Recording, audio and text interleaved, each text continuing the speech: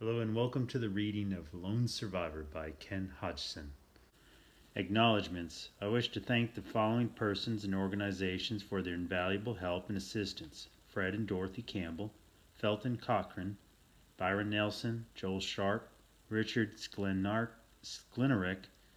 Dennis Sumrak, Pat Kant, and the Colorado Territorial Prison Museum in Canyon City, Colorado, and the Sandwich Museum in Sandwich, Colorado. As with any story that has become legend, the truth seems to have many versions. Any discrepancies or inaccuracies are totally mine. 6 miners went into the mountains to hunt for precious gold. It was the middle of the winter. The weather was dreadful cold. 6 miners went into the mountains. They had no food nor shack. 6 miners went into the mountains, but only one came back. Traditional Colorado mining town ballad. The more experience and insight I obtain in human nature, the more convinced do I become that the greater portion of a man is purely animal. Henry M. Stanley. Introduction. Nightmares of the past do not always slumber peacefully beneath cold granite tombstones and remain silent as the dust inside the coffins of those who lived them. Sometimes the dead do speak, and what they have to tell us can often be far different from what has been recorded in the impersonal pages of history books. I should know, for only recently did I come into possession of documents that shed a new light on one of the grisliest and most horrifying events to ever occur during the turbulent settling of the American West. The narrative to which I prefer was penned in the year 1907 by Alfred Packer, a name that still evokes icy pinpricks of fear and revulsion to trickle down the spine of those who know of him and his dark deeds. Packer was the only man in the United States of America to ever have been convicted in a court of law for a crime related to cannibalism. He was incarcerated for 15 years from 1886 until paroled in 1901 for the crime of killing, then eating the flesh of his 5 companions in the winter of 1874. During our visit to Canyon City, Colorado, which lies at the foothills of the majestic Rocky Mountains, my wife, Rita, and I attended a weekly auction sale run by Alan Cohen, an old friend of mine.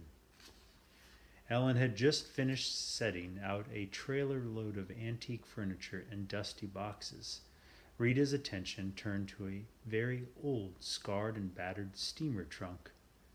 Thick layers of corrosion on the clasp lock revealed it had been years since anyone had peered inside. "Why don't you come to the sale tonight and buy it?" Alan said to my wife with a grin. "Then it'll be yours along with whatever is inside, even if it is a dead body." The trunk had come from the basement of the house of a reclusive spinster named Isabella Noon, who had lived in Canyon City for over 100 years. I remembered that when I was in high school I had delivered newspapers to her at her small frame cottage, which stood in the shadows of the state prison. Suffice to say, late in that evening we skidded the pitiful trunk into the pickup bed, said our goodbyes, and headed home to Texas. I held hopes the trunk could be restored, so I took a long while to carefully work open its corroded brass lock. Inside were old and mildewed clothes. At the very bottom lay a manuscript. Though it was wrapped with oilcloth, moisture had seeped in at some time, and several pages were destroyed beyond any hope of recovery. The manuscript was titled The Memoirs of Alfred Packer, purportedly written by his own hand. The existence of such an account would be an amazing discovery. I spent weeks poring over the faded words. Carefully and meticulously I compared the loops and swirls of Packer's known handwriting against the manuscript. To my eyes, they matched perfectly. I sent copies to Dr. Franklin Douglas, a noted handwriting expert, who is a well-known police consultant. His reply stated his belief that the hand of Alfred Packer wrote the manuscript. An interesting detail was the presence of editorial corrections. These were written with a fine pen by a person who was skilled in the proper use of English. It was quite apparent that this manuscript was being prepared for publication. I now take my leave, gentle reader, and leave the telling of this harrowing tale to those who lived it. It is time to allow the dead to speak. Chapter 1 from the Memoirs of Alfred Packer. Yes, I admit to having eaten human flesh.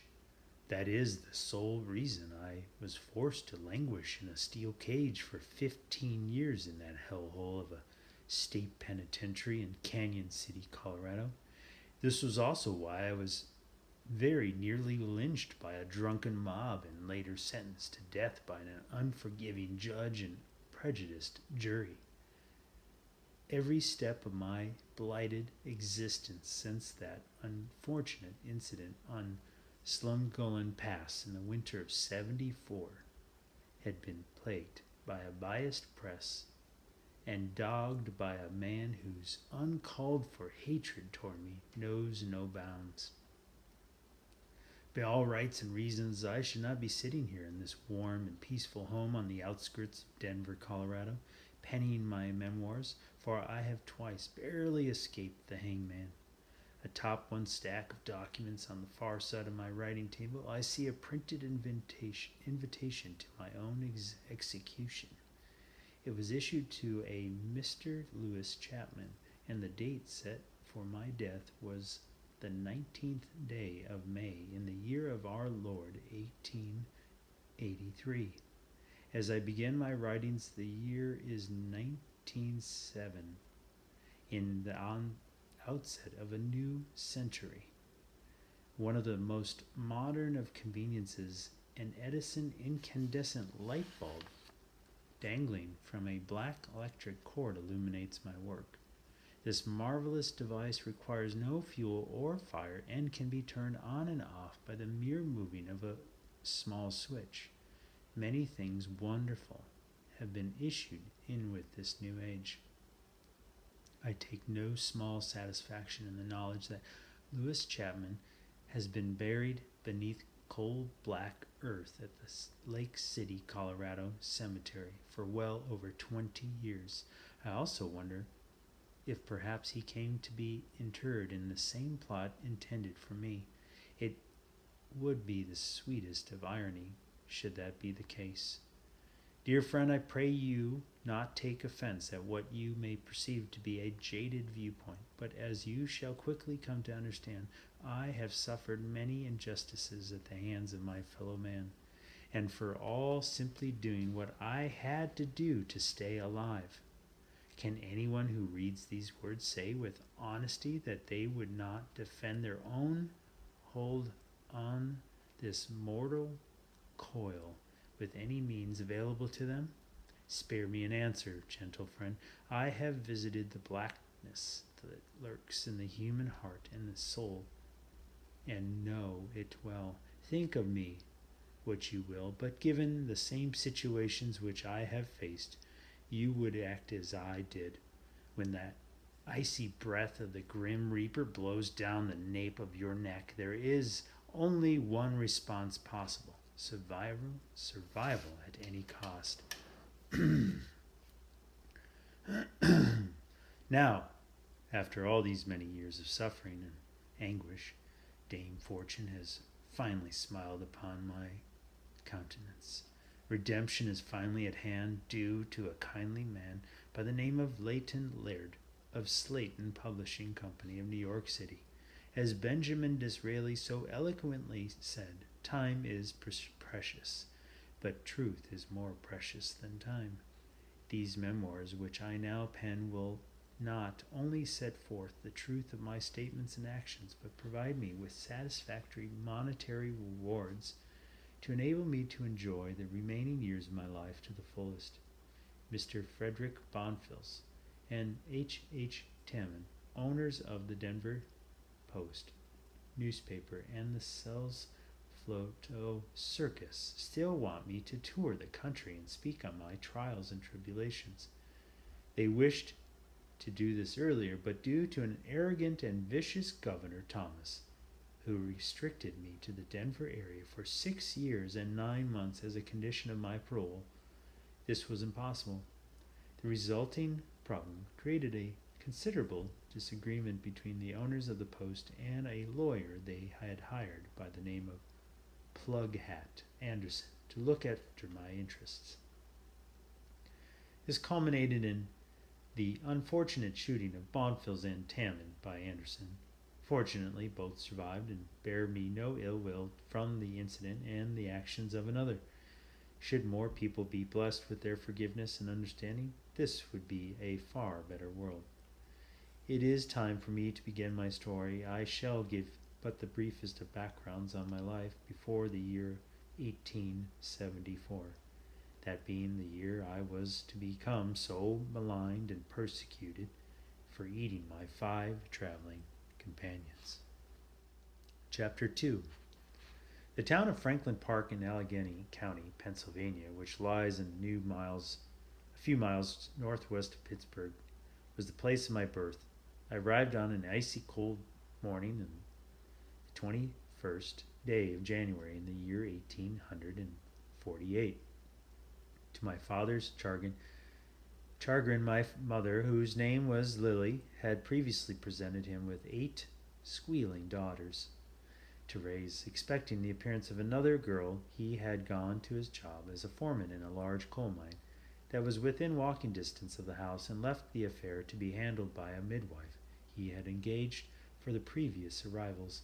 The Packer family were good practicing Catholics, so I suppose the yearly advent of offspring had become somewhat mundane. When father returned home to discover he finally had a son, he was ecstatic. I was quickly christened with my grandfather's name of Alfred, a gentleman who had passed away some dozen years earlier. I often wish that I had been given my father's first name of Giles instead of being relegated to the middle. To this day, most people spell my name incorrectly as Alfred. I imagine this spelling will appear on my tombstone unless I take measures to assure otherwise. My parents should not have been startled by the arrival of a son, for the year 1848 was destined to usher in many wonders. Just 3 days after my birth, a man by the name of James Marshall discovered gold in the mill race of a sawmill at Sutter's Mill in what was then Mexican California. On the 2nd day of February, the Treaty of Guadalupe Hidalgo was signed, which ended the war with Mexico. For the payment of $15 million, the Mexican government ceded to the United States all lands lying to the north of the Rio Grande River, opening California to a grand rush for gold. By all accounts, only my mother's tears kept father from risking everything and joining in that exciting exodus to El Dorado. During my formative years, chasing after gold was all he talked about. So at a very early age, I became infected with an incessant urge to pursue the yellow metal. Some 10 years after my birth, a second gold rush, this one to the Colorado Rocky Mountains, then called Kansas Territory, solidified dreams of riches into my young soul. 4 years later, a raging war between the states over the issue of slavery was, in a roundabout manner, to provide me with the opportunity. At the tender age of 14, I decided I was a man, and having received a basic education from the public school system, left home to join the Union Army. All 10 of my sisters, including the 2 new ones, were still under one roof, which added impetus to my resolve to leave. They were all so ornery no man could stand to marry one of them. Anything Robert E. Lee and the Confederate Army could threaten me paled with paled against living with those bossy females. I planned ahead for my exodus by spending several months working for an obnoxious German farmer named Habsburg. I chopped wood, built and repaired fences, or milked cows from the first light of morning until darkness brought a halt to his yelling.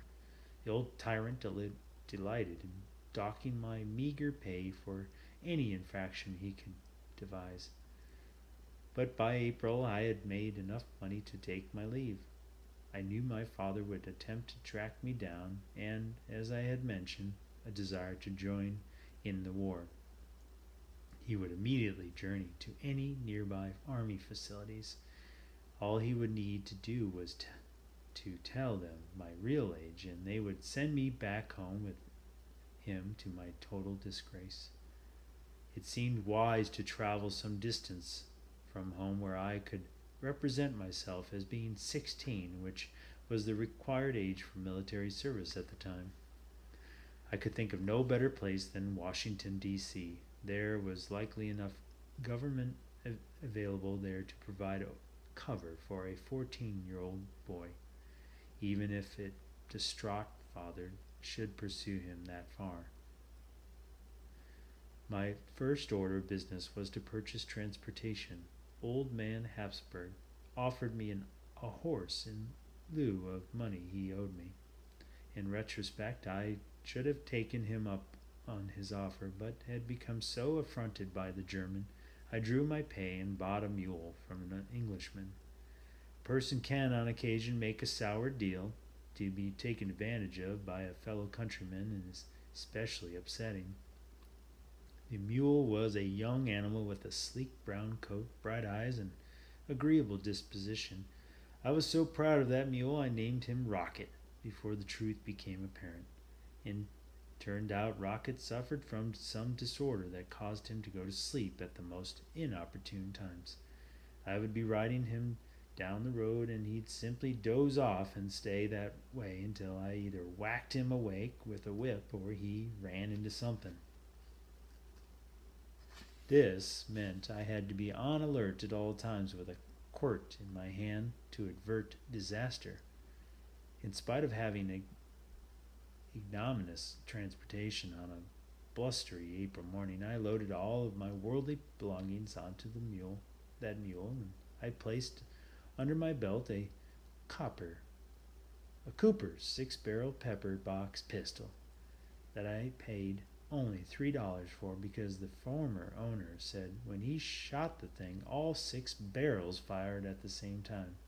I felt this wouldn't be a major shortcoming, for I had very little training in the use of firearms and figured it wouldn't take a marksman to shoot someone with a gun that sent out 6 slugs in their direction. As I rode away from home that cold gray morning, the only sorrow I felt was for my parents. All those sisters I had suffered with would undoubtedly be glad to have me gone. I made the 250-mile journey to Washington, D.C. in 9 days without incident. Rocket dozed off once and sidled into a freight wagon, but only got a scratch out of it. Thankfully, I managed to get my leg out of the way and wasn't injured. Did hear some language from the teamster that was new to me, but I guess he'd never had a mule run into him before. I had no difficulty enlisting in the Union Army. About that time, the Confederacy was making a grand showing, and they wanted all the bodies in uniform they could get. After receiving a physical from a drunken doctor that consisted of assuring himself that I had 2 arms, 2 legs, and a pulse, I became a bona fide private in Abraham Lincoln's Army. During the next 2 weeks, I endured what was termed basic military training under a Sergeant William Bruckner, another obnoxious German. My stint working for old man Habsburg had served me well. I did what I was told without complaint and drifted off to sleep at night, devising novel ways for Sergeant Bruckner to meet with a terrible accident. Never got that chance to thank him properly, for the troop of infantry that I was assigned to was called out the day after I was considered a soldier. I had been issued 2 uniforms and a thick felt coat, along with a musket and pistol. If ever a soldier felt ready to do battle with the enemy, it was me. Then I was to discover how stupid and a bureaucracy can operate. Instead of being sent south to fight the Greycoats, our troop was ordered north to Winona, Minnesota, a dreary town on the shores of the Mississippi River. The reasoning was to guard a steamship port from sabotage. During my months there, the only gray I ever saw was the sky. If the sun had come out, I'm certain the locals would have panicked from raw fear. Sergeant Bruckner, who accompanied us, insisted on maintaining military discipline. Since he was a true Prussian, I'm certain it was a tendency he couldn't control. Early every Friday morning he would order the troop to mount up in full uniform and practice firing at targets. When the sergeant had found out back in Washington that I had a good mule to ride, he made me keep it, saying that horses were more valuable down south than soldiers. Needless to say, simply keeping Rocket awake was the biggest task I faced, aside from learning how to shoot. It was on a usual gray and cold Friday in December that it happened. Bruckner was teaching us to rapid fire those single-shot muskets, which was always a risky thing to do. I had fired twice, then tore open a packet of powder with my teeth and emptied it down the maw of that musket when the damn thing exploded, sending me into unconsciousness. I woke in a tent hospital being attended by a young doctor who at least appeared to be sober. "You have 2 fingers blown off your left hand," he said as if describing the weather. "A piece of shrapnel stuck in your skull above your right eye, but I extracted it and do not believe it will cause any permanent damage." "Sorry about your mule," Sergeant Bruckner said from the other side of the cot I was lying on. My head hurt like an axe had been embedded in it, and my eyes had a hard time focusing on him. "What do you mean?" I managed to ask. "The explosion drove the barrel of the musket right through that mule and killed him on the spot." "Sure, I'm glad you weren't riding a good horse. General Grant can't spare to lose any of those." But then I would have used my good hand to shoot that German, only the doctor had taken my guns from me while I was unconscious. Here I was stuck in a gosh forsake Minnesota crypt for life, and now I didn't even have a worthless mule to ride. "I'm putting you for an honorable discharge due to disability, boy," the doc said in his matter-of-fact tone. "The Army will not only replace your mule, but likely pay you a lifelong pension of $25 a month." Once that fact sunk in, I decided to forego plunging the German. I would likely regain at least some good use of my left hand once it healed. Rocket's demise was certainly no great loss. Any mule that replaced him would be an improvement. $25 a month was plenty of money to allow me to go do what I had decided to do all along. I never really wanted to become a war hero anyways. I could now head west and become rich mining gold. Chapter 3. "What are you doing riding around on an army mule, boy? You go and steal it?" This had become a standard greeting from most sheriffs I had run into since leaving Minnesota. I reckon I shouldn't have expected Denver to be a big change. "No, sir," I answered, feigning respect and holding up my still bandaged hand. "I got shot in the war, and they mustered me out on disability." "You got papers showing you own that mule?" One thing I was fast learning about lawmen: once they get set on a train of thought, they're tenacious as a snapping turtle. I used my good hand to extract my discharge papers and bill of sale for the red mule from my coat pocket and handed them to the beady-eyed deputy. I hadn't gotten around to giving this mule a name. She wasn't much to desire anyway. The animal was old and had been in the Army so long it only knew two speeds, slow and stop. Problem was the big U.S. brand on her haunch attracted more attention than a $50 gold piece. The burly officer glared at the papers, then at me. They're giving you a $25 a month pension just getting nicked?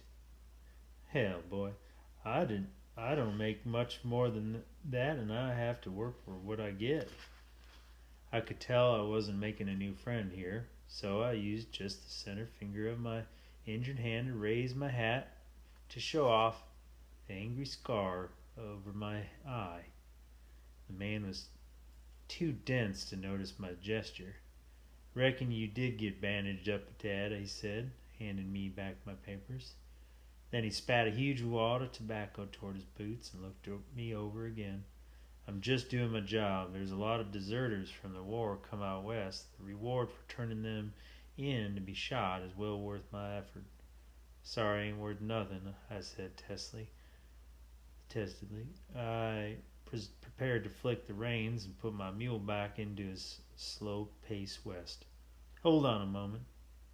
I don't want you to think folks hereabout aren't friendly. Why, Denver is a great place to live or find a job. Now, I just happen to know old Cal Farley, who owns the Oasis Saloon, is looking for a trustworthy man to go to California and fetch back a wagon load of whiskey.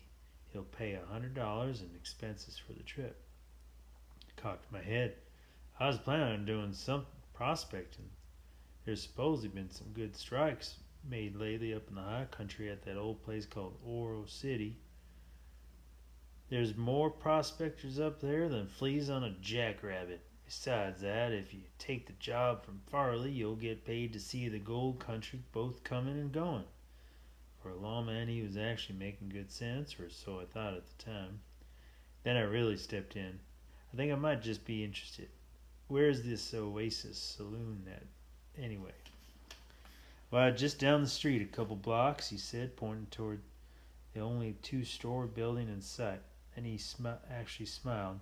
Tell old Cal that Charlie Favors said to treat you right, you being a wonderful Yankee veteran and all. I never did forget that deputy's name, and for many years planned on returning to Denver and repaying this favor. A gunfighter by the name of Clay Allison beat me to this public service by shooting him where his heart should have been, over in Los Ananias, California, in 1876. Cal Farley was as big around as a pickle barrel and twice as ugly. The Oasis Saloon did have its attractions, however. A pair of soiled doves leaning over the upstairs banister, showing off more of God's bounty than was proper, provided a real distraction to my usual common sense. 2 days later, I found myself on a bouncing stagecoach heading for California. Farley had offered to look after my mule, and I had made arrangements with the bank to receive my pension payments. Even though I was not to reach my 15th birthday for 3 days, I felt like a man of the world. A feisty little brunette by the name of Sadie had provided me with more education than could be found between the covers of any book. Should have been a lot smarter in other ways, however, and not nearly so trusting. Just why anyone would pay $100 to have a wagon load of whiskey driven back to Colorado was a question that never crossed my mind. It was answered only when I got to San Francisco and went down to the waterfront and met John Wickwire for instructions. This lovely gentleman was kind enough to give me a cool glass of sarsaparilla to wash the dust out of my throat. Then the room began spinning like a top, and I remember falling to the dirty plank floor of Wickwire's office. When I awoke, the cubbyhole of a room in which I found myself locked kept rocking about it, slowly dawning my aching head what a fool I'd been. I realized I had been shanghaied, and I was aboard a ship bound for God knew where. That pair of hooligans in Denver had a wonderful scheme in place, and I had fallen for it without suspecting a thing. There was no way I could have known at the time how many years would pass before I would ever set foot in the States again. Chapter 4. The only good thing I could say at the time about my situation was the fact that I hadn't gotten seasick. I berated myself for being so naive and trusting, especially when it came to the star-wearing piece of dog crap deputy back in Denver. I knew now there was more than one way to collect a reward. Bounties were often paid by either shipping lines or captains for men shanghaied to work. Gold rushes had left them plenty short-handed. A lot of crews jumped ship when they docked in San Francisco. Prospecting for gold always had been a great lure. That was what I had planned to do for myself until I played the fool and wound up serving on a brigantine named the Amazon. Turtle John, the first mate, informed me of my fate when he unlocked the door to my cabin and offered me a drink of water. My head was still spinning from whatever drug I had been given, and my throat felt like sandpaper. I eventually staggered out and walked up on deck, supported by one of Turtle John's massive arms. He was quite a bit older than me. I figured him to be maybe 30 and built like a safe. Turtle John, I was to find, received his name from numerous tattoos of turtles that were scattered over his bulk. If he had a hair on his body, I never saw it. Healed scars from what were most likely knife wounds, gunshot holes, and teeth marks he wore in abundance. To keep a person off center, he always sported a broad smile. Not a nice, pleasant smile, mind you, but the cold reptilian sneer of a snake ready to strike its prey.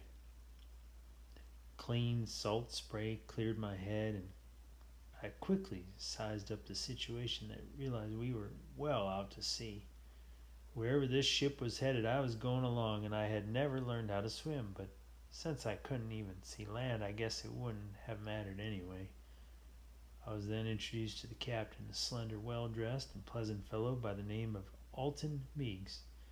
He surprised me with a friendly greeting and told me I would be paid apprentice seaman's wages. Then he noticed my bandaged hand and missing fingers. "How did you become wounded, son?" he asked. I had already found that telling folks I was wounded in the war got a better response than the truth, which was a defective gun blowing up in my hands while target shooting. It worked wonderfully this time, too. The captain listened to my tale, then turned to Turtle John. "This young man is a veteran of our country's army. I expect him to be given light duty until his wounds have healed properly, and he is to be treated with respect." "Yes, sir," Turtle John said with that cold smile of his fixed on me. As the days passed, I became quite amazed at what life aboard a ship was actually like. I was assigned to work with a likable old salt named Fritz Kenyon. Fritz had been aboard ships for over 40 years and knew everything there was to know about sailing vessels. He had been an able seaman until a fall from the mast shattered one of his legs, relegating him to the job of ship's cook. I washed pans and dishes, I set the mess table, peeled tons of potatoes, and listened to Fritz tell stories while he hobbled around on one crutch. It was from Fritz I had found we were bound for the Sandwich Islands, then on to China, India, and the Persian Gulf. "You're going to see some wonderful sights, boy," Fritz told me with a faraway look in his eyes. "Wait until we make port in the Sandwiches. Why, those bronze-skinned little ladies, they will come swimming out to meet us naked as the day they were born." I confessed to become somewhat more interested in life at sea. After I worked my time in the galley, I had free run of the ship except for the captain's quarters, which I informed was the only place barred to the crew. Fritz seemed to enjoy taking me around the Amazon and acquainting me with her operation. The vessel was 103 feet long and had 2 large masts and supported a plethora of billowy white square sails. She weighs over 250 tons, he said, pointing with his crutch to the hold. We can carry another 200 tons of cargo. A ship like this one be mighty profitable to operate. The entire crew consisted of a total of 8 men and a captain. 5 of them spoke but broken English and mostly stayed to themselves. They were of Dutch origin and seemed capable of smiling. Surprisingly, Turtle John turned out not to be such a bad sort. He even began occasionally complimenting me on my cooking and willingness to learn. And learn I did when my hand finally healed and the stumps were where my 2 fingers had been blown away, calloused over. I took to working furling and unfurling the sails. A month later, when we finally made port in the Sandwich Islands, I had salt water in my veins. Prospecting for gold in Colorado was something I would put off for many years. I spent nearly the next 10 years sailing with that ship. Slicing through deep blue water while under full sail became a wonderful way of life. Turtle John and Fritz became the closest of friends. We visited exotic ports of call and shared many exciting adventures together. Here I must hurry my story, dear reader, for it is of many misfortunes and terrible circumstances that occurred in those cold, forbidding mountains of Colorado that you wish to know. Suffice me to say, the ship on which I served on all those years became christened with another name, and a cursed one of that, for my last voyage upon her was a most shattering experience, and I alone survived with knowledge of what occurred that fateful day. Upon reaching land and making my way back to civilization, it was the year of 1872. I was a man now, albeit a tortured man over the experience that so horribly took the lives of everyone else aboard that ship. I have kept the vow I took then, never to return to the sea. Only I was to find the nightmares can also occur on land as well as the sea. The ship of which I speak, I am certain, you know well the new name she was given. It was the Mary Celeste. But that is another story for another time. Chapter 5.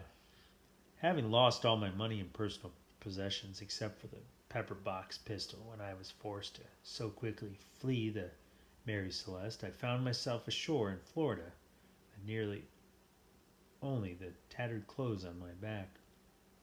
I sold the ship's sextant for $10. It was a wonderful instrument by which I had managed to navigate the well-appointed lifeboat to safety. Then I visited a saloon where I managed, however, briefly to forget my recent terrors before heading inland by way of Shanks Mare.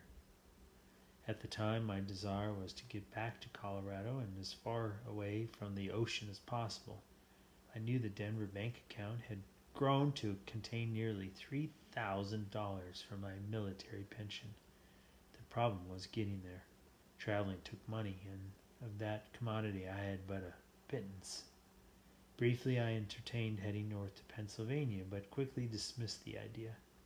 After such a prolonged absence, a son should return home wealthy enough to help out his family, not as a penniless prodigal who would only add to their financial difficulties.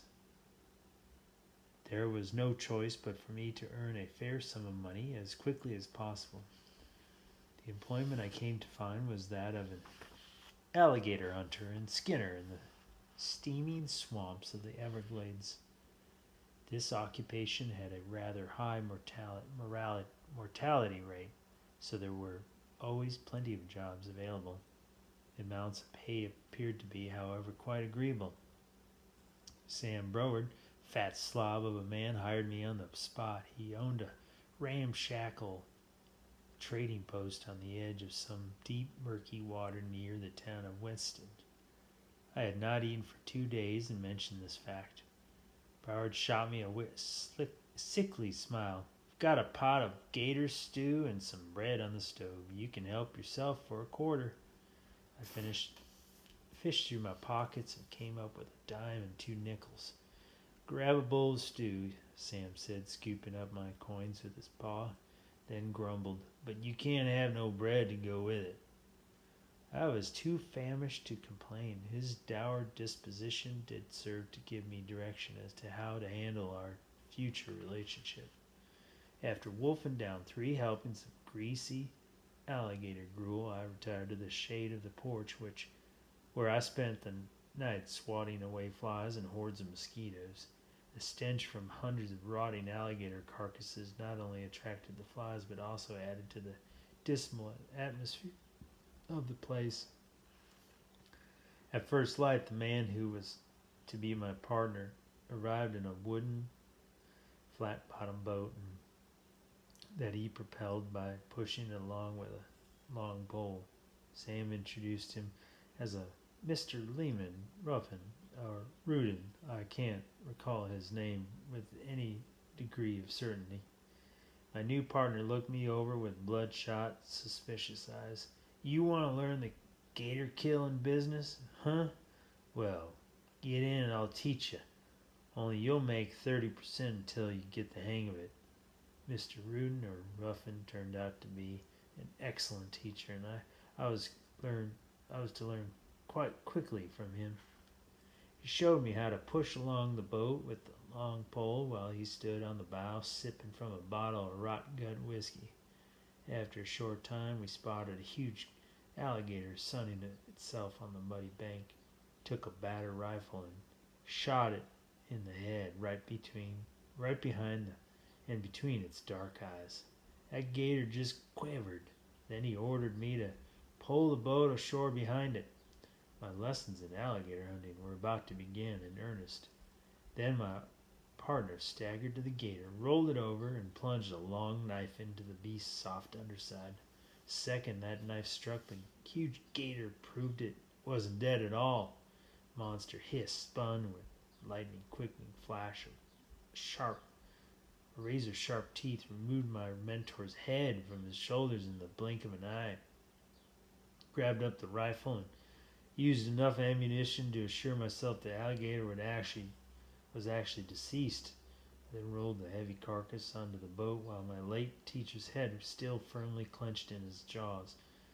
I dragged out on the headless corpse and pulled my way back to the trading post.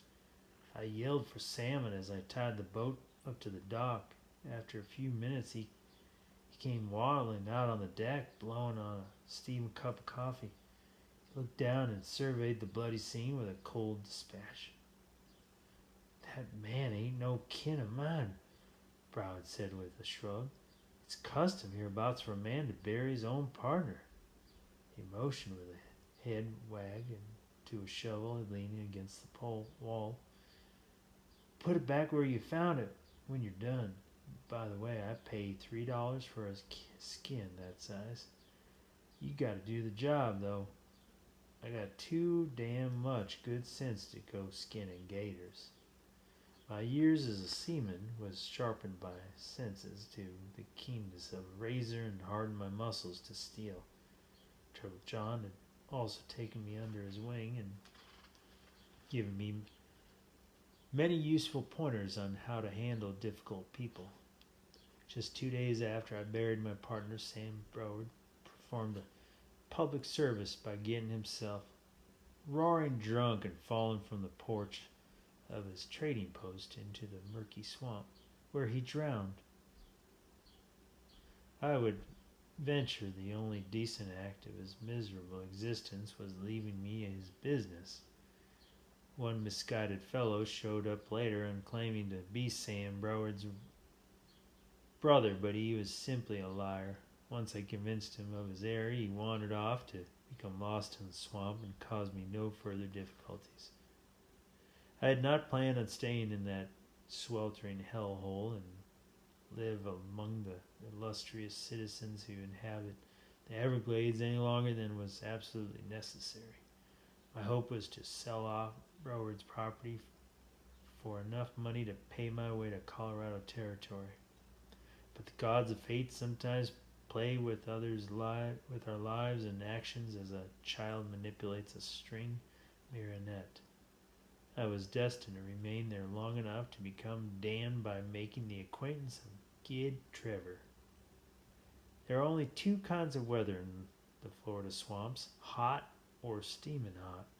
It was on a steaming hot afternoon in the month of June 1873 that Trevor tied his horse to the railing in front of what was now named the Packer Trading Company and came inside. "Barkeep," he said, shaking me from a peaceful nap, for only fools moved about in the stifling afternoon heat. "I wish to order a mint julep." Pleasant sound of a gold double eagle ringing on the rude plank bar kept me from throwing him out the open door. Fools with money are always a useful commodity. I rose from the cane-backed rocking chair, blinked sleep from my eyes as I surveyed the man. He was tall and rather stocky, with a spray of gray along his temples. He sported a neatly trimmed black beard and had piercing blue eyes. What I noticed most of all were his spiffy, clean clothes and infectious smile.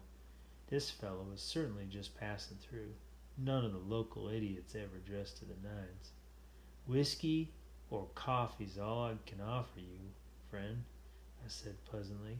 "Ice is scarce as a pretty woman in these parts, and only a dolt drinks the water hereabouts."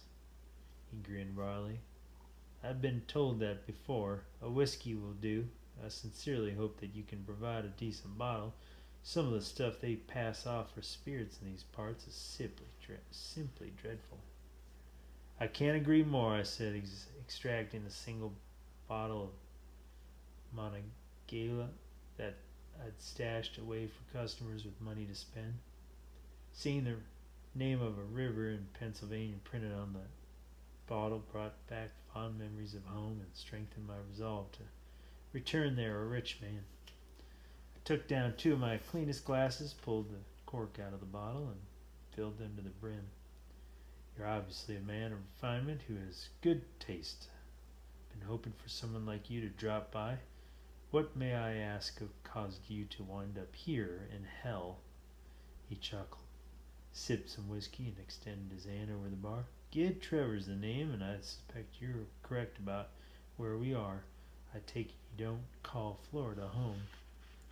After introducing myself, I said with a smile, "No, sir.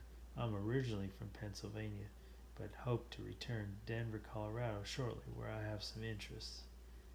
A rather sad set of circumstances placed me here in Florida and caused me to come to own this business." Gid took another drink of whiskey. "I know what you mean. My parents were killed when a carriage they had engaged for an outing overturned. I was forced to abandon a gold strike I had made in Colorado and came to Fort Lauderdale to settle the estate." "Sorry," I said, surveying him over my raised glass. "I do hope for your sake the estate was a substantial one." He became gloomed. "Nope, not at all. Their demise was unexpected, and my father had many debts. I was able to glean only enough to cover my expenses and enable me to return to the mountains." I refilled their glasses, leaving the Double Eagle untouched. "But you do have a rich gold mine there." "I've also got plenty of problems to go with it," he sighed. Pete Fellows, he was my partner before he cut his finger whacking off a chew of tobacco and died of lockjaw. Well, sir, we sure did make a strike. Now, Pete was from Georgia and knew a lot about gold from his experiences mining in that state. We became acquainted in the summer of '68 when I was prospecting the Gunnison country. Old Pete had a placer mine on the Taylor River. I dropped by his camp to bum up a cup of coffee and wound up being his partner. We made a fair wage until the pay streak run out. Then we loaded up our burros and went prospecting further south. Gid Trevor now had my full attention. "I can understand why you're mighty anxious to get back there and dig some more ore, I said. Mining gold in Colorado's been my dream for many years. Where we made our strike's the problem, he finished, a fist-sized rock from his pocket and laid down the bar. Streaks of yellow metal and white quartz fairly glistened. This came from an outcrop in the San Juan Mountains. Those blasted Ute Indians and Chief Yorway claim the whole dad blasted country. Bunch of braves run us off with rifles and filled it in our diggings. But you know where it is and can find it again. Trevor snorted. Why sure, I ain't no greenhorn. Pete and I weren't fools either. We stashed what gold we dug out in canvas sacks and buried them near our camp every darn night. I reckon there's nigh to $1,000 in that cash. All a body's got to do to get rich is get past those blasted Indians, and you know that might not be a problem much longer. When I left the territory, the government was negotiating with Chief Yorway to buy that land, which will make it open for claim. I always thought gunpowder had a good title. Yorway's no fool, and I reckon he understands that. I'm betting he'll give up the San Juans and head south to keep from losing more braves. For an Indian, he's got better sense than most. I ventured. Waiting for the government to do something can take a spell. What are your plans when you get back there? Trevor shrugged. I reckon I'll go to Denver and find work until the matter's settled. I don't know what else to do. If those Indians come across me in the San Juans again, my goose is cooked. They made it plenty plain before, and I don't plan on upsetting them anytime soon. All the gold in the Rockies ain't worth nothing if you're pushing up daisies. I emptied the last of the wonderful bottle of Monongahela into our glasses. How about if we put together a large party of men armed with those new repeating rifles Winchester's coming out with? That ought to send those savages packing. Kid Trevor appeared interested, then shook his head sadly. It might work, but an army that size would take a lot of money to hire an outfit. I reckon the best I can do is wait out the situation.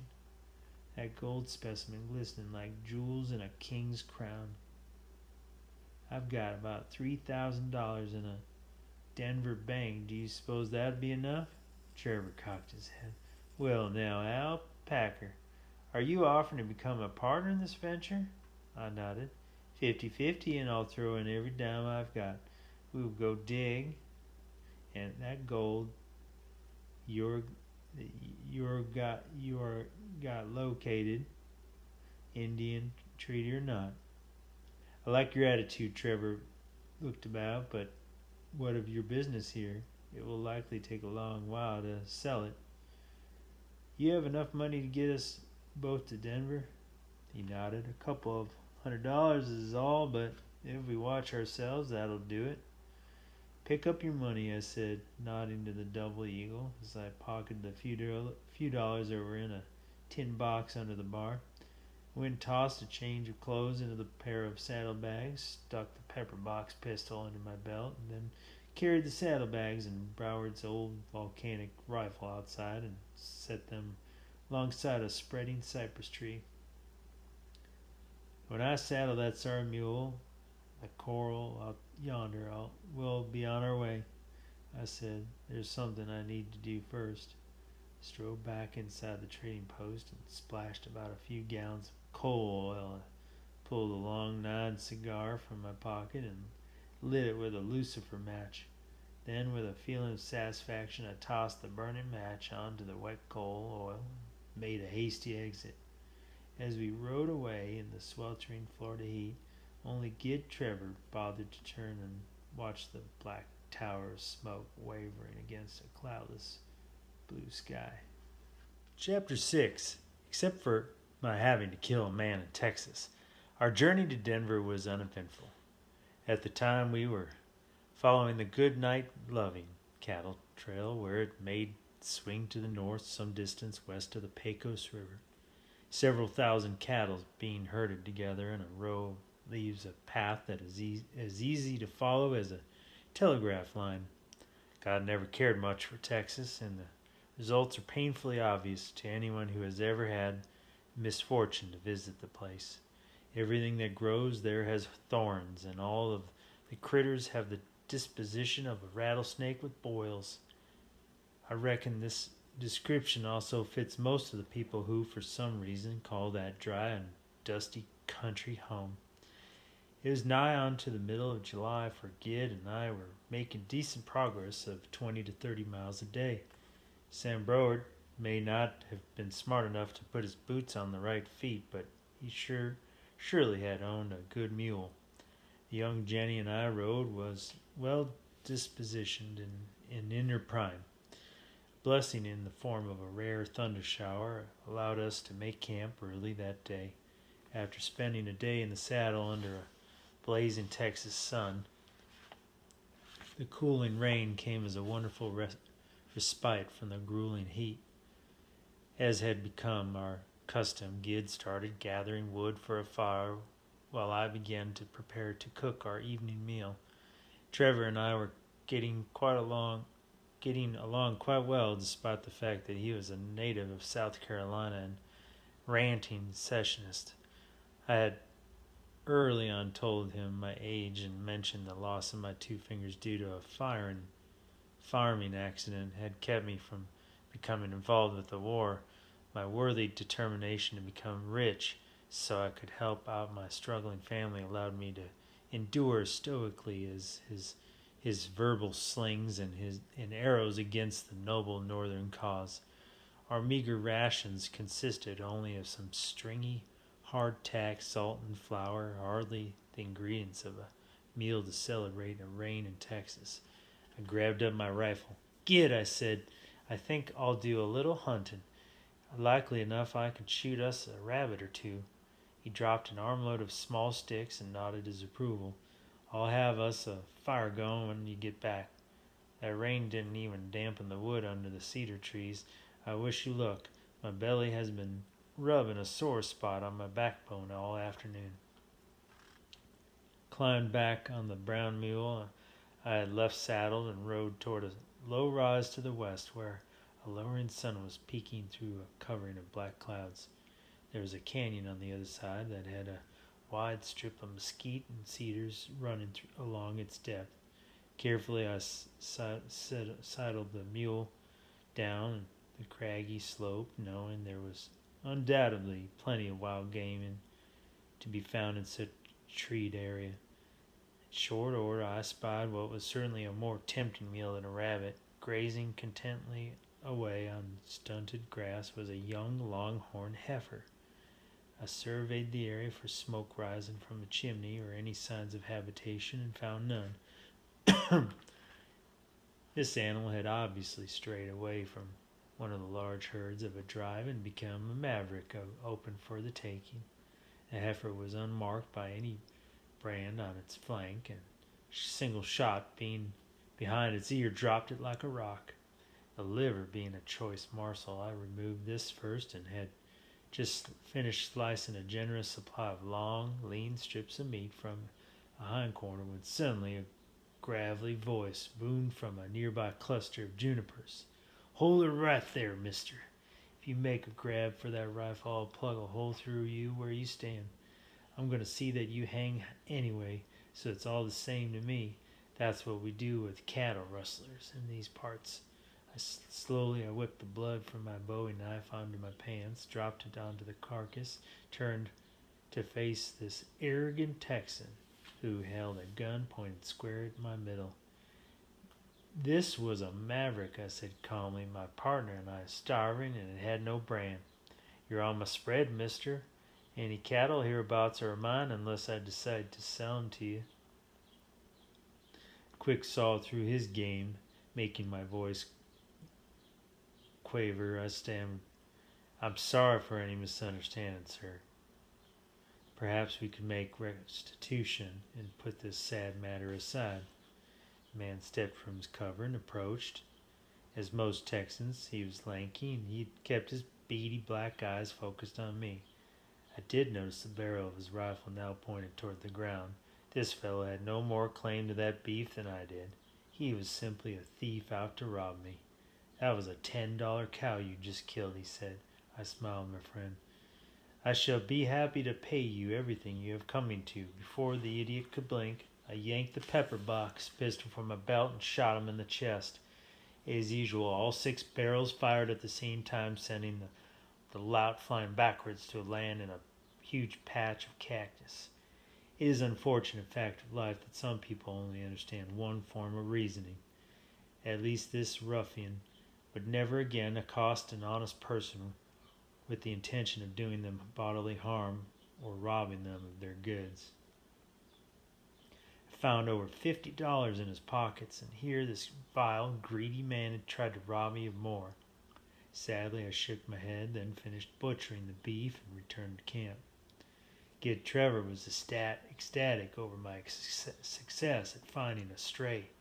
"We're going to have a feast tonight," he said happily. Then he cocked his head and thought, "I heard 2 shots. Did something happen?" "It was just a snake," I said, adding strips of beef to those sizzling in the skillet. "I just shot a snake, was all." Denver had grown immensely during my years of absence. When I was last there, the town had only recently changed its name to Denver from Auraria. Larimer Street had been but a broad dirt pathway lined by numerous mainly wooden business buildings of various sorts.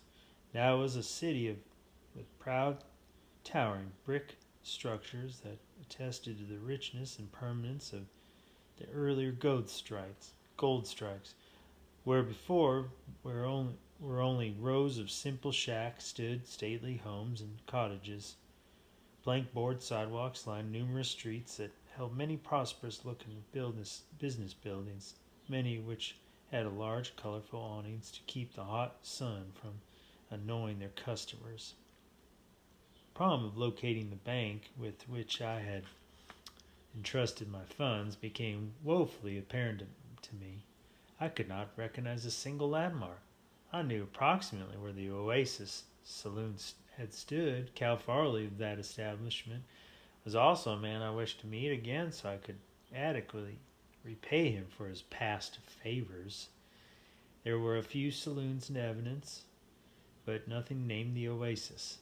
I scoured the streets desperately, searching for the Chalmers and Hollingsworth Bank. It was to no avail. So much had changed during my seafaring years as to make the task impossible. You look plenty confused," Gid said, commenting on my obvious puzzlement. "I would hope nothing is too wrong, for we need to reach the mine soon. Winter comes mighty early in the high country. That vein will be snowed in by October for sure. Then it'll be May or June before we can get up there again." "The bank has just moved to another location is all," I grumbled. We'd been over this before, and I was becoming somewhat annoyed at my friend's whining. Gid pointed toward a 2-story brick building across the street. "There's the C.A., Cook and Company. Likely enough someone there will know where your Chalmers and Hollingsworth has moved to. I reckon you're right. Let's go over and ask the cashier."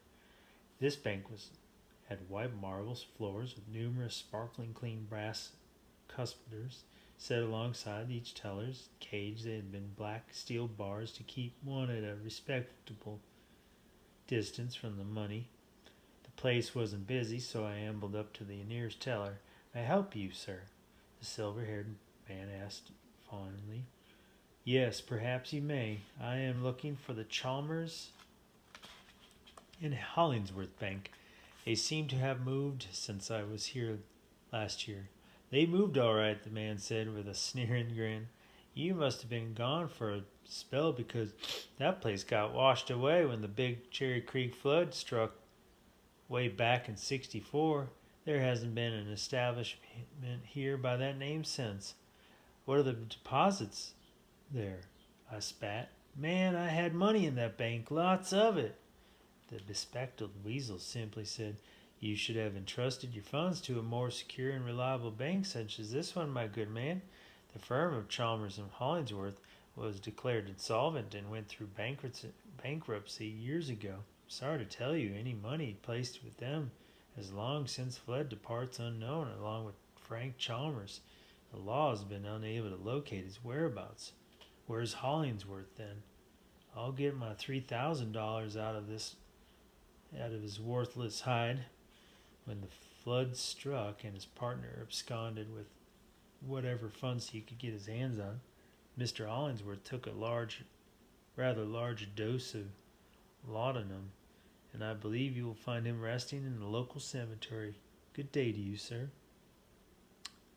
Thought about reaching through those black steel bars and wrapping my hands around his scrawny neck when I felt a heavy hand on my shoulder. "Let's go get a drink, Al," Kid Trevor said. "I reckon we both could use one. There's nothing more we can do here." I remembered little until the few shots of Taos lightning lifted the red fog of anger in which I had become enveloped. I had never been one to take abuse lightly. With each fiery sip, my senses began crystallizing to their usual keenness, and a plan began formulating in my mind. Gid cocked his head and gave an idiotic grin. Well, on the good side, this turn of events might have saved us from one of those engine haircuts. "Those crooks stole my money. Don't fret it, pard. I know you meant well. We're still in this together, and I'm sticking with our deal. Just looks like we'll need to find work and lay in for the winter. Denver's not a bad place to wait. Shucks, by next summer the treaty might be signed. Then we can just ride up there and claim that mine. Unless others beat us to it," I added solemnly. "If you found it, so could someone else." Gid's grin faded. "I hadn't considered that. You said there was $1,000 worth of gold you and your old partner cached up there?" "Yep, at least that much. We must have buried a good 100 pounds of high grade. It ought to mill out for more money than if we find an honest ore buyer." It was my turn to grin. "Well, let's sneak up there and grab that gold. If we leave our mounts some distance away and walk in, we'll have that ore and be gone before those Utes know we're in the area. We can use that money to hire some guns and go back next year if there's no damn treaty." Gid said, "You may be onto a plan. I dread going back up there, but if we just went for the cash and headed right out, I'm betting we can make it. Pete and I mined there for a month before the Indians noticed us. We can also put up a claim notice with all our names on it. If some prospectors show up next summer before we do, they ought to be out of luck because the mine will already be ours legally." I thought on the matter for a moment, mainly to get rein on my emotions, which were already stressed. "Well, my friend, I suppose summertime is burning. We should leave at daybreak. By this time next year, we'll be smoking good cigars and drinking the best whiskey. By the way, just who all's names are we fixing to put on the claim papers?" He had finished his drink. "Why, only ours and old Pete's. He has family in Kansas City. Him being the one who found it, I'm sure you'll agree he should be in for a third. His widow and kids could likely use it. I finished a silver dollar and take it from that cowboy who tried to rob me in Texas and tossed it on the bar. Rolled around giving out a peal like a fine church bell. "Give us another round," I said to the portly bartender who moved as if he were wading in molasses. "My partner and I are thirsty." Kid Trevor sighed. "I'm glad we don't have any problems with Pete's share." "Drink up, Gid, old friend," I said happily. "Tomorrow we'll be on our way to getting rich. From what you have told me, there's plenty of gold up there to go around." My thoughts flashed back to Florida when I agreed to stake every dollar I had for the 50-50 split with this man. Now that I knew what type of individual I was dealing with, I could handle the matter appropriately when the time was advantageous. As I mentioned earlier, I have never been one to tolerate abuse lightly, and Gid Trevor was a damn Confederate. Chapter 7. Gid Trevor and I departed the city of Denver on a shiny blue August morning. The weather was absolutely delightful, cloudless, with just a slight nip in the air that would soon give way to wonderful warmth. After spending a few weeks traveling through the steaming hell of Louisiana and Texas, this was a taste of heaven. All considered, it was one of those days when a person is happy to be alive. In short order, I could tell my partner was anxious to return to his gold strike. Gid kept a beaming smile pasted on his face while gazing longingly at the distant peaks, some of which still retained vestiges of snow. The fact that Trevor was being so cooperative gladdened my heart, for I, too, was looking forward to setting eyes on that rich vein. He had only spoken in generalities as to the mine's actual location, and I took care not to push him on the matter, or even pretend to make note of any landmarks. There would be plenty of time for this later. Our journey was not one of rapid pace. Traversing the rugged high country slows one's progress considerably. The air becomes rarefied with every mile of advance toward those towering peaks. Both men and animals suffer a distinct lack of stamina until they adjust to their altitude. Jagged mountains and craggy cliffs must be bypassed by following valleys and stream courses. Good clear water, however, was plentiful, and so was wild game such as deer, rabbits, and grouse. Around noon on our third day out of Denver, we rode into what appeared to be a near ghost town. Gid surveyed the numerous boarded-up cabins and stores and clucked his tongue. This place is called Tarryall.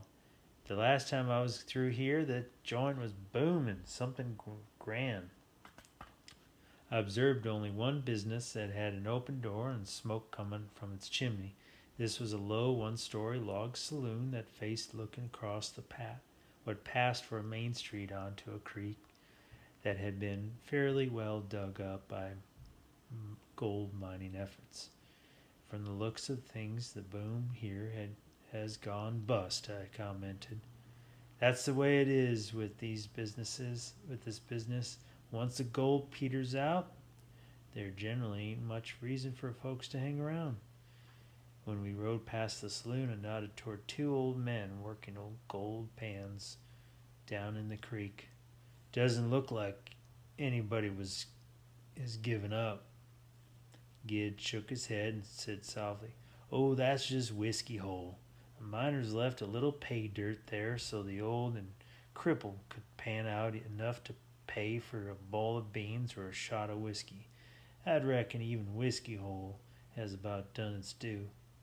I noticed one of the white-whiskered men kneeling in the icy waters had lost an arm and was having a difficult time working his gold pan.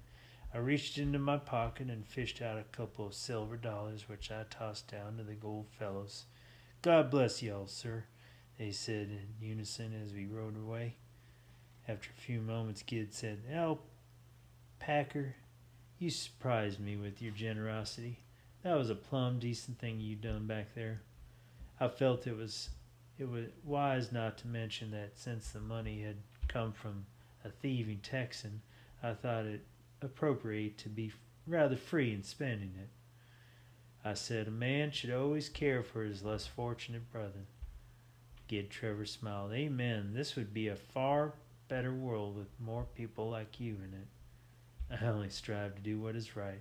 Then I spurred the mule into a faster gait toward the south. The sun was lowering behind jutting peaks, and a chill was building in the thin air when we came to South Park City. Unlike Tarryall, this town was bustling with activity. Only a scant year later it would have its name changed to Fairplay, as it is known to this day. Gid and I stabled out our mounts and checked into the Silver Heels Hotel, a rather impressive 3-story structure with room rates to match its stateliness. I visited a barber there who charged me the exorbitant price of 50 cents for a haircut and shave. Since I was preparing to become a man of means, I felt it appropriate to look fitting for the occasion. I instructed the corpulent tonsorial artist to shave me, leaving only a goatee and my mustache. When I inspected his handiwork in the mirror, I was most impressed with my countenance and decided to keep this style for many years. Later, we enjoyed drinks in the bar and then retreated to the dining room, where I greatly relished having a dinner prepared by hands other than my own. After a wonderful hot bath in a deep copper tub, I laid myself into the embrace of a soft feather bed. I was quickly swept away in the arms of Morpheus, where I dreamt sweet dreams of glistening veins of rich gold. "Keep your eyes peeled," Gid Trevor said gravely. "This is Salida Valley we're coming into. The Ute Indians are rather fond of this place." I glanced at the sparkling clear waters of the Arkansas River, then studied the green, tree-covered, gentle valley that was surrounded by snow-capped mountains. "Mighty pretty country," I said. "Reckon they do like it here. Maybe the government will wise up and run them off. Those savages should be put someplace where they aren't a bother to open up the country to people who will do something with the land." "It's been tried." Kid sliced off a fresh chew of tobacco and stuffed it in his mouth. "Back in '55, Colonel Fauntleroy with a troop of cavalry attacked a Ute village on the flat yonder. He killed 3 or 4 dozen of them and took the rest as prisoners. The lesson didn't take cause. There's still lots of savages about. They're just more cautious these days and prefer to pick on folks like us that they stand on an easier chance of killing."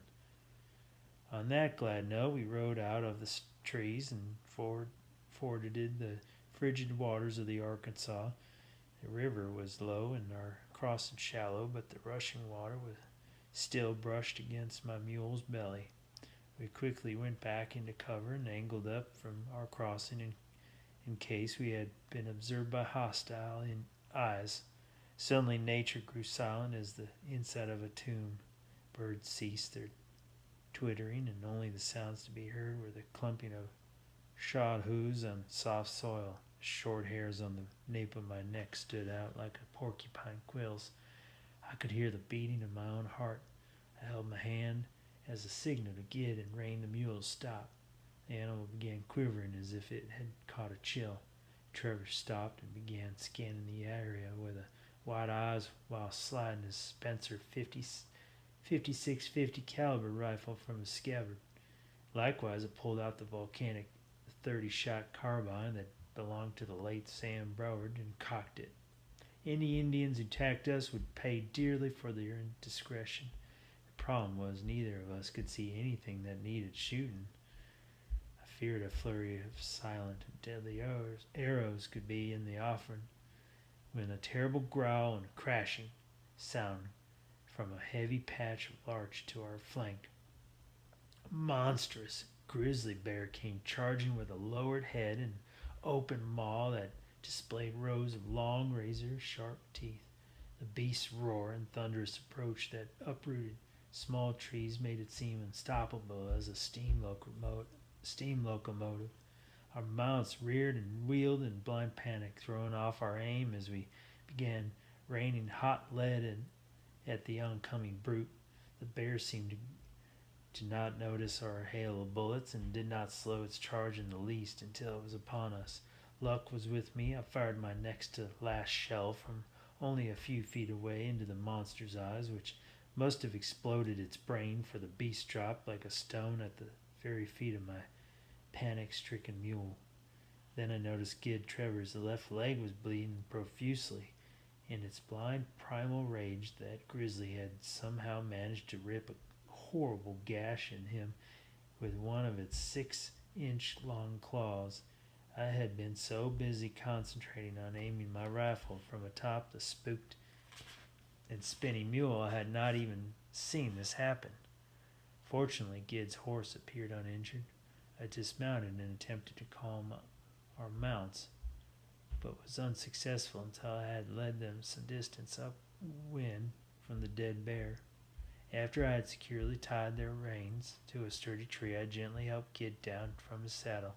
"My gosh, Al," he gasped. "I'm glad you got that beast. I thought we were both goners for sure.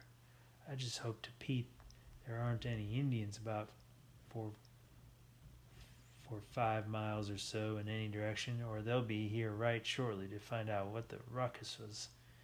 If that happens, you can keep right on worrying." Gid stared down his wounded leg. "That bleeding has to be stopped before I leak out." He wagged his head toward his horse.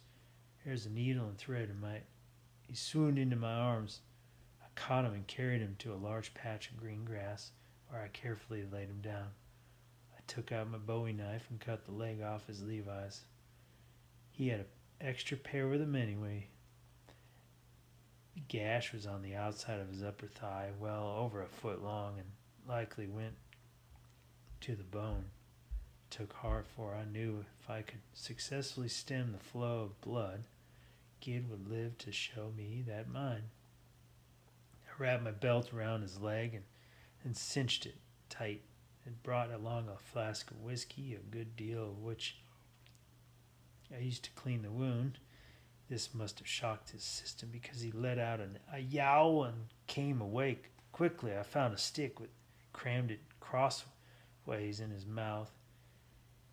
We had already made enough noise to wake the dead. "Bite down on that, Gid, for what I'm fixing to do will hurt like hell, but it'll save your hide." I eventually found the needle and thread in his saddlebags. The thing was big enough to mend a harness with, but at least it was already threaded with a long, thin strip of rawhide. When I started stitching, Gid moaned into the stick, and spittle trickled down his cheeks. Finally, he passed out again, which allowed me to work without his thrashing about. I put a total of 18 stitches in his leg and tied each of them tightly. Then I removed my belt to allow the blood flow to resume. I was gratified to find my efforts had been fruitful. Only a few small trickles of crimson were in the evidence. I wrapped the wound with the pants leg I had cut off and tied it firm with some rope. All there was to do now was wait for Gid to regain consciousness and his strength. Indians had not made an appearance, so I decided to build a fire and make a comfortable camp. I sliced several large steaks from the rump of that bear and was roasting them on a stick when Gid came around. I gave him the rest of my whiskey to drink, which roused him enough to eat a few bites of meat. Afterward, he dozed off again and slept fitfully the rest of the night while I kept watch over him. We spent 3 days in that camp before Gid was able to continue. I must say he had a strong constitution and recovered admirably.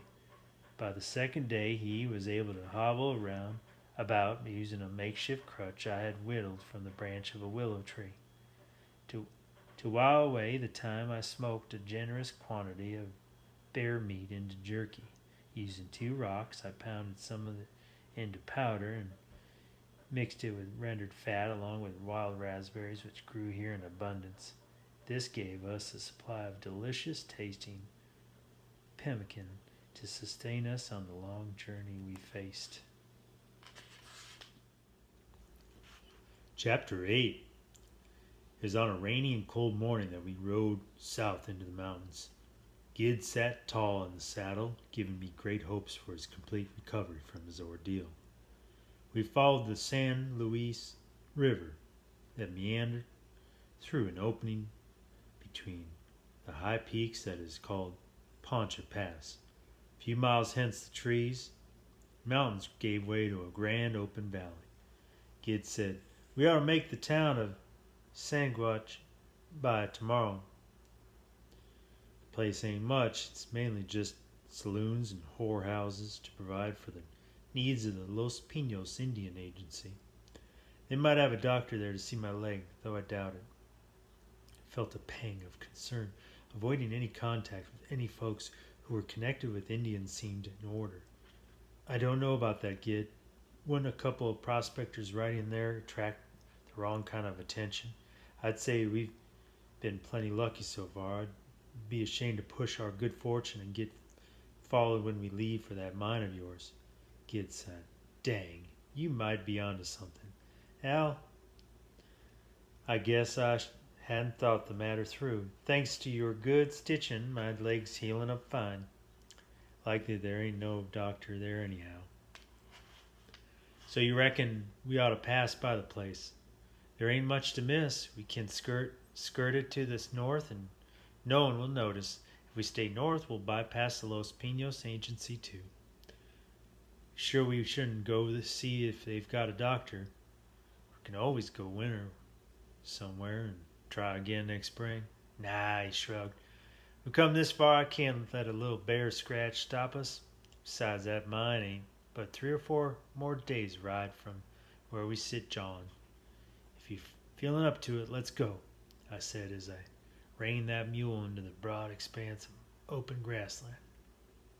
"Beats all that we ain't seen even one blasted Injun or even any sign of 'em," Gid commented as we rode side by side along the rushing waters of the lake fork of the Gunnison River. "Good Lord looks out for fools and drunks," I said gently. "And our whiskey had been gone for days." Trevor's chin dropped to his chest. He said nothing. He just kept heading onward toward some landmark that only he knew. 5 days had passed since we made our decision to push on to the mine. He seemed to tire more easily as we progressed, and were forced to stop early for him to rest. All of our camps had been cold ones. To build a fire would be to invite certain trouble. I said, "When we stop this evening, I want to check out that leg of yours.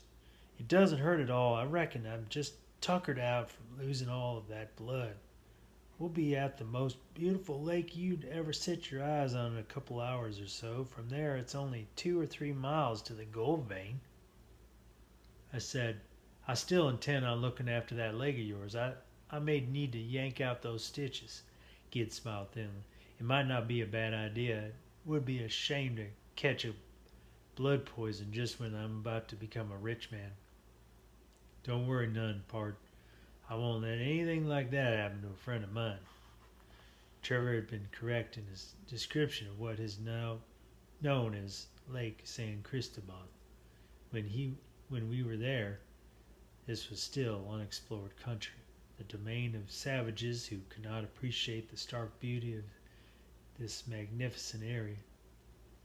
When God takes a mind to show off the splendidness of his handiwork, the results may best be seen here. Lofty peaks lift up their snow-capped crests into the domain of angels. A breeze rustling through aspen trees and tall pines sing sweet lullabies to any soul who takes time to listen to music played by the Almighty. It was on the bank of this idyllic lake that I came to realize Gid Trevor was dying. When I removed the bandage from his leg, the putrid stench of rotting meat that signifies gangrene was nearly overpowering. I felt devastated that I had not insisted on going to the town of Sandwich in search for a doctor. "Looks like I'm done for," Gid said after surveying his ruined flesh. "It's a shame for a rich man to have to die away out here. I'm not going to let you go shake hands with St. Peter. Worst of the matter will be you having to hobble around on a wooden leg once I slice off that bad one." Gid forced a chuckle. "You're not worth a hoot, and hell is a liar. I know I'm going to cash in my chips in a day or two. Before I do, I want to show you that gold vein. The least I can do is leave something for my family and my old pard. I know you're an honest man, Al Packer. I wish to leave my legacy in your capable hands. I still believe I can take that leg off and you'll make it. Nope, Gid said firmly. Not today, anyway. That mine's only a couple miles or so from here. Tomorrow I'll show it to you, and we'll dig up the cache of ore, and then I'll let you go do your cutting. There's too much to quit now. I sighed sadly, and with a heavy heart washed the wound with cold water and rebandaged it. Gid managed to eat a few mouthfuls of pemmican before we dozed off as the sun set golden behind the blue mountains. Early next morning, after I helped Gid into the saddle, he rode into the trees to the west. As I have said, he was a man of strength. Within an hour he had pointed out to me the depression in a low rise where the Utes had filled in the rich gold strike. Following his directions, I quickly unearthed 6 canvas bags filled with high-grade ore. Make note of those 2 sharp-pointed peaks to the west, Al, he told me. In the summer, the sun sets directly between them. Take your knife and blaze some trees as we go back to the lake. I want to make certain you can find this place again. I took out my bowie knife and sliced arrows into 2 large aspen trees. The heads of the arrows I pointed straight at the covered up mine. That should do the trick, Gid said. Load up those sacks of ore into our saddlebags and let's head back to the lake. I'm feeling poorly. I followed Gid's wishes and hesitated on our way down only long enough to slice bark from a few trees to blaze a new return trail. From the position of the sun, I figured it'd be around the middle of the afternoon when we returned to make camp beside the serene blue lake. Then I brought up the inevitable. Trevor, I'm going to chance a fire. I have to cauterize the stump once I take your leg off or you'll bleed to death. Gid nodded weakly. First we need to take care of a matter. Pull the paper from his coat with a shaky hand. This claim paper has to be filled out.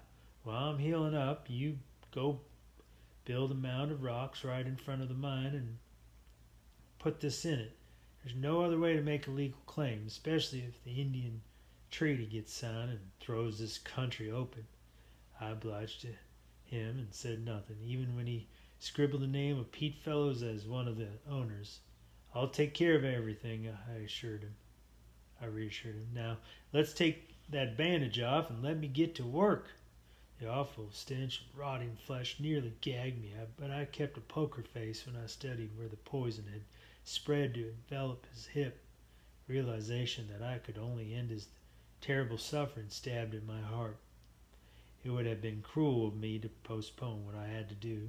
To ease my poor partner into the next world, I made a pretense of moving a large rock to make him more comfortable. Then, to put him out of his misery, I mercifully bashed in his head with it before I cut his throat. There were still several hours of daylight left, so I put them to good use by thoroughly examining Trevor's personal effects. Failed to find any address or means by which I could ever trace down any of his or Pete Fellow's family members. I knew his parents had been killed. This being the case, to save muddling the legal waters of ownership to the mine, I carefully tore off their names from the claim paper, leaving only my own. This is a cold and cruel world in which we live. All one can do is the best they can at the time. As I watched a lone eagle gliding lazily above on a cushion of air, I vowed to make right what I could with Trevor's wishes in the future. For this to happen, I had to survive myself. I knew Trevor's body would likely be found. It would be far better if the blame fell on a band of savage Ute Indians. This could help stir the government into action. While Gid Trevor's corpse was still warm, I forced myself to remove his scalp before I rode back to stake my claim to that rich vein of gold. Chapter 9. When I awoke the next morning in those Indian-infested mountains, there was a distant chill in the air. My breath blew out as a white fog. I wished I had built a fire to warm myself, but that act would have been a foolhardy one. As the late Gid Trevor had advised, winter can come quite early to the high country of Colorado. I had slept poorly.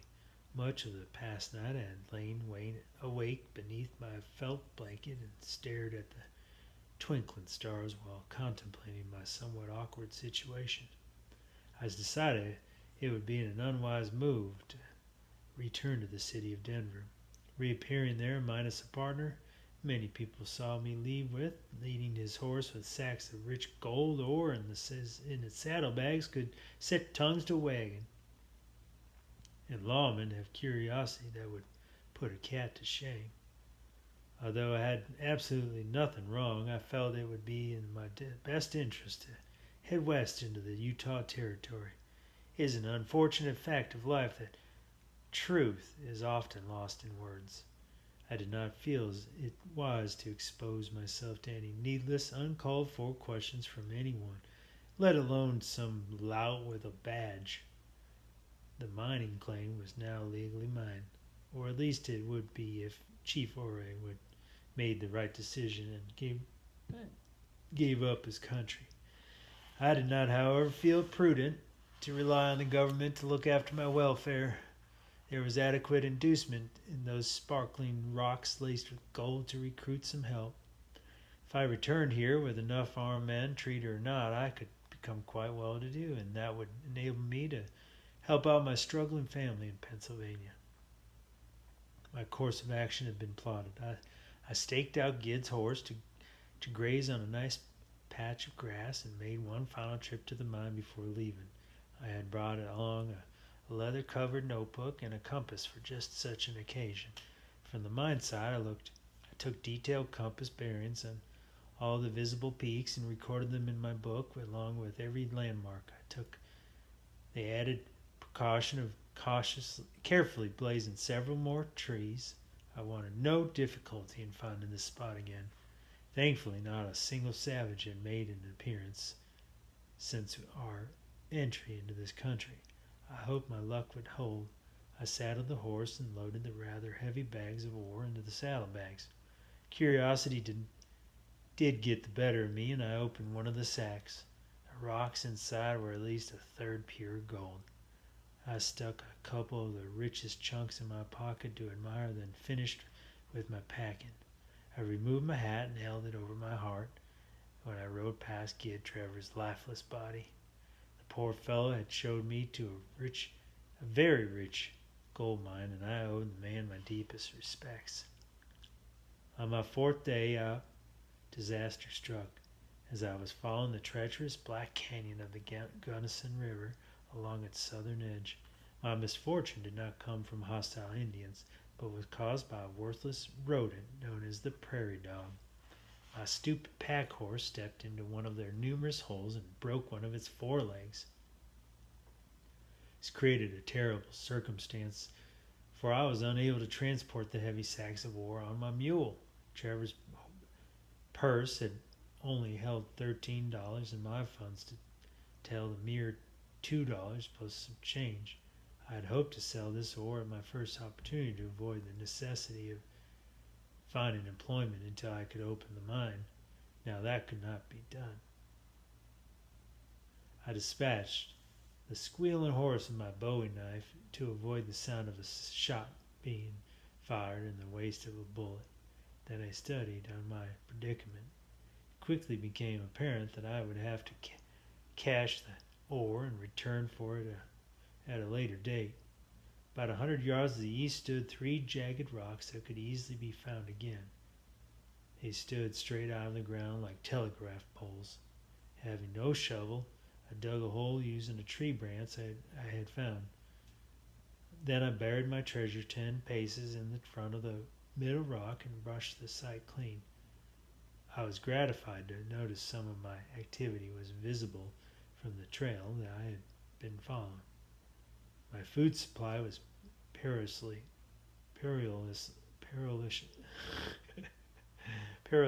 low, so I sliced several lean steaks from the dead horse's flank. I desperately wished there was some way I could cook it, but that would have been inviting even more trouble. Raw horse meat isn't so bad once one gets used to eating it. Suffice for me to say that my journey to Utah took nearly a month.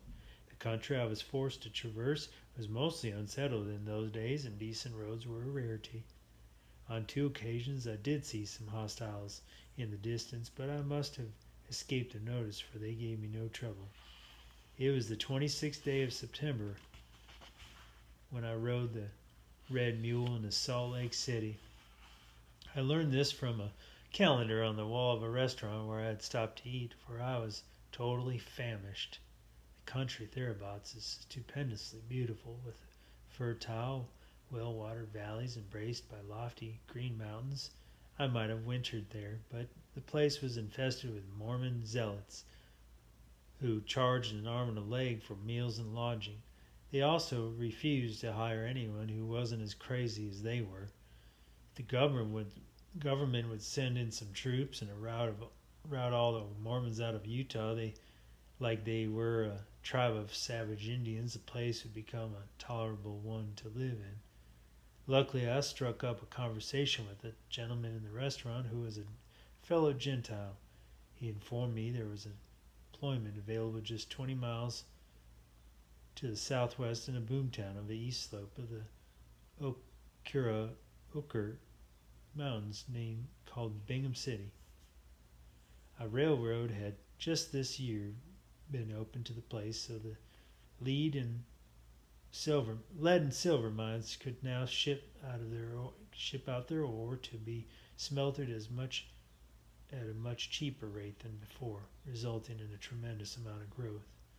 When this fellow quietly whispered in my ear that there were few Mormons there, and saloons and recreation houses in abundance, I made my decision quite quickly. I paid the unbelievably expensive bill of $1 for the steak and eggs I had consumed, and headed forthwith for Bingham City. While the descriptive name of Boomtown dredges up images of grandeur, this was not the case at all with Bingham City. Even the Indians had no good use for that country and never raised a ruckus when mining that started back in 1863. I could also understand why the Mormons left it be. The Oquirrh Mountains made a jagged outline against a blue sky that reminded me of a row of broken teeth.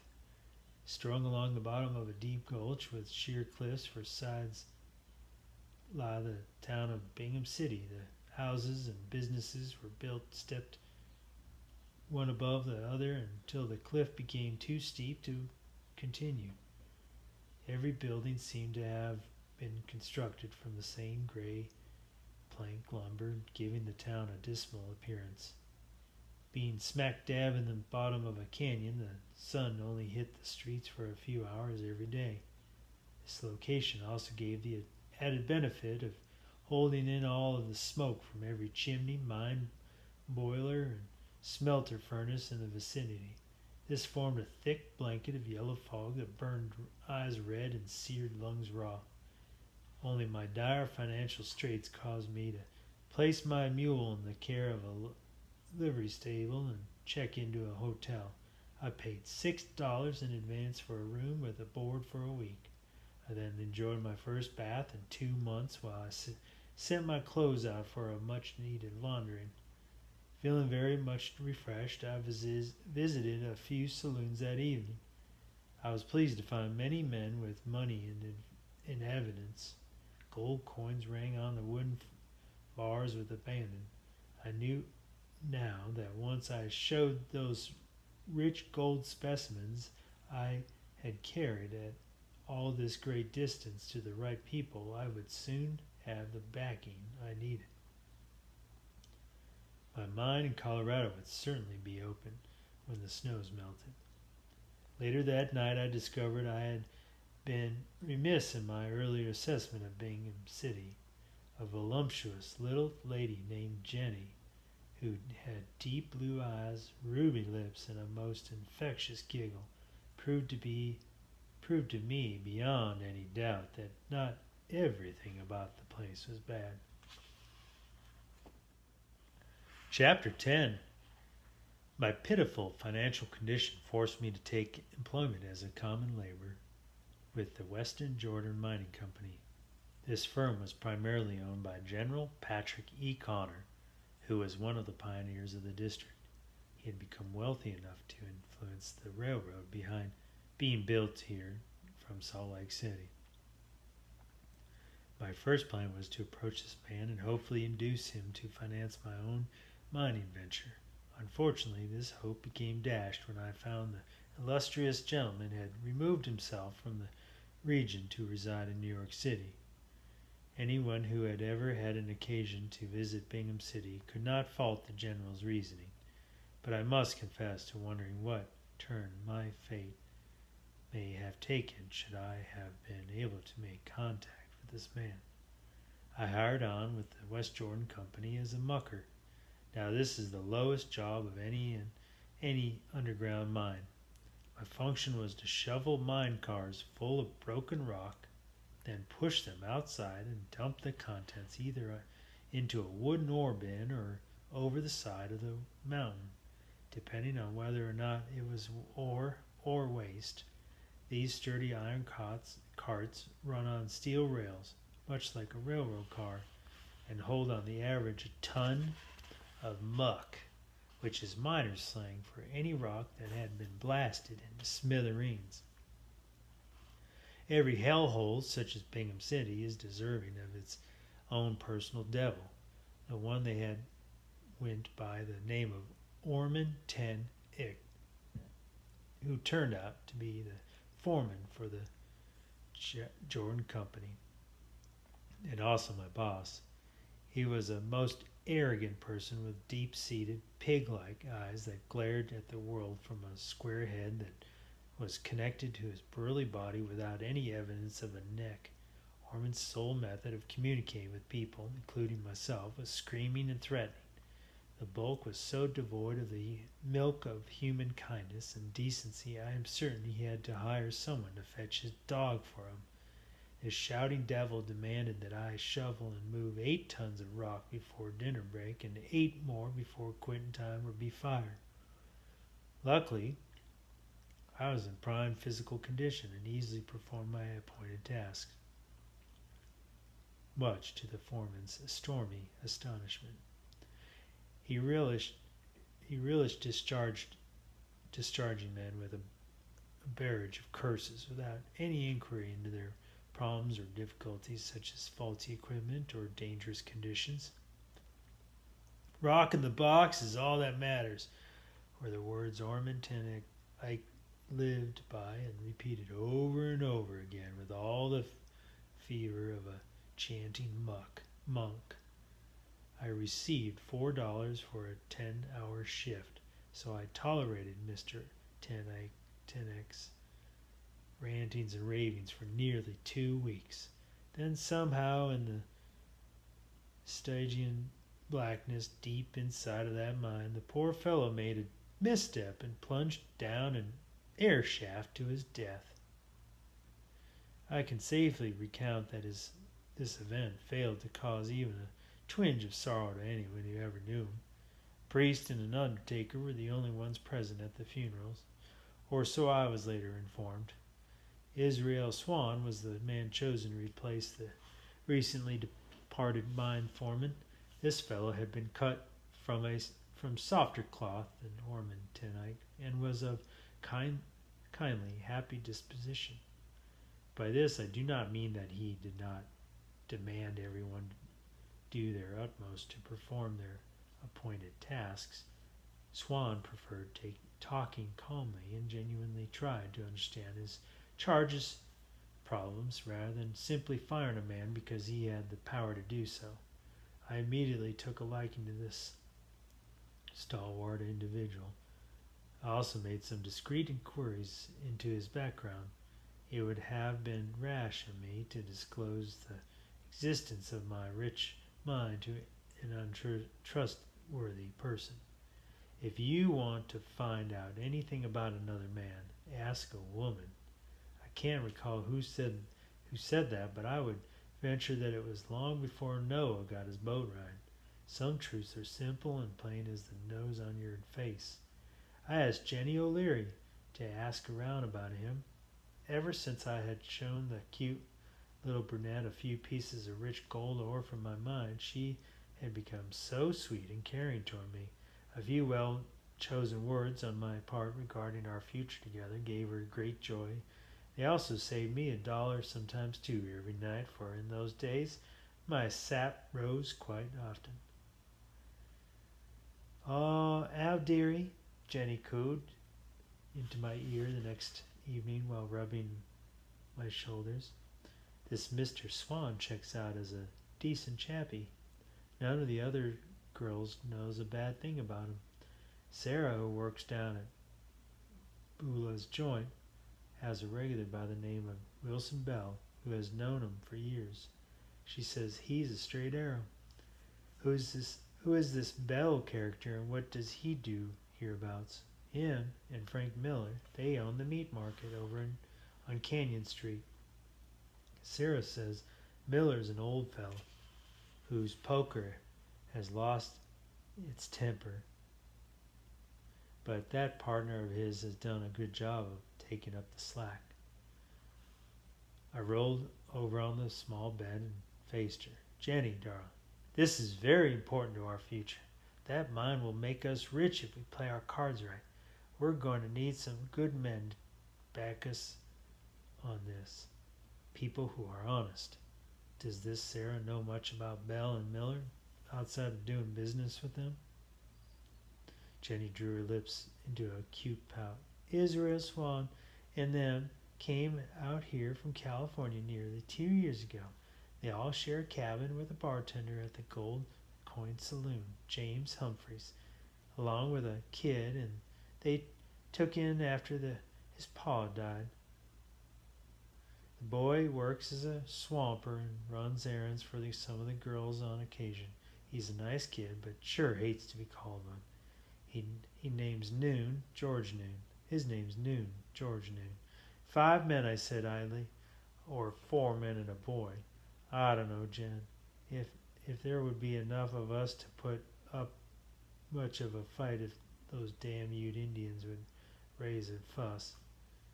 Her cute pout vanished, to be replaced by a practiced smile. "Hon, we can't go chopping up ownership in that mine you work so hard and bravely to locate. Maybe we could offer them a small interest, like a third. Then I can put out word that you are heading off to a new gold area. A lot of men will follow along in hopes of making their own strike." I thought on her logic for a few moments and found no fault with it, save one.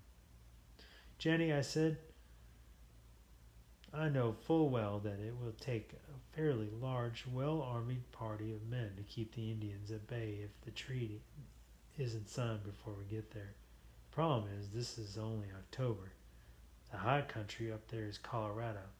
Will likely be snowed in until April or May." She slid velvet hands alongside my cheeks, drew close, and gave me a steamy kiss.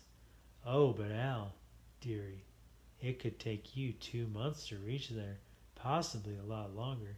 If you and your brave friends were camped out there when the snow melts, wouldn't it give you an edge on protecting our interests? You are such a good prospector, you might even find another rich mine before any of the others do. Every woman has the power to cause a man to do most any fool thing. This has nothing to do with witchcraft or voodooism like they used to burn them at the stake for. It simply consists of keeping the man's thinking below his belt line, and Jenny O'Leary's had a lot of skill and experience in that area."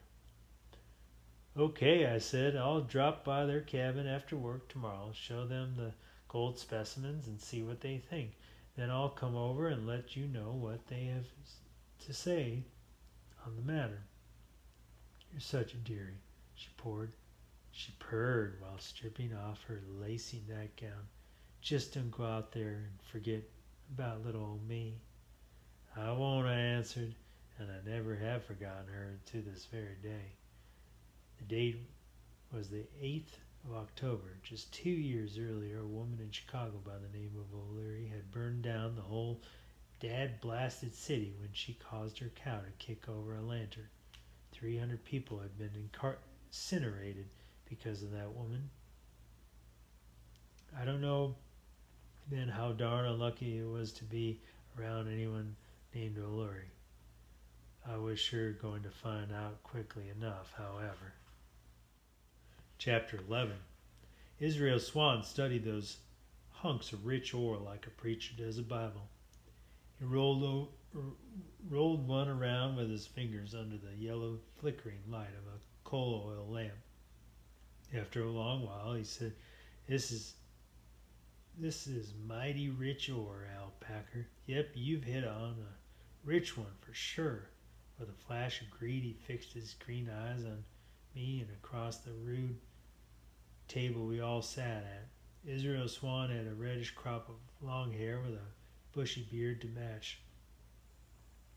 How wide's the vein, and how far were you able to trace it on the ground?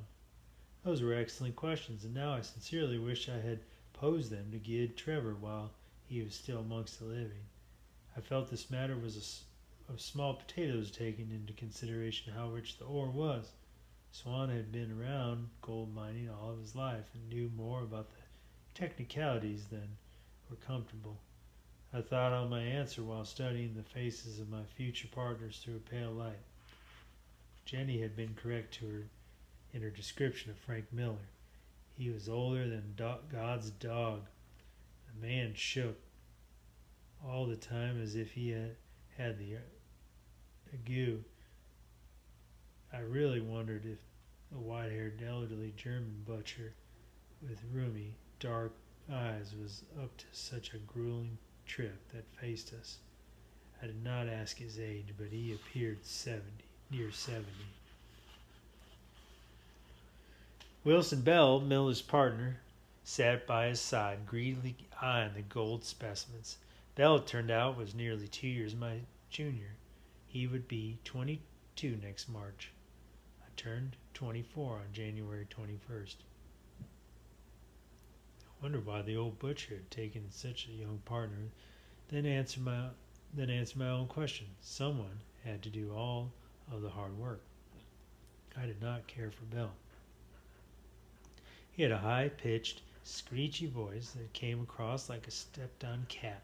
He was skinny as a poorhouse snake with a blonde, shoulder-length hair, no whiskers, and darting blue eyes. I figured him to be the type of man to turn coward very quickly. Yet I felt that for Miller to help finance the expedition, my silence on his partner's character would be prudent. James Humphreys, on the other hand, was a man of sterling disposition. Of muscular build for a bartender, he had a twinkle in his gray eyes, and his black beard curved upwards at the edges of his mouth, giving him a perpetual smile. He was a hearty 35 years of age, and I liked him right away. At one end of the table sat the kid, as everyone referred to him, causing obvious discomfort. George Noon, while only 16 years of age, seemed far more mature and trustworthy to me than the butcher's partner. Noon was making a futile attempt to grow a set of chin whiskers, which made him look ridiculous. Young men, as army generals know, have the wonderful quality of doing what they are told with no fear of bodily injury to themselves. I knew George Noon would likely be of valuable service to me. Well, Packer, Swan said rather harshly, we're waiting for you to tell us about this here vein you found. That is why we're all gathered here, isn't it? I answered somewhat gruffly. Since I was the man who was going to make all them wealthy, I didn't feel I needed to be subjected to any abuse. He's just anxious to hear about it all, Al, Humphreys interjected apologetically, confirming my earlier favorable impression of him. We all are. I paused long enough to take a shot from the bottle of the excellent whiskey they sat in front of me. Boys, I said, carefully measuring my words, before those damn Indians attacked without warning and killed my poor partner in cold blood, we had opened a veritable treasure house of riches. That quartz vein runs straight up the mountainside, plain as the red light in the whorehouse window. The seam is wide as a fat woman's fanny, and we had the thing traced out for a length of a city block. Beats all you could ever imagine. Why, that whole area is crisscrossed with other veins too. Some of them might even turn out to be richer than the one I found. A body never knows. One thing is for certain, there's plenty of gold there to make all of us richer than Midas. Scanned the faces of everyone at the table. With the sole exception of Swan, I knew they were spellbound by my tale. I could almost gaze into their eyes and see visions of stately mansions, fawning servants, and beautiful, luscious women. This presented no difficulty, for I had the same divination myself. Israel Swan glared at me through the wavering light of the oil lamp. I noticed one of his eyebrows was cocked higher than the other. "Packer," Swan said, "are you telling us all of that vein as rich as the chunks you're showing us?" I could tell by a skeptical tone of voice that I might have overdone my description of the mine a tad. The truth of the matter, as you well know, was that I had never set eyes on the quartz seam. It had already been covered over by the Indians, but I knew those beautiful specimens had come from it, and I felt deep in my heart that I must have given a truthful, accurate account of what the situation was really like.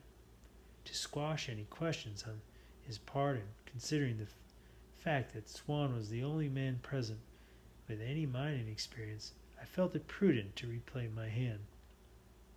"Of course not," I said firmly. "I only brought out some of the richest pieces. The area of high grade comes in pods along the ore zone. The pocket those samples came from was likely a good foot wide. Taken as a whole, the vein should run several $100s to the ton. If we just go for the high grade, I'd venture we all get pretty well off. As you can see with your own eyes, some of that ore is powerful rich." I was glad I had paid attention as to how my fellow workers at the West Jordan Company described mineral occurrences. Gid Trevor had been a simple prospector and had not known beans about actual mining. Fate, however, had brought me to Utah, where I learned the trade quite quickly. Israel Swan clucked his tongue while idly rolling a chunk of ore between his thumb and forefinger. "Boys, I've seen a lot of ore in my days, not near damn much of it was anywhere near this rich. High grade, like Al Packer's shown us, always tends to form in pockets, just like he said it is done. If we can cut us a deal, I'm for throwing in with him and heading for Colorado territory come spring." "We're all going to be rich," Wilson Bell exclaimed, with a squeal confirming my suspicions that he was a biscuit short of a full breakfast.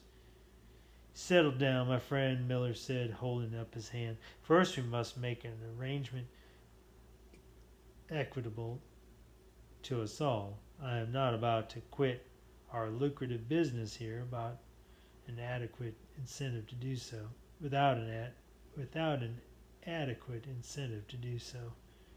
Germans have a way about them of raising picky business issues, no matter what the situation." I figured I was in for a problem with the butcher when Humphreys spoke. "I've been in the saloon when my grub steak deals was hashed out," he said with authority. "The cut is pretty customary. Half for the finder and half for the folks who put up the money or do the digging. To my way of thinking, we're grub staking Al Packer on his mine." I could tell from the expression of Wilson Bell's face that he was trying to slice up 50% 5 equal ways in his head and not making a success of it. Israel Swan broke into a fit of coughing that seemed like it would never stop. He poured himself a shot of whiskey with jerking hands, spilling much of it. Then he slugged down the drink, which seemed to clear his throat. I had already noticed that after a man spends a few years working in an underground mine, he begins dying by degrees. Swan was 38 years old and proudly bragged that he had been mining since he was only 14, but in the big rush of 49, back in the rush of 49. He had to know by now that his working days were drawing to a close. The saloons and restaurants had a goodly share of experienced miners who could barely hold a job swamping out the joint because of their lack of wind and coughing, and many of these were younger than Swan. I was correct in my assumption that Israel Swan would join us. All of us here needs a stake to get ahead in life, he said hoarsely. If there's just a few tons of rich ore in Packer's mine, that'd be enough to set us each up. Those Indians up in Colorado can't kill me any deader than a couple more years in the mines will. I'm for throwing in on this deal with one exception. What might that be? I asked, still thinking the matter over. Jenny had counseled me to only give away a third interest, but Humphrey's grub stake deal seemed eminently fair considering the risks involved. I decided that Jenny O'Leary wasn't the one risking an Indian haircut. I would make up my own mind. Just this, Swan said, his voice firm again. Any new claims we file, whether or not they had joint Packers, will be shared equally amongst the 6 of us. I glanced at Bell and suppressed a grin at the money shines his face was making trying to slice that pie up. Frank Miller, being a skinflint, was the one I felt concern over. He would need a quantity of supplies. We would need a quantity of supplies, new guns of repeating type with plenty of ammo, pack mules laden with grub and mining tools that we could also use to pack out our ore. I kept silent and await his response, for he alone had enough money to make this expedition feasible. The butcher poured himself a shot, sluggered it down, and refilled his glass. He squinted those rheumy eyes at me. Ja, but since it is I and my young partner who must put up most of the money, I think we should have another 10%. I grabbed the bottle and poured Wilson Bell a shot. I was certain he was in need of it. All this high finance had shaken worse than an old man Miller. Then I glanced at the one person who had remained silent, George Noon. How do you feel about all this, Mr. Noon? I asked him. My respect of not calling him kid had the desired effect. George Noon beamed with delight, then sputtered. Mr. Humphreys said 50-50 was the custom. That sounds plenty fair to me. Ja, Miller growled. It is easy for you to say. You only have your labor to give, and I and my partner must sell our thriving business, put all the money into the venture.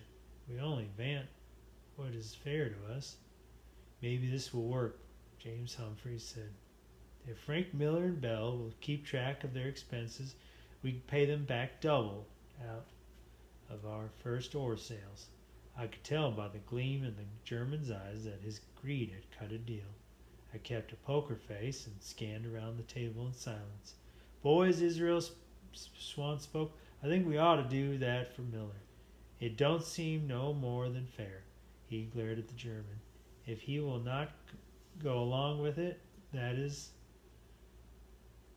If not, I have a few contacts with money I can approach.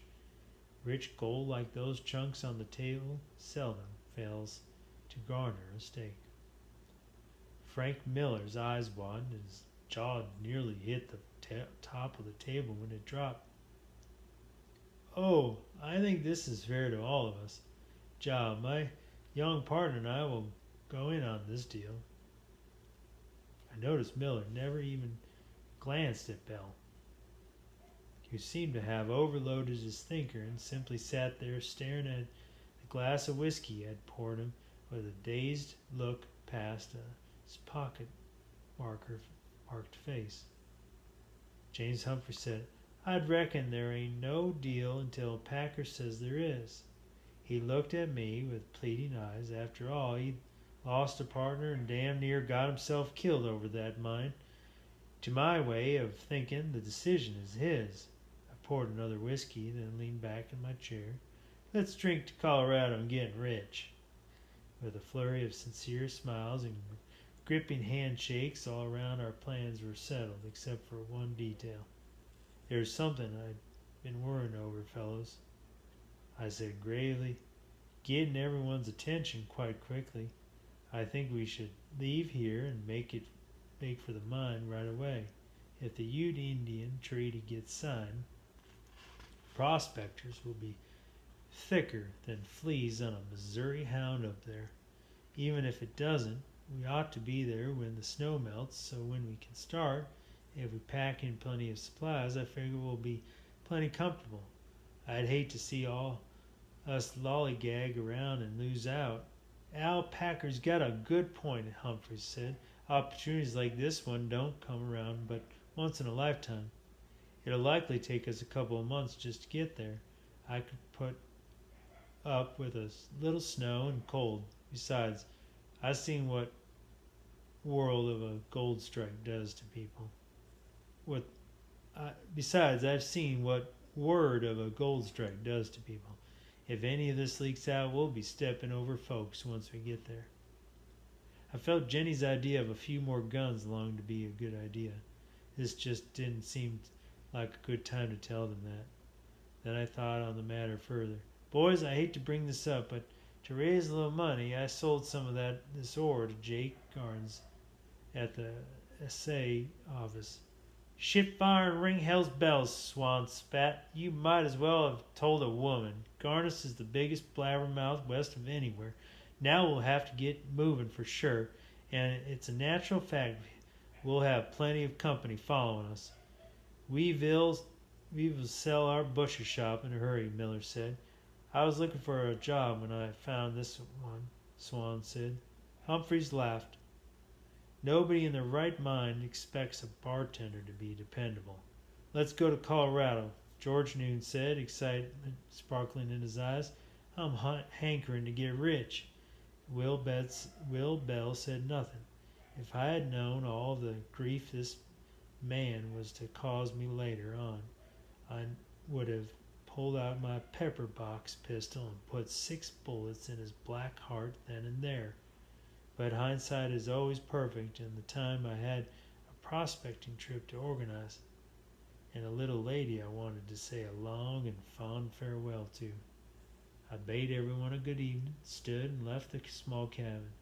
As I walked into the cold and starry night, the only sound to break the still quiet was Israel Swan suffering through another fit of coughing. There was a spring to my step.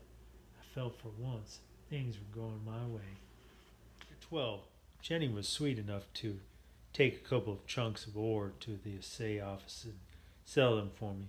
This covered my little white lie quite nicely. Considering her line of work, she had nothing much to do during the daytime hours anyway. Everyone in the vicinity knew Jake Garnes was crooked as a rain barrel full of water moccasins. In spite of that fact, the assayers paid Jenny a $10 gold eagle for those rocks. This attested the richness of my mine quite nicely. After work, I dropped by the Gold Coin Saloon for a few drinks to wash down the mine dust out of my parched throat. James Humphreys greeted me with a freshly uncorked bottle of whiskey and glared at me when he set it on the bar. "This is compliments of those two gentlemen," he said with a nod toward a pair of burly characters sitting at a far table. Then he whispered as he slid a glass close, "It's out about the gold mine, Packer. That damn Garnes let it slip just like we knew he would. I sure wished you'd not gone and sold him any ore." "Well, I have lots of company now for certain. Those Ute Indians make an appearance," I answered quietly, "you'll likely be singing a different tune. Besides, you already have a cut of the mother lode.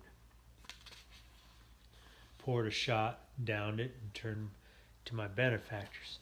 Thank you, gentlemen. Your kindness is greatly appreciated. Grady O'Donnell and Alf Rankin turned out to be my new friends' names. They told me they were experienced prospectors and frontiersmen who had heard about my rich strike. Much of Humphrey's obvious disdain, I finished my bottle in their company. I even proudly displayed my sole remaining ore sample and smiled with satisfaction at their wide-eyed admiration of my success.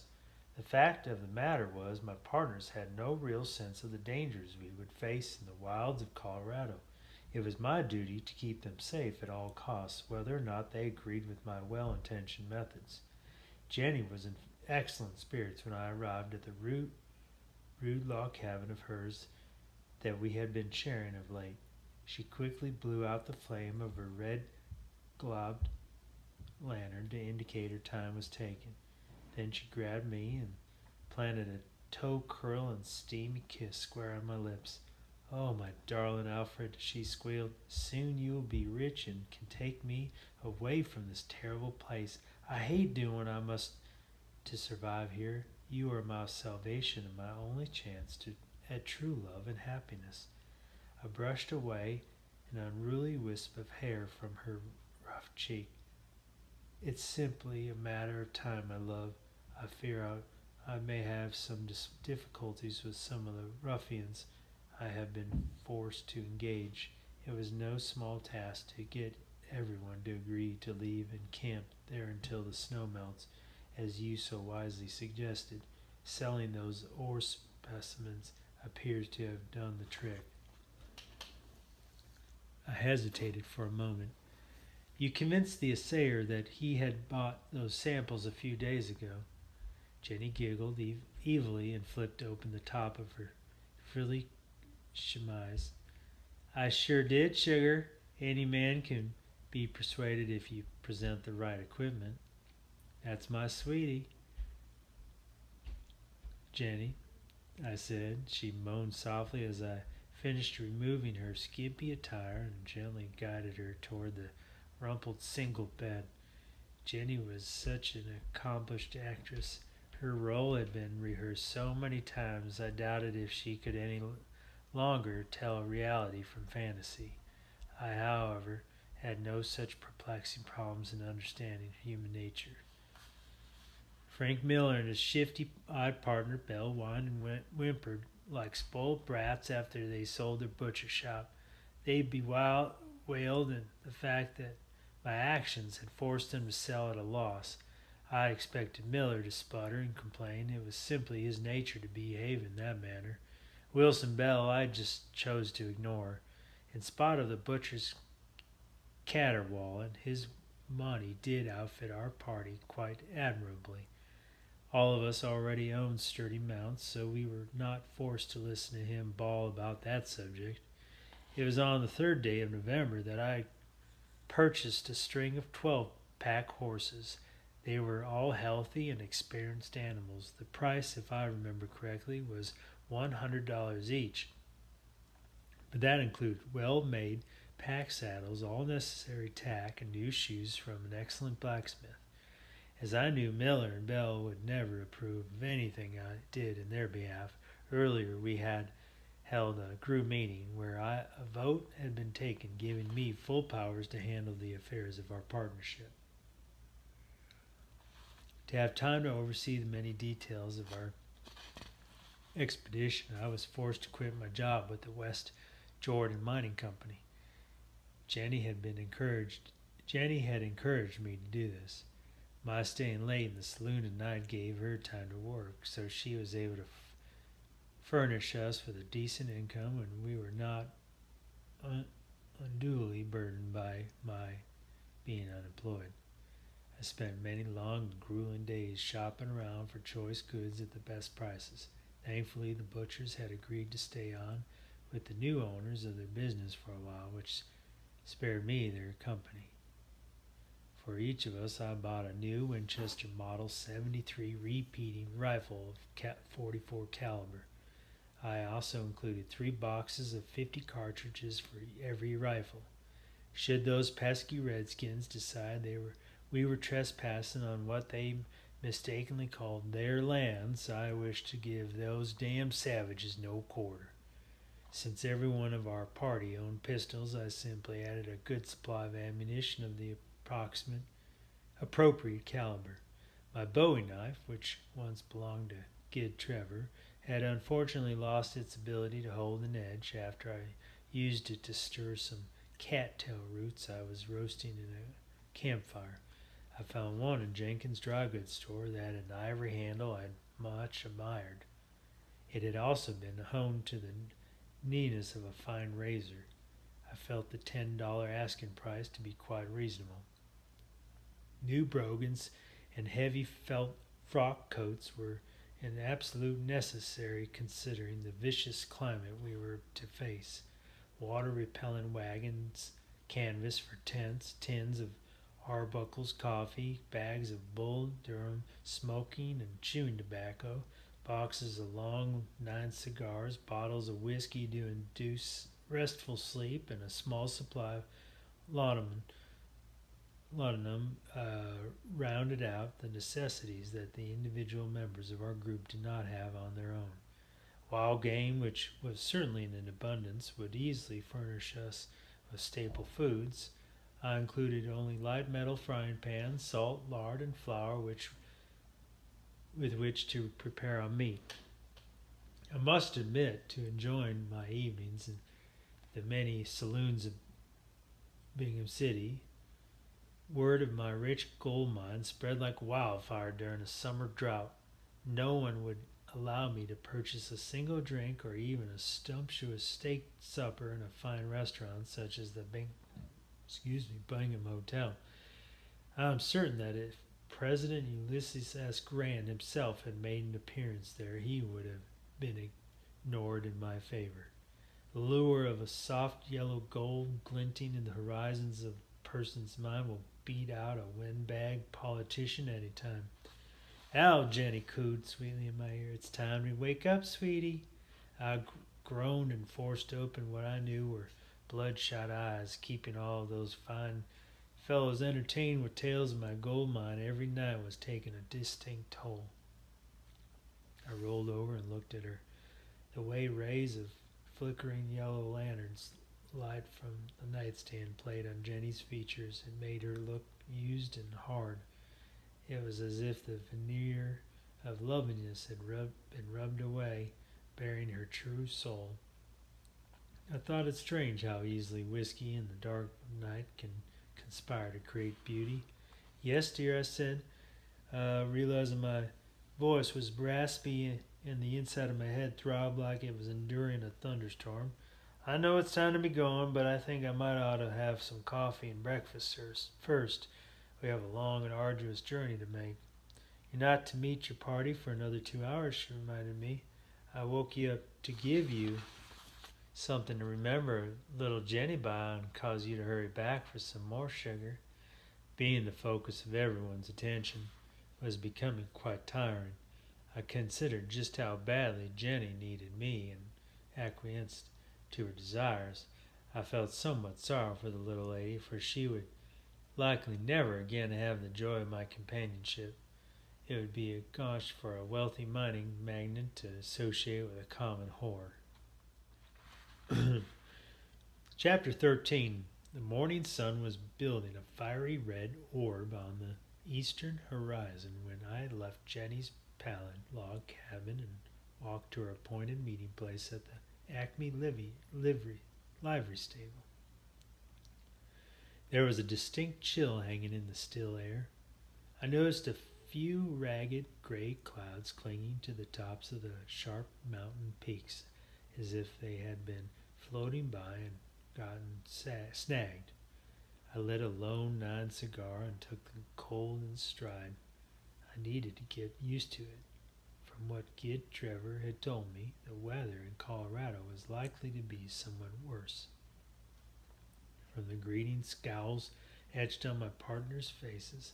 I could tell right away they were upset with me.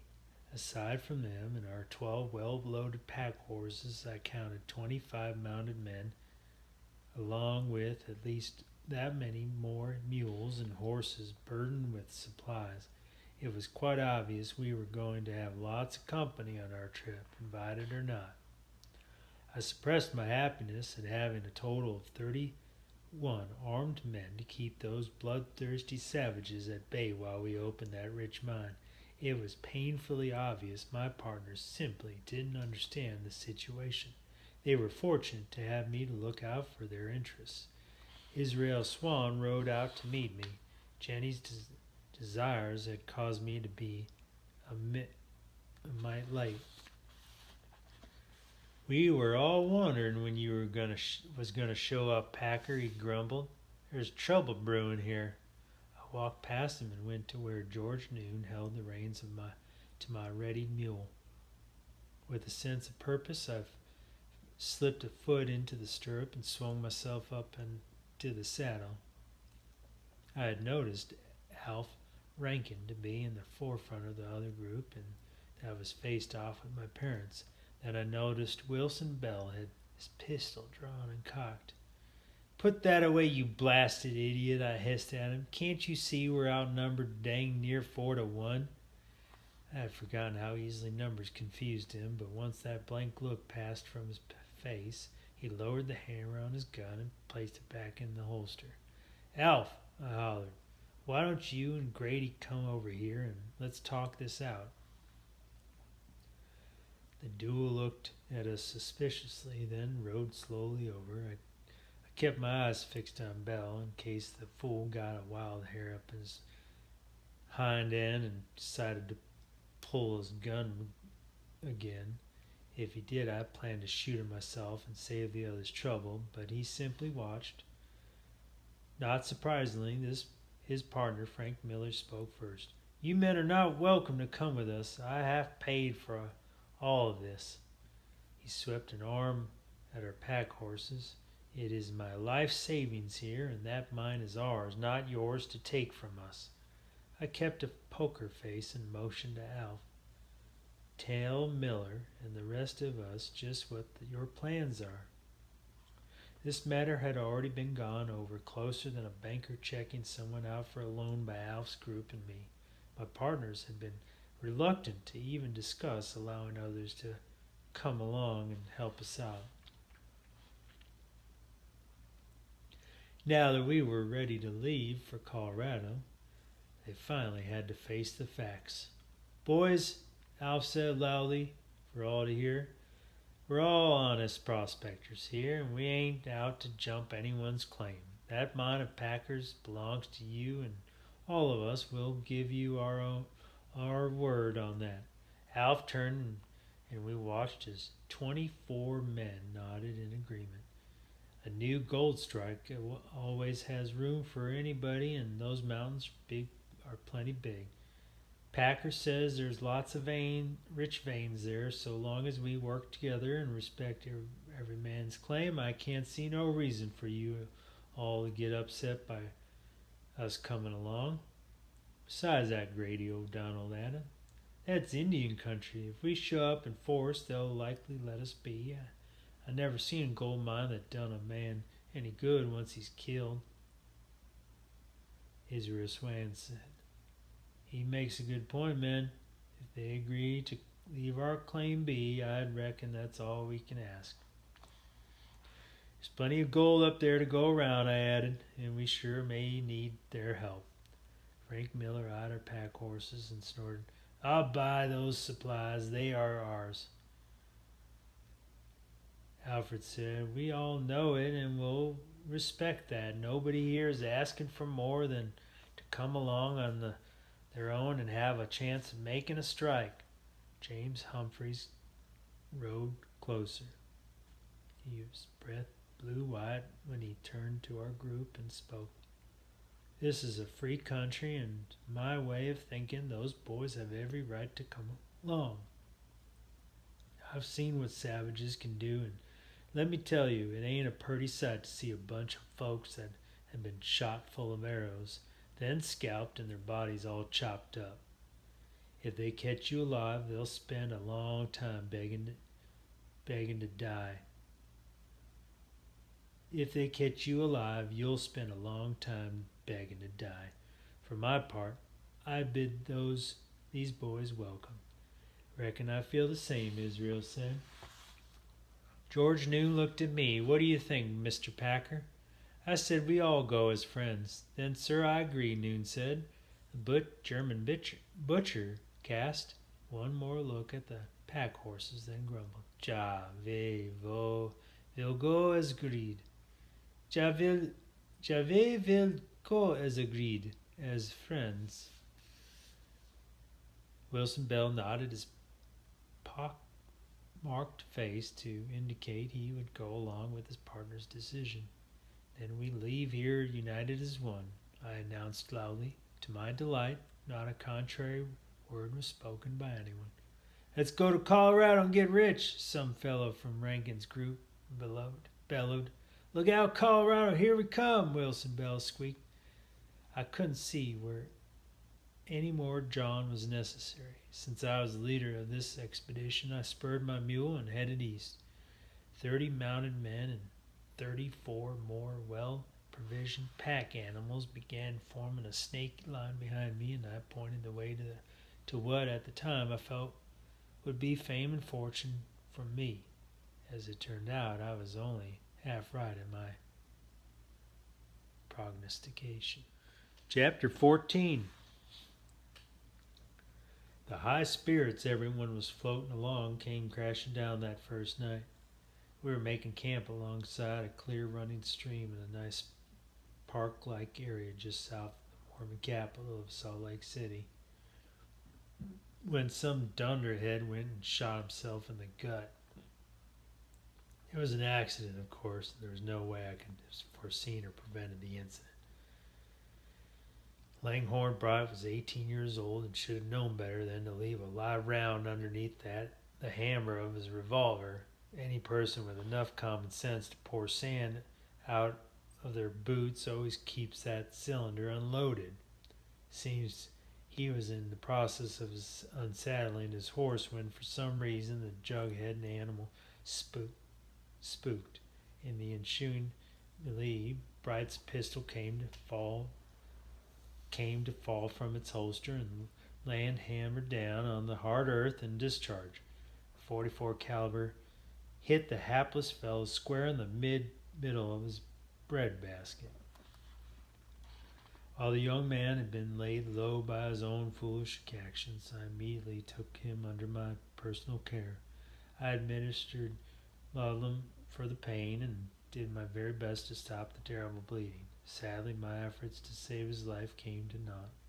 Just as the lowering sun sank golden behind those jagged peaks to the west, Langhorne Bright slipped his mortal coil.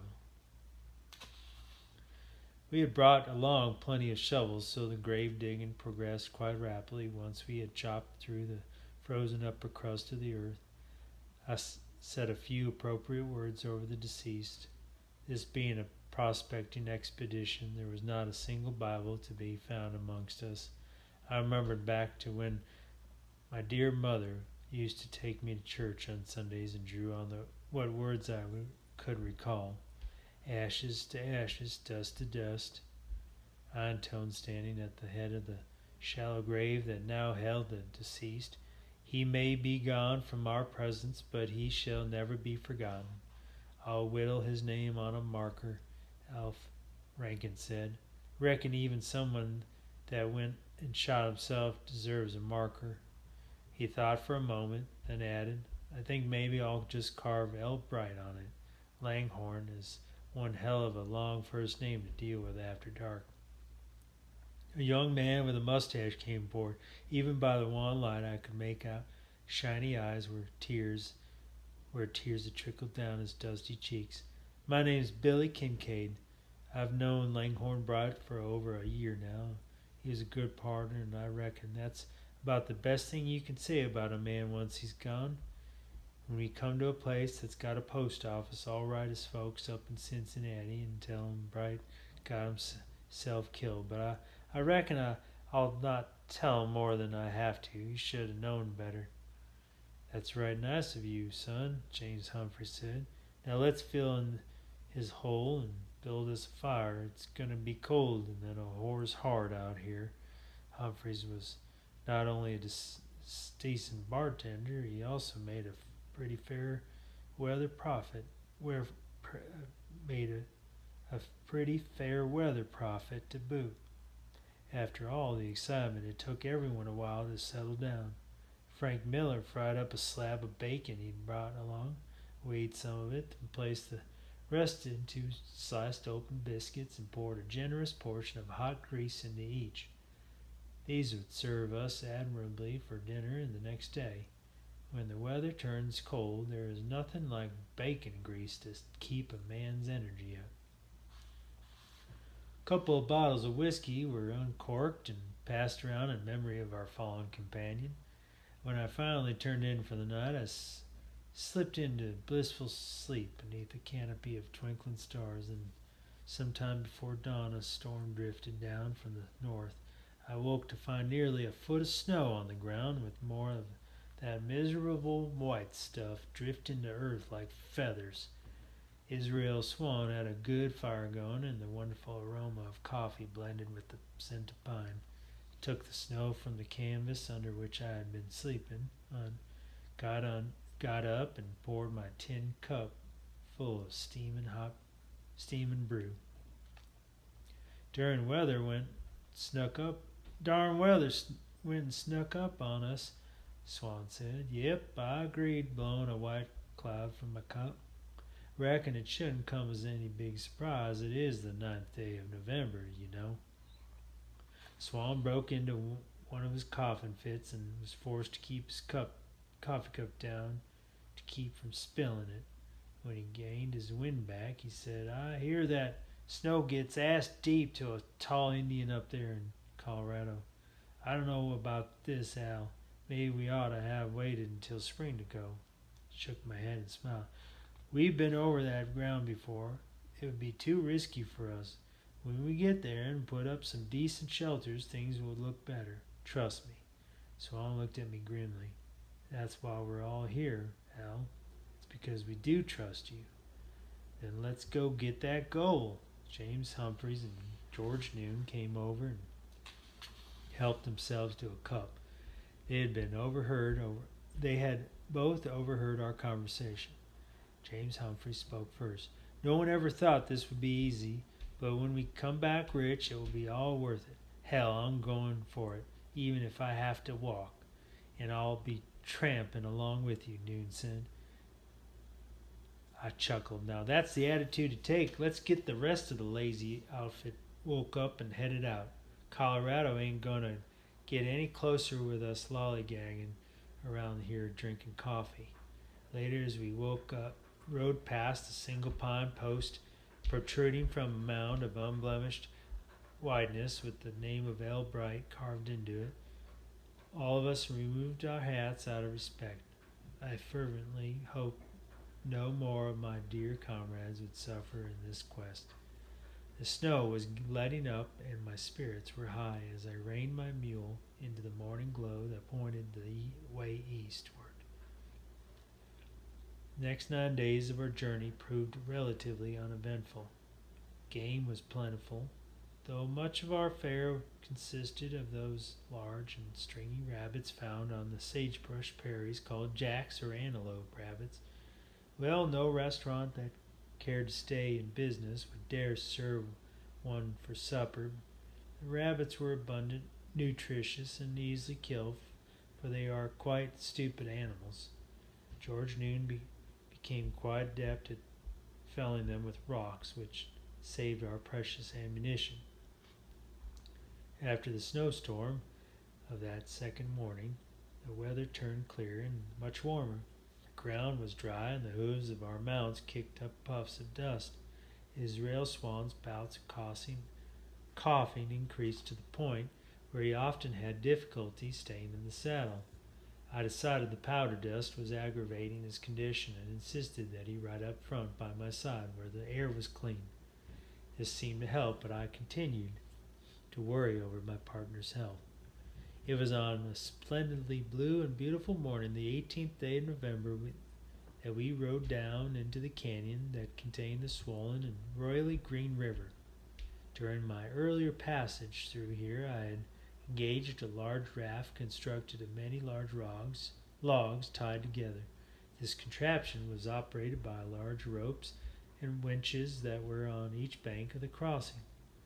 This enterprise was, of course, run by families of Mormons for a profit, as I had easily found the main trail days earlier. We came straight on to the only way to cross that flooded, churning, harsh expanse of water. "That's one mean-looking river," Swan said. "At least we have a way to cross it," I said. "From the looks of that river, we'd be here until the second coming, if we had to wait for it to go down on its own. I sure never thought I'd see a river ever get so wild this time of the year. Floods like this usually happen in the spring when their snow melts. That's likely what happened. This Indian summer probably caused a bunch of white fluffy stuff to turn back into water." I raised my hand and motioned the group of men following us onward to the crossing. There were about a half a dozen cabins or so on each bank of the river that were built well above high water level.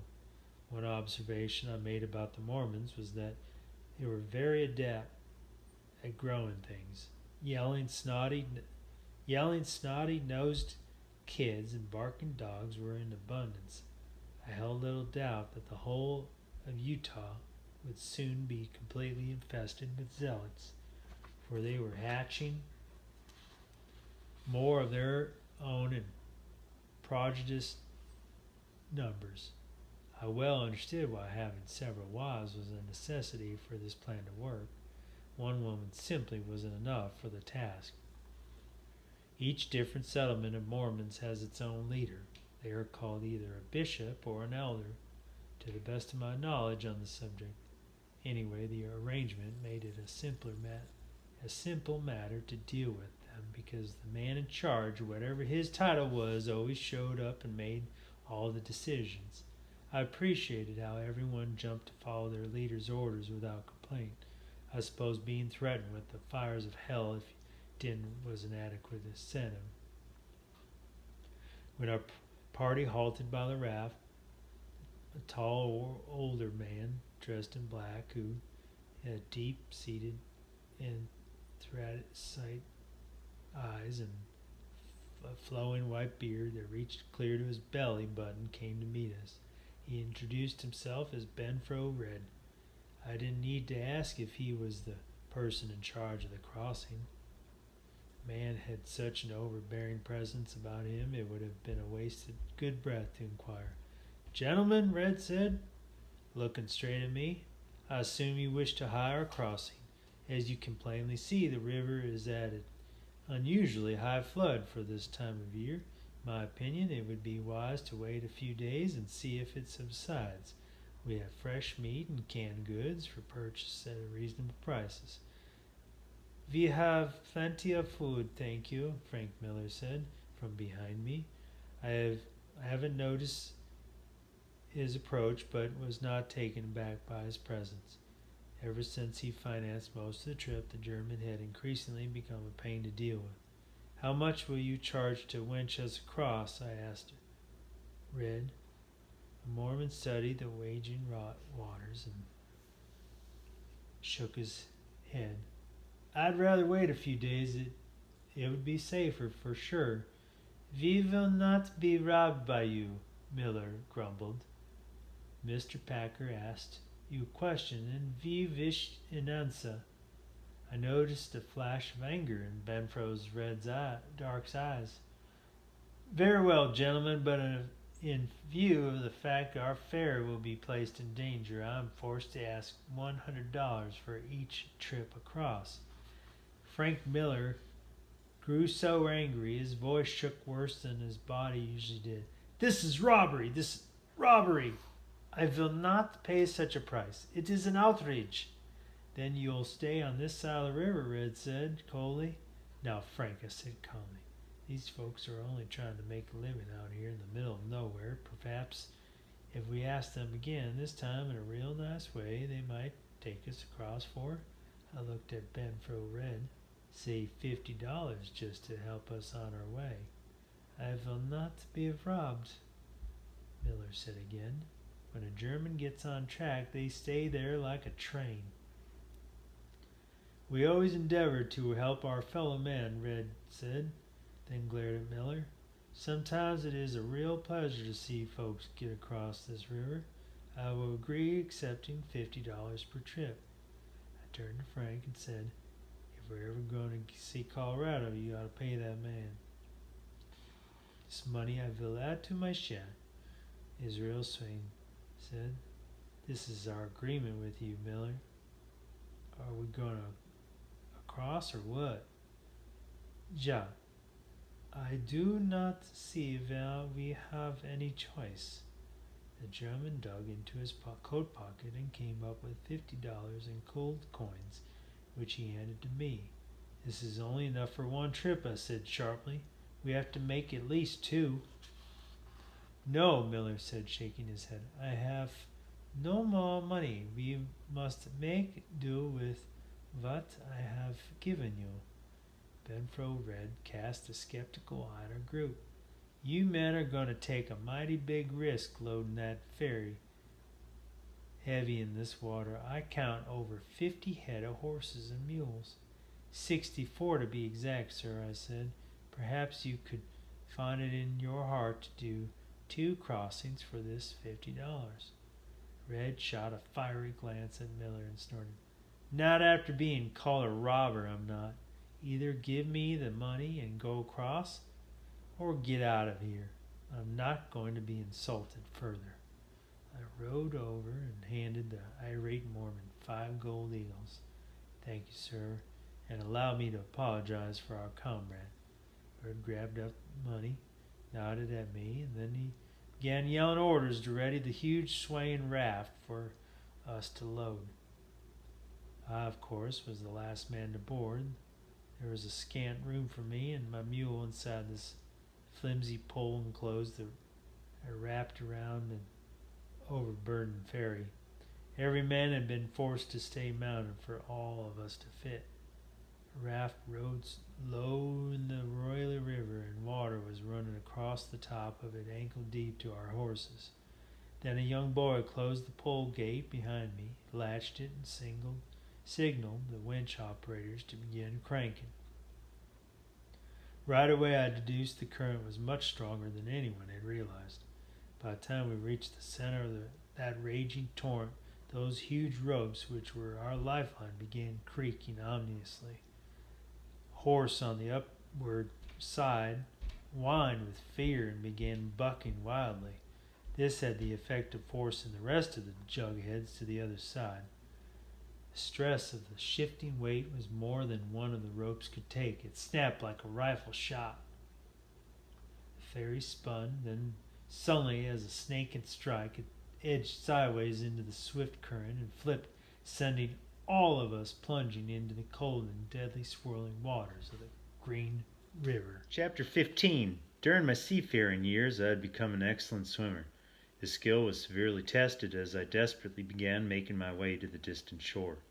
The waters were terribly frigid, and my coat and boots added greatly to my difficulties. I remember watching helplessly while squealing horses and one screaming man swirled past me to become lost in the strong current. The only thing I could do was strive for safety and save myself. I finally managed to grab hold of a protruding branch and used it to drag myself onto the sandy shore. You can imagine my joy at finding George Noon and Israel Swan were on the bank, only a short distance away.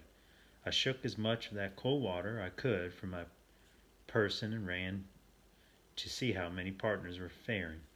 "Damn it all, Packard," Swan said after a few coughs. "I should have stayed in Bingham City." I looked at him and Noon. Aside from being cold and shook, they were not in any immediate danger. "At least you have survived. I must go and save any lives I can." At that time I noticed Wilson Bell and Alf Rankin bobbing close to shore, doing their best to keep Frank Miller afloat. I waded into the current while using a bush for safety and dragged them onto the bank. Miller was white as a ghost and shaking like an aspen leaf. Aside from being drenched, the other two looked none the worse for their wear. Dang, but that sawed-off runt of a German's heavier than he looks, Rankin swore after catching his breath. Rescuing a cast-iron cook stove would have been easier. Miller attempted to rise to a sitting position, only to groan and fall back down. Wilson Bell and I went to help him up. When I grabbed onto his soaked felt coat, I knew his problem. The miser had sewn hundreds of $20 gold pieces in the heavy lining. From the immense weight of both him and that coat, he undoubtedly had thousands of dollars on his person. And we had suffered a terrible disaster simply because he was too cheap to help his fellow men. "Damn you, Frank Miller," I yelled. "You have caused us this ruin." "Hey, Packer, glad to see you are all safe and sound," James Humphrey's voice boomed happily from high ground behind us. "From up here it looks like most of us made it. There's a good dozen or so on the bank upstream. The Mormons are coming packed with ropes and dry coats. Can't see any of our horses or mules, though. Reckon those loaded packs and saddles done went and sunk 'em all like they was bricks." I glared at the shaky, pale man who had caused our misfortune. Frank Miller rolled his rheumy eyes and groaned pitifully. "He's your partner," I growled to Bell. "Take care of him, for I would care less if he dies." Then strode up the bank to join Humphreys. Later that day, after warming myself by the stove in a Mormon's cabin, and becoming revived by eating a bowl of delicious bean soup along with several thick slices of bread, I was able to begin tallying the depth of our losses. My benefactor, Samuel Kent, turned out to be the bishop in charge of the crossing. He was rightfully conscience-stricken, and that Meister read had not shown a true Christian spirit by failing to allow us to make 2 trips. "The Lord has seen fit to be merciful this day," the Bishop Kent said, squeezing the Book of Mormon so tightly his knuckles turned white. "2 of your number washed up safely on yon shore," he beamed. "2 of our lines across are intact, so we are not only able to send messengers.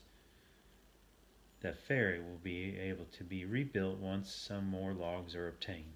"Praise the Lord," I said somewhat testily. "How many men got drowned?" Samuel Kent pursed his lips. "It seems from what we know at the time, 6 souls went to their final reward." "What of our horses and supplies?" The bishop shook his head sadly. "I'm sorry to say all were lost in the accident. Any animal burdened so heavily as all of yours stood no chance in the swift current of the flooded river.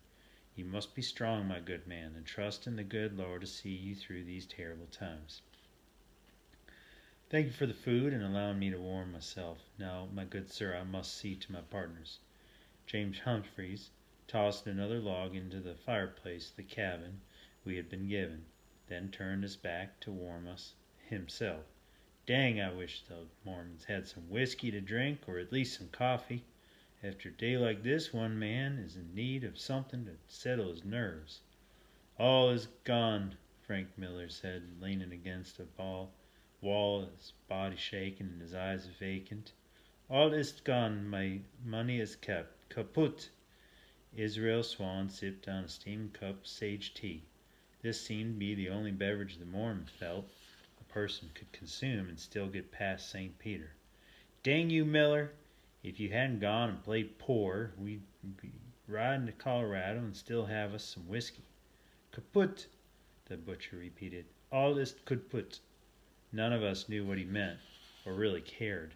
It was plain to everyone that he alone had caused our disaster. I shook my head sadly when Wilson Bell brought over a heavy blanket he had worn by the fire and draped it over Miller. The only thing that squeaky-voiced weasel really cared about was the old man's money.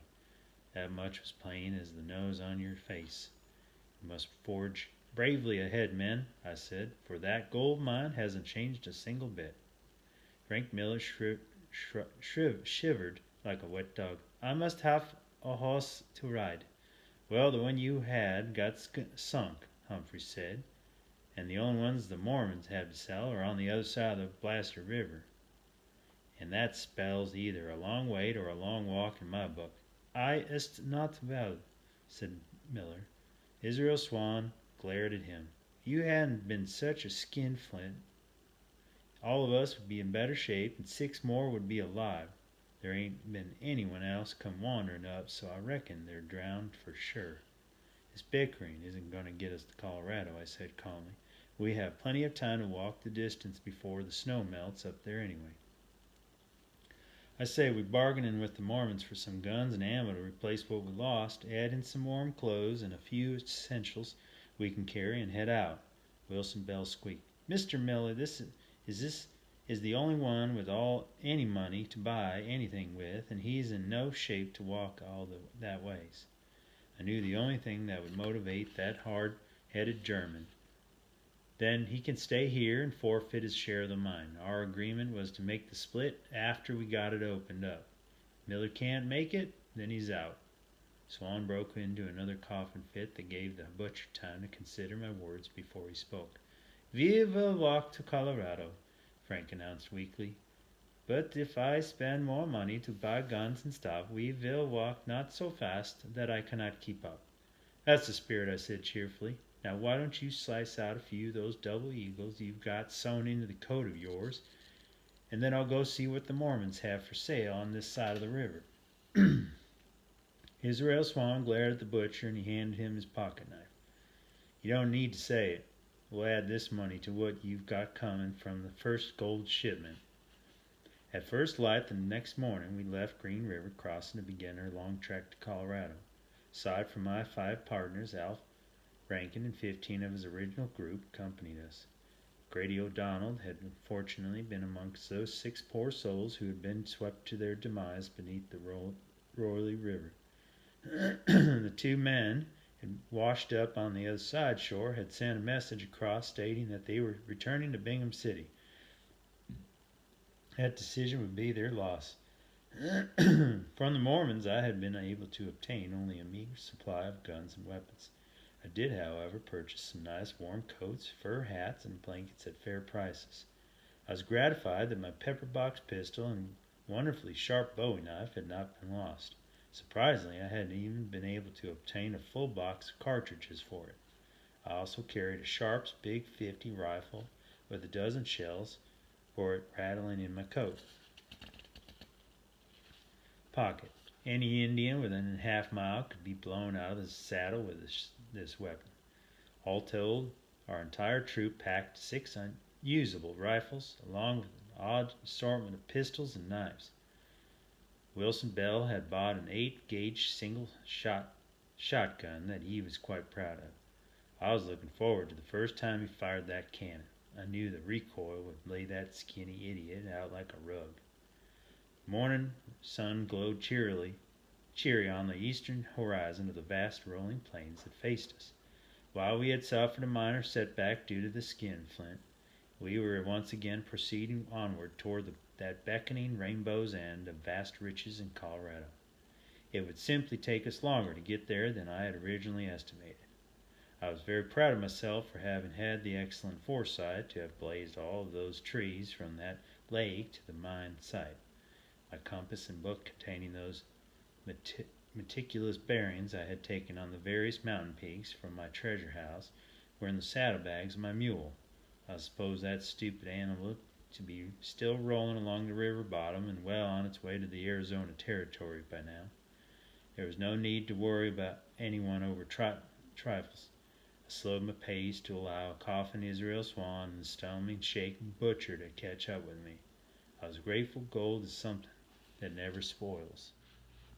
Chapter 16. 3-legged turtles suffering from gout would get to Colorado before we will, James Humphrey said to me about a month later. That German butcher has to rest for an hour after he passes wind, and Swans piles on the agony when we have to wait for him to get over one of his coughing fits. Patience is a virtue, my friend, I answered. We must care for the weakest of our companions, even though it may be trying. I could not fault Humphreys for being somewhat upset with our progress or lack of it. On a good day, we had traversed an entire 5 miles. We had very few good days.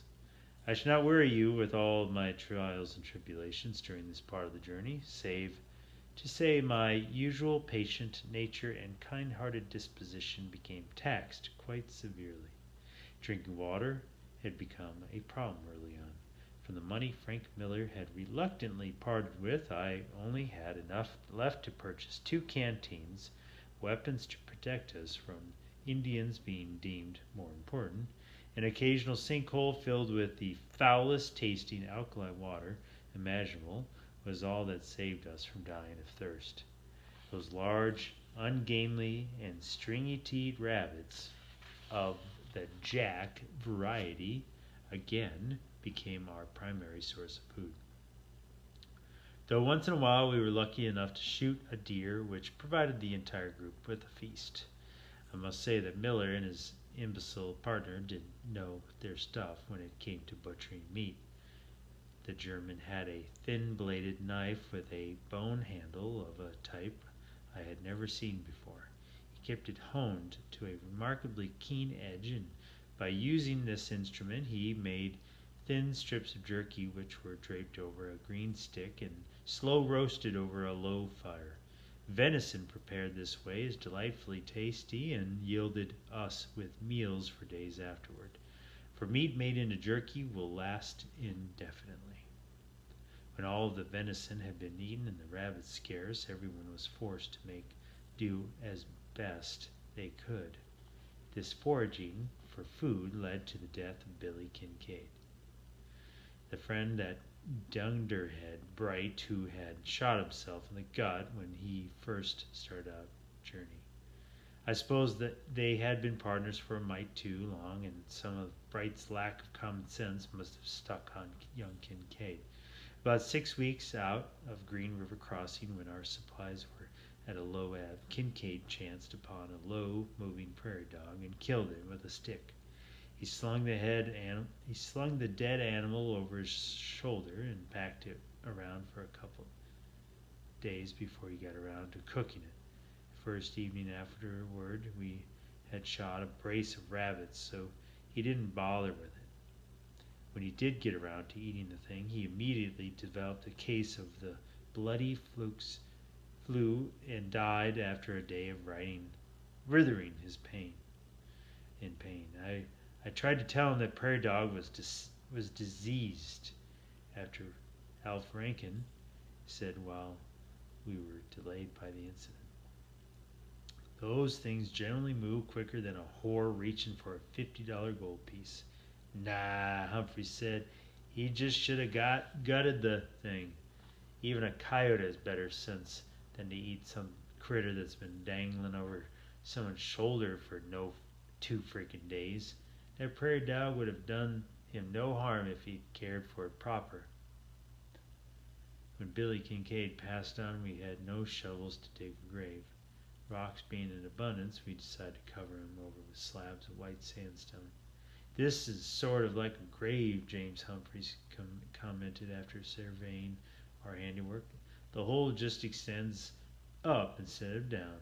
I reckon Billy don't mind a whit, leastwise the varmints will leave him be. I recall no one said any words over him. After hauling in those rocks, all of us were plenty tuckered out. I did stand up a nice flat rock to suffice for a headstone, however. There was no way to carve anything on it, but at least the good intentions were present. A few days later, George Noon came to me as we were making camp for the night. I could tell from the stern expression on his young face that he was clearly worried. Mr. Packer, he paused, his gaze fixed across that barren and vast land. After Billy went and died, I've been wondering if any of us will make it to that mine of yours. There was 31 of us started this trip. Now I could count just 21 of us are all that's left. I placed a firm hand on the lad's shoulder. Now, partner, if you think back on the matter, 2 of those their men are still fit as a fiddle. The other 8 were just a tad unlucky, and for as we know, some of them might have washed up safe and sound further down the river. Why, anyway, the worst is well behind us now. Keep focused on your horizon, my friend, and trust me, for I shall soon lead you to share in gold, the likes of which the riches of King Solomon would pale against. I spoke loudly, so my rousing speech was able to be heard by everyone. This had a splendid effect on the group, for that next day we made nearly 6 miles before some idiot caused the sole of one of his boots to come off, which forced us to make camp for the night.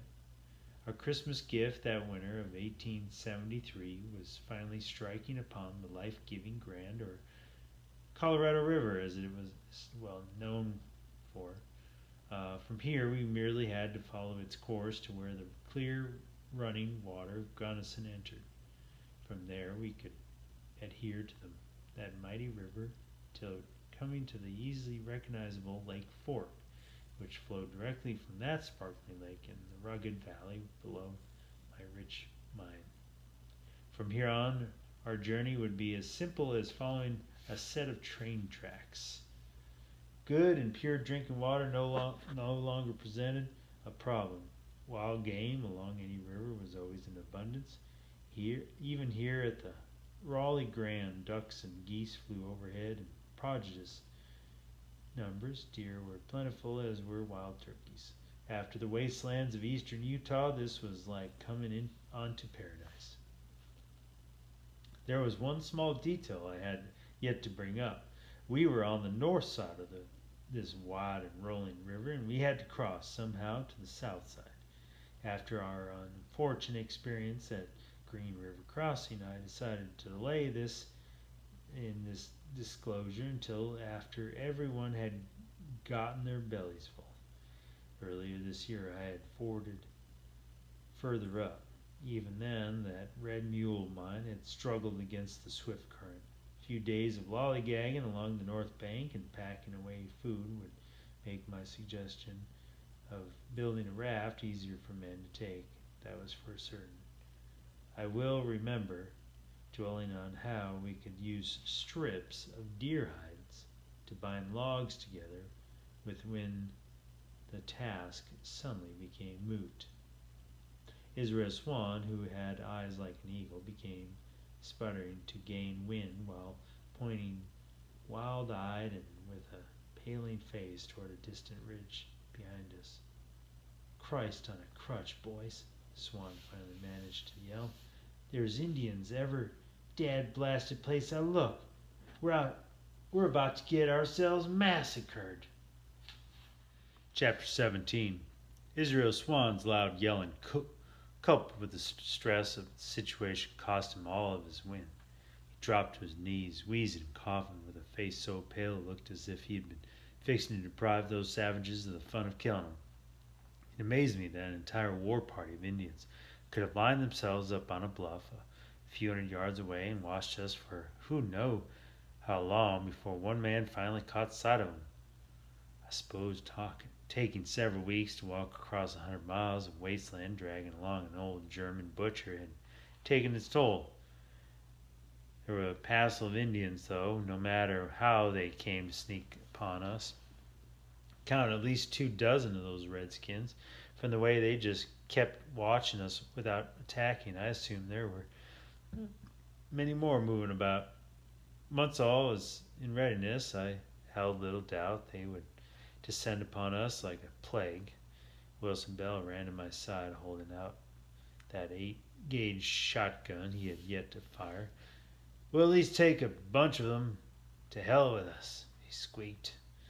I sighed and called our small and woefully armed band together. Boys, I said, with more conviction than I felt, we are outnumbered and at desperate odds. If we stand firm and make a good fight of it, we may be able to drive them off. James Humphreys said grimly, save the last few bullets for your friends and the final one for yourself. Stick the barrel in your mouth or be looking into it when you pull the trigger.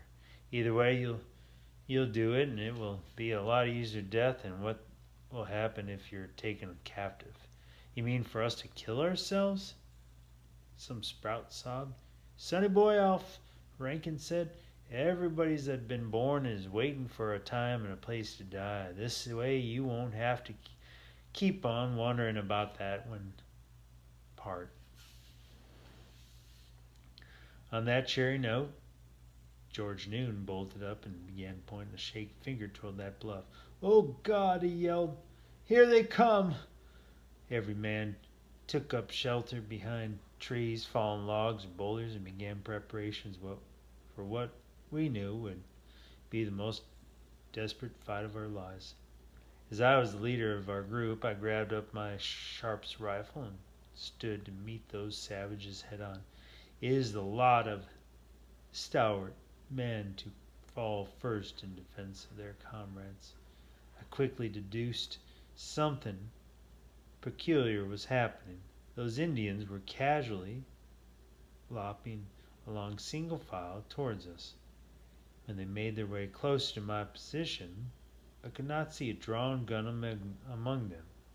This was definitely not the way I had expected savages to behave. Don't shoot at them, boys, I turned and yelled to my men. From the way they're acting, I suspect they may not want to mess with us. Maybe I can go parley with them and work something out that will get us through this. I heard murmurings of admiration for my braveness. I leaned the Sharps against a leafless cottonwood, then turned and began walking toward those hostiles and my fate. In what seemed like a moment, I stood to face their leader. Snaking along that trail down from the bluff behind him were dozens of braves. I remembered how the bright sunlight bounced off patches of snow and flashed against the many silver beads and bracelets of the Indian chief. He held up his hand to halt the war party. I was in quandary as to how we would be able to communicate. What few Indians I had been around spoke with a series of grunts.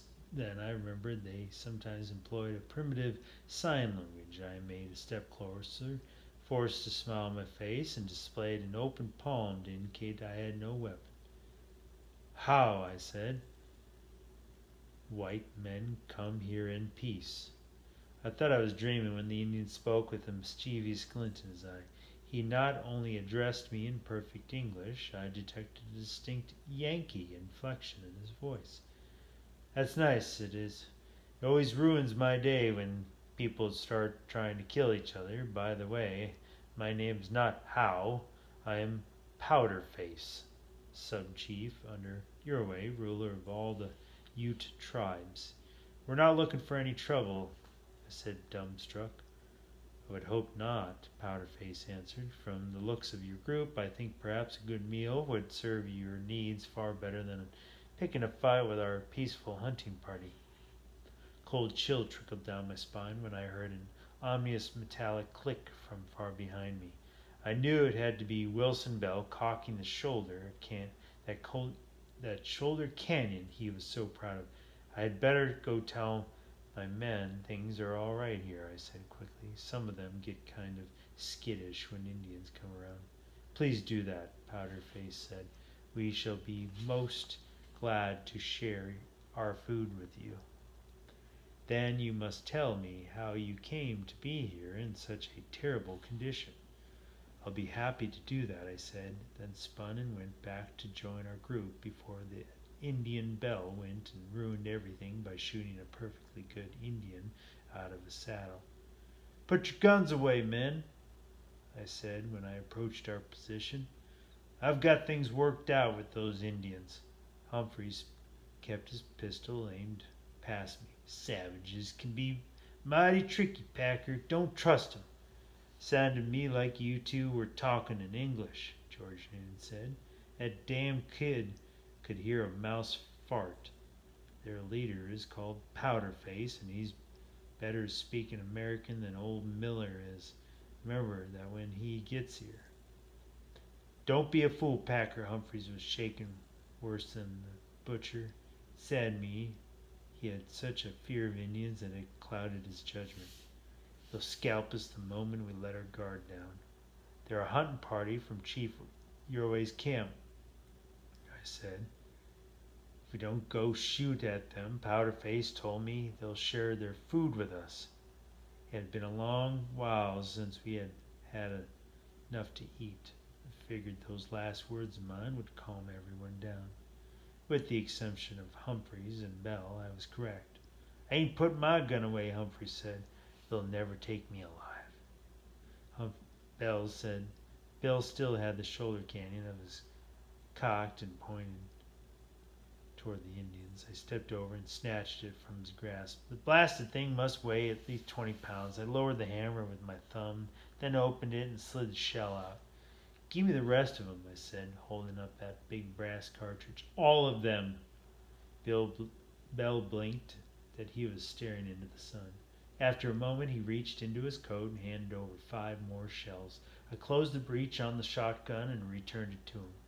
Now calm yourself down, I said, then turned my attention toward the wild-eyed bartender. James, I said, if you'll put your piece away, I'll give you my solemn word that I'll blow your brains out with my gun if one of those Indians even so much as winks wrong. I just think should you be mistaken about things, it would be a terrible waste to go and kill ourselves before it becomes a necessity. They offer us food, Frank Miller said.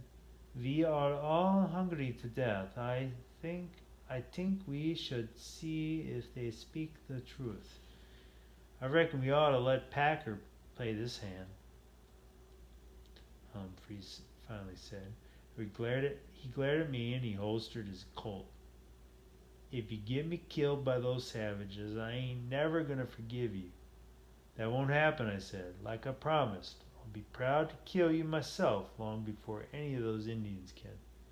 Humphreys cocked a querulous eye toward me and decided it might be healthier if he kept his trap shut. Now that I had disarmed that flaming idiot Wilson Bell and calmed down a spooked bartender, I decided it was safe to invite the most educated and hospitable Indians I had ever met to join us. A rumble deep in my stomach put haste to my steps when I went back to visit with Powderface. You attend Harvard?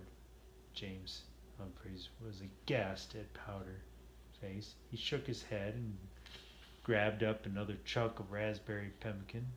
How in the world did that come about? Having his belly full had changed the bartender's opinion of Indians considerably. Everyone of our troop ate ravishingly on the jerky and the pemmican the youths generously provided in great quantities. Even Wilson Bell had decided that filling his potato trap was better than shooting someone. I was gratified my diligence and level-headedness had borne fruit. Powderface was not much older than me. I judged him to be in his mid-20s. He wore his long black hair in braids and draped over his chest. All told, he looked very much like the other youths who accompanied him, although none of them spoke good English. They did manage to communicate with us. What set Powderface apart was his shiny black leather boots. Moccasins will freeze your feet off in the winter time, was his response when I questioned him about them. All they're good for is sneaking up on someone. I don't do that. I believe it to be a lack of etiquette. I lit up a cigar Powderface had given me and listened with great interest to his answer to Humphrey's question. Powderface grinned. I not only attended Harvard, I graduated third in my class. I also excelled in sports such as rowing. But to answer your question, some years ago, Chief Urway in his wisdom foresaw that Indian tribes would have to deal with the white man. It had become quite plain that the government in Washington could not be trusted to honor any agreements they made. Alf Rankin chuckled. It doesn't take a Harvard education to figure that out. Powderface did not grin any longer. Our way of life was threatened with extinction. Too many times Chief Urway had witnessed or learned of the government's lack of ability to keep its words, and nearly every time the Indians paid with their lives and their land. I was chosen to become educated by the white men, to learn the motivations behind their actions, and hopefully to guide our people into lasting peace. I spoke up. We're all glad you've decided not to go around killing innocent prospectors. Powder-Face's expression turned sad. I believe I have learned too much. The white race is motivated by greed for possessions, things, land, and of course gold. The yellow metal that causes men to destroy the very land on which they live to get their hands on it. Any man who would do such a thing is insane and not responsible for his actions. The people do not kill those who are not sane. This would go against the teachings of any god you care to name. Are you saying we're all nuts? Al Franken said sharp. I do not need to judge this, Powder-Face said. Look at yourselves. All of you are dressed in rags. The worst of the winter is yet to come, and already you are starving. I know you did this to yourselves in a quest for gold. There's no other explanation possible. Javier have a gold mine, Frank Miller interjected.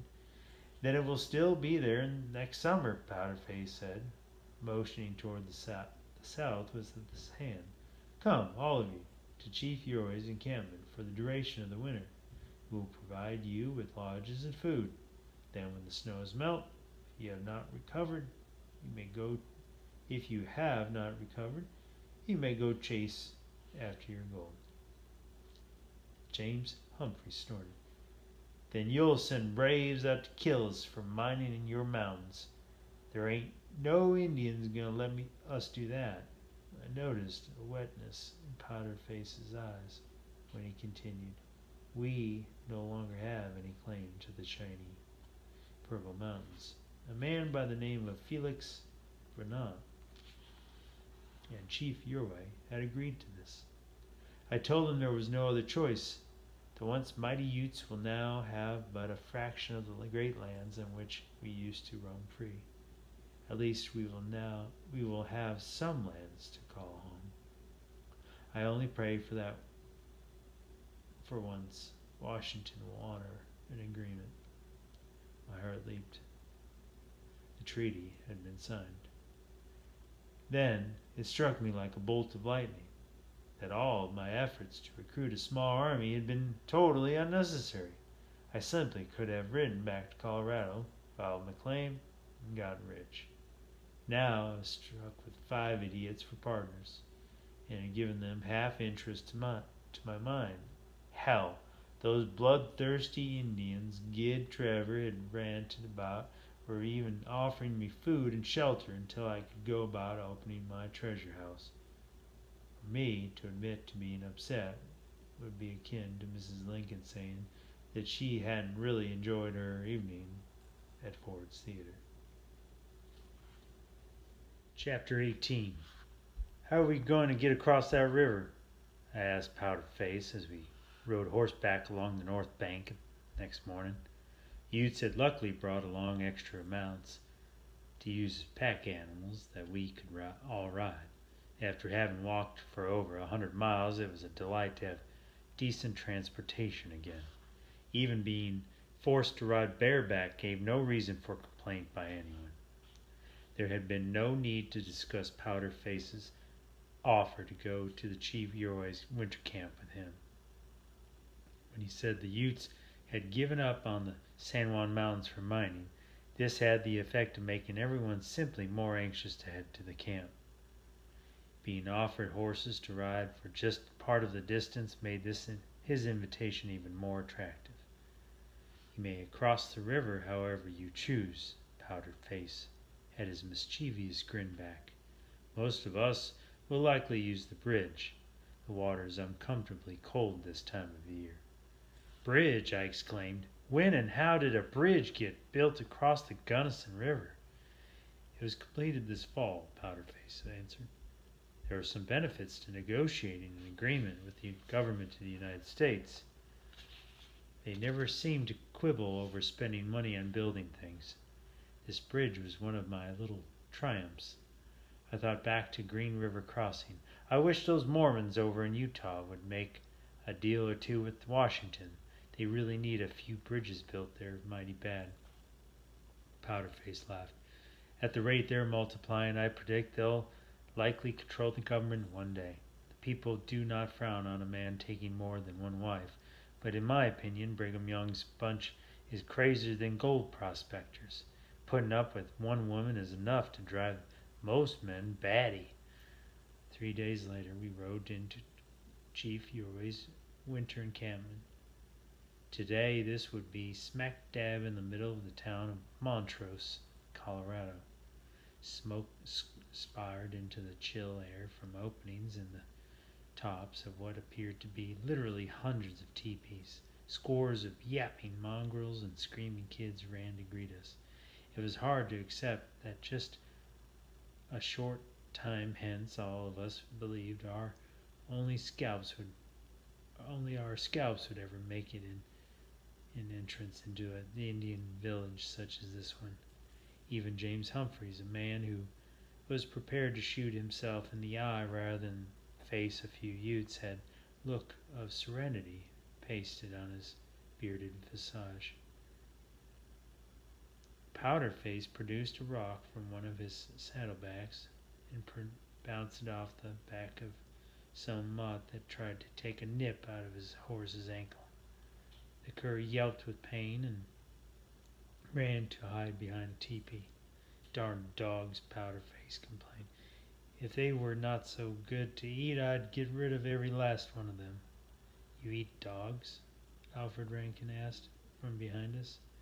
As do you, my friend, Powderface said. What kind of meat do you think was in the pemmican you've been eating with so much relish these past few days?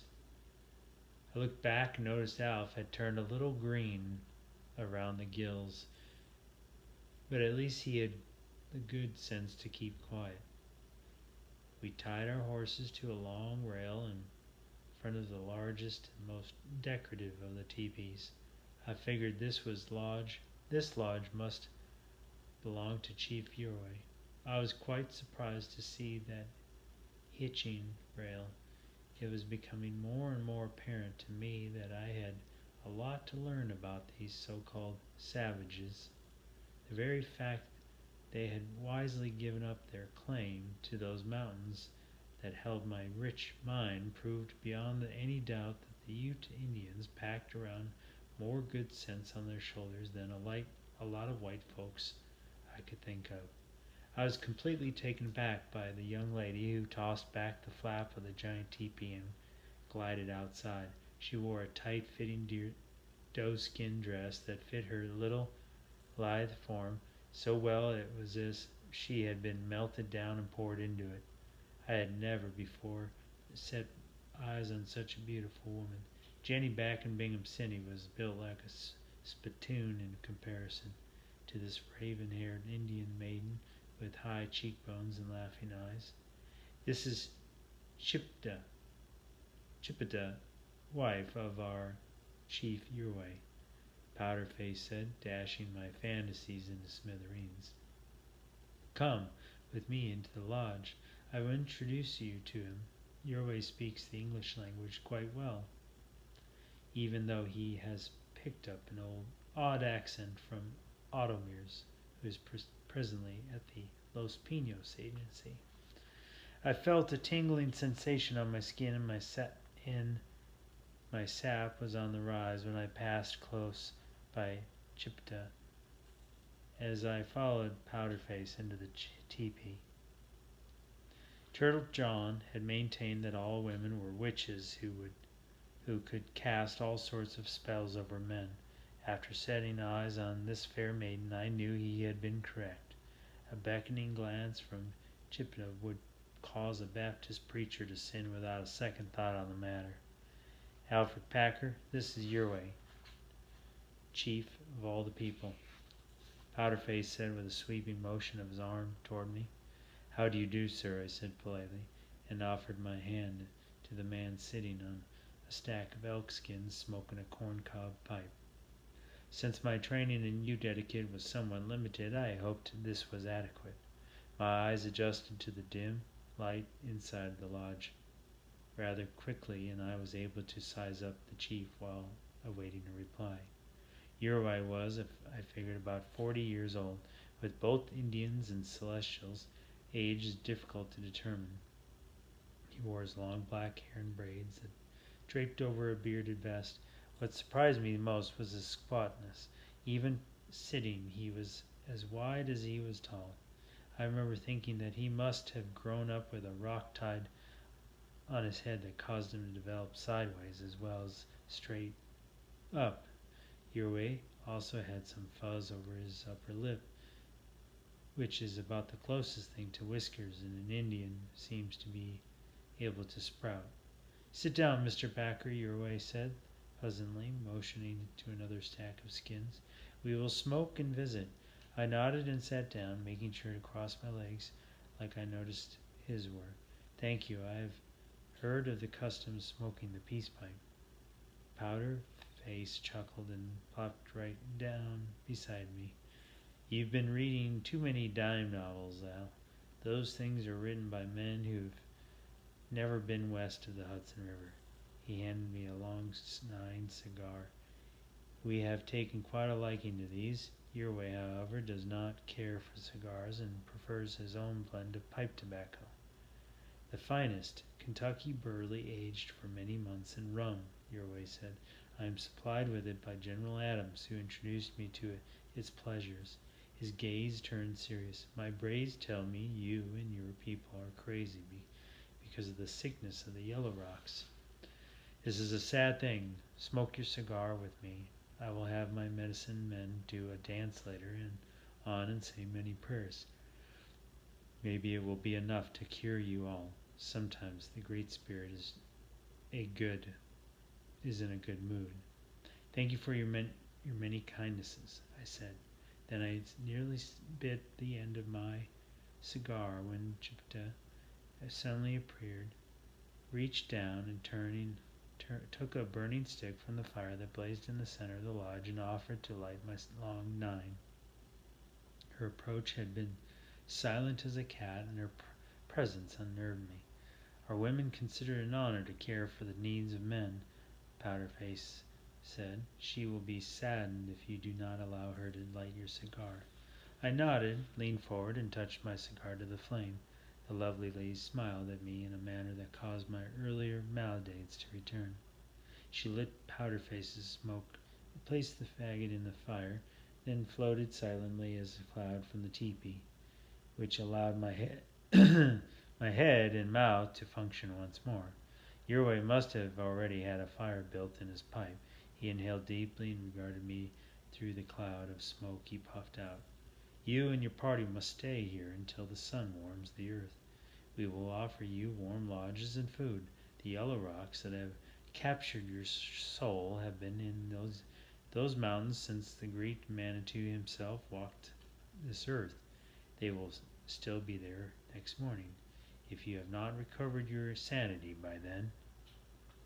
I said, "All of us are very grateful for your kindness, Chief Uriwai. I will speak to many people.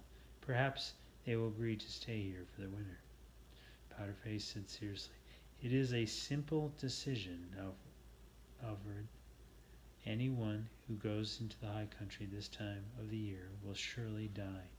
I do not believe gold will be of much use in the spirit world, even for white men." I smoked that wonderful cigar and mulled things over in my mind. I had not had any tobacco other than the smoke Powderface had given me earlier, since my supply of long nines got washed away with the red mule. One thing I learned to admire about Indians was how they never seemed to get into a dither over making decisions. What bothered me the most of all was the fact that Uriwai had agreed to that treaty. This meant any simpleton could stumble across my rich strike, remove my claim papers from the rock cairn I had built, and replace them with their own. From Israel Swan I had learned that to make my claim legal, I needed to have it filled with the courthouse in Seguich. I did not feel it prudent to mention the fact that I hadn't already done so. I'm rather certain this small detail might have upset Frank Miller to the point he could have balked at financing our expedition.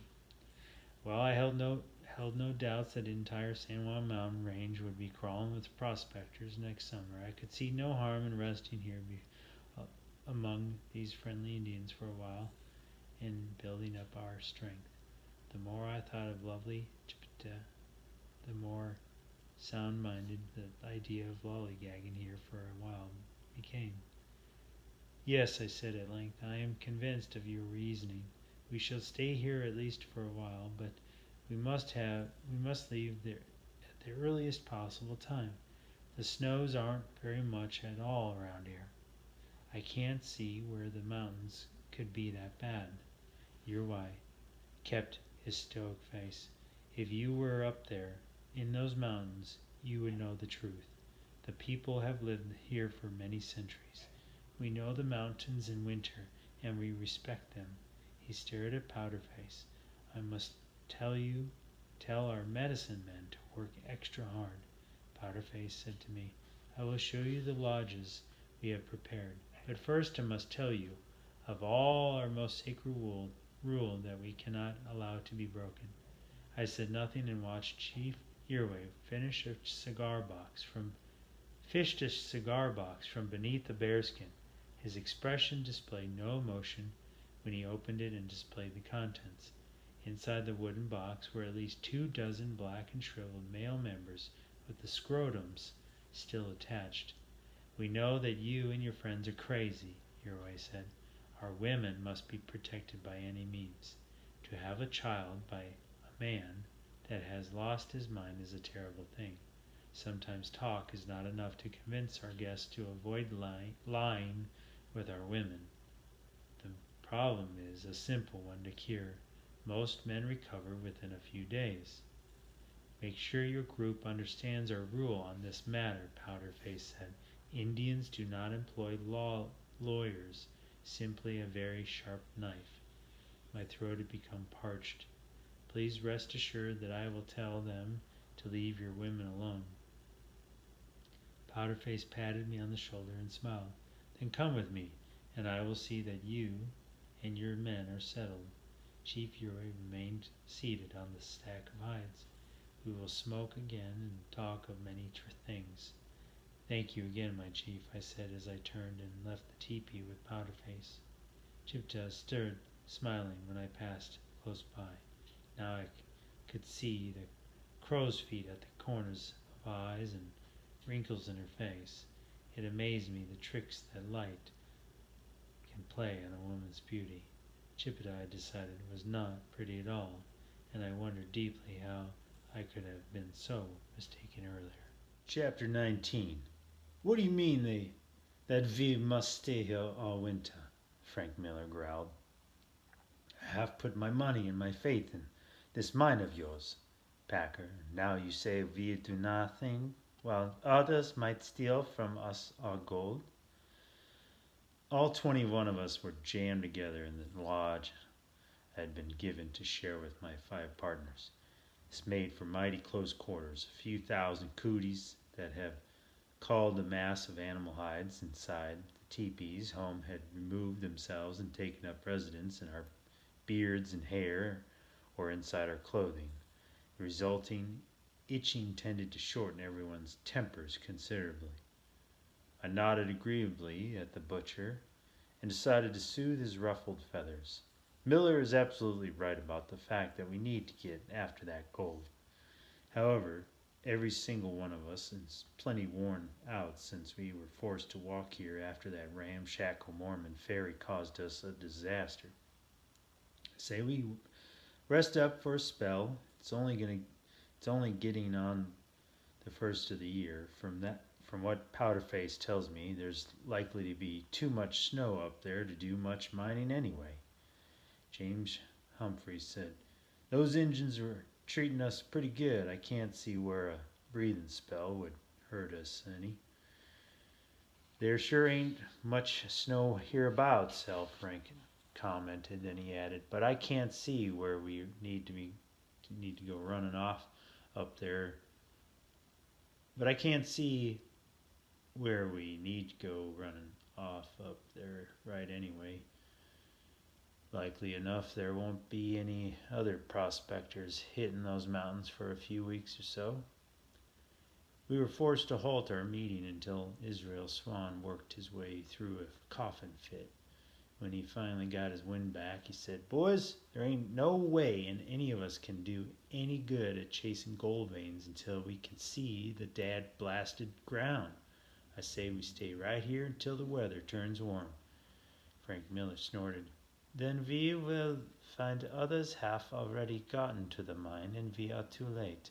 I have paid much, and I have say we go soon, and we be there when the snow melts."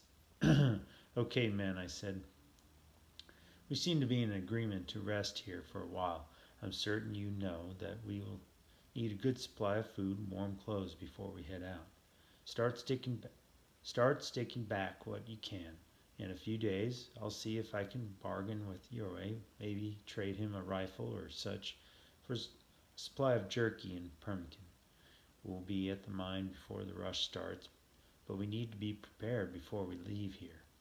The Utes have been plenty decent towards us," George Noon said. Wilson Bell squeaked.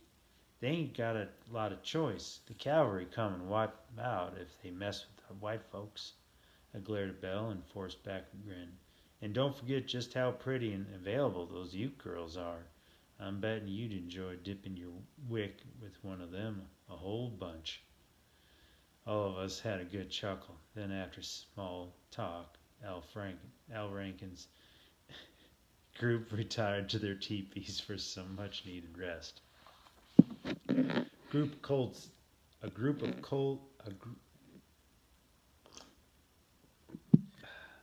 A few cold snaps and moderate snowstorms kept everyone content to remain in Yorway's encampment the entire month of January. While I had stayed in camp and kept Chief Yorway and Powder Face entertained by smoking with them and telling them stories of my seafaring years, they were both captivated by my tales of the ocean. Other members of our group had joined in hunting parties. The Utes were most generous in dividing up the meat to be smoked into jerky or pounded with dried berries and fruits into pemmican. The Indians were most fascinated by Frank Miller's ivory-handled knife. The manner in which the thin, razor-sharp blade that sliced thin strips of lean meat for curing caused the butcher to receive many offers for his stiletto. He dismissed them all with a shrug and a grunt. Many comely squaws smiled and offered other incentives to obtain his knife. Since the lead had gone out of his pencil, he paid them no mind. I found this disappointing, even more so that Wilson Bill still had all of his equipment intact. Occasionally people just refused to act in a manner you wish they would. The first week of February was a restless time for my 5 partners. Game had been very plentiful, and we had managed to lay in a store of food that would last us for many weeks. This fidgety feeling was enhanced by clear blue skies and a return of warmer weather. Alf Rankin and most of the group had become lazy from eating too much and lollygagging around. They had voiced to me that they were quite content to hang around the encampment until Chief Yorway said it was safe to head into the White Peaks and to the south that beckoned with a siren's song. A full moon was hanging low and blood red in the night of February 8th, when my partners and I held a clandestine and faithful meeting in our teepee. "Men," I said, as we sat in a circle around the flickering fire, "from the looks of things, we're going to have an early spring if we want to get a jump on everything that's going to be heading into the San Juans. I believe we ought to plan on leaving." I have been worried," Frank Miller said. "I think Al Packer is right about we should go now. The snow is melting and we have much food to eat." "What about the others?" Israel Swan said. "Alf Rankin and those boys have stuck with us this far," I said. "They aren't ready to leave just yet. If those men go and change their minds, they can follow our tracks. It isn't like I haven't asked them to go along. Chief Roy simply has them frightened, is all. Israel Swan said, I have been around gold rushes all my life. From what I know, those mountains will have prospectors crawling around on them thicker than cooties in a teepee. If we've got plenty to eat and warm clothes, I can't see a problem.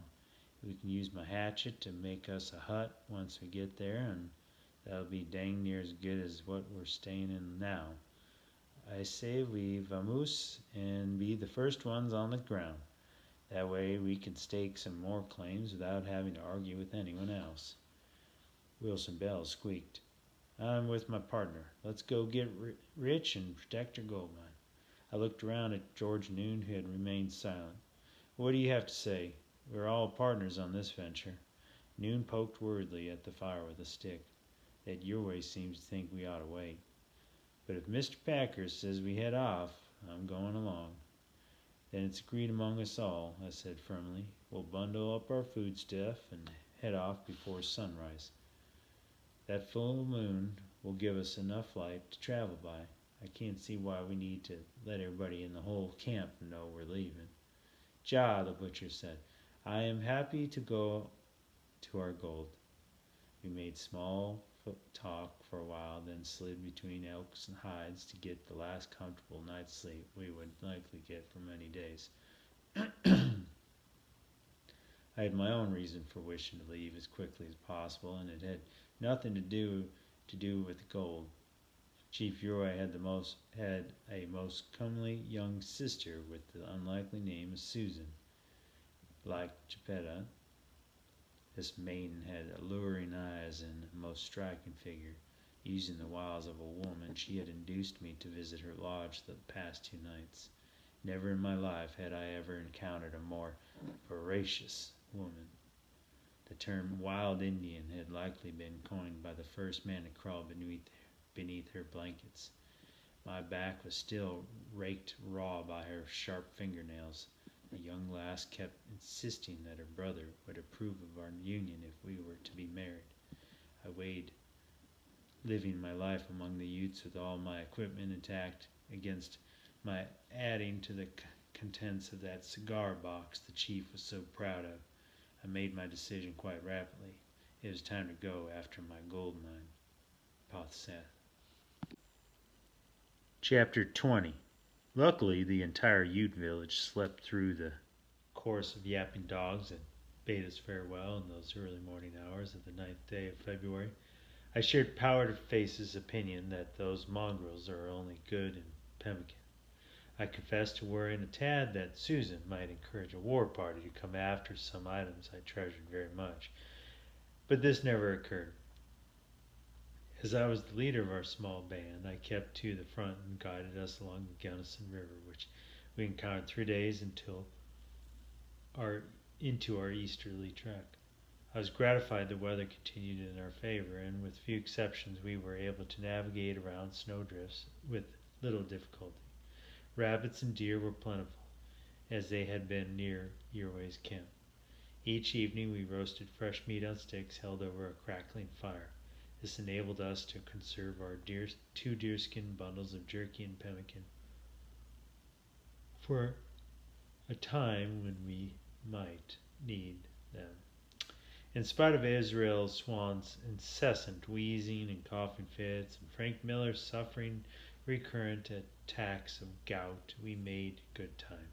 Drawing closer to that shining white mountain of dreams seemed to have a salutary effect on all of us. The 6th day we passed by those 3 black monoliths where I had been forced to bury my sacks of gold. Sacks of gold ore.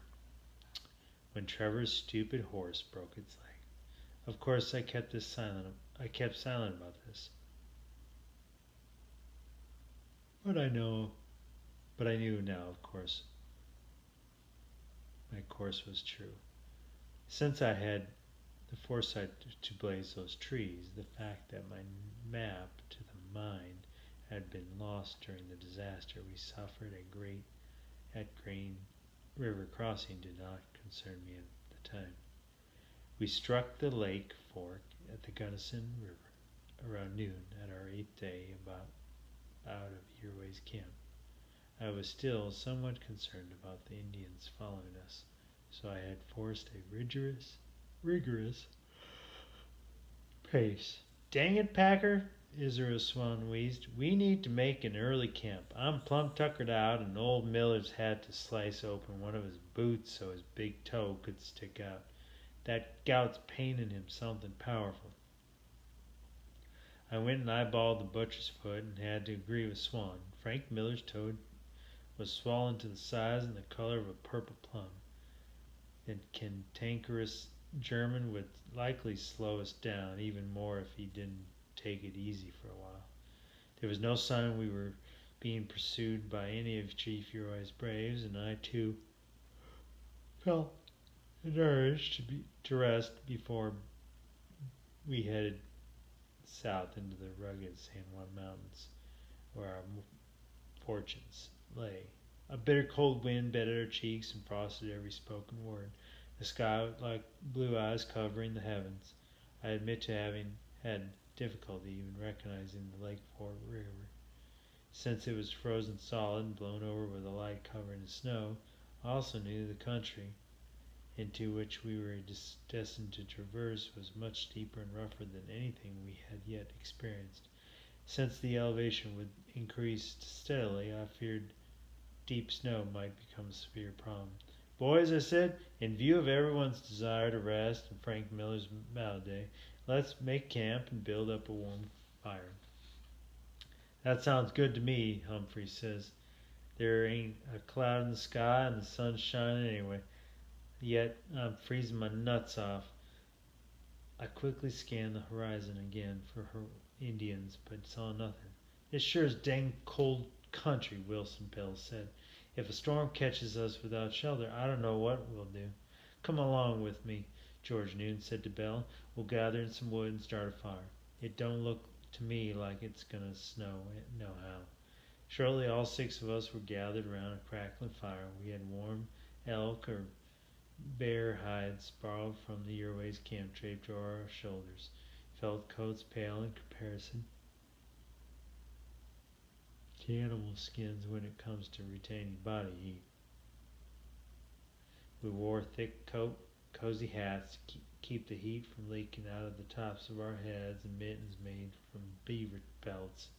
The only real failing turned out to be our boots. The blistered, bitter cold that had numbed our feet, then worked its way upward from there. I think when I am a rich man, Frank Miller said, staring at his swollen purple toe, I will live in California. This weather I do not like. The summers up here are really nice, said James Humphreys grinned. If you're not here that week, Packer, I'd reckon you'd miss this whole show. I agree with the butcher. California, especially down the southern part along the coast, is where I want to hang my hat. That's where I'm from originally, George Noon said, drying out his mittens against the fire. My father was in business in Los Angeles. He died suddenly when I was in Bingham City, and I just don't know what else to do but stay there.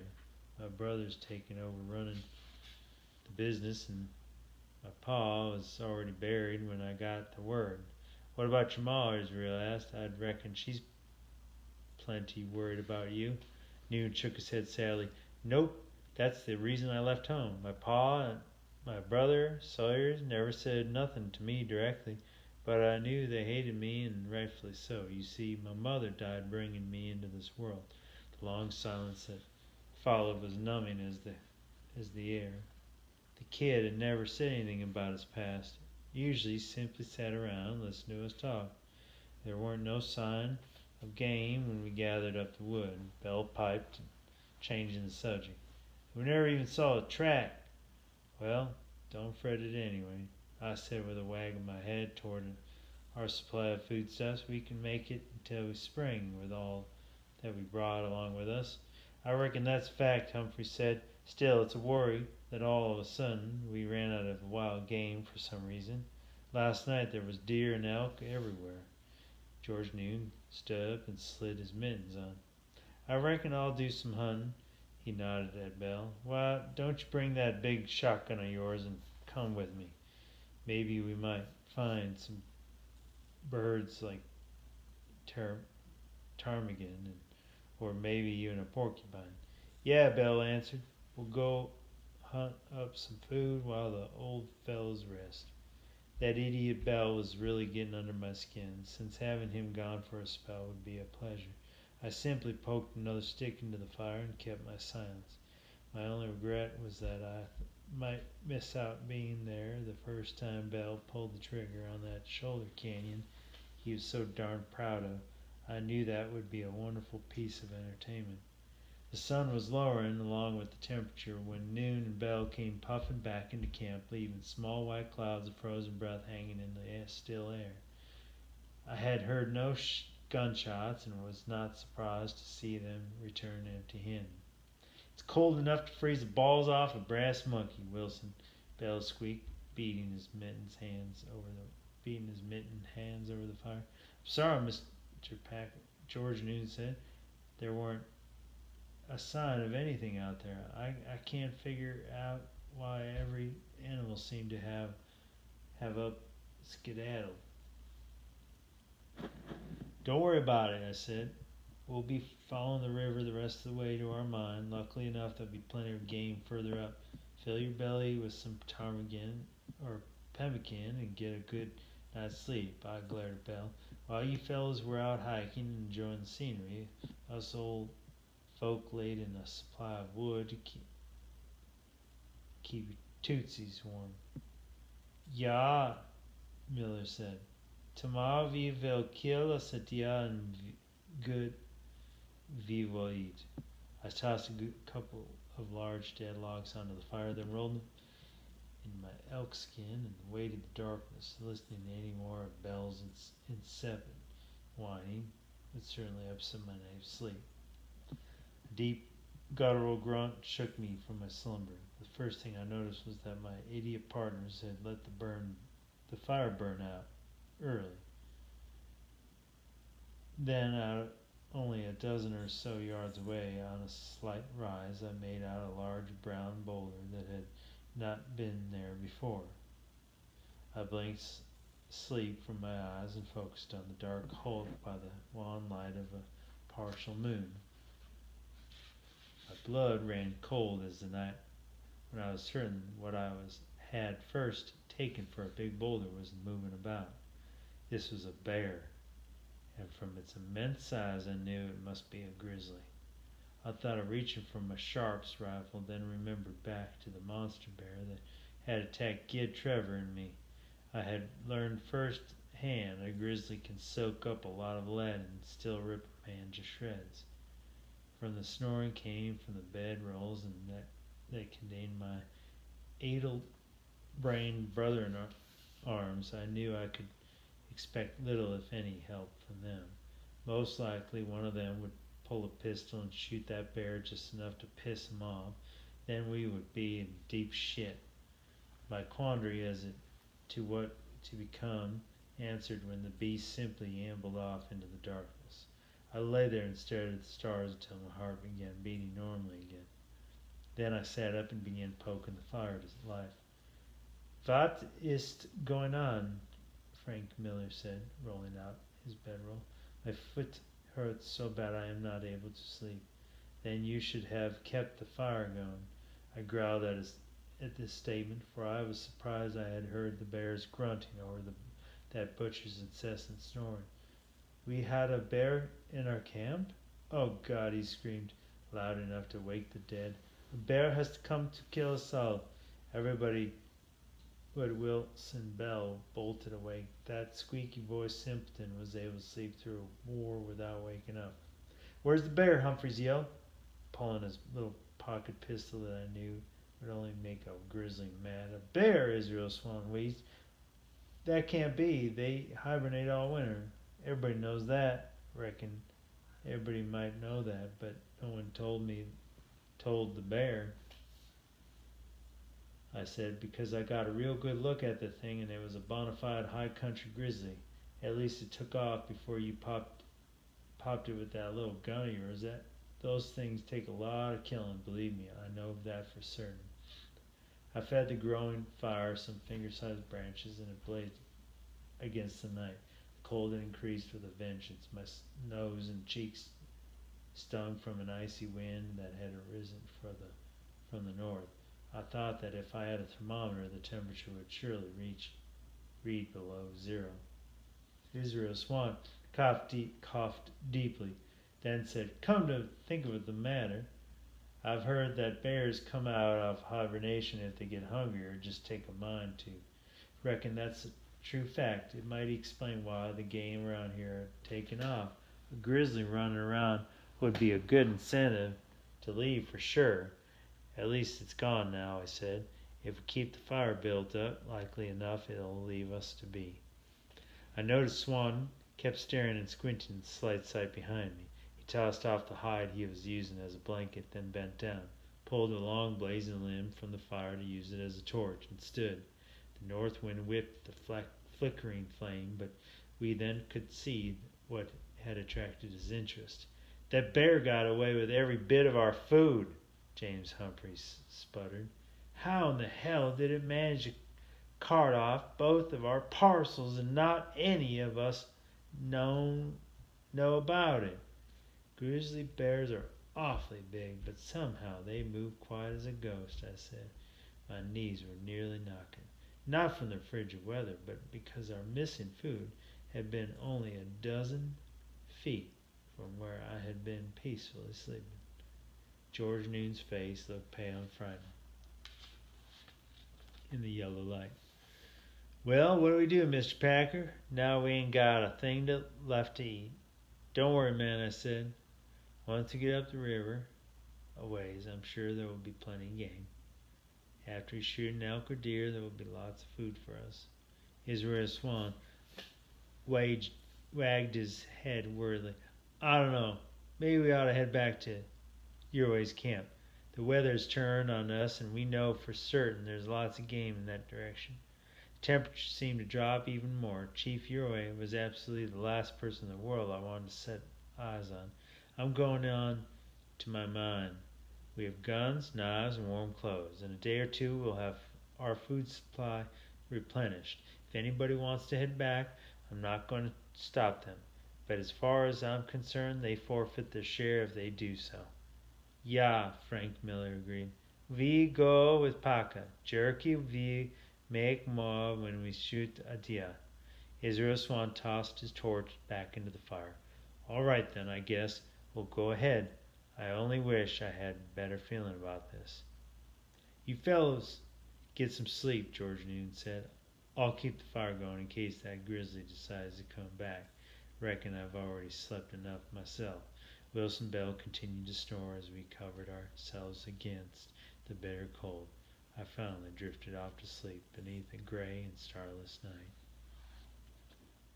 Chapter 21. I could barely move my arms and legs when I woke the next morning.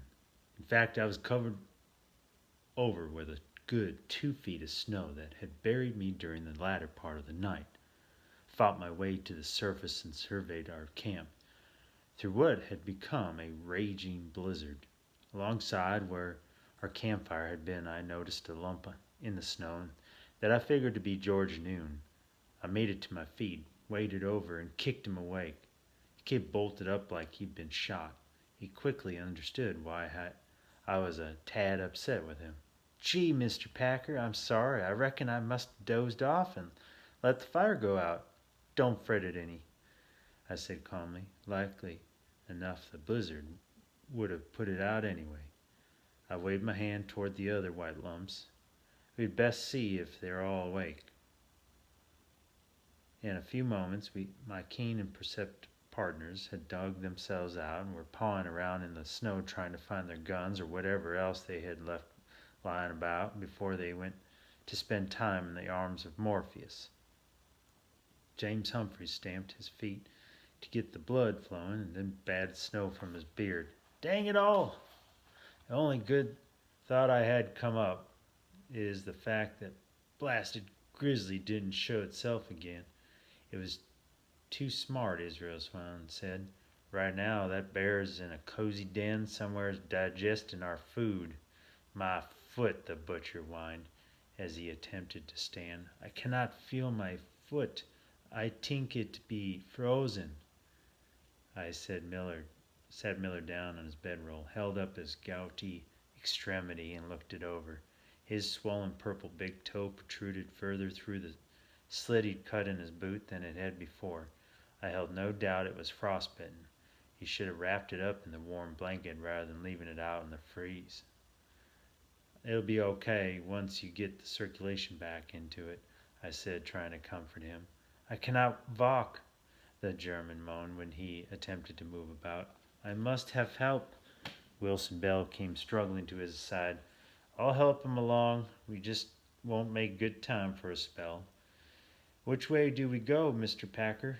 Noon asked. I squinted into the swirling, raging snowstorm. Upriver, men, I said with conviction. That's where the gold is. Israel Swan sputtered through another coughing fit. I just hope we're still alive when we get there. Around midday the snow abated, yet the sky remained pewter. With me being the strongest of our group, I broke the trail through drifts, some of which were over 4 feet deep. Following close in my wake were George Noon and James Humphreys. Israel Swan kept coughing so much he even held back Wilson Bell, who was dragging along Frank Miller. By my best estimate, we had traversed over a mile. I sure wished we could see some of that wild game you were talking about last night, Packer, Humphreys grumbled. Things are getting mighty hungry out. Don't dwell on it, I advised. That's the worst thing you can do. Now that the snow's quit falling, I'm sure we'll find something to eat in a while. Yeah, he snorted, or something will come along and eat us. For supper that night, George Noon and I took Swan's hatchet to the riverbank, chopped through the hard frozen earth, and dug out a goodly supply of cattail roots. Thoughtfully, I had brought along several waterproof containers of lucifer matches, and the rest of our party had a cheery fire going when we returned. Roasted cattails are quite nourishing, if not very tasty. All of us had a full belly when we rolled up inside our warm bedrolls to get a good night's sleep. It hadn't snowed anymore, and the temperature had even risen slightly. I couldn't explain why everyone seemed so upset with me over the way things were going. For the next 3 days we were forced to subsist on more roots, rosebud bush pods, or the inner bark of aspen and pine trees, all these, however, make for wholesome and healthy fare. We had brought along a couple of light frying pans, which came in handy for melting ice for drinking water. No one should eat snow to quench their thirst. Not only will a person become dehydrated, the cold snow will lower your body temperature considerably. I also employed a skillet we had bought from the Mormons to cook up tree bark that had been pounded into a paste using the handle of my bowie knife.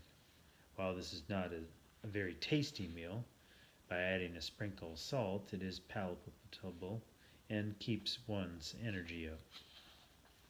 I knew in my heart that if we kept our wits about us, everyone would be fine. The single biggest problem I faced, which became more obvious to me every day, was the fact that all my partners were quite short on wits. Frank Miller kept moaning and complaining about his foot hurting.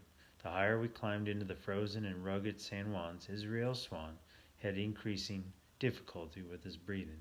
Most days he cost us over an hour's traveling time because of his coughing fits. On a couple occasions he had dropped to his knees and spewed a sprinkling of bright red blood onto the snow. I knew now his lungs were in far worse shape than probably even he had realized. I grew severely worried about his health. How much further is it to that mine of yours, Packer? James Humphreys growled at me as I fried up a skillet full of tree bark for supper that evening. We sure ought to throw up a shelter and let the butcher and Swan rest up for a while. At the rate this bunch is traveling, I said rather testily, for I was becoming tired of being the brunt of everyone's abuse. We might get there a day or so after the second coming, but to answer your question, I estimate we're only about 10 or 12 miles from it. When we get to that big lake I told you about, the strike is only about a mile or so above there. We'll build us a good shelter once we get to the lake, just like we've planned all along. Better be some game about shortly, Wilson bell-piped with that shrill voice of his. We're going to need some meat to keep going. You've always said there'd be plenty, and we ain't found nothing at all to eat that's any good. I wonder just how well you know this country. You're welcome to go back to your ways camp any darn time you feel like it and lose your share of the gold, I retorted. There will be game up by the lake for certain. If you'll do more helping out than complaining, we'll get there sooner. Bell was saved from picking a fight with me, which he would have lost rather badly, when Frank Miller raised his head toward the gray sky that had covered the sun for days and began praying loudly in German. The butcher had never seemed to show good sense, and lately he'd been losing more ground in that area. Let him pray, Mr. Packer, George Noon said, placing a hand on my shoulder. I reckon everyone's getting plenty worn out. Tomorrow I'll take my rifle and scout around a bit. If I can shoot some game, that'll brighten up all our spirits. Yes, I said as I flipped over the tree bark in the frying pan. I suppose that would help us all. 2 days and about 8 miles later, young George Noon came up dragging a big porcupine behind him with a short rope.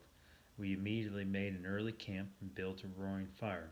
I rolled the prickly animal by using a heavy stick up close to the flames and began the process of burning off the sharp quills. I must say the kid's earlier prognostication was correct. The wonderful pork-like meat had the effect of raising all our spirits.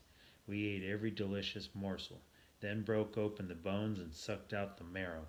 That evening we bundled up for a good night's sleep with full bellies, and for once we were not subjected to Frank Miller's bawling and praying incessantly in German. By my best recollection, we arrived at the lake that is now named San Cristobal on a cloudy afternoon, the 26th of February.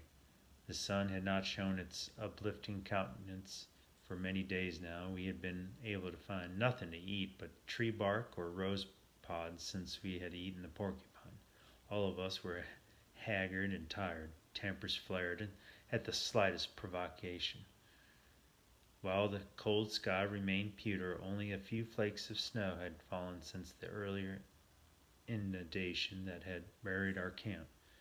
As we made our way through the increasingly rugged country to the lake where we were intended to make a permanent camp, snowdrifts, some of which were over 8 feet deep, impeded our travel greatly. Frank Miller now had to be carried along by 2 men. George Noon found it in his heart to help out the old man. At least Miller's running out of steam had slowed down his caterwauling considerably. Israel Swan puffed, wheezed, and coughed, but he kept moving under his own power. I must admit that this expedition was not going as planned. Nothing, however, that had happened thus far even began to prepare me for the shock of what I saw when we finally made our way to the valley that held the iced-over lake that had shimmered so beautifully in the autumn sun last fall.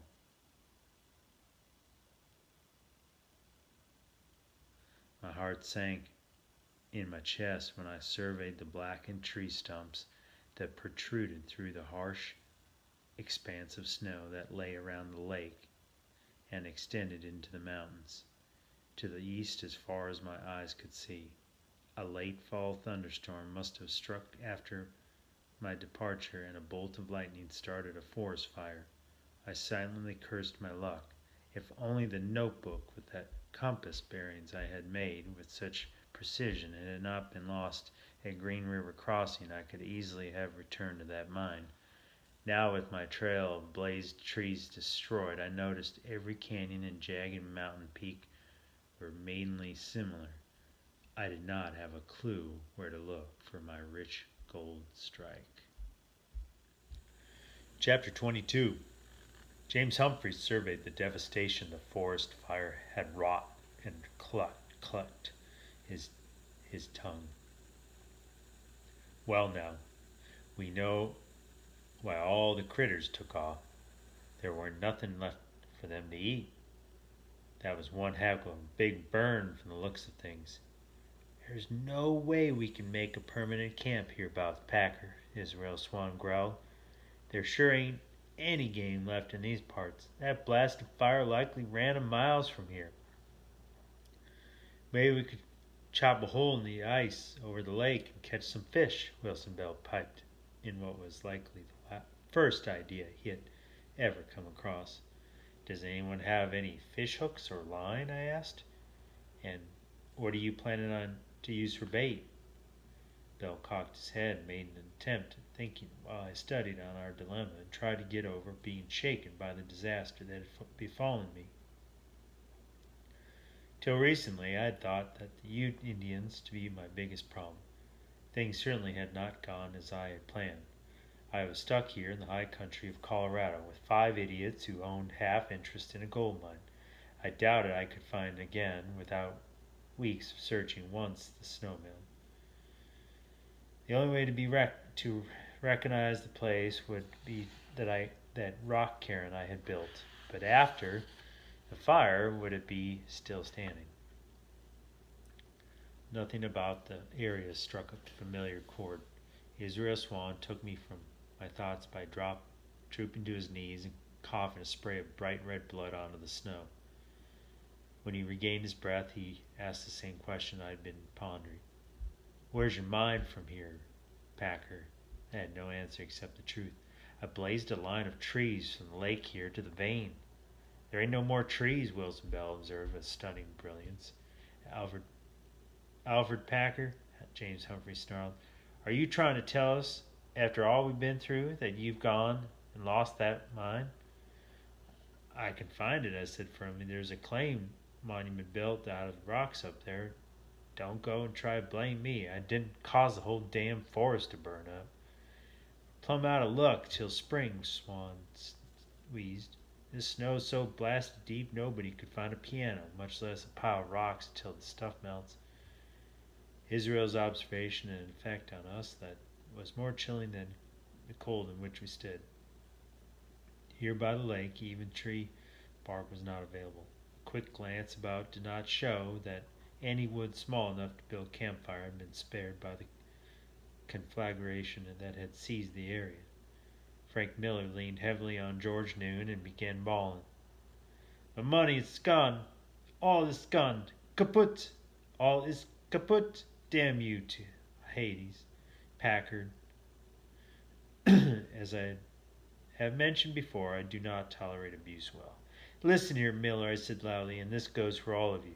There is no way, or anyone else could have foreseen this. I accept no blame, but if we're going to survive this, you must listen to me, James Humphreys said. We're listening now, just like we've done all along, just the results that I'm concerned about.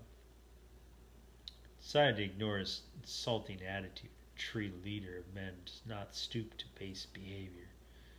There is an Indian agency over that pass to the east, and that kid Trevor and I passed on our way up here to the lake last year. That's where Chief Uri and his tribe spends the summers. It's called the Los Pinos Agency, and there will be plenty of food once we get there, for that is what I say we do. The game has been driven off by the fire, and we have no choice. But remember, I put a claim on that mine, and when the snow's gone, we can find it and mine that vein just like we had planned long ago. We all could have stayed right there at Uri's camp and saved ourselves a passel of grief, Swan observed. I did not share Israel's views on the passel of grief part. However, I could see where he'd come up with the feeling. There was not a single morsel of food left for us to eat, and by my best estimate, the Los Pinos agency was likely a good 30 or 40 miles distant by taking a shortcut through the pass. We could not tarry here any longer. Daylight's burning, I declared. I'm mighty sorry that God went and started a fire, but if you want to stay here and blame me for it, go right ahead, for I am going to the Indian Agency. We're coming, Packer, James Humphrey spat, and if you can't lead us straight to where the agency is, I'll plan to kill you. Can't find the place, I said. Cold as the air. You may as well save your bullets, Humphreys, because we'll all be dead real soon. I did not bother to look behind me as I trudged off through the waist-deep snow toward what is now called Slumgullen Pass. Forest fire had not crossed west of the Lake Fork River of the Gunnison, nor burned much below Lake San Cristobal, which explained why I did not notice the lack of trees until we came to the valley where the lake is. I felt the strings of my partner's insults, even though I had led them to firewood and cooked up 3 heaping skillets of tree bark for supper that night. Little would have been gained by argument. I endured their slings and arrows with stoical indifference. This disaster, while not of my doing, had understandably caused my partners distress. I knew once they had berated me sufficiently, they would feel better. My goal was simple and clear-cut. If I did not see to their safety, no one else in our party had the intelligence or the fortitude to do so. That night I was taken aback and became concerned when Wilson Bell joined Frank Miller in howling prayers to the starless sky. Bell, of course, did not know German, so he mostly snivelled in gibberish. The fact of the matter was, Wilson Bell had just lost what little mind he possessed. I simply did not know this at the time. Next day we started up in the rugged mountains from the bottom of Slumgullen Pass when those pewter clouds had been keeping us company, began dropping flakes of snow larger than chicken feathers. Around an hour later, a terrific wind began thrashing at us from the north. Fortunately, I found a ledge of rocks surrounded with trees in which we took shelter. We had been caught in a blizzard. I could not see 10 feet ahead of me. For anyone who has never been caught in such a situation, I must describe her plight. Howling winds whipping through around trees and rocks picks up snow from the ground and adds it to what has fallen. Resulting ridge melee renders any sense of direction impossible. Men have been found frozen to death only yards away from a cabin or even a town, but were unable to find safety in the icy whiteness that stings a person's face and eyes like 1,000 scorpions. To build a fire is impossible. All we could do was hunker down beneath blankets and share the warmth of each other's bodies to keep from freezing to death. I remember hoping that God understood German. Maybe Miller's prayers might help us out of this fix yet. Chapter 23. We lay against that rock ledge, hunkered beneath our hide blankets for 2 days while the storm screamed and wailed unabated among the craggy peaks like a vengeful hellhound. Driven by an icy and furious breath, the snow built quickly over our makeshift shelter. I forced sleep from my wearied body in order to stay awake and brush away the accumulated white death before it choked off our air and suffocated my poor partners. Frank Miller, bless his soul, prayed his fervent German prayers for an entire day before he grew silent and went to that realm where he could find out firsthand if God had gotten his message. Worst of the matter was, Wilson Bell then took over the praying and yelling. His primitive, guttural screams blended with the howling of that blizzard and continued until he eventually tired. Bell then dropped his chin to his chest and began staring around with darting wild animal eyes. As do all storms, this one eventually ceased on the morning of the 3rd day, almost as if offering an apology. A glaring sun that gave no warmth appeared when the clouds departed and the wind stopped its howling. George Noon and James Humphreys helped me dig ourselves out in the level a flat spot on which we could build a fire, for the weather was dreadfully cold. Israel Swan attempted to help, but was too weak to do so. He was forced to sit and watch, his face pale as a ghost. Every short while he would break into a racking fit of violent coughing that sprayed more blood on the glistening snow. Wilson Bell leaned forward, rested his weight on the knuckles of his closed fists, and surveyed us with darting wild eyes while we worked. He looked for all the world like some ferocious beast waiting to pounce. With the death of his partner, what little mind he had to work with had snapped like a rotten rope. I have wished 1,000 times since that I had followed my instincts and tied him up hand and foot, but alas, fate dictated I would not. The storm had caused me to remain without sleep or even some tree bark to soothe my hunger pangs for 3 days. Now my stamina and strength were becoming quite taxed. Snowdrifts had blown so deep that to obtain wood for a fire we found it necessary to lie flat and struggle up to the high dead branches as if we were swimming in water. Should all that snow have been spread out evenly on a level plain, I estimate it would have been 10 or 12 feet. The howling winds and jagged mountains peaks had conspired to cause drifts, some of which had buried a 3-story building to barren strips that showed only scoured gray rock. Once we had a warm, cheery fire crackling away, 4 of us crowded around it and stood stock of our dire situation.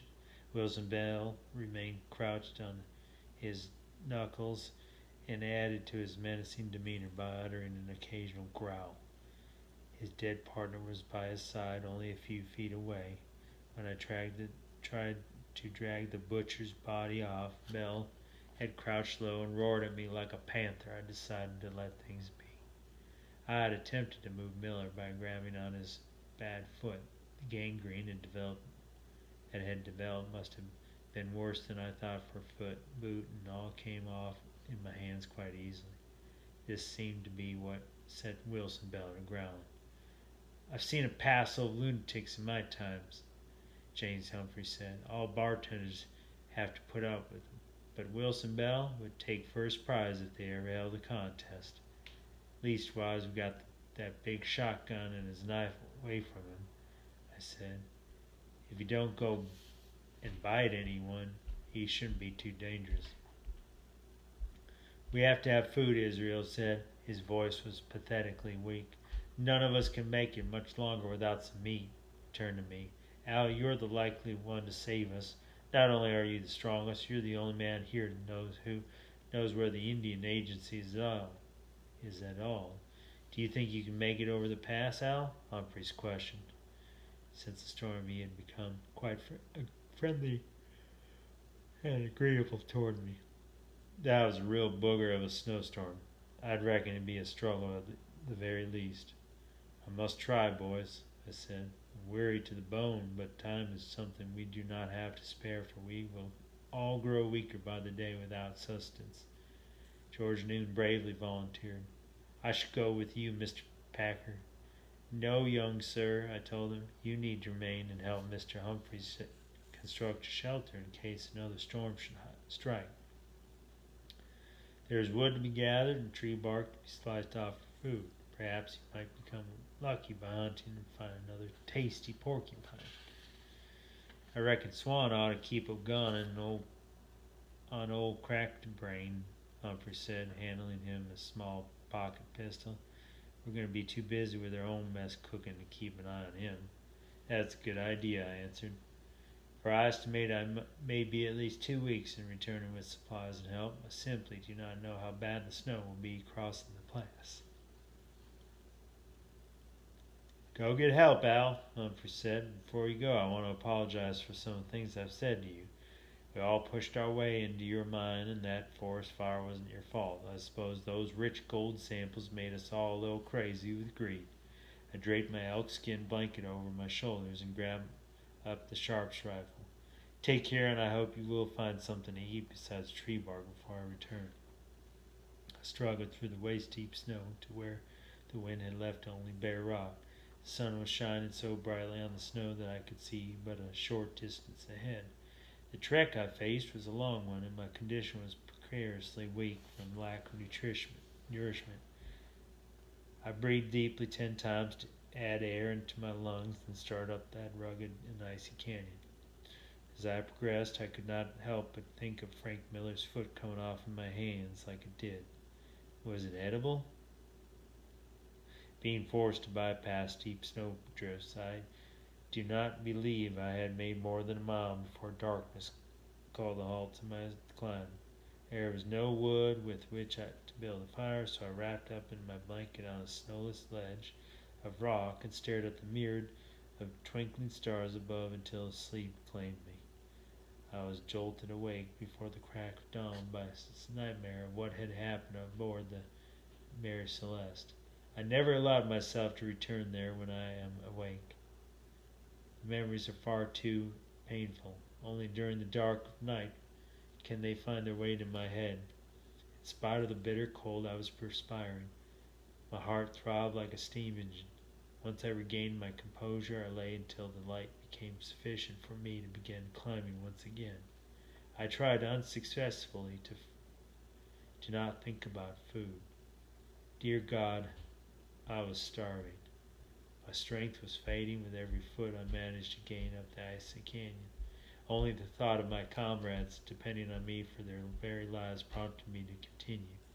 I found a rose bush that had a few dead and dried buds on it.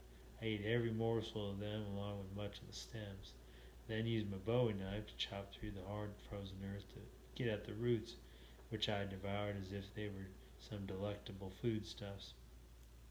It was not good. My stomach began hurting terribly, and I became so nauseated I lost my meager rations. I rested for an hour or so, and then began my struggle anew. I believe it was around noontime when my journey ceased to have any meaning. I faced not only my own doom, but also that of my poor partners.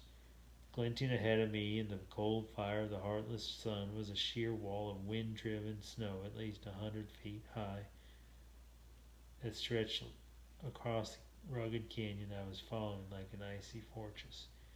It would be impossible to cross. I knew in my breaking heart that I did not possess the strength to try to find a way around this impediment. The sheer walls of rock on both sides were ice-covered and far too treacherous for a man in my weakened condition to attempt to scale. There was no choice I could have made but that of returning to my starving comrades and hope they had been lucky and had shot some wild game for food. Descending from the mountain was much easier than my climb had been. I also had the trail to follow that I had made on my struggle upward. The furrows through the high drifts and the areas of deep snow lessened my efforts considerably. The fall sun had lowered behind the white peaks to the west, and the darkness was beginning to enshroud the craggy mountain valley when I encountered the aroma of roasting meat.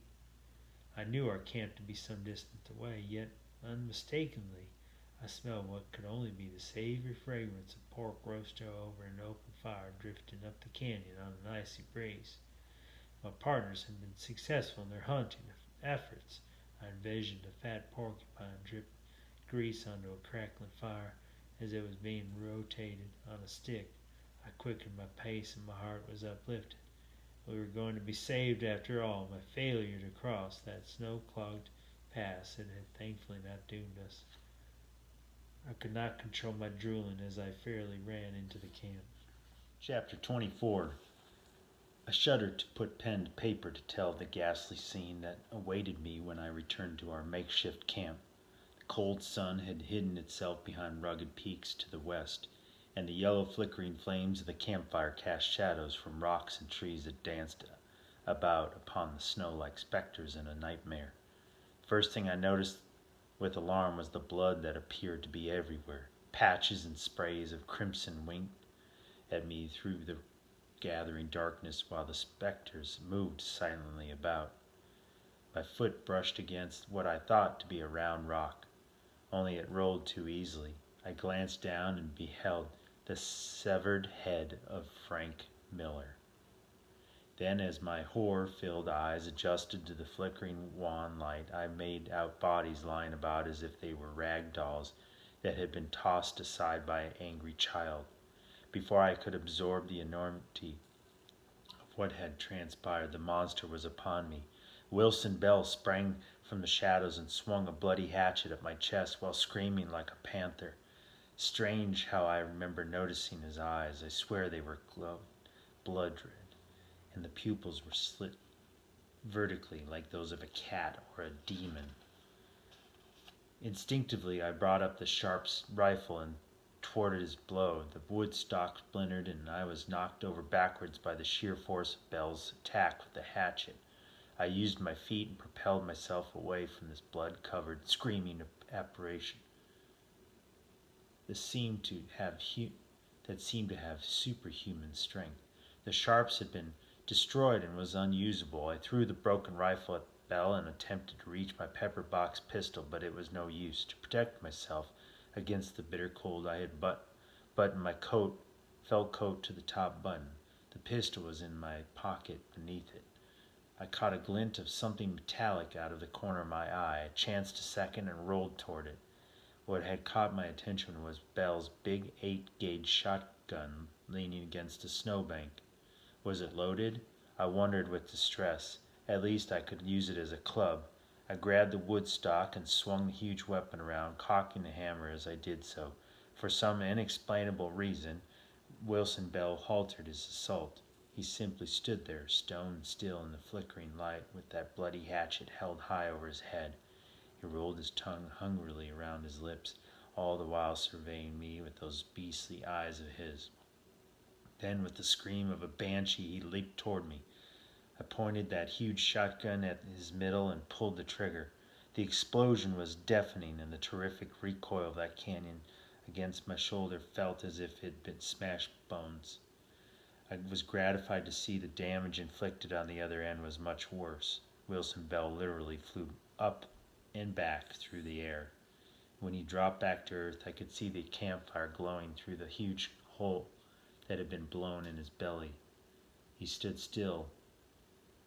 I watched in pure horror when he actually grinned at me. Bell looked about for his hatchet, then he focused on the gaping hole where his middle used to be.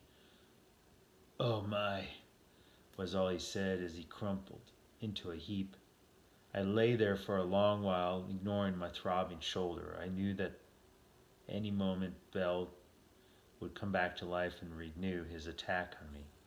Of course, he was stone dead. However, I took the precaution of taking out my pepper box pistol before I approached his motionless form. Keeping the gun pointed at him, I kicked his worthless body several times with my hobnail boots.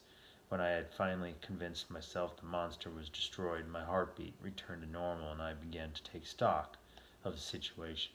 I quickly came to realize that our original party of 6 men, I alone, was still within this mortal coil. Frank Miller had died on his own from blood poisoning. Wilson Bell, in his insane state of mind, had somehow gotten hold of Israel Swan's hatchet and viciously slaughtered him with it. James Humphreys and young George Noon I found hacked to death on the other side of the campfire. I did not notice their bodies right away. I focused on the leg of a man that was spitted on a stick and dripping grease into the fire. The little sizzles from the hot coals were giving off the aroma that had earlier guarded my attention and started me to drooling. Good God, was I hungry. It all boils down to what is edible, doesn't it? Meat is, after all, meat. The drooling and salivating returned uncontrollably. I fought it down once again. I dragged all the bodies of my slain companions, except for the demon-infested Bell, to the fire and laid them out. I even retrieved Frank Miller's head and placed it back on his frozen torso.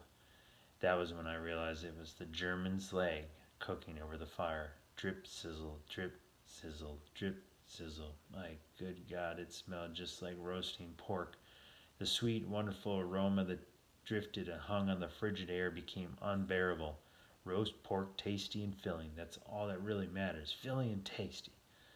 There are only two choices: survive by any means or die. Good God in heaven, I had not a thing to eat for days. I am not a stupid man like many others. I had learned from Billy Kincaid's dying after eating that prairie dog. I roasted Frank Miller's leg very thoroughly before I ate it. The morning broke bright and blue over the pass to the east. The mountains remained caught in the icy embrace of winter's talons, yet for the first time in a very long while I did not notice the cold. I had enjoyed a dreamless night of perfect sleep and felt refreshed, and I was not hungry. There's no way I can possibly convey the euphoria and sense of peace and calm that enveloped me like a soft warm cloud. I went to the fire and added more fuel. It blazed wonderfully. After I had eaten my breakfast, I sat there by those bright flames, and I felt, well, as if I were becoming Turtle John. Fritz Kenyon and I had visited many lands in the South Seas. There we had found many civilizations that not only practiced cannibalism, but openly embraced its merits. In many cultures it is considered an honor to be consumed by one's friends. By doing so, those of the living add the spirits of the departed to themselves. In this manner the dead live on. The euphoria I enjoyed, I knew, was due to the spirits of my comrades becoming part of me. They were asking, begging me to consume them so they might yet live on. I vowed I would honor their wishes fully. Then I bolted upright. My heart throbbed in my chest wildly. Wilson Bell's evil spirit was here too. It had to be destroyed, lest it infect me. I knew where the spirit lived, however. I cut up his foul heart and burned it to ashes in the fire. The feeling of tranquility returned as the smoke from Wilson Bell's charred heart drifted away along with his demon soul. My 4 remaining friends were most proud of me. I know this because they told me so many times during the long nights and weeks I spent there on that snow-covered mountain honoring them. The flesh and spirits of my comrades sustained me until the ice and snow began to melt and run clear and cold in the creeks. I am no fool. I realize how the narrow minds of those who enforce the law would likely view my actions, even though I had done absolutely nothing wrong.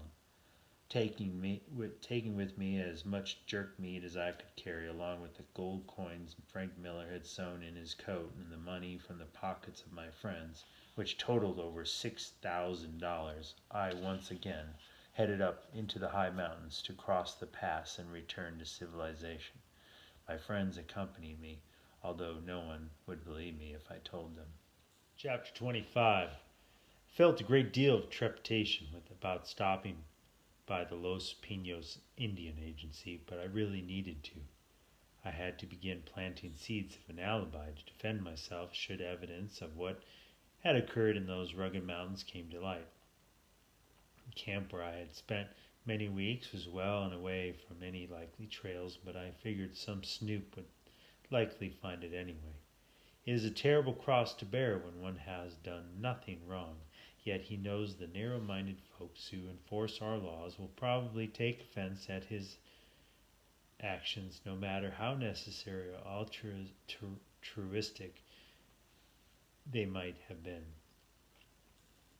The possibility Chief Urian and that rascally young sister of his, Susan, might be at the agency increased my discomfort as I walked along what is now called Cochitupa Creek. I was amazed as to just how little snow was about, and wondered deeply what month of the year it was. Time since I had begun honoring my companions was like looking back into some strange and foggy dream. I caught a scent of smoke. My sense of smell had become quite acute, and retreated into the towering pine trees so that I might survey the agency without exposing myself to undue peril. When I saw the solitary peeled log and chink building that was the Los Pinos agency, I relaxed. If Chief Uriel was there, the place would have been covered with teepees galore instead of the half-dozen or so that were in evidence. There would also have been a good supply of mongrel dogs yapping at me, for Uriel liked to eat dog very much. I tossed away the meager supply of smoked meat I still had with me into some bushes with much sorrow. Lean strips of breast are so sweet and tasty. I remembered the words to a popular slave song that I felt appropriate to the occasion and began singing them. Nobody knows the trouble I've seen. I kept my cheerful attitude till I came to within 100 yards or so of the front door.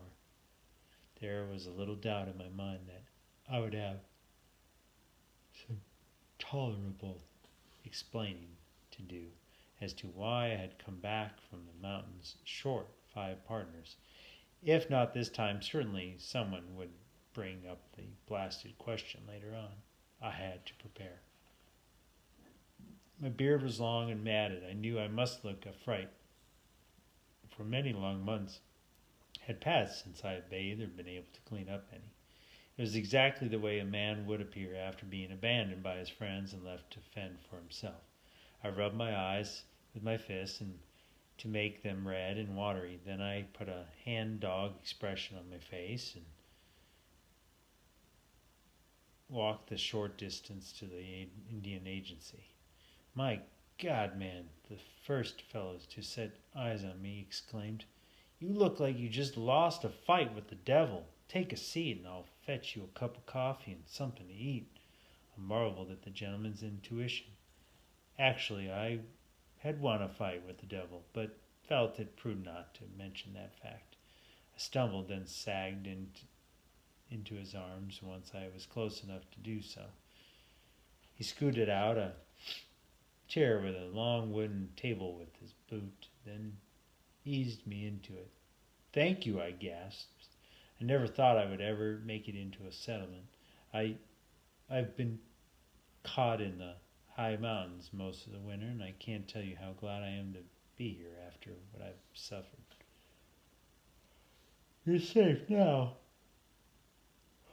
"You are safe now," the man said, as 2 others who seemed to be the only persons in attendance came to my aid.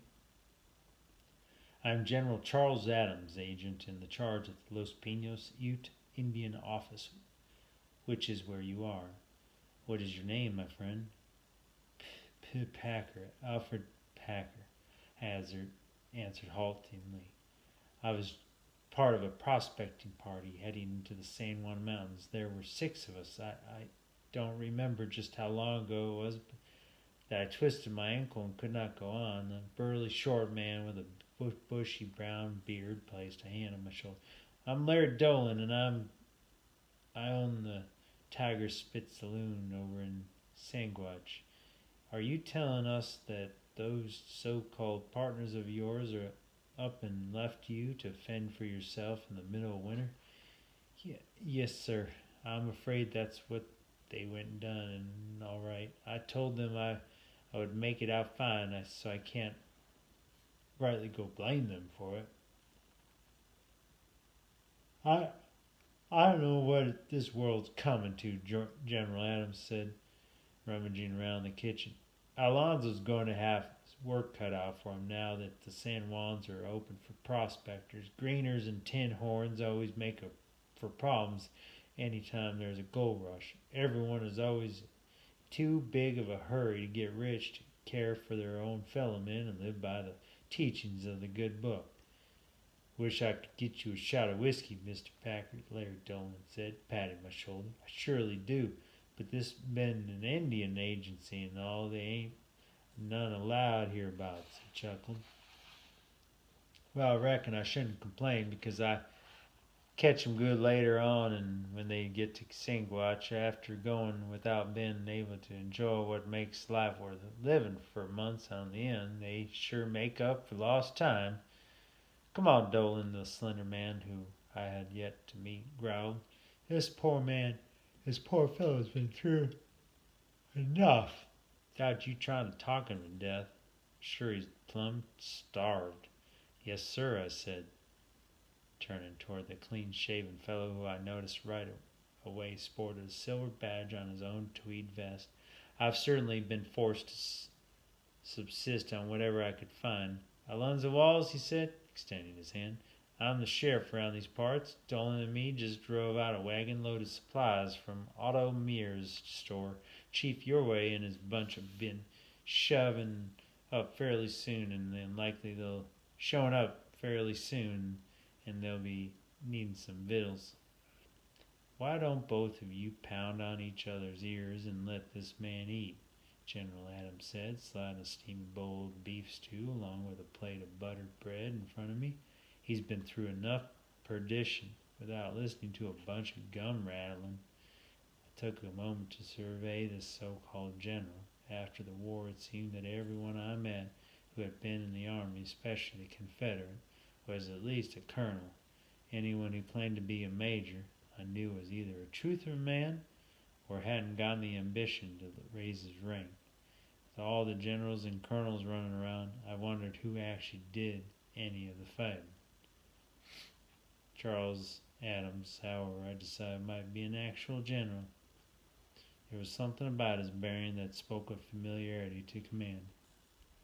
He was a decidedly natty fellow who wore a gray suit, white shirt with a black bow tie, like one of those ghastly things President Lincoln used to wrap around his neck. Adams was short, had brown short hair, neatly trimmed, and a walrus mustache that dropped at his cheeks, making him appear sad. Small, wire-rimmed glasses that perched on the end of his beak spoke of a career government man for certain. I sipped from the steaming cup and smiled. It has been a long while since I've tasted coffee, sir. I thank you for your hospitality. Might I ask what May I ask what month this is? An expression of concern crossed the general's face. Why, I suppose you won't know after being abandoned in those terrible mountains. This is the 16th day of April. Do you remember the date when you were left on your own? I drew down my brow impulsively. It was sometime in February.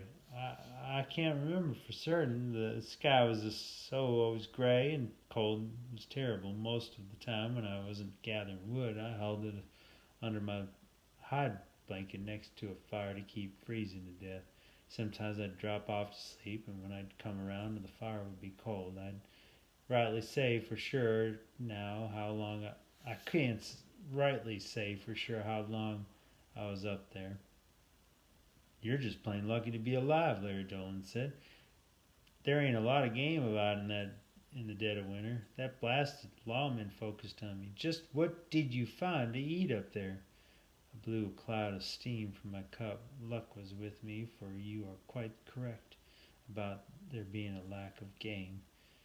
My partners had left me with enough rations for about a week. As I mentioned, my ankle was too swollen for me to move too much. Those bastards left him. A man in that condition ought to be hung, Larry Dolan interjected. Alonzo Walls nodded coldly.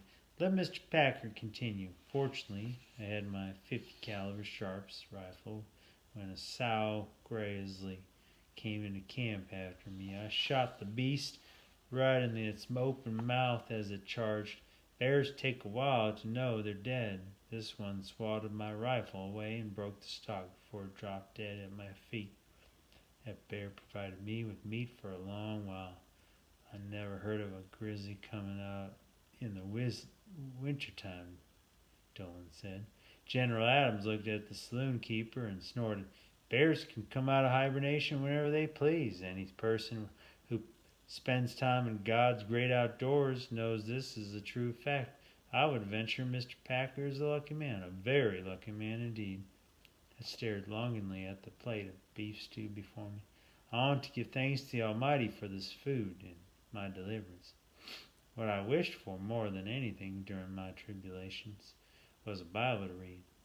General Adams' lower lip quivered slightly. Then he went behind the counter and returned with a black leather-covered Bible. Here, my good man, keep this, and may you find comfort within its pages. He glared at Dolan and then the sheriff. Come with me and let this poor Christian eat his food. I patted the good book and attacked the stew as I knew they expected me to. The meat tasted dreadful, but I choked it down while smiling broadly at my benefactors. I felt gratified that blasted sheriff seemed to have had all of his suspicions allayed with my story of the grizzly bear. Lawmen, being basically dullards, are sometimes easy to sway. At the time, I had no idea as to just how much good I would get out of that Bible. Chapter 26. It was getting on to dusk of the next day when that freight wagon I rode in the back of creaked down the dirt streets of Sasquatch, Colorado. Alonzo Walls did the driving while Larry Dolan sat crossways on the seat alongside the sheriff, yammering away as he had done all day long. The saloon keeper would have made a natural congressman or senator, for he would have talked the spots off a Guernsey cow, without saying a single word about anything that mattered in the slightest. Nevertheless, I was grateful they had asked me to come along. Should Chief Uruguay have shown up while I was at the Los Pinos agency, I knew in my heart that he would most likely resort to more than harmless banter. Felt so good to be clean and shaved. Last night I had luxuriated in a copper bathtub full of hot, soapy water. Afterward, General Adams had shown considerable tonsorial skills with shears and razor, due to those blasted cooties that had taken up residence in my beard and hair when I was among the Utes. I had opted for a very short haircut and only retained a trim goatee. Not having my hair crawl around on its own was a blessing. Dolan waved his hand about and said proudly, "This town will be bigger than Denver one day. The location is ideal to service all the boom towns that will surely bloom as spring flowers in the majestic San Juans, while over in Baker's Park, which ain't much but a few shacks nowadays, they claim to have found silver by the ton." Somehow the sheriff got a word in. "Those partners of yours, Packer, I wrote down their names, and come to think of it, you never said where you all were headed. Since you ain't dead, I reckon they didn't break any laws, only I was wondering, it takes a powerful motivation to cause anyone with even half a brain to head into the high country in winter. Hell's bells, the snow won't be out of there for another month or so." "Baker's Park," I said without hesitation. "Like Dolan just said, there's been a lot of rich strikes in that area. We wanted to be among the first there when the snow melts." Alonzo shot a sardonic glance at the distant white peaks where the sun was fading its face.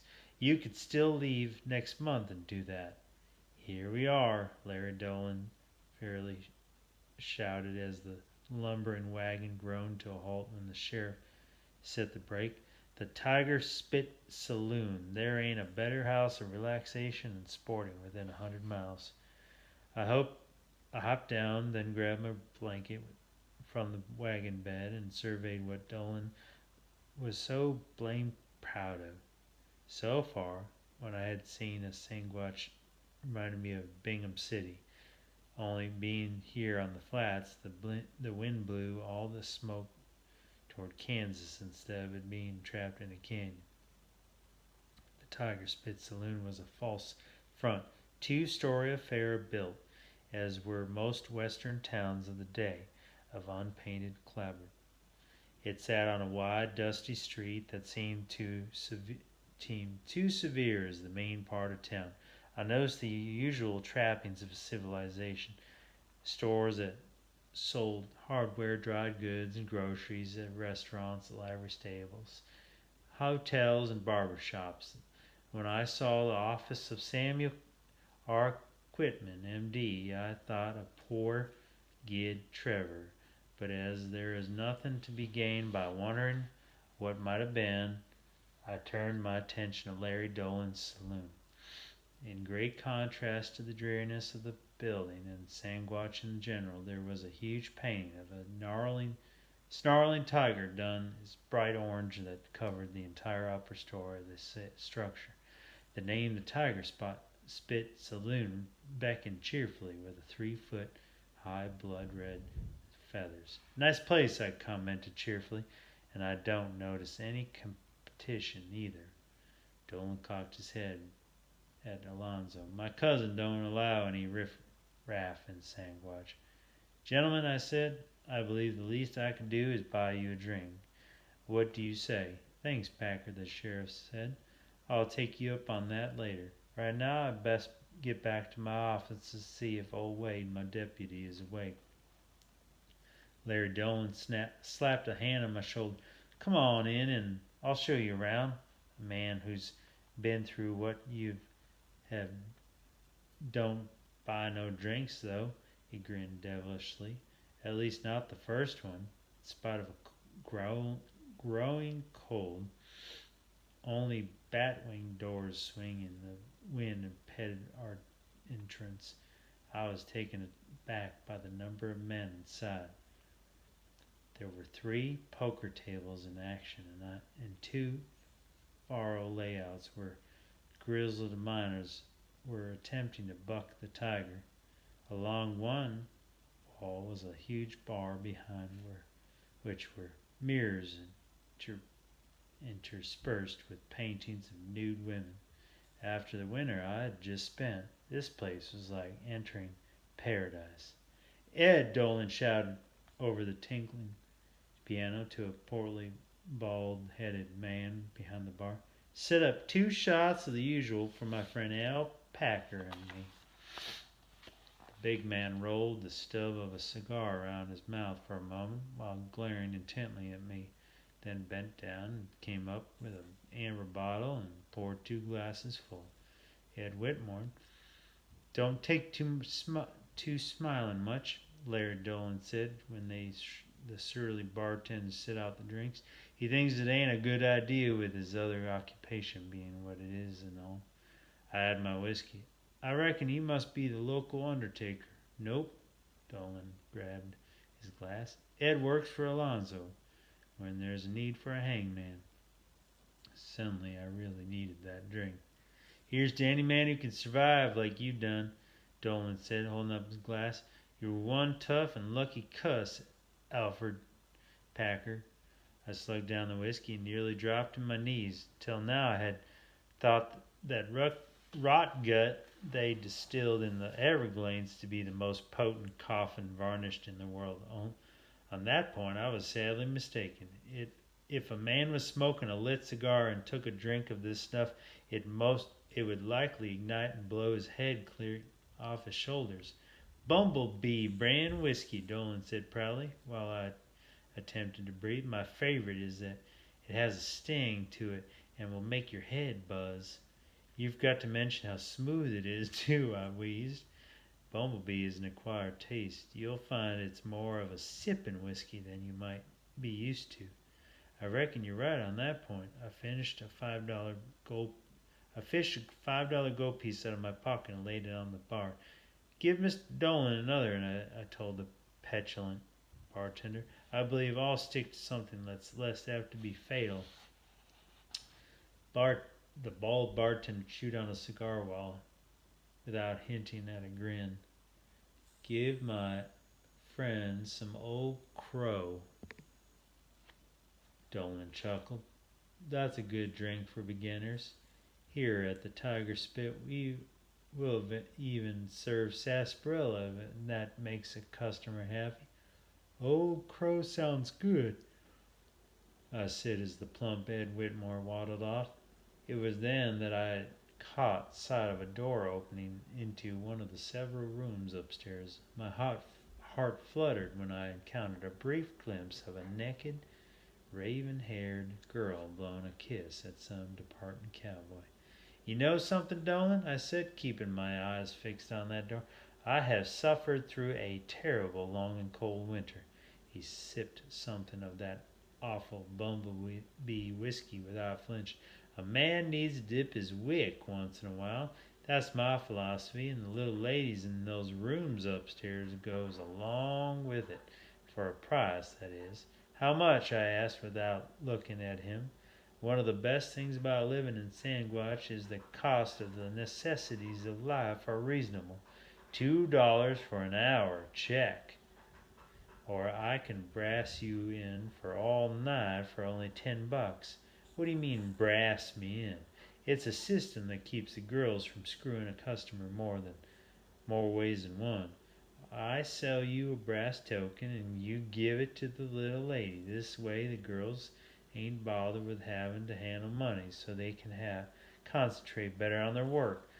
I think I'd enjoy a full night of female companionship, I said, plunkering down a gold eagle.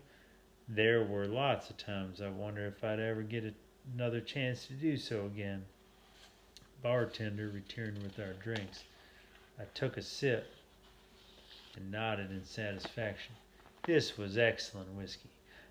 Now, if only the women were of the same quality. Ed, Dolan said, bring over an all-night check for room 3, he turned to me. Leticia Ledoux is her name. She's a chunky blonde, but you'll get more lovin' for your money with a big gun, and Letty sure is big where it counts the most. The black-haired girl up there is in the room at the head of the stairs sure looked cute. Larry Dolan leaned close to not be overheard. Since you're my friend and haven't suffered through a rough winter, I must tell you, her name is Adelaide, and she simply can't seem to get rid of the clap. He chuckled under his breath. I'm always honest when I tell folks she just saw the doc.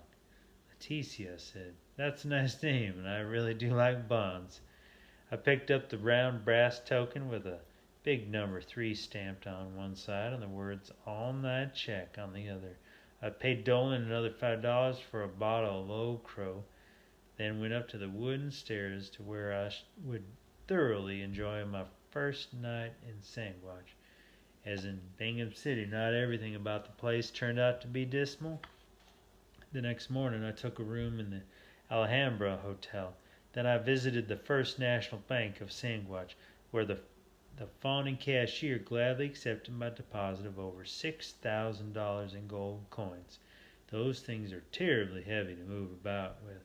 After packing them for days, I wondered anew how Frank Miller had kept from drowning in the Green River. My other honored partners had also insisted that I take their money, for in the realm they had now inhabited, it was of absolutely no use. Israel Swan had donated $600, James Humphreys $500 and change, George Noon, the poor young chap, had only $50 to give me. Wilson Bell, the demon-infested idiot who caused all my problems, had $100 in eagles. I was spending his money first just in case some of Bell's evil might have somehow attached itself to it. I visited Lehman's general store where I purchased a new suit of fine quality clothes along with new boots for mine were decidedly worn out of the trek across Utah. I added a new Colt revolver of .45 caliber along with a holster and a box of shells. After tallying my money over dinner at a Chinese chop house, I found I had 25 more of Bell's dollars to get rid of myself. This would present little problem. I rested the afternoon in my comfortable hotel room, then went to visit my good friend Larry Dolan. As usual, the Tiger Spit Saloon was enjoying a boom business. I had found there were nearly 1,500 souls about Sagwatch. Most of them were awaiting the spring thawing to enable them to get rich by prospecting in the San Juans. I thoroughly intended to join the rush, only I already had a rich strike that would likely present only minor difficulty to locate again. I had decided it would be a prudent move to take along a pack mule with a pick and shovel. These items would certainly not raise any eyebrows. Only I needed to bury some things I had rather not have found. Then I could employ those tools to unearth the rich vein, which of course was now solely my property. Well, you're looking mighty chipper, Dolan announced eyeing my new clothes. And from that grin on your face, I'd reckon little Letty treated you good. I plunked down another of Wilson Bell's tainted eagles down on the bar. I think another night would tell. She certainly is a wildcat between the sheets, that's for sure. Like I told you, Dolan chuckled, you always get your money's worth in Sandwich and the Tiger Spit Saloon. Ed Whitmore waddled over, chewing on what was likely the same cigar he had yesterday. What do you have? He grumbled, tossing down the brass check for room 3. Just a beer, I said. Even good whiskey gives a man a headache the next morning. Larry Dolan chuckled. When you grow up, switch to Bumblebee. It only stings once, and that's on the way down.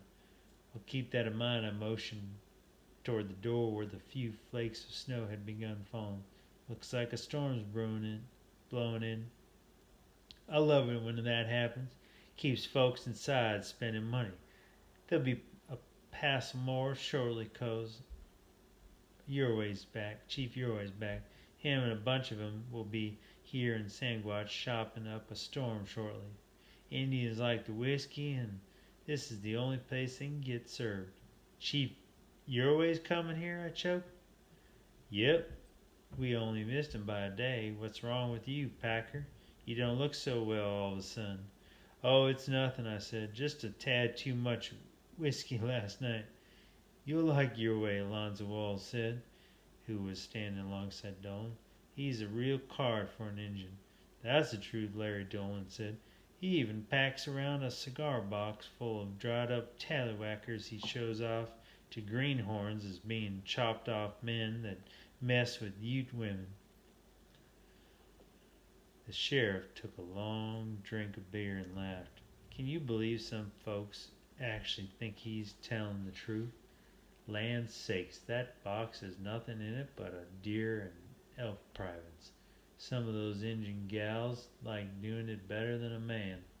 Urway knows that, and his cigar box ain't slowed things down a bit for anyone but Dolan's girls upstairs. I forced my teeth to unclench. I have met Chief Urway before. You are right about him showing off that cigar box. It is just that I have a difficult time accepting the idea that anyone would be fool enough to believe him. Hell's bells, hardly anyone does, Larry Dolan said. Drink your beer, Packer. You look like you could use it. James Humphreys had been absolutely correct when he said Indians were mighty tricky to deal with. Chapter 27. It is never wise to irritate the man who owns the only saloon in town, even more so if his cousins happen to be the sheriff. I realized ahead of time just how upset Larry Dolan would likely become when I rented a small frame house on the outskirts of Sandwich and moved Letty Lou Dew in with me. I had rightly guessed she was one of his biggest money makers. Dolan turned red as a beet and was so angry he hissed like a rattlesnake when I went to the Tiger Spit Saloon to see him. Dang you, Packer, I treated you square, and now I ain't gonna serve you in here no more. If you so much as miss a cuspidor, I'll see to you that Alonzo gives old Ed the job of hanging you. Here in Sandwich we take the law mighty serious. I noticed the ponderous and stoic bartender kept his gray eyes focused on my neck as if he was deciding what size of rope would work best to stretch it. Now, Larry, my friend, I said quickly and sincerely, I would never do anything like that to upset you. It's just that I have a good month or so before I can go prospecting, and it's a nice feeling to have a woman to cook for me and all. Dolan's eyes bugged when I handed him $300 that I had just taken from my account at the bank. What the hell are you pulling, Al? Packer Dolan chirped. I'm simply renting Letty the Dew for a month, I replied. 30 days at $10 per comes to $300 to my way of counting, and then I reckon the snow will be melting and I'll be on my way, and then she won't be any worse for that wear. Ed Whitmore wagged his bald head sadly.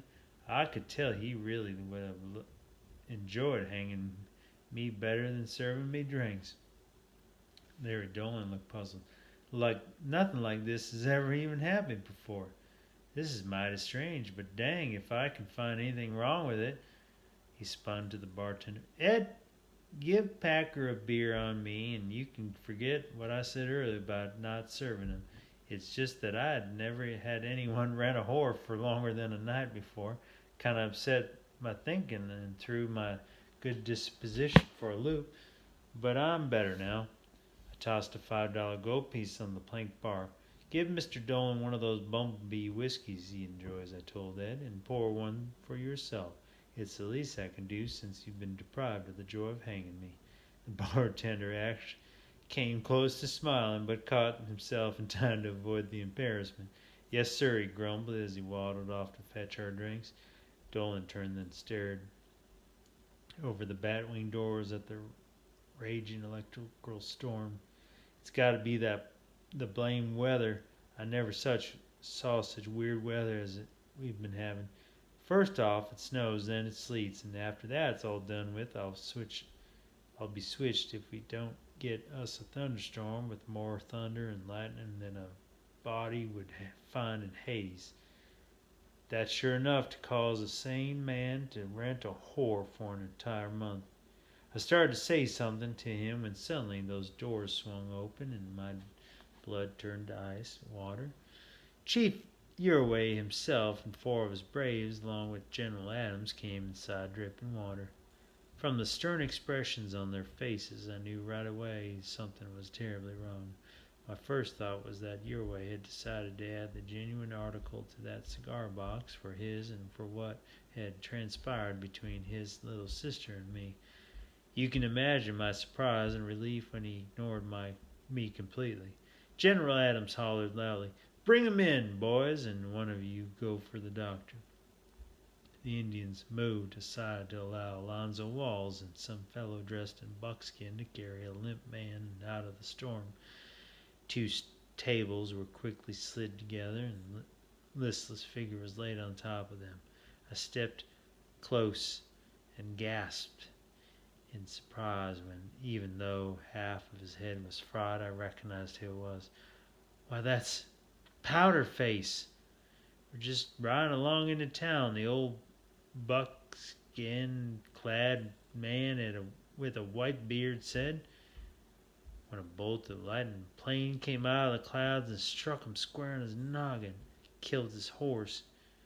To boot, here I was no more than 5 feet away and didn't even get singed.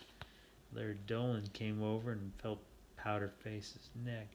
Reckon we can save a doctor, Bill. He's deader than a doornail. I looked at the stricken Uruway. I'm sorry, Powder Face was a good man. Uruway said,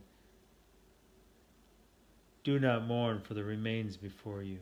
He has been summoned by the Great Spirit, who apparently had need of him.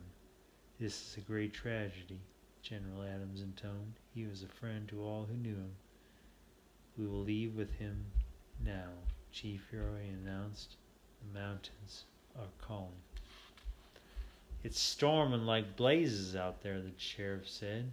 He'll keep till it blows over. No, Uruway said, turning to his braves. Take him, and we go now. I and everyone else stepped back and watched as the Utes picked up the dead companion and melted into the raging storm. That is one thing the Indians have a lot of experience with, the general said solemnly. What's that? Dolan asked him. Burying their dead. I reckon he's right about that, the old man said, staring at the closed doors. It seems like they do get a lot of practice at that. If in the government had enough sense to pour sand out of their boots, they'd go run the blame Mormons out of Utah instead of wasting efforts messing with a bunch of good old Indians, the old man with the bushy white beard said to me over a drink later on.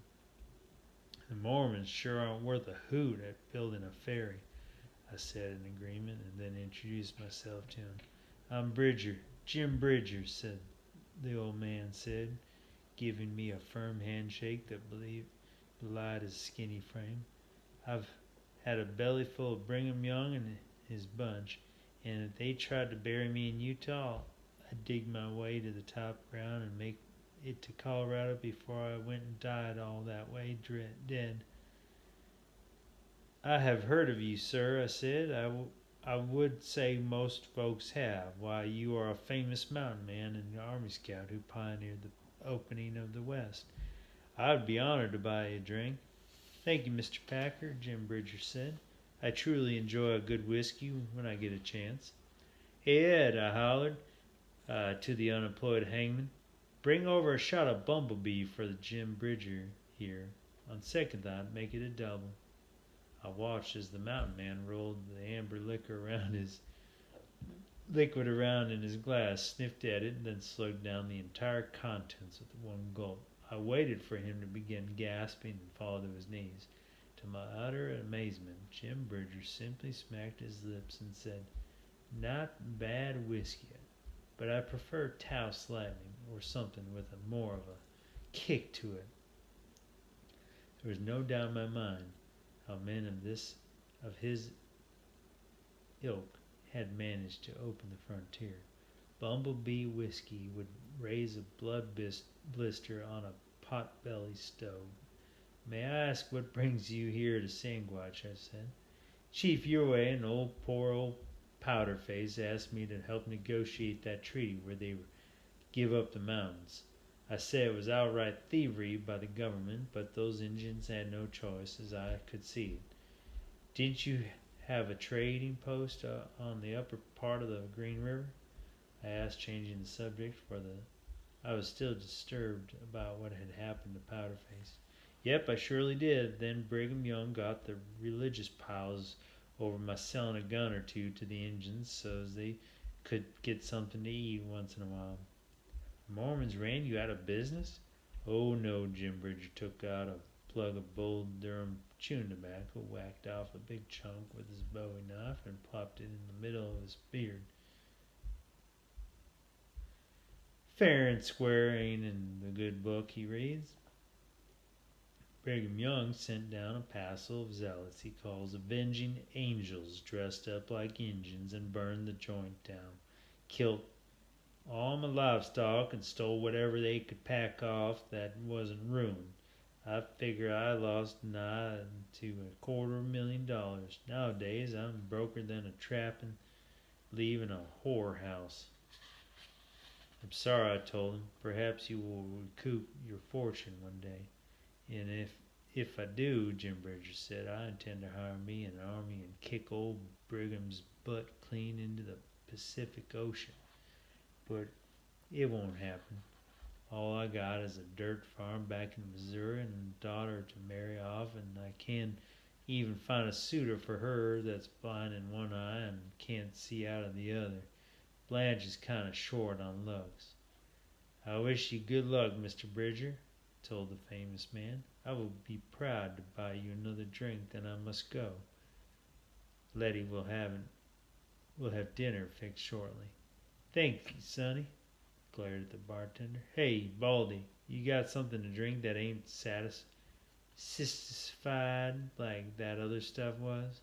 Ed Whitmore bit the end of it clean off a cigar. "I got a jar of snakehead whiskey that even the freighters are afraid to drink," he growled.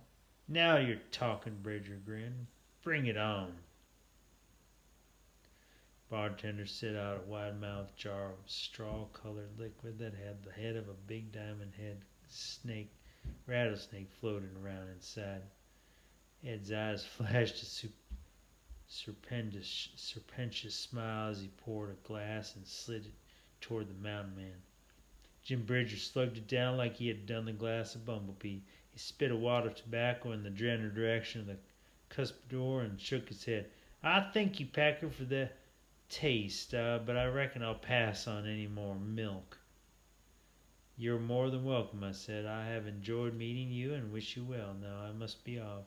Larry Dolan came over. "You're welcome to the bottle, Mr. Bridger, if you want the stuff, 'cause no one else will ever touch it." Jim Bridger grabbed the jar and fished out the snake head using his fingers. Then he held it up, stared at the thing for a while. "Looks purty well pickled." reckon I'll finish it, and thank you, Sonny. You take good care of Letty, Dolan said to me. That's your wife? Bridger asked. Nope, Dolan spoke. She's a whore that works upstairs. Packer here's gone and rented her for an entire month. I never had nothing like that happen before. I knew I liked you, Sonny, Jim Bridger said to me after taking a gulp from the jar of whiskey. I plain admire a man that can make a lengthy commitment to a woman. Before I stepped out into the still rainy night, the old mountain man had drained the whiskey. Last time I ever saw Jim Bridger, he was spinning that snake head around on the bar while complaining about Mormons. I can truthfully say he was a very singular man, and I am glad to have made his acquaintance. Chapter 28.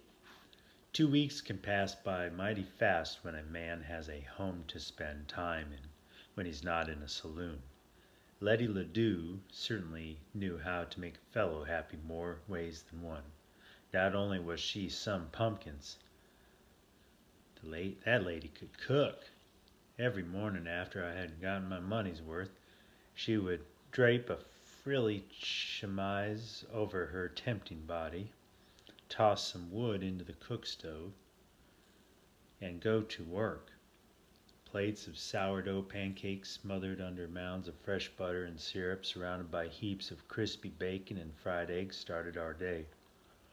Then I would lie in the bed and read while my breakfast digested and Letty cleaned the place up. I had become quite fascinated with the novels of Jules Verne. I thoroughly enjoyed From the Earth to the Moon and his latest book, 20,000 Leagues Under the Sea. There was really nothing I could do until the snow melted from the mountains. Considering my last experience up there, I was certainly in no big rush to push the matter any. After a sumptuous dinner, I usually napped to rest up for an evening of playing poker at the Tiger Spit Saloon. I had never really enjoyed games of chance before, but as I had both money and time, this was a great way to while away the days until I could take care of cleaning up a potentially embarrassing mess I had left near the bottom of Slumgullen Pass. Then set about becoming a rich man. Letty turned out to be a real peach to live with. That lady never once uttered the word no to me. I also found out that her real name was Letty Morgan, and she was French as sauerkraut. I understood fully her need to form a fantasy in a man's mind, for in this world every one of God's creatures are forced to get by in whatever manner they can. She was quite fortunate to have found an occupation that she was not only adapt at, but enjoyed as well. The 8th day of May had been unusually warm and cloudless one. It was the type of day that turns snow into babbling steams and sends prospectors heading off into the high country. Restlessness welled in my being like an unquieted storm. I had been unable to nap that afternoon and tried to read an unfathomable novel about some idiot named Ishmael chasing off after a great white whale, but could not stay interested in it. Anyone who had ever sailed the oceans as I have done knows full well there is no such thing as a white whale. I uncorked the bottom of Old Crow, sipped at it, then tickled Letty's fancy for a spell, and then, which I found much more enjoyable than reading a book about some blasted whale. I was dressing to go to the Tiger Spit and play poker when Letty, naked as the blue sky outside, ran to me and wrapped her arms around me. "Oh, Al," she cooed, after planting a steamy kiss on my cheek with her ruby lips. "I have been so happy lately. Please stay home with me. There is a strange feeling I have that something bad will happen to you." "Now, Letty," I said, "don't go and get all worried about nothing. I'm just going to go play a little poker." "No, Al, my love, I want you to take me away from here, from Sandwich, and the life I've been forced to live. You are a good man, and I'll be satisfied just to stay with you. I would never ask you to marry a whore, for that is what I am. I embraced her tightly and felt her shivering as if she were cold. Letty, my dear, I must return to the mountains and make our fortune before we can speak of such things. A beautiful lady such as yourself deserves a mansion on a hill, not some little cabin to call her home. Trust in me and give me time. Do you mean it? She sobbed. Her pitiful shivering subsided. Will you actually have me, knowing what I am, or rather what I was? I gave her a firm squeeze. Just trust me. Now you quit worrying your sweet self and think about fixing supper, for I will come home to you after I win some money. It's just that I wish you would stay here with me. I really like being with you. I stepped back and dabbed tears from the corners of her deep blue eyes with the back of my finger. I drank of her beauty, for I had become quite infatuated with Letty Morgan. While Larry Dolan had described her as chunky, I simply thought of her as being large in all the right places. Letty was only 18 years old and sweet of disposition, a lady who should be allowed her dreams. Now don't you fret any. I will take care of you. The Tiger Spit is a right nice saloon, and there hasn't been anybody shot thereabouts lately. I'll be fine and we'll be home early. Gave her another kiss, pulled on my boots, and grabbed up my coat on the way out.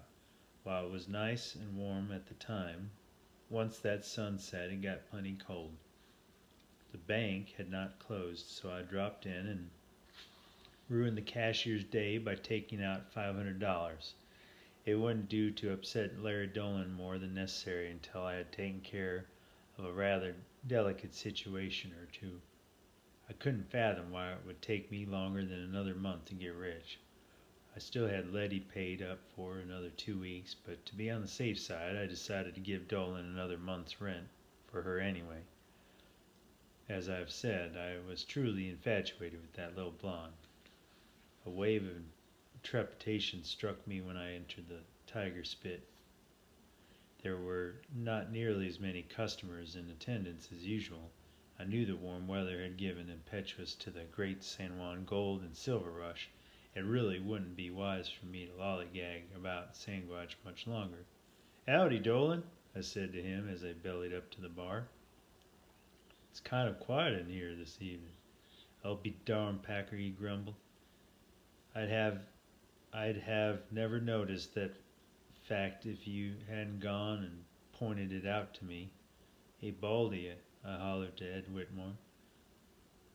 I had taken to calling him that ever since Jim Bridger had shown me how much the term upset him. "I'd like a mug of beer and a shot of Old Crow whenever you can find the time."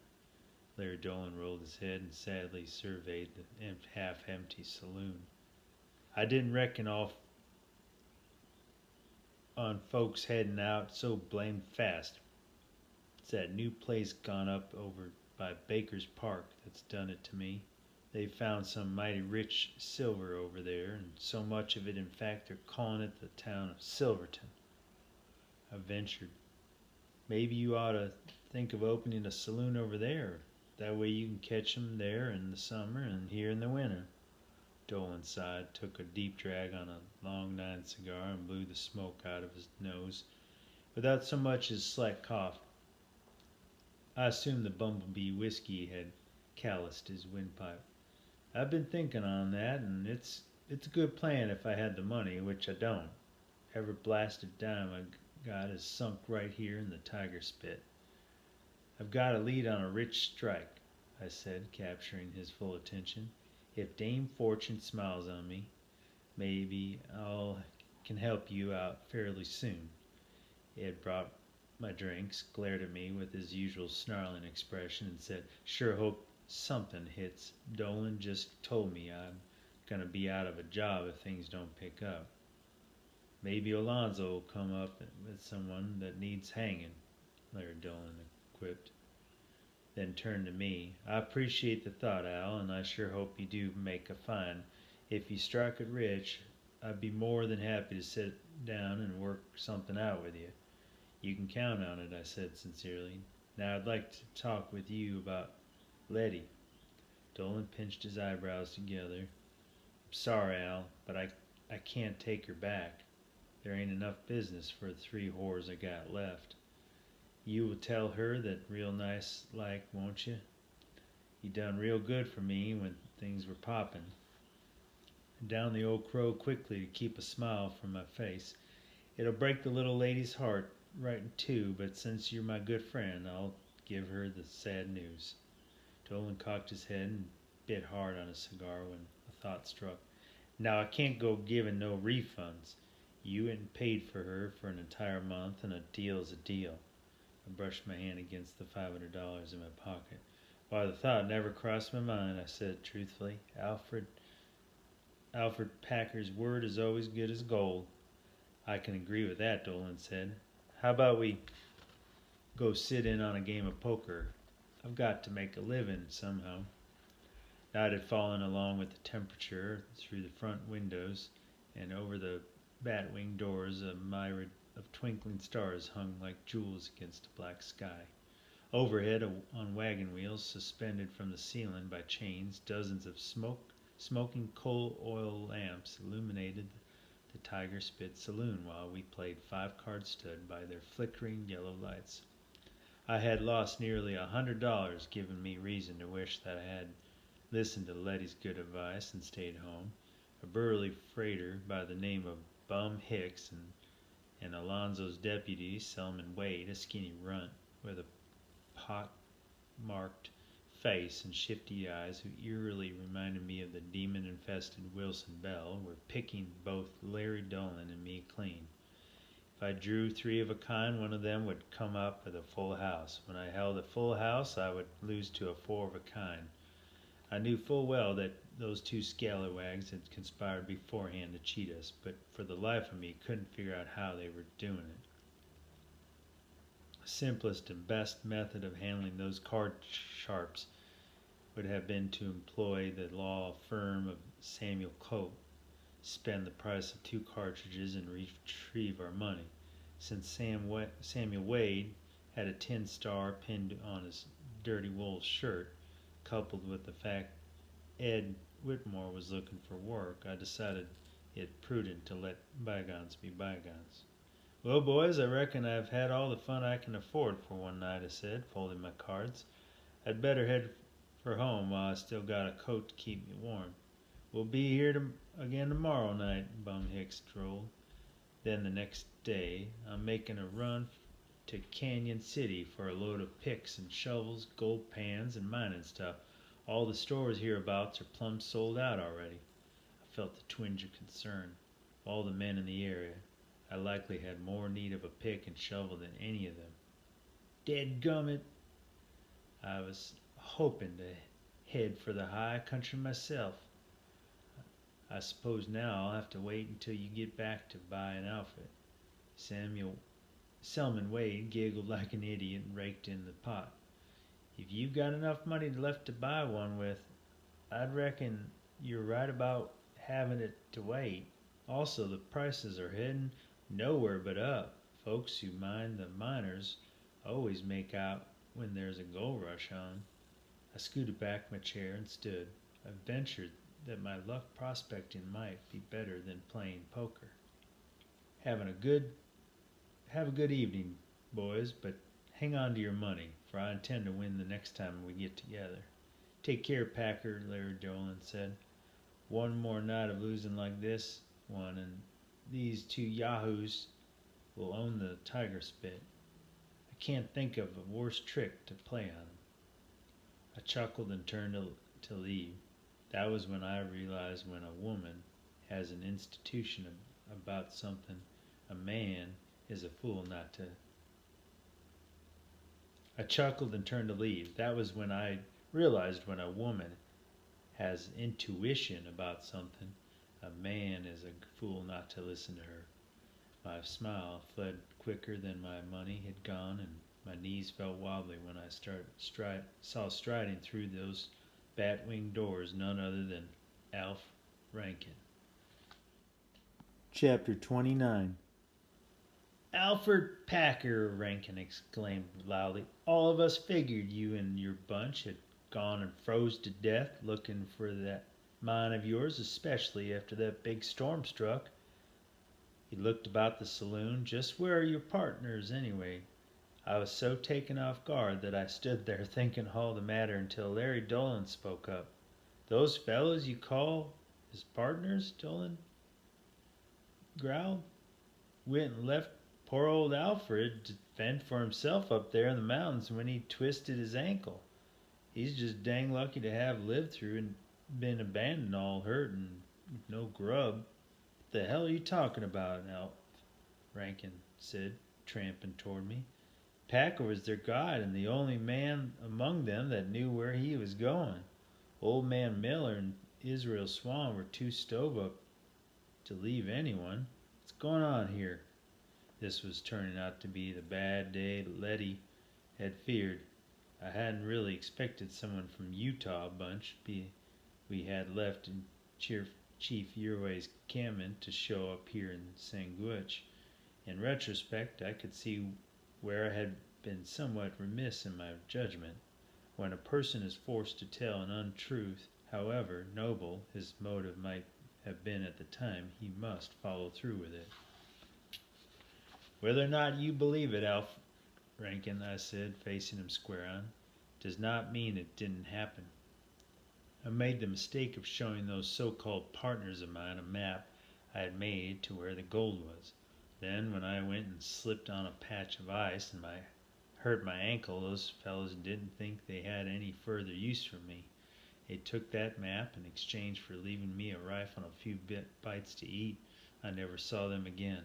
That's a crock, Rankin spat. Those fellows bought into your story of finding gold and Frank Miller put up the money 'cause you were too broke. What I'm asking you straight out, Packer, is what became of those men? Most likely they're mining my gold, I fairly shouted. Why don't you go look for them if you are so blasted concerned? I'll do just that, Alf Rankin snapped.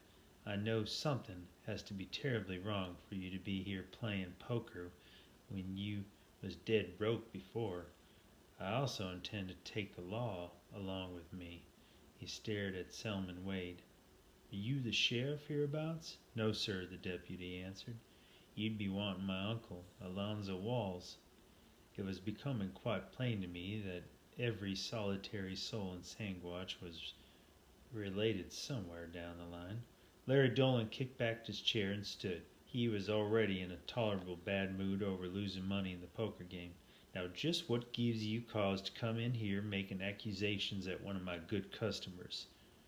Alf Rankin introduced himself and basically gave a disgustingly factual account of our trip from Bingham City, Utah, to when my 5 companions and I had left them at Chief Uriway's camp. I listened to him rattle on about how I had cajoled folks into coming out to Colorado on the basis of some rich gold specimens.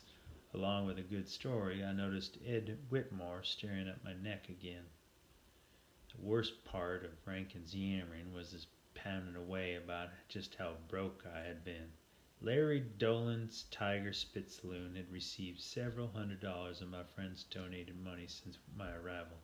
I could see how the law might interpret this in a bad light. The ponderous bartender draped a towel over his shoulder and walked around the end of the bar to say, Packer told folks plain as day that his partners were heading for Baker's Park. I ain't never heard nothing about any gold mine, that's for sure. But old Al here has spent a passel of money. Hell, he even went and rented a whore for an entire month. Alf Rankin shook his head in puzzlement. Ain't none of us ever heard tell of Baker's Park before. Packer had a claim that he said it was mighty rich and convinced us all to come to Colorado with him. I reckon he owes an explanation of what really became of his partners and how he got his money. That dang Rankin should have been a politician or at least a lawyer, for it was painfully obvious to me that he had gotten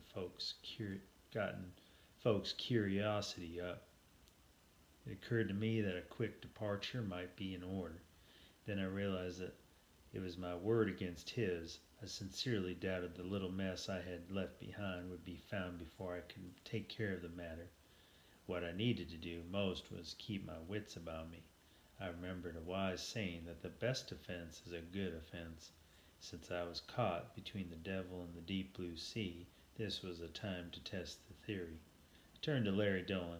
Now see here, this fellow is just out of to cause me problems. He simply doesn't realize that those partners of mine did leave me just like I've said. Also, Rankin had no way of knowing that when I couldn't go on, Frank Miller went and paid me for my share of the claim. That German wasn't all bad. This should explain where I got my money. Dolan rolled a long nine cigar between his lips. Al, you did mention earlier that you had a lead on a gold strike. I said quickly, and I surely do. When I was prospecting the area up there last fall, I found another vein.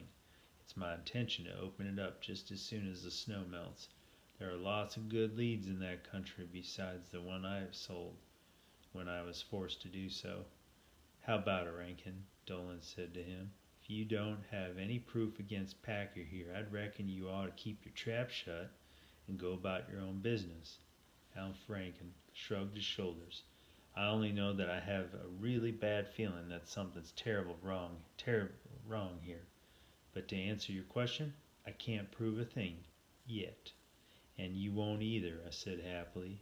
Why don't you let bygones be bygones and I'll buy us a drink? I reckon not, Rankin said as he spun to leave. I have a busy day ahead of me tomorrow visiting with the sheriff. I believe his name was Alonzo Walls. You take care now, Alf, I hollered after him, because I'm not going to hold a grudge against you for being mistaken. That man seems plenty determined, Bum Hicks said. Oh, he's just a sore head, I said. Let me buy us all a drink, and then I'm calling it a night. I downed a shot of Old Crow and left the Tiger Spit quite quickly. The way Ed Whitmore kept staring at me was downright unnerving. When the bank opened the next morning, I closed out my account. I'd slept but little the past night, and as the possibility that I might have to leave in a hurry kept recurring to me, took all my money and easily carried $50 and $100 paper notes. After leaving the bank, I dropped by Stein's livery stable, where I was forced to pay the exorbitant price of $100 each for two very mediocre horses. I would have much preferred mules, but the rush to Silverton had made them unavailable. I bought one riding saddle, tack, and a pack for the other horse. I also paid to have them stabled and reshod. I remember staring at the shining white mountains and wishing deeply the warm weather would continue so that I might be able to quickly accomplish my mission. I knew in my heart that if I got back to camp and buried a few things I had left strewn about in the snow, I would be fine. Alf Rankin's whining would come to naught when my 5 partners simply vanished. In the turbulent frontier, it was not uncommon occurrence for men to simply never be heard of again. When I walked down the dirt street from the livery heading back home, my stomach dropped and I felt my heart racing again. Alf Rankin and Alonzo Walls were heading into the Tiger Spit Saloon, chatting away like old chums. I darted into the alleyway to keep from being spotted. I had done absolutely nothing wrong, yet having the law become interested in you is always unsettling. I hurried home to my sweet Letty. I realized, should things take an unfortunate turn for the worse, her aid could become valuable. I also wanted her to know the truth of the matter before her judgment became tainted by lies and unfounded rumors. It is so comforting to have a lovely woman to rely on in times of crisis. The next few days passed splendidly. As usual, I kept spending my evenings in the Tiger Spit Saloon. It would have appeared that I had a valid reason for concern should I have not done so. Thankfully, the weather remained warm and sunny. I knew that I would now be able to head back over the steep pass on horseback with little difficulty. Alonzo Walls, of course, had questioned me again about my 5 partners. I held fast and seemed quite satisfied with my stance, and rightfully he should have. I was furnishing his cousin with business, while Alf Rankin, it turned out, was nowadays almost a teetotaler. Bum Hicks had returned with a wagon load of mining supplies. I purchased a much-needed pick and shovel, for which I had paid the unbelievably high price of $10 each. Then, to appear as if I were going prospecting, I bought a gold pants and drill steel, blasting powder, and a roll of Bickford black fuse. I made my plans to leave on the morrow, for those shiny mountains were now showing patches of gray streaks up their sides. Now that Hicks was back, I had invited Selman and him to another round of poker. I had lost another $50 to them, and had given considerable thought to their winning so easily. Selman Wade always wore a bright silver ring on the third finger of his left hand. I was certain he was using it as a gaper or mirror to read the cards as they were dealt. The fact that he was a deputy made his cheating more likely. Well, all lawmen are basically dishonest, or they would be in another line of work. The sun was lowering behind the mountains when we took a table by the window. Larry Dolan brought over a fresh deck of cards and deftly spread them over the green cloth. "I'm feeling lucky tonight, boys," Dolan remarked as he raked in the cards and began shuffling. "5-card stud okay to lose with? Name your own pison," Bum Hicks said with a grin. I kept my eyes glued to Selman Wade's grimy hand. "That sure is a mighty pretty ring you got there. Do you mind if I see it?" The deputy turned 6 different shades of red, but eventually he managed to get his mouth to work. "Why, no, I reckon not." I grinned and started to grab up that ring and kindly asked the cheating deputy to put it in his pocket until the game was over, when I froze in my chair. The bat-wing doors flew open, and in marched Alonzo Walls, Alf Rankin, Chief Urway, along with 2 of his braves, and of all people, General Charles Adams. The party had a grim expression pasted on their faces as they came straight towards me. "Alfred Packer," the sheriff growled, "you are in a lot of trouble." "And just what is this all about?" I asked. Chief Urway held out some long strips of meat that I quickly recognized. My legs grew weak and I could not speak. "White man's meat," Urway said. "We found this on a hill above the Los Pinos agency. This is from where you came." General Adams spoke up. "Skin is still on it, Packer. These strips were cut from a human being. There's no way to deny the fact." "We searched your cabin," Alonzo said with a sneer. He took a thin-bladed, ivory-handled knife from his pocket and showed it to me. "Mr. Rankin identified this knife as belonging to one of your partners, a German butcher by the name of Frank Miller." I took a deep breath. "Miller left me that knife. I could use it to survive with," he said. "Not this time, Packer," Alf Rankin said. "No more lies. You killed those men. Then, my God, you ate them." The sheriff took a pair of manacles from his back pocket. "Alfred Packer, I'm putting you under arrest until we can get to the bottom of this." As the cold steel fastened around my wrists, I kept staring at those strips of flesh. Where in the hell are coyotes when you have need of them? Chapter 30. The lowest form of life that infests God's or good earth is not a venomous reptile, a poisonous spider, or some vicious 4-legged varmint. I found out the hard way. It's a dead-blasted writer. Just one of those blamed idiots can cause a man more grief than all the lawyers and sheriffs in the entire country would be capable of. But I'm getting ahead of myself. After I was arrested, Alonzo Walls lodged me in the Sasquatch jail. This was a dreary, earthen dungeon with one solitary barred window that gave a splendid view of the sheriff's office and a sturdy-looking gallows. that had been built on a vacant lot alongside. I was not unduly concerned by the scaffold at the time. Alf Rankin had just turned out to be a sourpuss who was trying to cause me problems. There was simply not more than a few shreds of evidence against me, and of course my conscience was perfectly clear regarding my actions this past winter. Any right-thinking man would have done as I had given the same set of circumstances. Even in the nepotistic town of Sandwich, I did not expect Ed Whitmore to find gainful employment until I had received a fair trial, at which I would surely be acquitted. I really did need to get out and take care of some items that required tidying up. The weather continued in its warming trend, and I felt growing concern at the number of men who were heading into the mountains. Fortunately, most of the talk I overheard told me most were leaving in the direction of Silverton, while my destination was more northerly. Still, there was a chance some flaming idiot might stumble over some things that could cause me some considerable grief. I took comfort in the fact that, aside from the sorehead Alf Rankin and a bald hangman looking for work, most folks were quite sympathetic toward me. Sweet Letty Morgan, God bless her, stood by my side with the firmness of a mighty oak tree.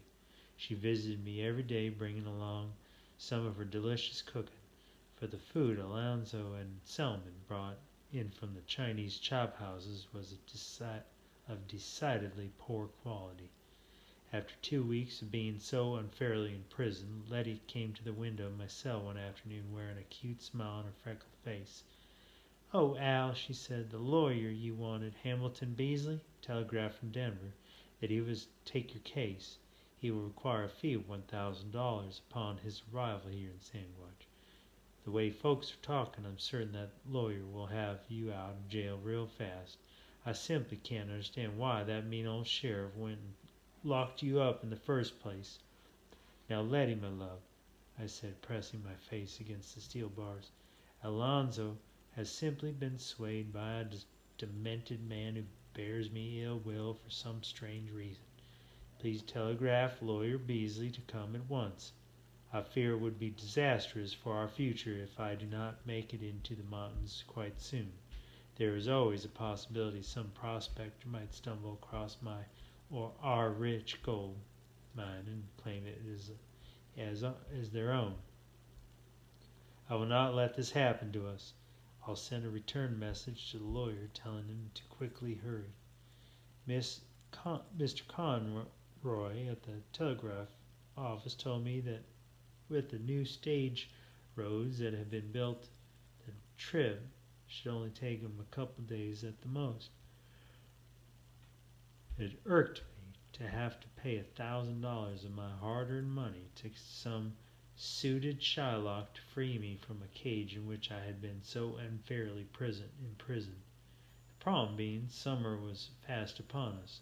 With all of the recent attention I had received from the law, should some idiot stumble across the mortal remains of my 5 deceased comrades, I knew full well Ed Whitmore would find work stretching my neck. This was not a good time to be cheap. "Go, my little dove of freedom," I said cheerily. "Take care of our future, for it is in your hands, my sweet. The sooner I am released from here, the quicker I can go and assure our fortune." Letty blew me a kiss from her open palms, then spun and ran toward the telegraph office. While I smiled broadly at her, I must confess that my heart was heavy with foreboding. Each day that I languished in this squalid cell, the more likely my problems could increase to the point where any lawyer, no matter how expensive, would cease to be of much benefit to me. I returned to the flea-infested cot that was my sole place of repose and lay down. I clasped my hands behind my head and watched my wan light as a black widow spider spun its web on the ceiling. My dear friends James Humphreys, Israel Swan, George Noon, and Frank Miller visited me often in my dreams. Wilson Bell, of course, having no soul to linger, never made so much as an appearance. From these spectral divinations I knew full well that my old companions wished me well and bore me no malice whatsoever. My conscience was clear as the finest crystal on the matter. It was with the narrow-minded living members of law enforcement that my difficulties lay. Letty had been allowed to bring me some books to read. I had even managed to wade through most of the ghastly Moby Dick or the White Whale by Herman Melville. It amazed me how some novels ever got published. The black leather covered Bible given me by General Adams I kept under my pillow. It was from this good book that I derived the most comfort, as the General had prognosticated I would. When Letty had brought me the Bible, the book of the Exodus had been hollowed out to allow a room key for a key to the cell door. My little dove had pilfered a key from Selman Wade's pocket while he was otherwise entertained. It had been a simple matter for her to make a wax impression and get the thing copied, for it turned out to be only a skeleton key. While the deputy blissfully slept away, Letty had returned it to the ring, and the idiot was none the wiser. It disturbed me deeply that Letty had to soil her loveliness by lying with this pocket-faced soulless card-cheating hooligan of a lawman. I could not, however, allow myself to rely on the mechanisms of law alone to keep me from being hung should those bodies be found before I could inter them beneath the earth. Planning ahead has always served me well. Otherwise I would have long before shed this mortal coil along with Turtle John and my other shipmates aboard the Mary Celeste. I briefly glanced at the copy of Moby Dick, then returned my attention toward that black widow spider. I found its web weaving to be much more absorbing. "They found him, Packer," Alonzo Walls yelled at me through the bars that evening, "and you ate every last one of 'em. Damn it all, from what that writer fellow said, you killed your partners and then stayed alive for weeks eating on their dead bodies. I never heard tell nothing like this before." I bolted up from the cot. "What the heck are you talking about? He even made a sketch of them, Packer. It was plain awful." "Now calm down, Alonzo," I said, "and tell me what has you so blasted worked up." The sheriff took a deep breath and glared at me. "There was a writer and sketch artist by the name of John Randolph sent out here by Harper's Weekly magazine to cover this rush to Silverton. Well, sir, him and his bunch got a little mixed up and went the wrong direction. When they was getting their bearings, one of them came onto a camp with dead folks that had no meat on 'em strewn all over the place. Now, Alonzo, I had nothing to do with that. It was your partners, Alfred Packer.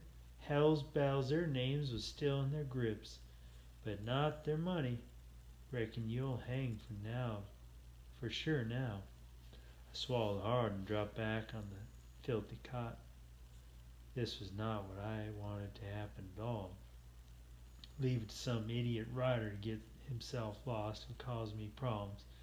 I can explain that, Alonzo. Trust me. Ain't up to me none." His voice was calmer now. "Judge Carver's been sent for. When he gets here, you'll get a fair trial, and old Ed'll get $10 for a proper hanging. That poor fellow's been out of work for a spell, you know." I said, "I have my own lawyer coming from Denver. He'd better get here before tomorrow afternoon, because the judge will be here around noon, and the hanging's set for square at 5. This isn't right, Alonzo. I only killed Bell, and that was in self-defense." "Ain't me you gotta convince, Packer. If I was you, I'd save my win for Judge Carver. He's known for listening good before he hangs folks. I decided to simply keep quiet. There was nothing to be gained by trying to talk sense to a lawman. After a few moments of glaring at me by the fading sunlight, he moved back from the bars to be replaced by the gloating, bloated countenance of Ed Whitmore. "Tomorrow morning," the ex-bartender turned Hangman's head, "Alonzo, and I'll chain you up and take you over to the general store. I need to get you weighed proper so I can figure the drop. I'd hate to see you wiggle around on the end of the rope for a spell. I have a reputation to protect." I grinned at him. "I always knew you were a kindly sort. Gotta snap the necks good and hard. That way it's over with before God gets the news, and promise you won't feel nothing at all." "I appreciate your concern, Ed," I said. "Could you ask Alonzo to step back over?" "Sure, Packer," he nodded. "And no hard feelings. Just doing my job." "None whatsoever." Alonzo's ugly mug reappeared at the bars. "Now what do you want from me?" Grabbed up the Bible, taking care to keep a firm grip on it. "I would surely appreciate a lantern or a candle to read by." He seemed taken back. "Why, sure, Alf. I'll send Selman up with a coal oil lamp. I suspect that Bible will be a great comfort to you. More than you know," I said. Chapter 31. A full moon hung high in a silky black, jewel-studded Colorado sky. The yellow orb furnished wonderfully sufficient light for Letty and me as we rode our horses along the sagebrush-lined road that headed northeast from the dreary town of Sandwich. I was quite relieved to be on my way and expected to be a goodly distance from town before anything amiss was discovered. Should that idiot deputy, Selman Wade, try the door to my cell, he would find it was still securely locked. In case he or some other dolt peered through the bars, I had cleverly filled the sheets with dirt scraped from the floor and placed them on the cot and draped them with a blanket. This made it appear that I was facing the wall and reading my Bible by lantern light, steeling myself for the hereafter. All in all, I thought things were going rather splendidly and doubted anyone would note my departure until Alonzo Walls and Ed Whitmore came by to feed me breakfast, then get me weighed on those brass scales at the general store for my hanging. I could not contain a smile of satisfaction from crossing my face when I realized those dunderhead lawmen would soon show themselves to be as stupid as they actually were. Of course, I really owed much of my being clear of Sandwich to the lovely Letty Morgan. If she had not successfully managed to pilfer that key and kept the horses stabled at our home in anticipation of such an emergency, I likely would have been in for a very bad experience on the morrow. Another thing added considerably to my happiness. I reached down and patted the leather saddlebag that held over $6,000, all of which had easily carried paper banknotes. My sweet Letty had donated her life savings towards our future together. It was also uplifting to know that expensive lawyer Hamilton W. Beasley would have made a long and tiring trip for naught. Anytime a man can screw a lawyer and outwit a sheriff along with a hangman, he has good cause to feel joyous. "Al, dear," Letty said as she rode by my side, "it broke my heart to hear all those terrible things folks are saying about you. Sandwich is a town full of ignorant and unenlightened people, my dove. Just be thankful we're leaving there. Oh, I'm so glad we're together. I know you couldn't have killed anyone. I simply can't understand how the law and that writer could be so mistaken. People can often be cruel and narrow-minded," I said with a sigh. "What troubles me the most is the fact that I will be unable to go for our rich gold mine until after the real killer of those poor men is apprehended." Letty turned in her saddle and studied me by the pale moonlight. Yes, Al, I know we are wanted fugitives. I have given the matter some thought. In what used to be my line of work, it was often necessary to look like an entirely different person. Some of the men who used to come by my room were so drunk they thought I was a new girl when I dyed my hair in a different color or cut it.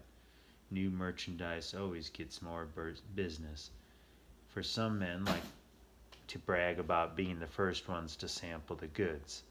It hurt me deeply to hear little Letty talk about her past, yet the idea of changing my appearance seemed like a wonderful plan.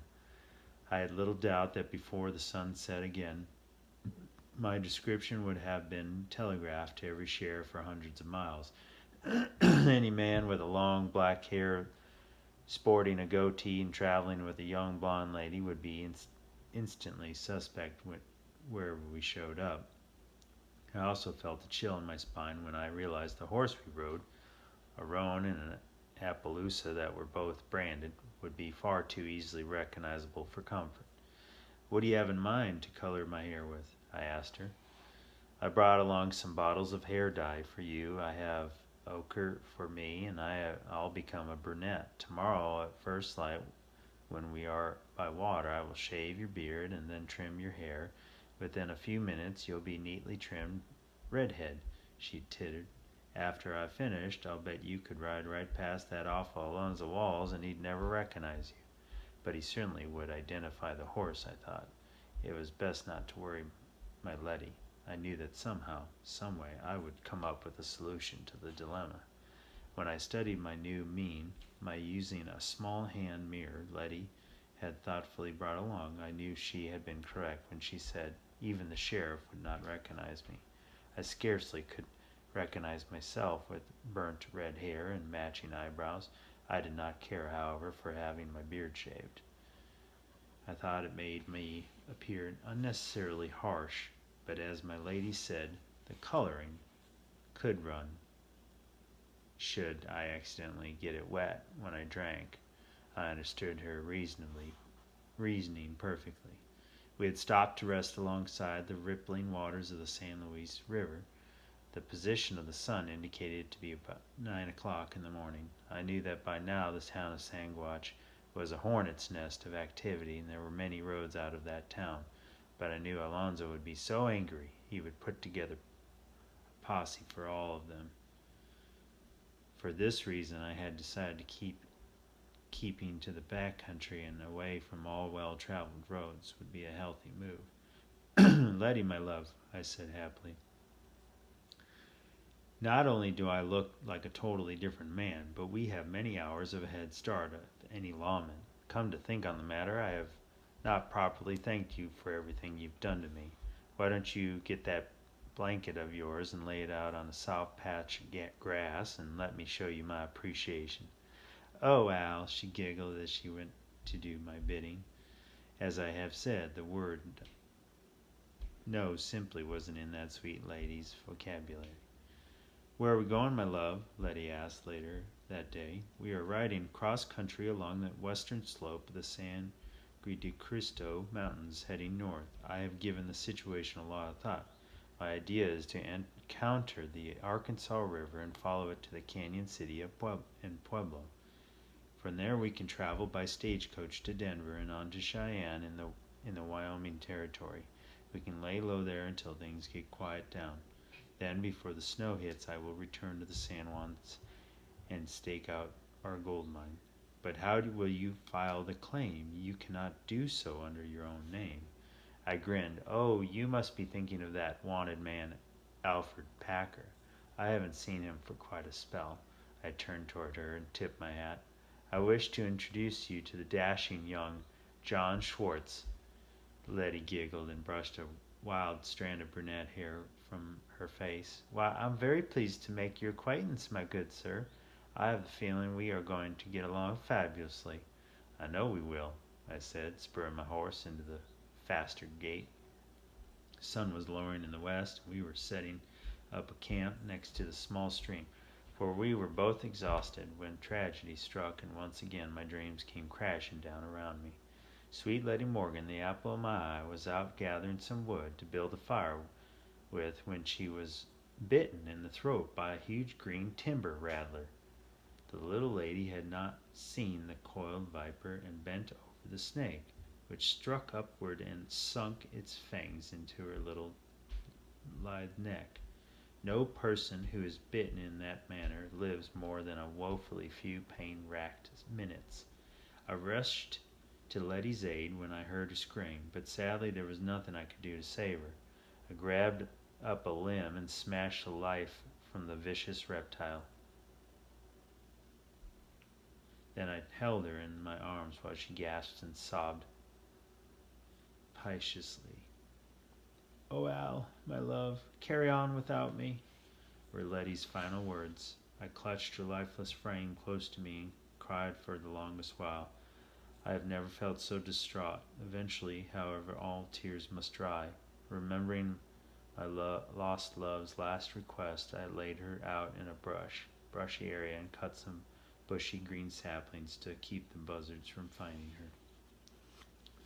Just before darkness claimed the valley, I led her horse, the easily recognizable Appaloosa, to alongside Letty's resting place. To save the sound of a gunshot, I pulled my razor-sharp bowie knife from its scabbard and sliced open the animal's throat.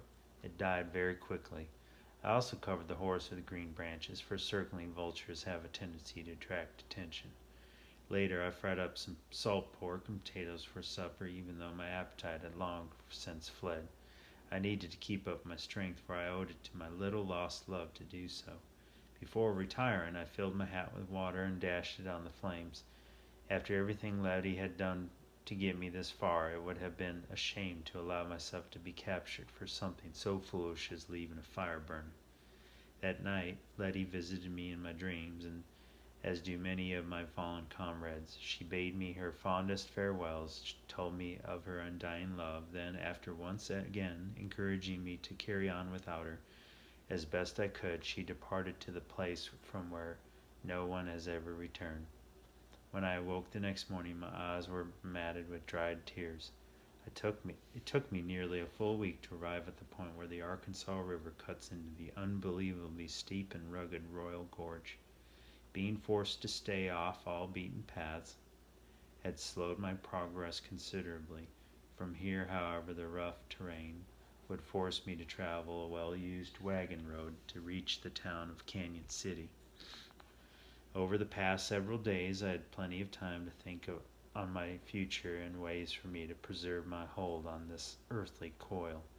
Nothing that had transpired of late was in any way my fault, yet I knew that most certainly a hangman's noose awaited me should I become careless, and sometimes even lazy half-wit lawmen can get lucky.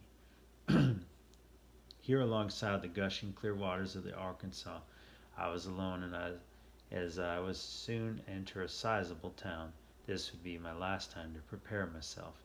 I removed the saddlebags from my lathered roan and allowed the animal to drink greedily while I took stock of my appearance. Thankfully, sweet Letty's mirror, comb, and her hair dye were coming in quite useful.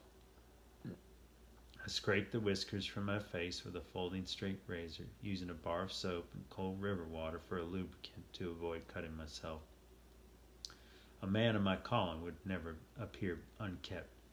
Carefully I inspected my appearance, admiring how handsome John Schwartz looked with his red hair. Letty's dye had worked perfectly. I washed my hands and face and combed my ochre hair. I tucked my money away deep inside a saddlebag after counting it once again. $6,300 and change would carry me for a long while once I got decent employment, which I now plan to do upon my arrival in Canyon City. I retrieved my horse and unsaddled, then quite carefully checked my surroundings to make certain I was alone. The animal seemed to still be thirsty, so I led him closer to the rapids and fired a single shot from my .45 into its left ear. Luck was with me, and the horse bolted away from the blast and into the deep water. The last I saw, I was tumbling over and over in white water, heading into the abyss of the Royal Gorge. Should it wash up miles downstream, I doubted the animal could be identified, for the boulders in that river were giving the carcass a severe pounding. A picked up the saddle and walked oh so carefully on the wet round boulders and threw that saddle with all my might into the strong current. Absolutely nothing that could possibly be connected with Alfred Packer remained to cause me problems. The Bible General Charles Adams had so thoughtfully given me was to serve yet one more purpose. While the center of the book of Exodus had been removed, I decided that enough of the book remained to carry out my task. In a very short while I would burn this Bible in a cook stove and replace it with one that was intact. I remembered some words to a religious song that I had overheard echoing from the open church door while I was lodged in jail in Sangwatch. I felt it appropriate to happily sing a few lines. Free from the law, O happy condition, Jesus has bled and there is remission. Cursed by the law and bruised by the fall, grace has redeemed us once for all. I draped the pair of saddlebags over my shoulder, tucked the black Bible underneath my arm, and strode off. The Reverend John Peter Schwartz, a Baptist preacher whose mission on earth was to stop the devil in his tracks and save souls from perdition, was on his way to Canyon City, Colorado. After all, I mused, since I was already filled with the spirits, the calling was a natural one. Chapter 32. I could not contain a gasp of astonishment when the lumbering freight wagon I rode in the back of passed around the edge of a steep, flat-sided sandstone cliff that reminded me of an eagle's wing, and I first beheld the gray stone buildings of the territorial prison. If I had known earlier that this establishment was here, I surely would have decided to go to another, more agreeable environs. Then it dawned on me that this was likely the last place on earth any dunderhead sheriff would expect me to show up, for I was certain the town of Canyon City would be infested with lawmen. The burly freighter noticed my eyeing the prison and spat a wad of tobacco on the wagon seat as he turned toward me. Reckon there's a passel work for you inside there, preacher. He chuckled and added, Of course, I'm sure a man of the cloth can find plenty of sin that needs curing him about anywhere he goes. Amen, brother, I said. The devil's everywhere and often goes around in sheep's clothing. I simply did not know this prison was here. Freighter laughed and sprayed tobacco juice about. Why, hell, sorry, parson, I mean, shucks. That place got built some years back. It was in '69 the good citizens hereabout was given the choice of having a college or a prison. That sure didn't strain any brains. There's a lot more folks attend jail than some darn school, and they stick around longer to boot. He eyed me strangely. That is less than they get themselves a hanging date. Reckon when that happens, you gotta work mighty quick to grab up that soul before old Satan gets his claws on it. Swallowed hard. I do not believe it is right for the law to execute people, and I shall oppose it at every opportunity. Folks around here will expect that from a preacher. I wouldn't expect a lot of progress along those lines, however. Hanging is always good for saloon business. Could you recommend a decent hotel? I asked. The subject of hanging was causing me discomfort, and it needed changing badly. Hell, shucks. Yes, I surely can. There ain't but one choice for a gentleman like yourself. I'll drop you off in front of the McClure Hotel. Old Sam Sowers sets out a good table and has a right decent saloon with no horrors about. Turned and flicked the reins. Boy's gotta walk 2 whole blocks for one of them. The wagon gave out a groan when the freighter set the brake in front of an attractive 3-story red brick building only a short distance from the prison. I had made note of the sheriff's office that was less than a block south. It was gratifying that Alfred Packer was nowhere to be seen. The law could walk him to prison from here. Thank you, brother, I said as I swung down from the wagon and retrieved my saddlebags. And may God bless you for your kindness toward me. Weren't nothing, preacher. I'm just sorry to hear your horse up and died on you son like. Poor animal's quite old, my friend, but I shall miss him nevertheless. Yep, reckon I know what you mean. I get rather attached to him myself. Well, I gotta head over and get a load of coal for Sandwich. I was too taken aback to more than a nod at the freighter as he flicked the reins on his 4-horse team and started the wagon lumbering off.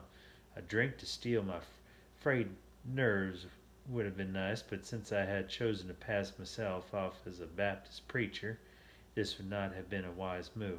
There were many good points about their religion, however, which would make my task easier. Baptists don't rely on a lot of ritual or wear odd clothes, but what I had seen of their preaching, it is consisted of simply lambasting sin in all of its forms. This generally meant loose women and whiskey, both of which I had a fairly good knowledge of.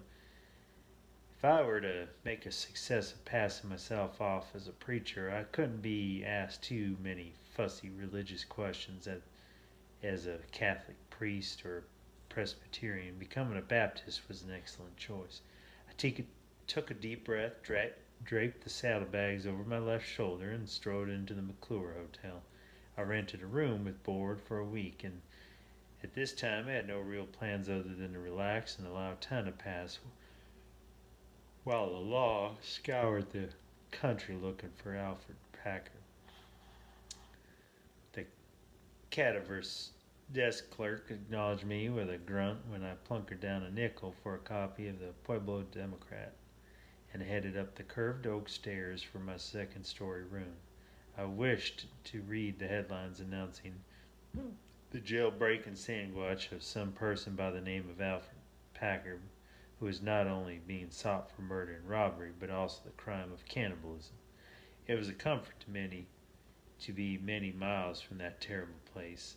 Later I would purchase a new suit of clothes, bathe, and have a scrumptious steak dinner and relax. I had plenty of money, and the town of Canyon City was not as bad as I feared. The McClure Hotel had much better accommodations than the Sandwich jail.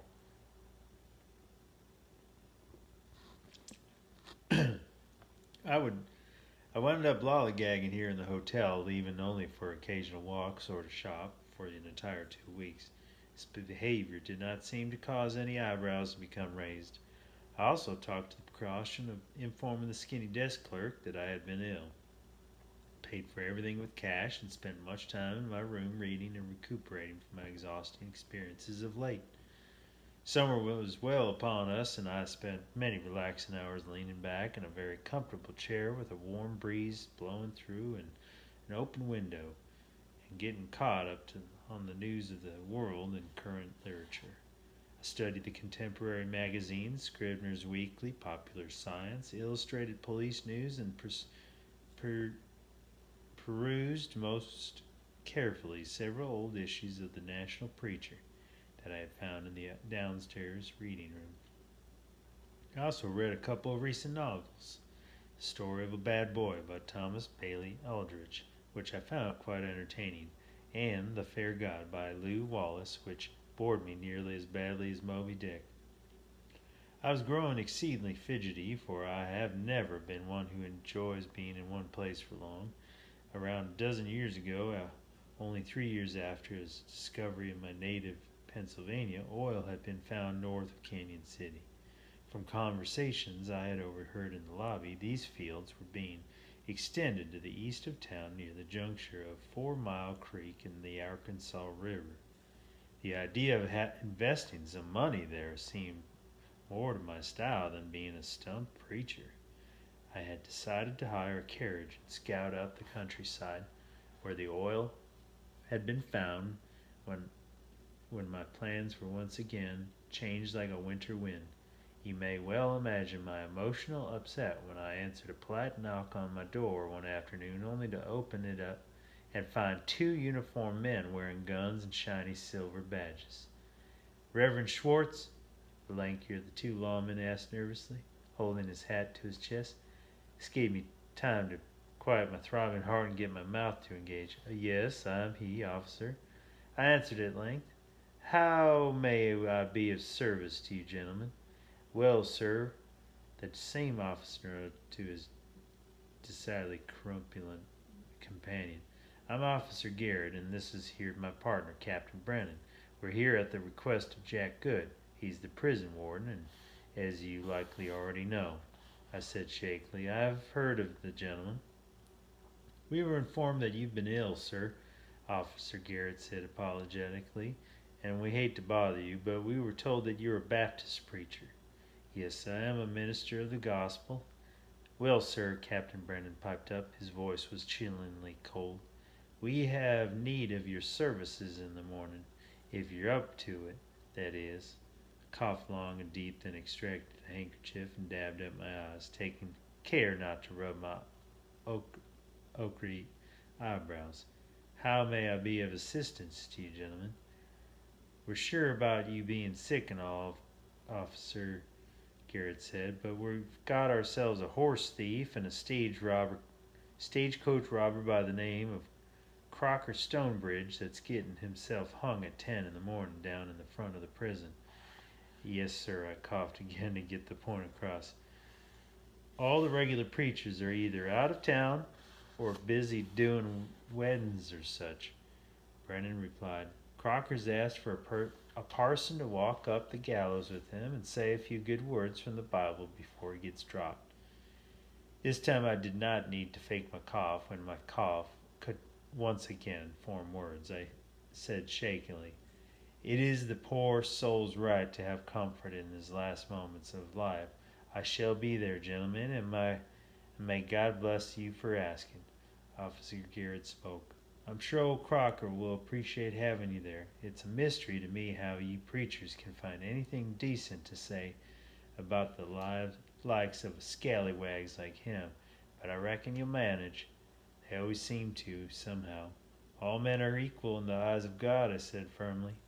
Our blessed Savior forgave the thief on the cross as he shall forgive Crocker Stonebridge. Garrett turned to the captain. Like I just said, preachers can find good in anyone. Brennan snorted. If we get that Alfred Packer in here, it'll be a strain for the best of 'em. I'm plain looking forward to that hanging. I became racked with a terrible coughing fit that would have done justice to Israel Swan's best efforts. You up to this, preacher? Officer Garrett asked with concern. 10 o'clock in the morning, I said after catching my breath. I shall arrive early to give the poor condemned soul as much comfort as I can. Parson, said Brennan sincerely, you are a good man. I shall see you on the morrow, I said, then closed my door and began the work of composing myself. I had not known for certain just what being a preacher would entail exactly, but the scenario I had not imagined in my wildest dreams. I plopped heavily down in my chair and grabbed up the Bible. I had been remiss in not studying it earlier. There had to be some words I could read that were not in the book of Exodus. I buckled down and began scribbling notes. It was going to be a very long night. Chapter 33. The orange glow of a rising sun found me still poring over the Bible, attempting to come up with some words of comfort for the condemned Crocker Stonebridge and not betray my ignorance of the preaching business. I was exceedingly nervous about the whole affair. From all the revelry coming from the downstairs saloon and about town this past night, I knew full well the hanging would be well attended. Hundreds of eyes of both stewed and sober citizens and lawmen from all over the country would be focused on Reverend Schwartz. I had to carry this off, or the next hanging I had attended would be my own. A scenario I did not relish. It was all so exceedingly troubling to me that Stonebridge, who would drop into eternity at my very feet, had only robbed a few people. Alfred Packer would certainly draw a much larger crowd, should such a tragedy be allowed to occur. I cursed aloud my decision to become a blasted preacher. A whiskey drummer, cobbler, or even a traveler from the East in search of health here in the high and dry climate of Colorado would have served me as well and caused a lot less problems. But oh no, I had to tuck a Bible under my arm and run about quoting scripture like some zealot on a mission. Now, as the saying goes, my chickens had come home to roost. I ordered breakfast to be brought to my room. After a huge plate of ham and scrambled eggs and several cups of black coffee, my body felt refreshed, but my nerves were still frayed. The hands of the clock on my nightstand moved with amazing rapidity. I assumed they were moving even faster for Crocker Stonebridge.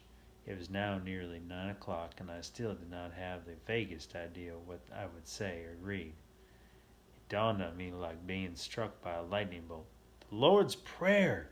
That always seemed to fit most any situation quite nicely. The problem was I could not remember all the words, and also I didn't know where in the scriptures the darn thing was located. The Bible had an awful lot of pages to it, and I was on a tight schedule.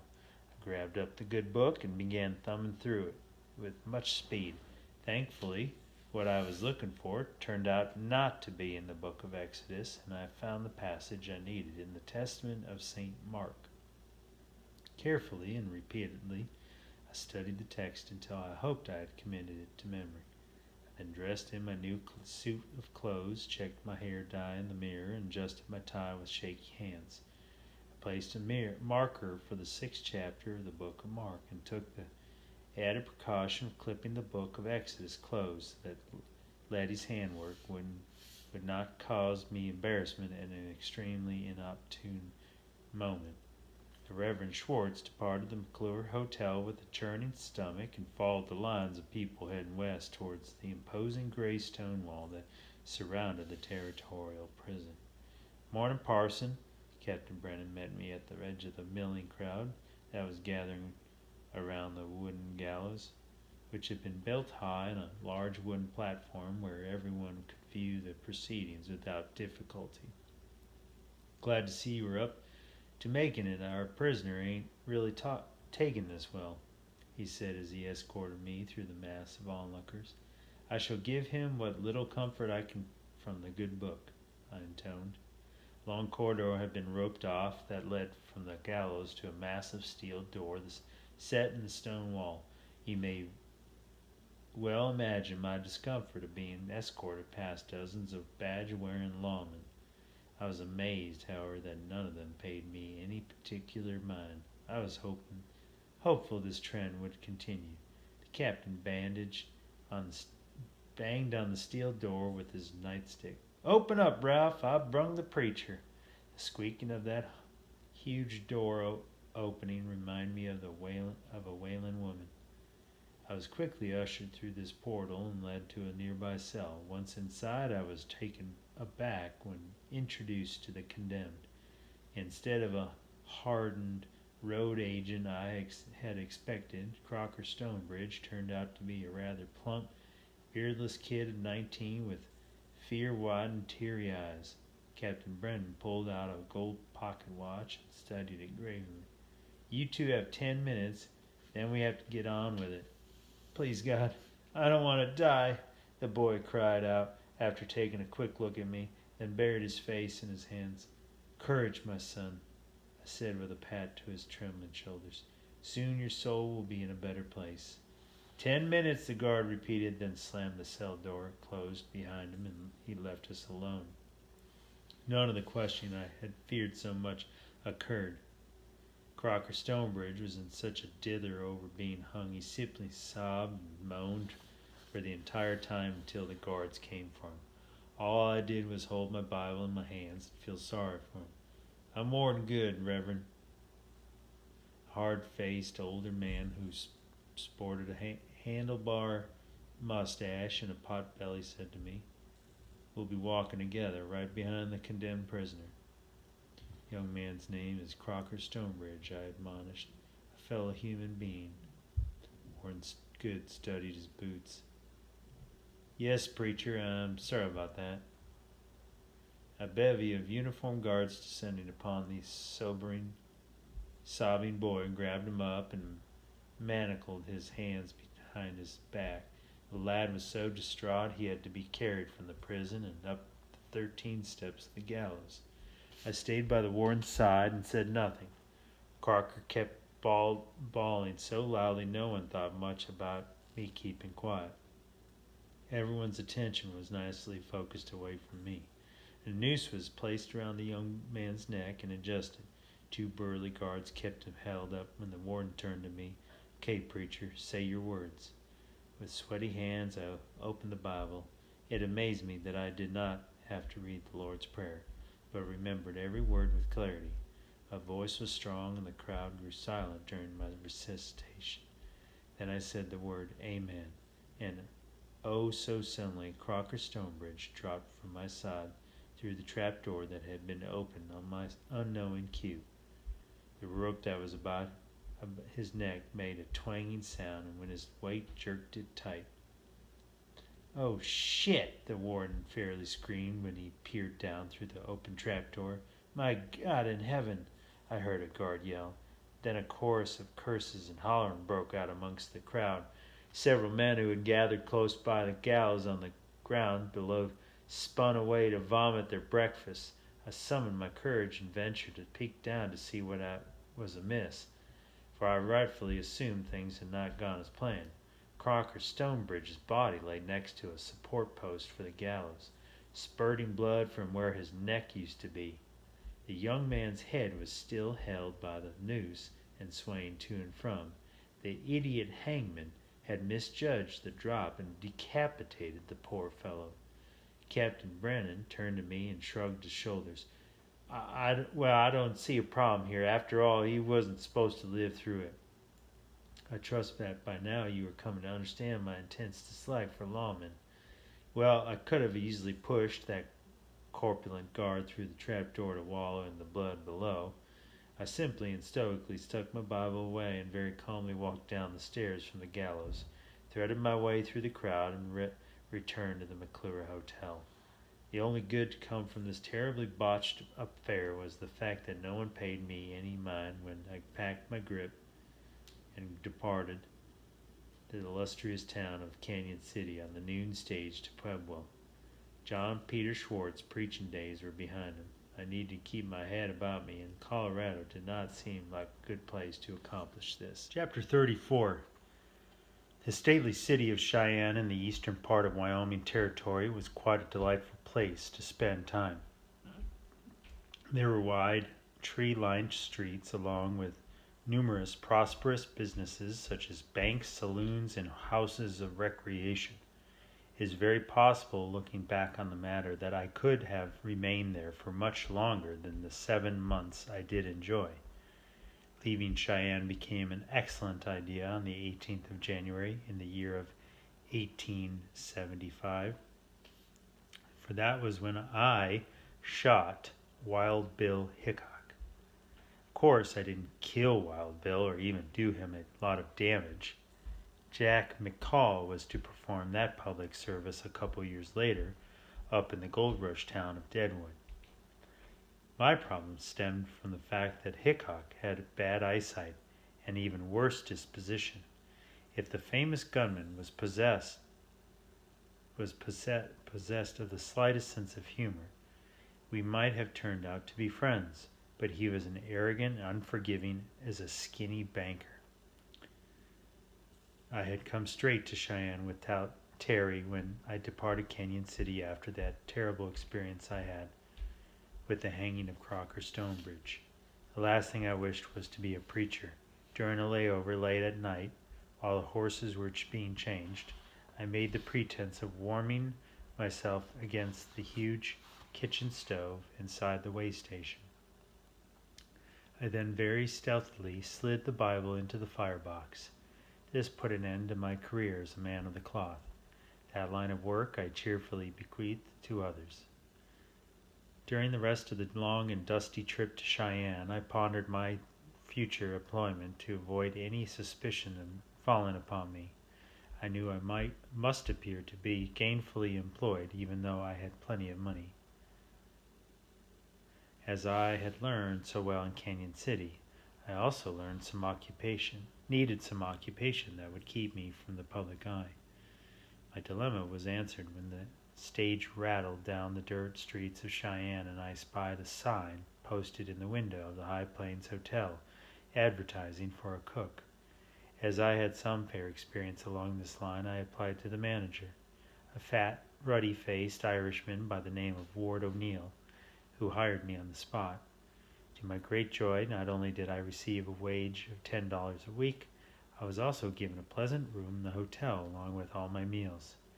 This arrangement, which kept me from prying eyes for most of the day, suited me wonderfully. Irish cooking, for that was what the restaurant served, turned out to be very simple to prepare. The first and most important ingredient is the potato.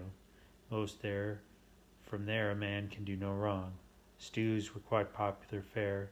I would start with a big pot of whatever meat I felt appropriate for the day. Then I tossed in cabbages and carrots and whatever else was handy, along with a ton of potatoes, and everyone, including me, was always quite pleased with the results. At 9 o'clock sharp every evening, including Sunday, the restaurant closed its doors. Then it took me around an hour to scrub the pots and pans, wash dishes, and generally clean the joint up to make ready for the next day's stew. O'Neill allowed me to order bread, cakes, and pies from the Chinese bakery in the next block, which eased my work considerably. My long day's work done, I would wash up in the bath and at the end of the hall, change my clothes, and walk to a cheery saloon to wash the taste of potatoes from my throat. The Tam O'Shanter was a nice saloon just across the street, so it was handy. Miles O'Neill, my boss's brother, ran the place, and a glass of beer only cost me a nickel there. Accordingly, I gave them most of my business. I have never fully understood why one nationality of people seem to congregate together, but they always do. One good thing I can say about the Irish, outside of their questionable tastes in stew, darn few of them ever seem to become lawmen. This delightful trait was to earn the entire species of my heartfelt respect. Occasionally, however, wanderlust would cause me to venture to what passed for the downtown section of Cheyenne. The block east of the Cricket Club Theater sported a row of businesses that offered a much more interesting form of recreation than any stage thespian could ever hope to compete against. There was the Yellow Dog Saloon, and not showing too much imagination across the street stood the Red Dog Saloon. I chose to avoid these dives, and while away on occasional evening enjoying the delights of the Green Lantern, which held, I believe, the best-looking soiled doves Cheyenne had to offer. Out of respect for my sweet departed Letty Morgan, I formed no relationships here other than those of this quite contemporary sort.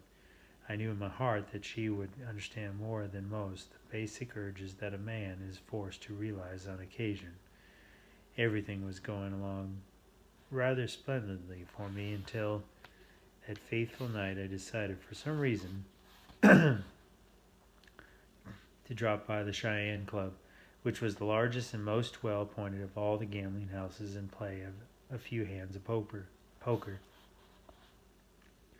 It was somewhat past midnight, and the always present wind was whipping up a skiff of snow that had fallen a few days ago and taking it for another pass through town. The frigid temperature combined with the blasted howling wind made it cold enough to put goose flesh on a penguin. I suppose after the winter I had suffered through it last year, I was getting fairly tired of cold weather in general. I stepped inside the Cheyenne Club, shook the snow off from my long coat, and hung it on a peg.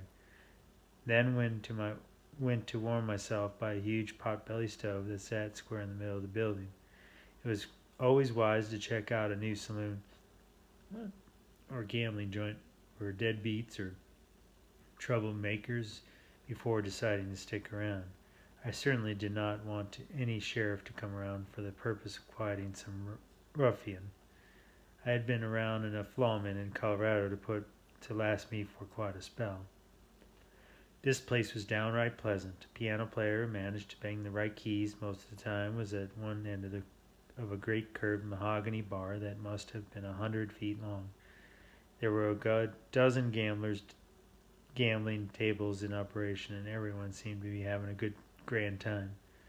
Drinks were served to men at the tables by pretty waiter girls who wore skirts high enough to show off their ankles. I held no doubts that what the rooms at the head of the stairs were used for. All in all, I thought the Cheyenne Club to be a delightful establishment. That was when I noticed a bunch of men about one poker table, and I first set eyes on Wild Bill Hickok. During my job at the restaurant, I had overheard many people talking about Hickok's being in the town, so his presence came at no surprise. Wild Bill was a living legend who had cut quite a reputation for himself in Kansas cow towns as a shootist. He apparently enjoyed his fame, for he dressed like he was in a parade. Long blonde hair cascaded down his shoulders. He wore French buckskin clothes, while around his rather ample middle a bright red sash kept twin ivory-handled pistols with the butts turned inward quite handy. Bill sat leaned back in his chair with his back to the wall, studying his cards with squinting eyes. I was quite surprised to note an empty chair at the table, so I beat some life into my cold, numbed hands and went to take it. Not everyone gets a chance to play poker with a legend. So, gentlemen, I said politely, as I placed a hand on the back of the chair, if this seat is not taken, I wish to play. Hickok cocked one of his blue eyes at me. You have made a mistake, my friend. I'm sorry, sir, I said, jerking my hand away from that chair. Go ahead and sit down. Wild Bill said, breaking up into a chuckle. I was referring to the gentleman part. You used the plural, and as far as I know, I'm the only one of hereabouts that fits that description. A chorus of guffs broke out among his band of hanger-ons. I held real doubts Bill was joshing me, and he seemed to be mighty fond of himself, but I took the seat anyway. I made a hasty introduction, then I stacked up a few double eagles on the green cloth in front of me, while Wild Bill shuffled the deck and filled me in on the rules of 5-card stud as if I was some greenhorn. I decided that he was likely used to folks who didn't know beans about gambling sitting in on one of his games simply to be able to say they had lost money to Wild Bill Hickok. I, on the other hand, had every intention of cleaning out the pretentious galoot. An hour or so later, I was ahead by nearly $500, and Wild Bill Hickok's temper was growing as short as the stack of gold coins in front of me. I really believe the idiot thought I was supposed to lose to him just because he was famous.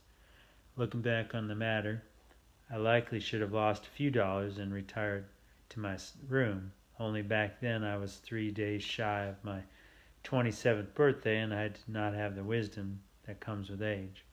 I had made up my mind to break Hickok's purse. Luck seems to be with you tonight, Mr. Schwartz, Bill said as he lit a big cigar. He rolled it between his fingers, then blew a cloud of smoke into my face. What'd you say to a man's game? What do you mean? I asked him. Everything in front of us is bet on one hand. No draws, no one but us, we be in on the deal. To be fair about it, I'll even let you shuffle the cards. Whoever has the best hand wins the pot. Then we can retire for the night. I eyed Wild Bill's purse and could see his reasoning. I had a good $200 more than he did. I said, that's a mighty sporting offer, and the hour is late. I agree to everything but one. Spit it out, Hickok grumbled. You shuffle, and I'll do the cut. The famous gunman grinned and cracked his knuckles. He was always doing that for some reason. It did cause me to notice he had the longest, daintiest fingers I had ever seen attached to any human. Ante up, Schwartz. Bill said as he deftly shuffled the deck, and then set it in the center of the table. I slid my pile of gold coins to the middle of the table. I could tell Wild Bill was taken back when I simply tapped the cards and said, "Deal then." Cheyenne Club grew quiet as night in the Utah desert. Bill slowly dealt each card face up. The first, to me, was the ace of diamonds. Hickok dealt himself a 10. Murmur swept the crowd when I received another ace, and Bill the king of spades. "Well, well," Bill said coldly, "this is looking very interesting." My next card was an 8. Bill drew another king and grinned from ear to ear. Then Hickok tossed me another 8, and his smirk fled when he drew a tray. "Three of a kind beats that, Schwartz's hand," someone murmured aloud to Wild Bill. He ignored the man and then tossed me another 8, and the color left his face as he squinted at my eyes. "Why, that's another ace of diamonds," he growled, staring square at my 8 of hearts. That was when I realized Wild Bill was nearly blind. "No, sir, Mr. Hickok," one of his buddies said. "Schwartz is holding a winning hand fair and square." Wild Bill slid another card from the deck and tossed down another king. "Sure looks like a misdeal to me," he boomed. "Schwartz was plumb gone and has plumb gone and beat old Wild Bill for sure," some burly idiot standing behind me yelled. Then he slapped me on my back so blamed hard it knocked the pepper box pistol from out of my pocket. The thing fell to the floor and must have landed on the hammer, because all 6 barrels fired, and Wild Bill flew back in his chair and grabbed it at the side of his head with his right hand. I held out my hands palm up as quickly as I could. Wild Bill glowered at me as a trickle of blood ran from his ear. "Someone shot Hickok!" People began yelling at the top of their lungs. Now, for a man who did not wish to attract attention to himself, things were not going well for me. "Go fetch Doc," I heard someone call out. "Get the sheriff," another dunderhead hollered. I simply stared at the famous gunfire for a long moment, then decided he really hadn't been damaged too badly by the accident. "Let's take a look at that ear." "You stay put, Schwartz," Bill hissed and turned to a man next to him. Pulled a bloody hand from his head. "How bad is it, Charlie?" A man named Charlie stepped close and eyed the wound. "It ain't but a nick out of your earlobe. Reckon the blood makes it look worse than it really is." Wild Bill Hickok folded a handkerchief and stuck it against his ear. He surveyed me with reptilian eyes. "John Schwartz," he said coldly, "this is a misdeal. Take back the $100 you start with, pick up that damn pistol of yours, and leave here tomorrow at noon. If you are still in Cheyenne, I will kill you." Bad eyesight or not, that was something out of Wild Bill Hickok's demeanor that told me I had best to do as he asked. I didn't relish being cheated, as he had plainly done, but should I have faced him and won, for I am also quite handy with a pistol, I would have been subjected to much unwanted scrutiny. I nodded at Wild Bill. "Thank you for a most entertaining evening." The man named Charlie grabbed my pepper box pistol from the floor and handed it to me. "I'd reckon Bill's feeling mighty generous tonight. Most times he'd plugged you." I slid the gun in my pocket and carefully extracted 5 double eagles from my winnings and stuck them in with it. "Noon tomorrow, Schwartz," Wild Bill growled, leaking blood in the ground. "Yes, sir, I understood, Stan," I said. I got up and went to retrieve my coat while suffering abusive laughter from my quarters. Winter in Cheyenne, Wyoming was far too harsh for my taste. Come noon the next day, I was on a train bound for Salt Lake City. From there, I intended to head south by stagecoach to the Arizona Territory and do some gold prospecting. I am truly happy that Hickok must have found the incident quite embarrassing to him, as I have never heard Never read or heard any more on the matter. For me to have been known as the man who shot Wild Bill Hickok would have been a terrible cross to bear. Chapter 35. Back in those days, stories of new gold strikes were bandied about like women's gossip at a church social. I made a point to keep abreast of those in the best possible manner. I checked out every saloon I could as I made my way south into Arizona territory. No newspaper that ever inked a page could hope to compete with the wonderful speed by which news moved from one saloon to the next. While I kept my ear to the ground about Arizona gold finds, I was also relieved to hear nothing of any new gold rush to the area around that sparkling clear lake in Colorado where my fortune lay. I had in no way given up my dream of opening the rich mine poor. Deceased Gid Trevor had bequeathed to me. After the recent turns of events, however, I felt it prudent to postpone returning to Colorado for a while and trust that no one would stumble over that or what was very rightly my property. It was simply dreadful the way I had been vilified by the press. The article in Harper's Weekly by John A. Randolph, the idiot who stumbled over my companion's remains, had been the worst of the lot. All of them, however, had me guilty of murder, robbery, and cannibalism, while all I had actually done was survive. Should I make a misstep and fall into the hands of some stupid lawman, I knew there was no way I could receive any kind of fair trial on the matter. The simple fact that I was there and they were not wouldn't be a very adequate defense. One of the good things about gold is that it keeps quite well in the ground. People are also blessed with very short memories. All I needed to do was avoid attracting attention to myself for a while, and I would be fine. I was very gratified that I had not killed Wild Bill Hickok. The resulting publicity would certainly have had fatal consequences for me. From all reports, the town of Prescott seemed to be the hub of activity for the entire desert community.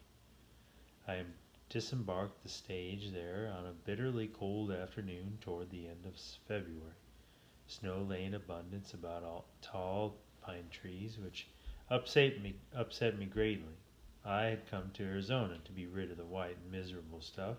This place was no great improvement over Cheyenne, with the pleasant exception that Wild Bill Hickok wasn't about. I rented a room for the night, then went to visit the area of town locals call Whiskey Row. For some strange reason, the city's founders had insisted that all places where liquor or other delights were sold be limited to one block. I strongly suspected that Mormons were behind this idiotic plan, but was not interested enough to inquire if I were right or not. The Gold Dust Saloon was ensconced in the midst of the row and appeared prosperous, so I stomped the snow from my boots and went inside. In contrast to most mining booths or mining camps, every saloon in Prescott was built with sturdy bricks. The Gold Dust had a magnificent walnut bar along with pictures of nude women hanging in abundance on the wall behind.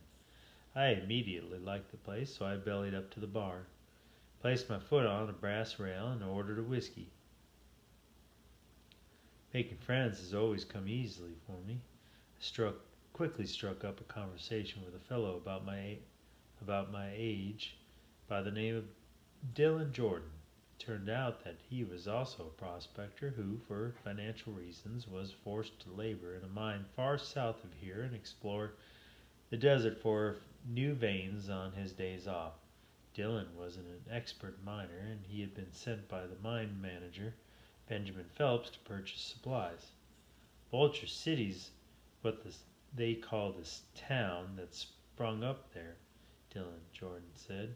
Old man Henry Wickenburg found the vulture mine back in '63, but somehow he got it taken away from him. He still lives in a little shack by the Hesiepa River. Thinks he still owns that mine. I asked, "Is this vulture mine a rich one?" Dylan gave out a chuckle, then stealthily slipped a few rocks from his coat, showed them to me. They were chunks of white quartz that had streaks of yellow gold laced through them like spider webs. The stuff was as rich as the specimens Gid Trevor had taken from my Colorado mine. Most everyone that works there gets a bonus once in a while, Dylan said with a shy grin. The Vulture Company's already taken out a couple $1 million from what the miners had left him. That vein's a real bonanza for sure. I plunked an eagle down on the bar and ordered us another drink from the surly acting counterman who kept trying to listen in on our private conversation. "Do you reckon there's many more veins like the Vulture around there?" "Thanks for the drink," Dylan said, then remained silent until the noisy barkeep had departed. "There surely is. I'm following some rich flow. An old man Wickenburg's even rumored to have made another strike, only he's afraid to file on it. At least he gets screwed out of it happening with the Vulture." I glanced through the front windows. Noticed it was snowing hard. Suppose a person will have to wait a while to do any prospecting with the weather like it is. Dylan Jordan laughed till his eyes teared. "John," he said at length, "you really don't know beans about this country. When a person drops off Yarnell Hill, they leave the snow behind them. The area around Vulture City is nothing but cactus, rocks, and rattlesnakes. Snow's also got water in it. Down there in the desert, that stuff's worth near as much as gold. Even the Hesiepa River's a joke. The only time the thing has water in it is once or twice a year after a cloudburst. I've heard tell there's cactus that grow as tall as a tree. Is that true?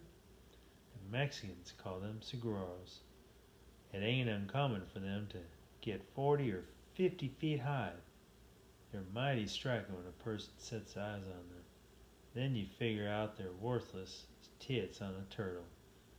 A body can't use them for buildings or mine timbers like it can a tree, and they're too skinny to make shade when it's hot out, like most of the time. But, like you said, there are some mighty rich gold veins around Vulture City." "Yep, sure are, and you're welcome to ride on the freight wagon with me if you'd like," Dylan said. "I'm leaving at first light from Linky's hardware store. I really hope the weather warms up a mite. I'm fetching back 100 cases of giant powder, and that stuff gets plenty touchy when it freezes and the nitroglycerin starts leaking out." "Thanks for the offer," I said quickly. "I need to buy a mule and some supplies, and my guess is they'll be cheapy here in Prescott." "Yes, sir, that's a fact. Skinner McCabe at the library down there in Vulture City came by his moniker from skinning folks, not mules. I won't be moving too fast. You can catch up with me plenty easy. Just follow the main road heading south. I'd be obliged to show you around once you get there. Vulture City needs some fine people like you in it." "I'll get rounded up in the morning and be right behind you," I said. Way behind. More blasted snow was drifting earthbound from a dreary gray sky when I draped my saddlebags across the back of a decent red mule that I had paid $100 for and rode out Prescott. I was seething over having had to pay such an exorbitant price for anything with 4 legs, but the varmint who ran the library wouldn't budge. "So things cost here in this neck of the woods, sonny boy," the white-bearded old codger had said with a snarl, causing me to shudder at what the price for a mule might have been in Vulture City. Took my sweet time following the tracks of Dylan's wagon in the fresh snow. dynamite or giant powder. I knew to be plenty treacherous when it froze, and the weather hadn't been warmer than freezing since I'd been in Arizona. If an entire wagon load of that stuff was to explode, it did not seem prudent for me to be anywhere in the vicinity when that event occurred. That afternoon the clouds cleared, exposing a beautiful deep blue sky. The weather became remarkably warm. I realized the road had been dropping in elevation, but nothing I had ever experienced prepared me for what I saw when I passed through the shacks of Yarnell City, and behind the grandeur of the Mojave Desert from a viewpoint usually reserved for eagles. I reined my red mule to a stop amongst the multitude of huge round granite boulders that were strewn about the rim rock, and peered downward with awe at the sprawling rolling desert that extended from the floor of the cliff 1,000 feet below to the distant horizon. This was inspiring country, with not a patch of snow in sight. Somehow a road had been chiseled out of that wall of rock. I flicked the reins, and keeping that stupid mule away from the edge, I began my descent. My Adam's apple bobbed in my throat like a boat on rough water whenever I ventured a peek over the edge. To drive a wagon loaded with dynamite down such a road would take a crazy man. At least I had sized up Dylan Jordan rather quickly. The man was a lunatic. I rode into the town of Vulture City around noon of the next day. Experience in negotiating the precipitous road had exhausted me. When I encountered a stage stop at a little place called Congress Junction, I enjoyed a few shots of poor quality whiskey, then rented a cot for the night. This also gave Dylan plenty of time to get rid of himself of that load of giant powder before I got there. Vulture City consisted of a single long street lined on both sides with 1- and 2-story clapboard buildings of the same pallid grandeur that had graced Billingham City. At least the weather here was quite agreeable. I was plenty surprised to be able to remove my coat in comfort. Those huge cactus plants were everywhere, along with abundant other strange varieties of plants that I had never before encountered. I was to find they all shared one thing in common: sharp thorns. Folks who called the desert home had a way of saying, if it's green and growing, it'll have stickers. If it's moving about on its own, it will either bite you or sting you. On a low knoll at the south edge of town were the works of Vulture Men. This wasn't at all hard to figure out. A big sign attached to the top of the 5-story high head frame announced in bright red colors, Vulture Mining and Milling Company. The massive 20-stamp gold mills shook the very ground beneath the town 24 hours every day and gave off a din that reminded one of an approaching thunderstorm. I rode to the far end of the town and turned to watch as a large dust devil wound its way through town, spewing dirt through open windows and flinging clothes that had been hung out to dry into cactuses. All told, I liked Venture City. There just had to be a lot of gold hereabouts to cause folks to hang about such a dismal place. I had made note of 3 saloons, and most agreeable of all was the lack of any visible law enforcement. I stabled my mule at McCabe's livery stable at the unbelievable cost of $1 a day. Then I was charged $15 for a week's room and board in the Vulture's Nest Hotel. This only served to buoy my spirits. No one could afford to live here if there was not a lot of money about.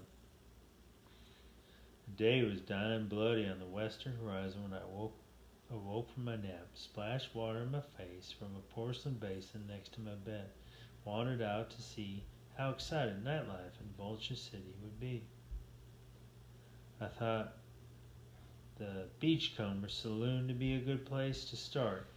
Whoever had named the joint simply had to be a real character with a decent sense of humor.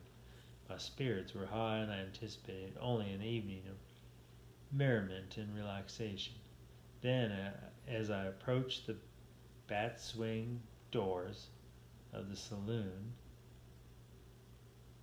the batwing doors, sorry. Then, as I approached the batwing doors of the saloon, I heard loud yelling and cursing from within. I hesitated just long enough for the deafening blast of a shotgun to blow a man flying through the swinging doors onto the boardwalk. I noticed the poor fellow had caught several buckshots square in his breadbasket. In spite of his terrible wounds, the bleeding man pulled a pistol from his belt and fired it through the bat wings till it was empty. A scream of pain erupted from inside the beachcomber. That was when I realized the man with his belly full of buckshot was Dylan Jordan. Chapter 36. I stepped close and ventured a peek inside the saloon. The fattest man I'd ever seen, who wore a long silver beard and had a grimy apron tied around his ample middle, stood staring at a skinny fellow lying sprawled out on the floor in a pool of blood. The fat man reached down and grabbed up a double-barrel shotgun. That was when he noticed me. "Come on in, stranger," the big man said in an oddly happy voice. "Reckon all the excitement's over for a spell." Swallowed hard and went inside. The man on the floor was nettily dressed and obviously quite dead. "I'm Sam Cobb." The big man offered up a ham-sized hand. "I own the place, and I'll fetch you a drink once I get things tidied up a mite." I shook his hand and shot a glance at the bullet-ridden body at my feet. "Old paid him no mind," Sam said. "He's just a skunk of a lawyer that should have been shot years ago. I gotta go look after Dylan. He's a regular paying customer." About a dozen men exited the saloon with us. I was the one who bent down and helped Dylan Jordan stagger to his feet. From the number of holes he was leaking from, I doubted he would live through the night. "Hello, John," Dylan said hoarsely when he recognized me. He looked at Sam Cobb. "Did I get him?" The barkeep nodded. "Carson Hewlett's got more holes in him than counting. Sure too darn bad we ain't got Doc Simmons anymore. He might have been able to cork those holes in your belly." Dylan attempted to laugh, but only succeeded in coughing up blood.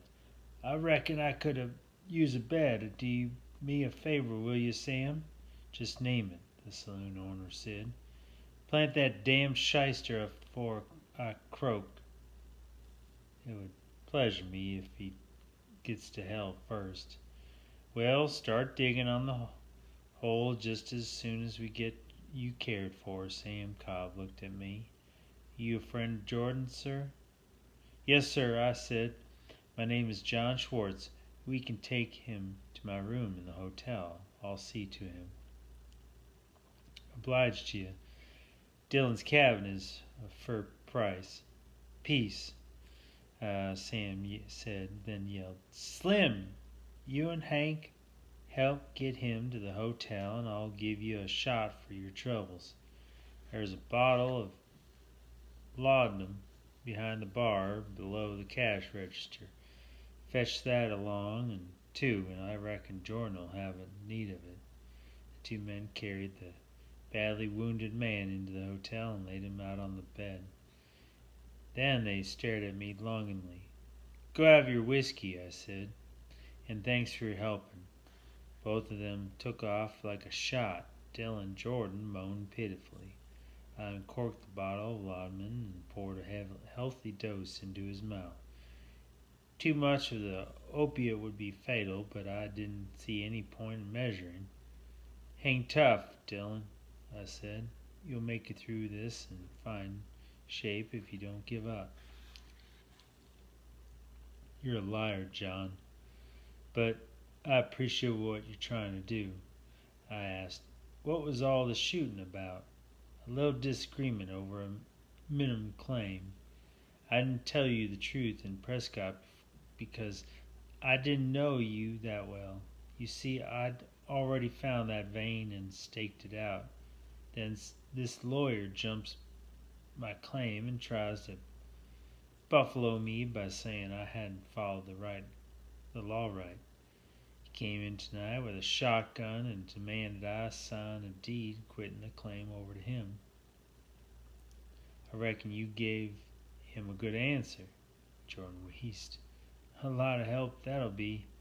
He reached out, clasped my hand. "Listen, I'm in need of some help. I'm dying. I don't know nobody around here that'll do what's right. You can trust me. Just tell me what I can do." "Sam Cobb," Jordan's voice was weakening. "He ain't a bad egg. Have him show you to my shack.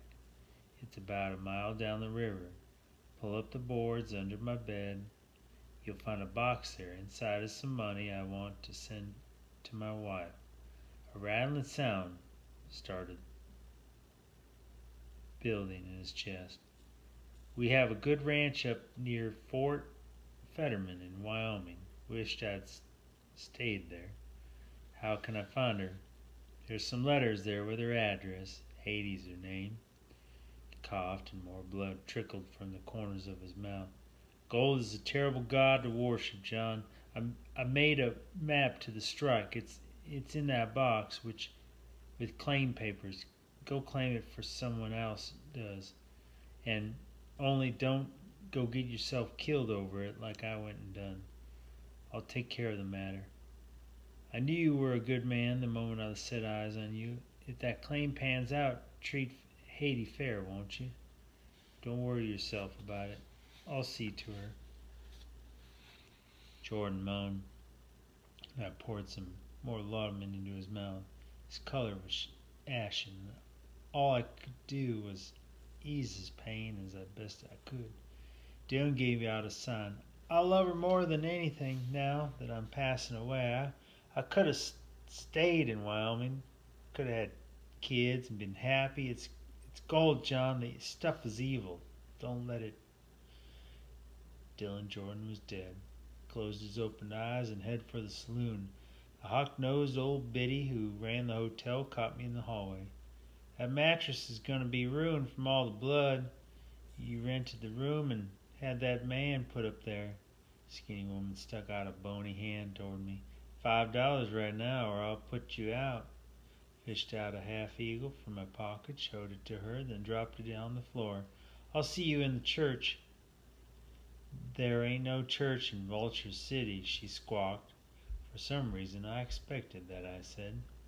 When I left the hotel, that old woman was on her hands and knees poking around under furniture looking for her money. Dylan Jordan's dying observation of gold was absolutely correct. That glittering yellow metal can cause simple-minded people to do most anything to possess it. Sam Cobb read an eulogy over Dylan's pine box and at 9 the next morning. Aside from the bartender and me, and the only 4 men attended the brief service. "God planned 'em right. Anyway, away," Sam said to me after folding his worn Bible. "Bodies get ripe in these parts before St. Peter can tally up their souls." I said, "Before our friend passed away, he asked me to get some things from his cabin and mail them to his wife. I was wondering, is there someone who could show me to his place?" Sam looked dumbstruck. "Dylan was here about for nigh onto a year, and this is the first I've ever heard of him been married up." Portly barkeep surveyed the desolate cemetery. "Reckon I can understand why he didn't bring her out. This here's hard country for a woman. About Jordan's request. Oh, sure, Sam said as he turned his head toward the grizzled old fellow who had helped out last night.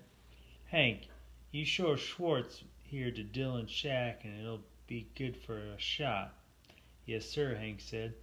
Well, let's get to it. I need that drink before the bugs come out. Sam Cub took note of my puzzlement. Hank here gets the deliriums and sees bugs and snakes when he runs dry for more than an entire morning. Well, I said, let's not tarry. I was beginning to wonder if folks went crazy once they got to the desert or they were already crazy when they arrived. I really didn't have time to ponder the issue. I had a gold mine to claim. I was taken aback when I studied the framed photogravure of Haiti Jordan. She was not all what I expected. This was the most beautiful woman I could imagine. Even with the grainy black and white likeness of her, I made out a delightful spray of freckles about her high cheekbones, curly locks of what I simply knew to be auburn hair, framed an angelic face, and cascaded down her lithe shoulders.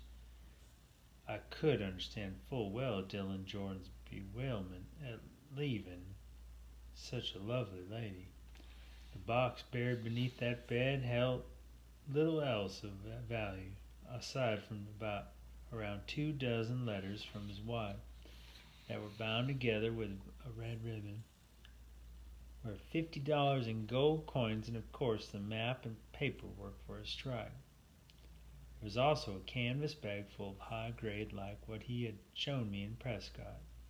I knew now those samples had come from his mine, not the Vulture. No wonder that lawyer had resorted to using a shotgun to obtain Jordan's claim. Gold as rich as what was inside that bag was enough to cause a lot of decent folks to use violence to obtain its source, let alone some greedy shyster. I unfolded and studied the paperwork from Jordan's mine with the greatest of care.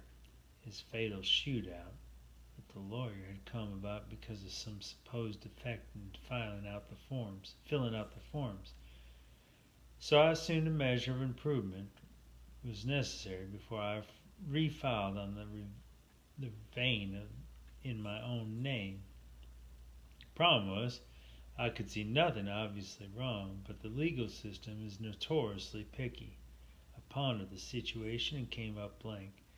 Seeking out a lawyer of my own for help seemed to be akin to getting a coyote to guard the chicken coop. There sure was a lot more to gold mining business than I had suspected. At least the map to the mine was quite well done and easily decipherable. Best of all, the vein was only a little more than a mile from Vulture City. With the brass compass I had brought along, I knew I could locate that mine within an hour or two. I decided after I got a peek at the vein, I would figure out how to approach getting rich.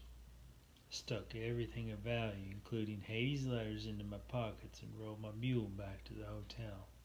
First thing I noticed was that old bat had actually put a new mattress on my bed, which surprised me greatly.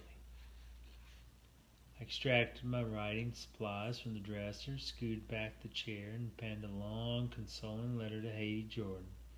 From the letters to Dillon, I found her address that turned out to be a town of Casper in Wyoming Territory. I was certain Dillon had said Fort Fetterman was their home, but then I remembered that aside from having 9 buckshot in his belly, I had given him a lot of laudanum. I addressed the envelope to Haiti Jordan in Casper, Wyoming, and headed to the post office.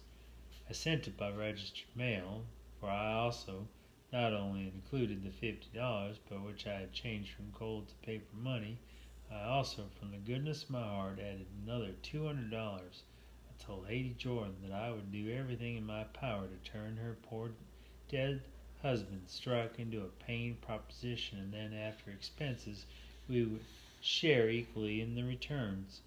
Since I was Feeling quite pleased with the very fair manner in which I had taken care of Dylan Jordan's grieving widow, I decided to drop by the Beachcomber Saloon and relax for a spell.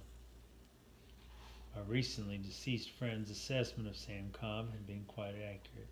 He did seem like a good chap, and I enjoyed my visit with him immensely. I left the bar that evening with a higher opinion of Vulture City. Not having a shootout in a saloon while a person is trying to relax always does a lot to improve one's attitude. Sunrises in the desert can be stunningly beautiful affairs. The reddish glow in the east matched the fine color of my hair as I rode my mule following the wobbling needle of the compass. The claim was only a short distance, and I had hoped to inspect the vein, file new papers, and be back in town before noon. I had just entered a low rocky canyon lined on both sides with towering saguaro cactuses when suddenly a rifle shot split the still air in a puff of white dust and indicated where the bullet hit the trail a few feet in front of me. "Hold up there, hombre!" A voice boomed from behind a large rock. "This is private property that you're trespassing on." I hold my hands up out in plain sight. I reckon you're the guard Carson Hewlett's got hired. To no great surprise, he answered. "Yep, I surely am. What's it to you?" "Just that the lawyer hired me to spell you for a while," I yelled out. "If you'd rather stay here, I'll be happy to go back to town." A skinny galoot with a scraggly black beard showed himself. "Hewlett ain't with you. He said not to let anybody come around if he were with him." "He'll be along shortly," I said calmly. "You can point that gun somewhere else if you don't mind. I just come out here to help you. Get down off that mule and we'll talk, but I ain't gonna trust you now till Hewlett shows himself." "It's fine," I said slowly, dismounting. "It won't be but a short while until he's here." The gunman walked down the rocky slope and surveyed me with cold eyes, all the while keeping his rifle aimed at my belly. "I ain't never seen you around these parts before." "That's because I just came down here from Cheyenne to work for Mr. Hewlett." "And just what might your name be?" he asked, stepping within my reach. "James," I said with a grin. "Jesse James." "No fooling," the simpleton said with obvious awe. "I've heard tell of you." Second, the idiot lowered his rifle barrel. "I used a tactic I used to learn from Turtle John. I tightened my fist into a knot, then with a single savage blow to the chest, I burst his heart. Buried the not-so-efficient watchman in a shallow grave to keep the buzzards away. I then scoured the area about the deceased camp looking for a horse, but found nothing. My opinion of lawyers became strengthened when the sum of all the money the dead man had on him totaled a mere $50. The rifle he had kept pointed at my middle turned out to be a rusty old volcanic. I doubted it would be worth my trouble to sell the thing, so I added it to the grave. Carson Hewlett had certainly been a skinflint to hire such an inept, poorly armed help. I was gratified Dylan Jordan had taken care of him so well. After the unexpected delay, I set about checking out my gold mine. Actually, the term mine was an exaggeration. All it consisted of was a hole in the rocky bottom of a ravine dug no deeper than what people set outhouse over. Checked out about for rattlesnakes, then I climbed down a rickety ladder to study the vein. A thin seam of white quartz, not much wider than my thumb, ran down both sides of the shallow shaft. While this vein was not very wide, it was richer than sin. Spiderwebs of glistening yellow gold ran through it with great abundance. when that court scene widened with depth, all gold veins do, it would become a veritable treasure house of riches. Using a small pick I had found, I filled my pockets with as much high grade as I could chisel loose. I then went to the pile of rocks that served as a discovery marker, removed the lawmaker's paperwork, and tore it into shreds. I filled out my own claim, folded the form, and placed it in a can, and securely buried it under more rock. I now owned a very rich gold mine. As I rode back to Vulture City that afternoon, it dawned on me that I did not know the name of the man I had killed. There had been next to nothing in his pockets. I did not let the matter trouble me. Any idiot who thought I resembled Jesse James would not be missed in the least. Chapter 37. River Smith come by today to check out the shooting, Sam Cobb said when I dropped by the Beachcomber that afternoon for a drink. Can't say I've heard of him before, I said. Is he the local law? Nope, Smith ain't local, thank goodness. Having the likes of him around would wreck the hell out of my business. He is about the biggest pile of law a body can find standing behind a badge in these parts, however. He works for the territorial governor out of Tucson. Old River only shows up when someone gets plugged or a bank or a stagecoach is robbed. Well, what did this sheriff have to say on the matter? Sam Cobb cocked his head in puzzlement. You know I ain't rightly sure just what's stamped on that badge old River's so proud of, so I ain't sure if he's a sheriff or not. Reckon I'll check that out the next time he's about. To answer your question, there weren't much he could do but write up a report and leave. Hell's bells, both the shyster and poor Dylan Jordan's planted. When there ain't nobody's left alive to stick in jail or hang, most lawmen head for greener pastures. I hoisted and finished my mug of beer. That's one thing about Vulture City I like. It's a law-abiding town with absolutely no need for a sheriff. That's a true fact, Sam Cobb agreed.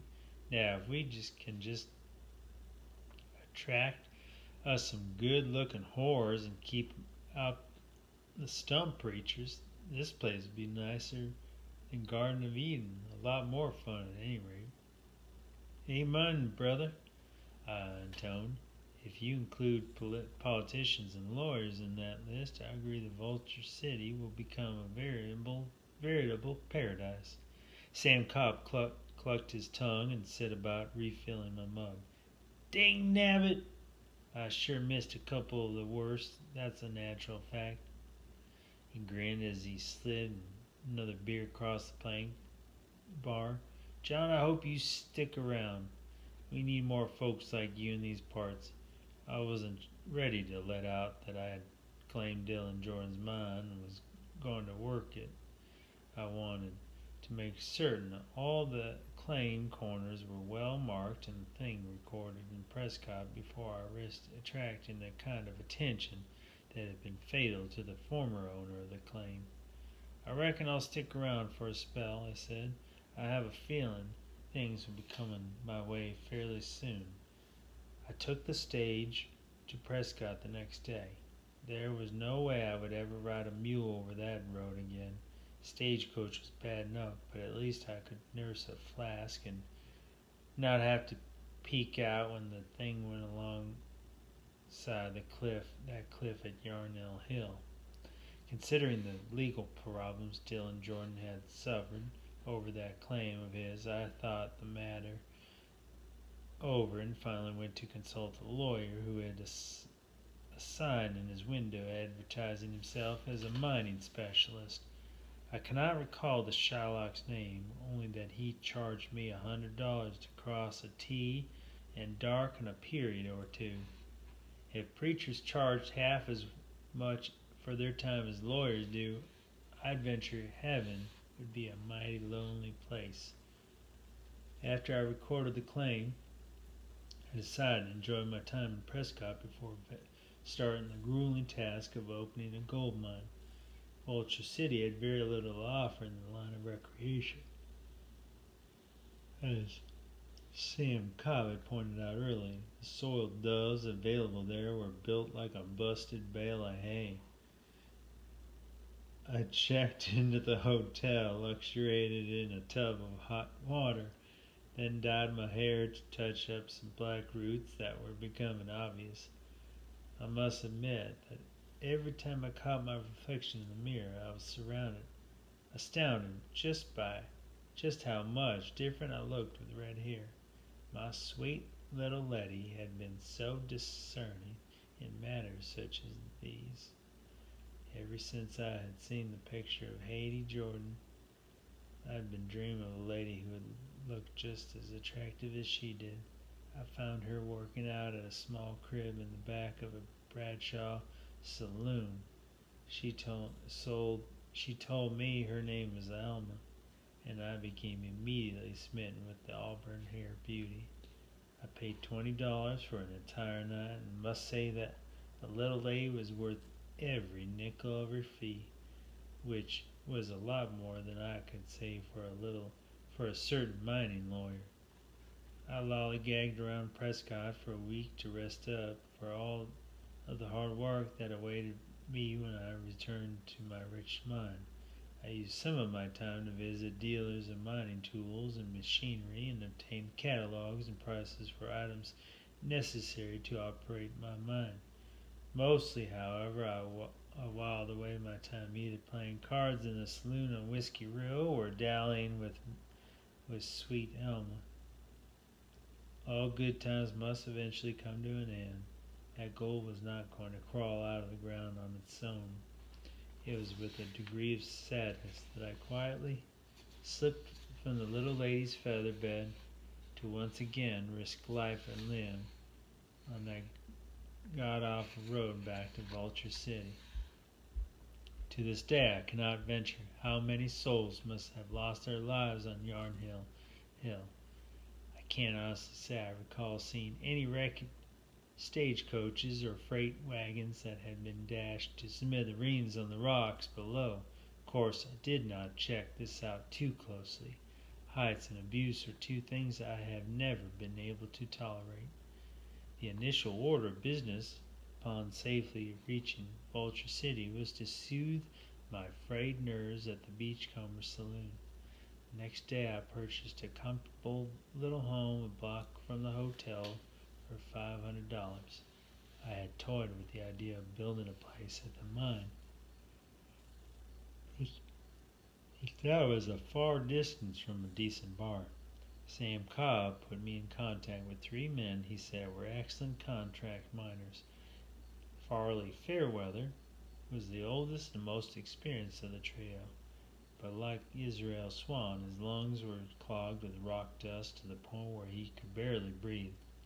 This left all of the hard work to his younger brother Zach, a burly 19-year-old farm boy from East Texas by the name of Spencer Willoughby.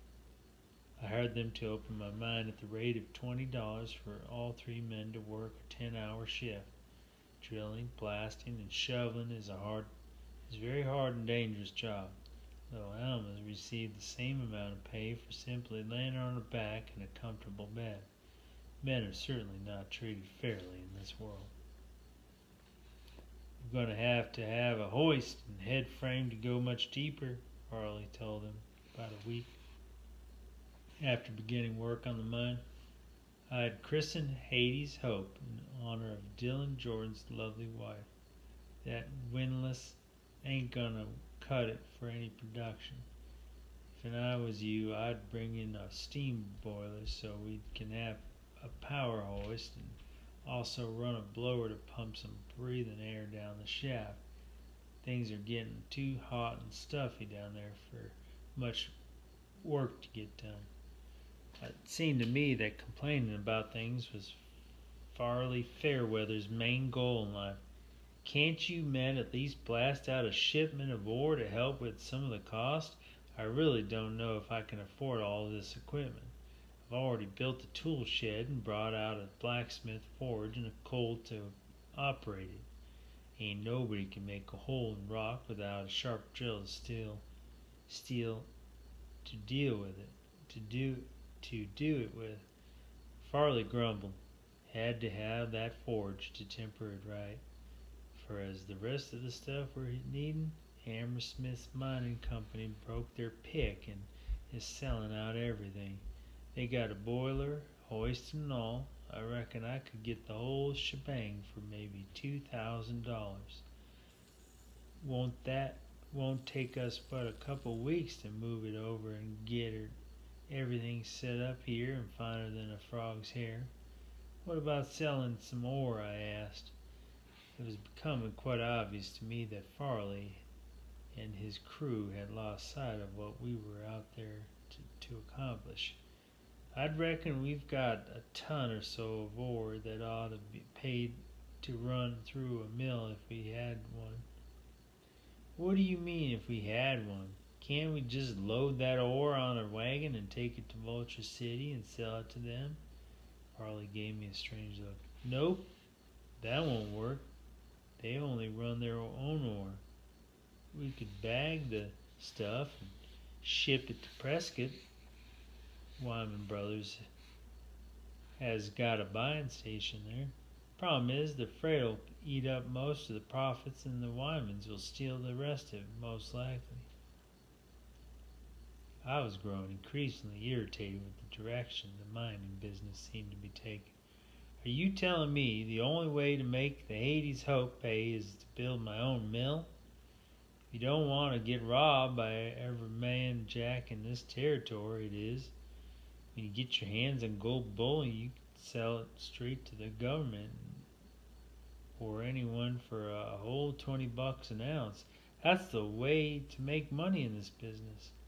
I took a deep breath and awaited what I knew was coming. Now Hammersmith's got a mill for sale, too, Farley said with a smile.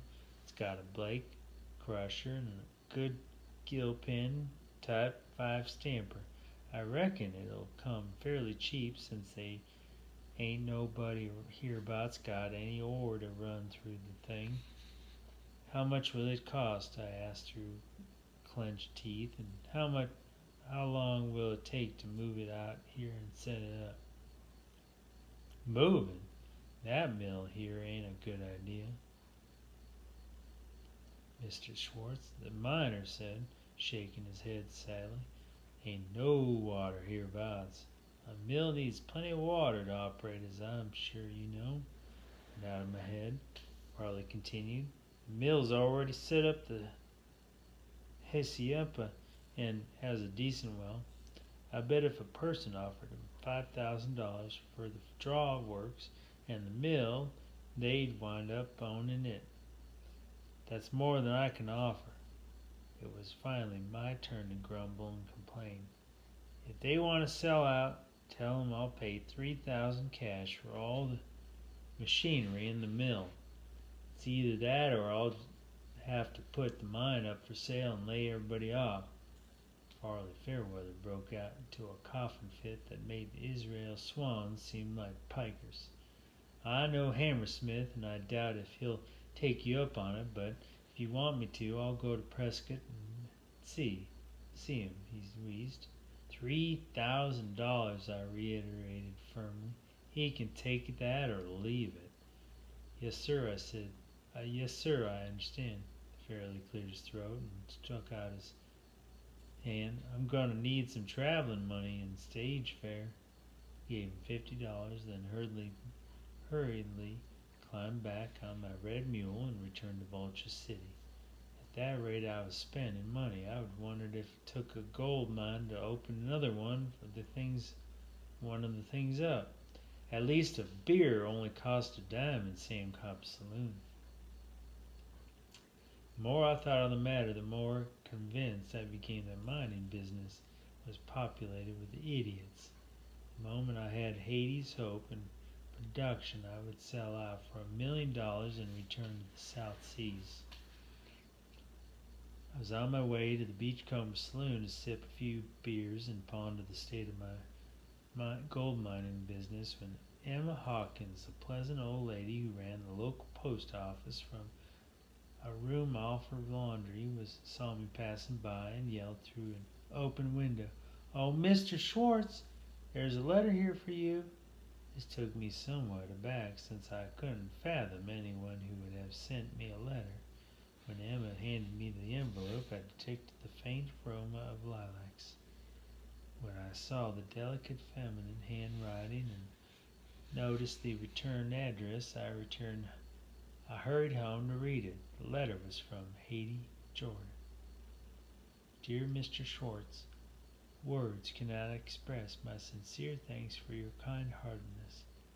I would likely have never known of Dylan's death had you not written. I can now put a closure to his whereabouts, as I have not heard from him in over 6 months.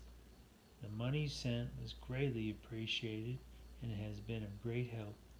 The ranch here in Wyoming provides a marginal living at best. I am forced to do much of the work myself, as my father, who lives here with me, is becoming quite feeble. You mentioned my deceased husband had made a rich gold strike, and that you were going to operate the mine and send me half of the profits. While I am most appreciative of your courtesy and compassion, I cannot allow you to extend yourself to that extent on my behalf. Therefore, I will use some of the money you so kindly sent to hire a man to help my father. I shall then travel by stagecoach to Vulture City and render whatever services I am able to assist you in this venture. This is, I believe, simply being fair with you. As I pen this letter, it is the 2nd day of April. I shall leave at the earliest opportunity and should arrive before the end of the month. I am quite anxious to meet you and assist in any possible manner with your efforts. The fact that my husband made such a fine friend such as yourself gratifies me immensely.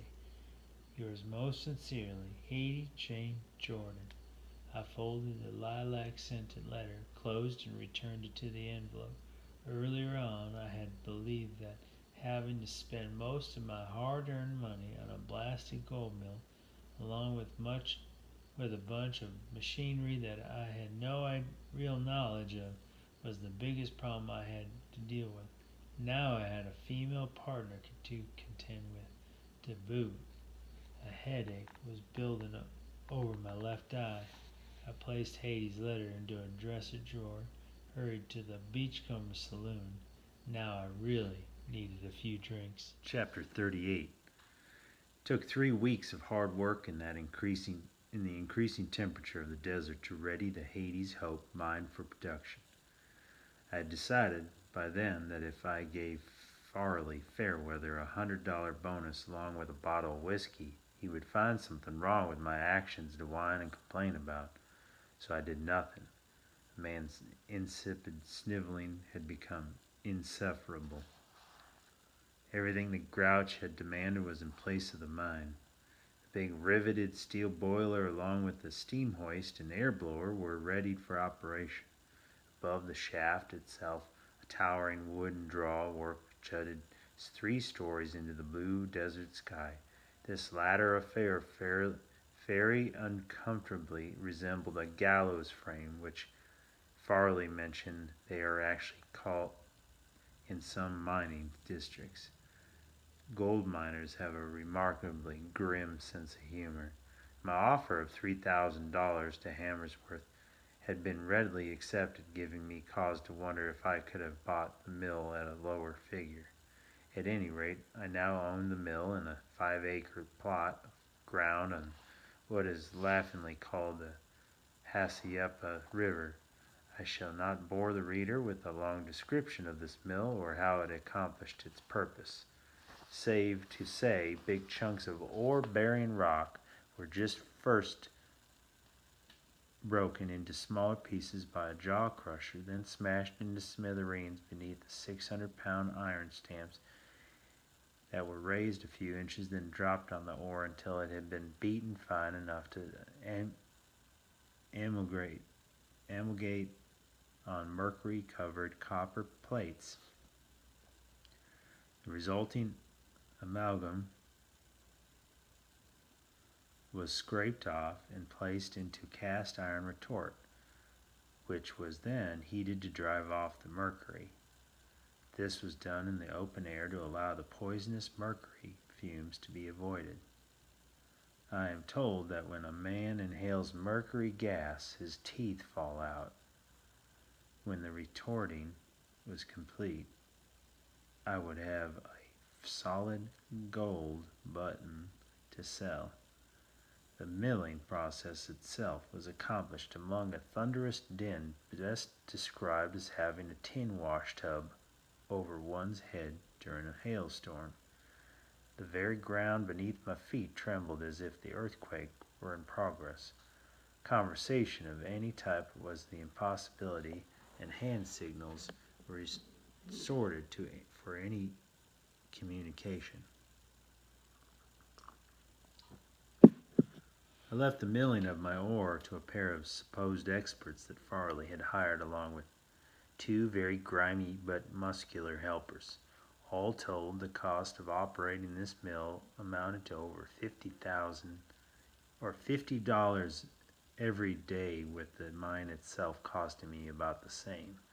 Both of those huge boilers consumed an unbelievable amount of cordwood, all of which had to be freighted down Yarnell Hill from Prescott. I surely do not need to expand on how much this added to my costs. At the time, all that had been done with the mill was to run a few tests to assure the thing could work. I had all the ore that had been extracted from the mine shipped to the mill, and studied the pile with a jaundiced eye. I was very much disturbed as to how much worthless brown granite was mixed in with the high grade. There's a lot of gold in that ore you can't see without a magnifying glass, Farley assured me. The mercury plates will get it all, trust me. I said that the assays that Frank Simmons ran out on the samples we took from the mine showed a gold content of 100 ounces all the way to nothing. How can we judge what the mill will put out? Farley clucked his tongue. Ever-minded man knows the mill will tell us that after we've run a few tons through it. Yes, I answered with a butterfly in my stomach. I guess that will tell the tale. I had just under $1,500 left to my name. With the cost of running that mine and mill being over $100 a day, I sincerely needed to have some gold to sell shortly, as I didn't wish to hear Ferry Fairweather complain or come up with some other item he couldn't live without. I beat a hasty retreat to Sam Cobb's saloon. It was a lot cheaper to hang around there than my mining operation. The impending arrival of Haiti Jordan weighed heavily on my mind. Having the company of such a vision of loveliness, which I knew she would be, was quite desirable. However, I really needed to focus my attentions on the mine and mill until they were running profitably. Aside from that, Vulture City offered no accommodations for a lady of quality. First shot at a tub of bath water cost $1 at the hotel. Second chances were 50 cents, dropping to a quarter for all those who had bathed later. I knew Haiti would want a $1 bath at least every few days or so. To be a gentleman, I decided to move back into the hotel and give her my house to live in. There was a well with a hand pump over it where she could fetch all her water she needed by expending only some elbow grease. Money was something that I feared would run short before I was selling gold on a regular basis. I could live in the hotel much cheaper than she could. For some dad-ratted reason, that gold of yours won't catch on that mercury plates, Ferry Fairweather told me in the usual whiny voice after he had run the mill for 3 days. I ain't never seen the like before. Normal gold sticks right away. The blasted stuff out of Hades' hopes got a coating of something on it, makes it run right out in the darn tailings and get lost. You didn't recover any gold in 3 days?" I was too aghast to shout. "Nah," Fairley said with a shrug. "Course, I got some gold, but sure not as much as we should have had. Can't figure it out at all.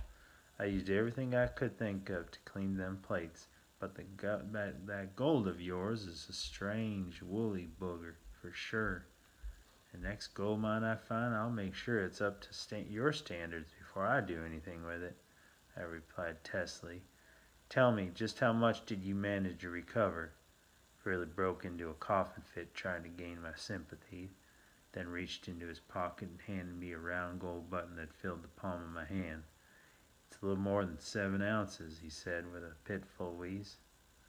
"From the color of the door, I guess it's about 400 fine." "Huh?" I was both angry and dumbfounded. "Explain yourself. All mining men know that gold is figured out on fineness.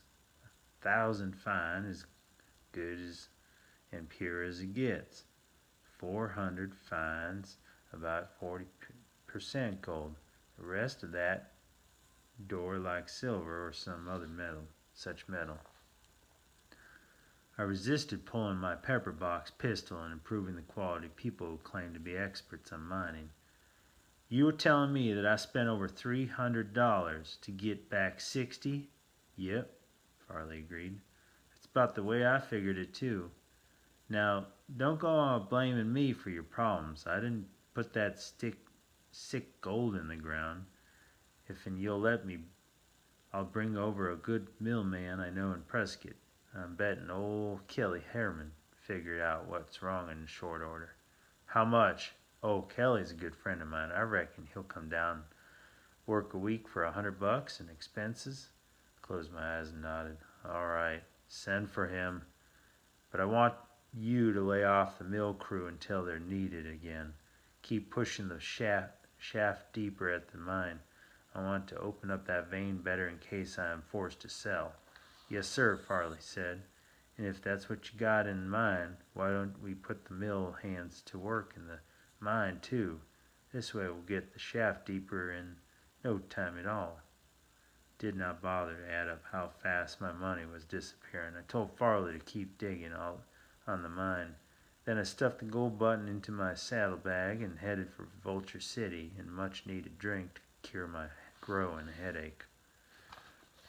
The phrase, "it never rains but it pours," was almost certainly coined by some poor fool trying to make a go at things in the mining business. I had not gone to inspect either the Hades Hope or that blasted mill I had bought for 4 days. Drinking beer in Sam Cobb's saloon was a lot cheaper. God was stoking the desert's furnace, and the temperature was likely 100 degrees in the shade when Farley Fairweather came wheezing into the beachcomber late one afternoon. I noticed his wide eyes and immediately suspected something was seriously wrong. "Kelly Herman's got himself killed over at the mill of yours," Farley sputtered loudly. Sam Cobb spoke before I had the opportunity. "What happened to him? Was it an accident?" "Yep, and a terrible one at that." Farley bellied up next to me at the bar. "Give me a beer and a shot, Sam. I sure need one after the way Kelly got killed." "Tell us about it," I said. Farley had a whitewashed look about him, so I waited until he finished his shot to begin. "We had a rock that wouldn't smash up in the crusher," Farley said hoarsely. "Kelly took an iron pry bar to try to jam it in between the rock and the jaw. Of course, the crusher was running at the time.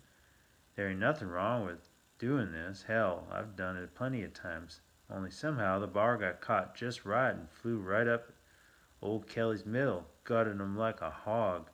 Damnedest bloody thing I ever saw. And it all happened quicker than a snake can strike." "This is awful," I said. "I don't know what to do or say. Ain't nothing you or anyone can do now. The boys are fetching back a burying box to lay him away in. Reckon we'll ship him back to Prescott. Kelly's got a wife and kids there. Sam Cobb cocked his head. This Kelly was the mill expert you hired, weren't he? Yep, Farley said. He was a darn good one, too. I'd never thought some crazy thing like this would have killed a man like him. You've had a pass of grief with that mine, Sam Cobb said to me. Farley spoke up. 2 men got shot over that hole right in the beginning. That kind of thing puts a curse on a mine for certain. Not only won't the gold catch on the plates, the veins petered out. It was my turn to sputter. What do you mean the veins petered out? You ain't been there for a spell, Schwartz. We lost that vein 2 days ago. I've had the crew keep digging, but there ain't a speck of gold in sight. Hell, there ain't even a trace of where that vein ought to be. I was dumbstruck. What are you pulling? Everyone knows that gold veins get water with depth. Reckon the good Lord didn't see fit to follow your line of thinking, Farley said angrily. The vein petered out, and that's that. Poor old Kelly figured out that gold's got too much copper mixed in with it to ever amalgate. Reckon it don't matter now. There ain't no gold in that mine anyways. I laid a silver dollar on the bar. Sam, I said, I believe I'd like a beer and a shot. Coming right up, John. Sam Cobb filled my glass and slid it over. Sure sorry to see you get all this bad news at once. Sounds like your vulture mine turned out to be a turkey. Before I could answer, some kid poked his pimply face through the bat wings. Mr. Schwartz, I come to tell you the stage is, and there's a mighty purty woman at the station asking for you. I tossed the urchin a quarter and then slugged down my drink while wishing I had time for a few more. I'd rather have gone to face Wild Bill Hickok than to tell a sweet lady that the gold mine she'd just traveled all this way to help operate had gone bust, and her partner in the venture was nearly broke, aside from getting snake bit. I couldn't fathom what else that could go wrong today. That was one of the few times in life I was mistaken about something. When I trudged inside the stage office, I beheld the loveliest, most angelic vision of a woman I had ever dared imagine existed. My throat suddenly became as dry as the desert, and my feet were leaden. The lady, who I knew from the faded photogravure to be Haiti Jane, sat patiently on a wooden bench, a large portmanteau on the floor beside her. I was quite taken aback that her cascading curly hair turned out to be fawn-colored rather than auburn. A spray of freckles dotted her cheeks and lithe neck and wonderfully scented her full, ruby lips. Haiti Jane's happy green eyes sparkled in the light like precious emeralds. I swallowed hard to be sure my mouth would work, then stepped over to make my introductions. I was forming in my mind what I would say to this most beautiful lady when a rotund old gray-haired idiot jumped out of a chair he was lounging in and poked out his hand in greeting. Well, hello there, Reverend Schwartz, the fool boomed. That was mighty fine send-off you gave that feller they hung up in Colorado. The man whose head got popped off. What brings you to a place like Vulture City? Chapter 39. Haiti Jane fixed those green eyes of hers on me. Reverend Schwartz, she said, would you happen to be any relation to John Schwartz?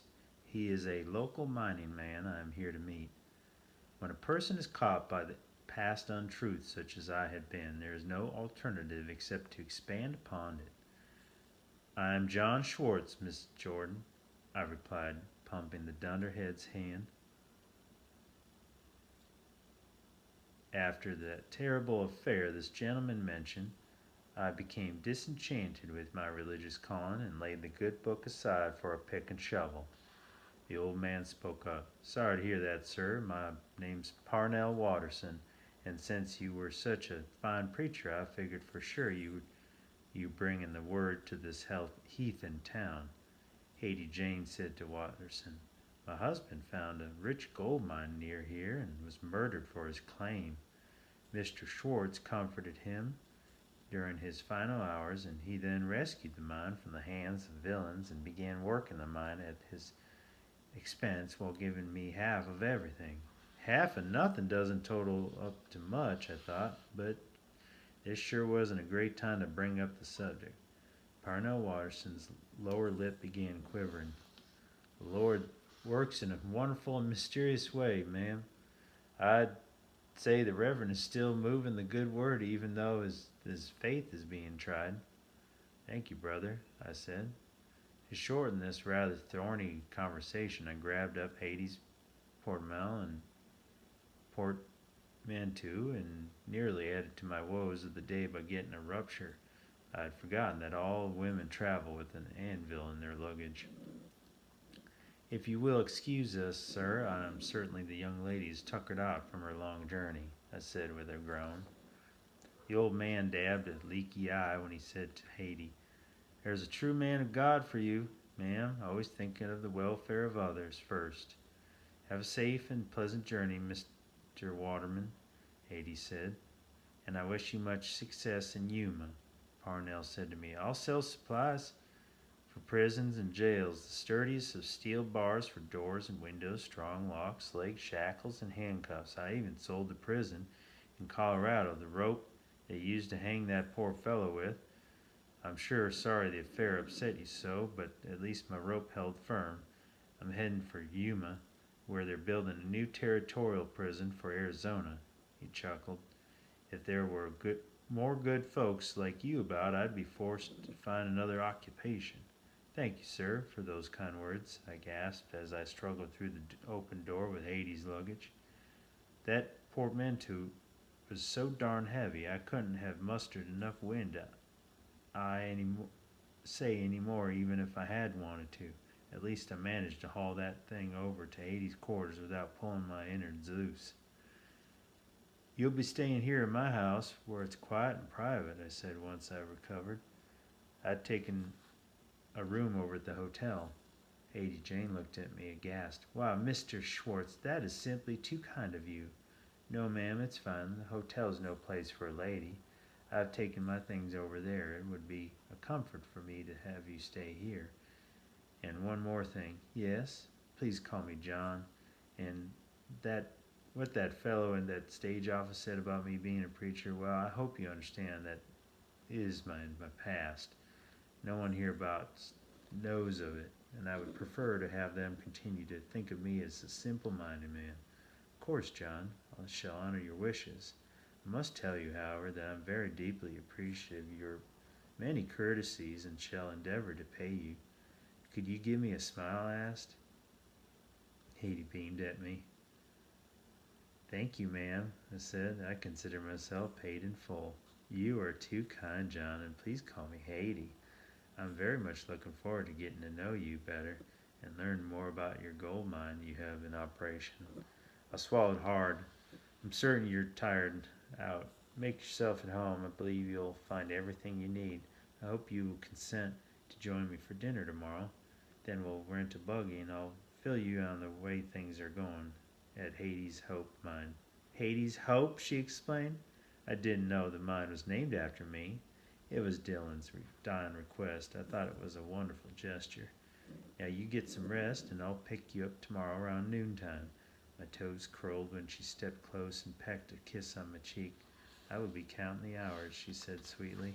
Holy cow. The lingering aroma of lilacs followed me into Sam Cobb's saloon. I ordered a beer with a double shot of whiskey. Spent the entire evening pondering how I could soften the sad news I had to give the beautiful lady on the morrow. There was no choice but to tell Hattie the truth of the matter. In a small town such as Vulture City, some half-wit would blurt out the facts to her anyway. Once again I was caught between the devil and the deep blue sea, and my heart was breaking. Hattie Jordan stared gloomily into the back depths of the mine shaft. The wind whipped her hair, her long tresses, when she turned to Farley Fairweather, who had joined me in explaining our plight. So you are certain there is no more gold?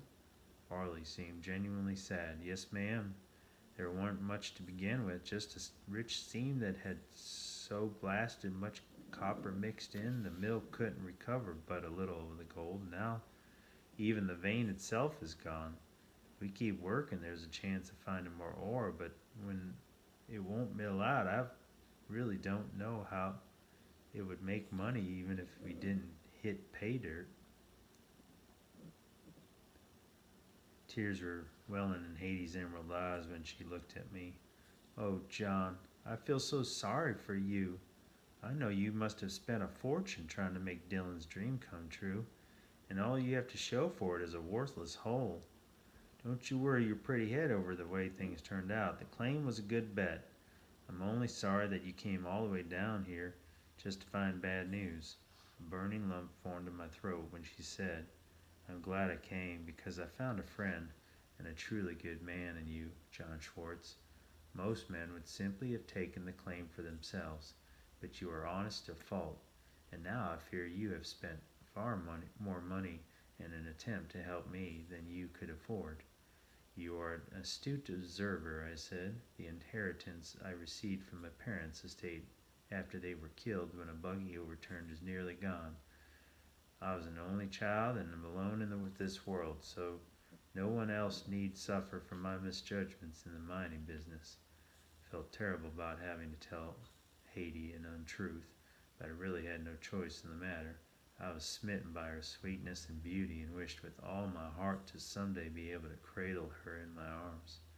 Should anyone, even lovely Hattie, suspect I was the wanted man-eater Al Packer, who was still being vilified in newspapers and magazines, my future would be quite bleak indeed.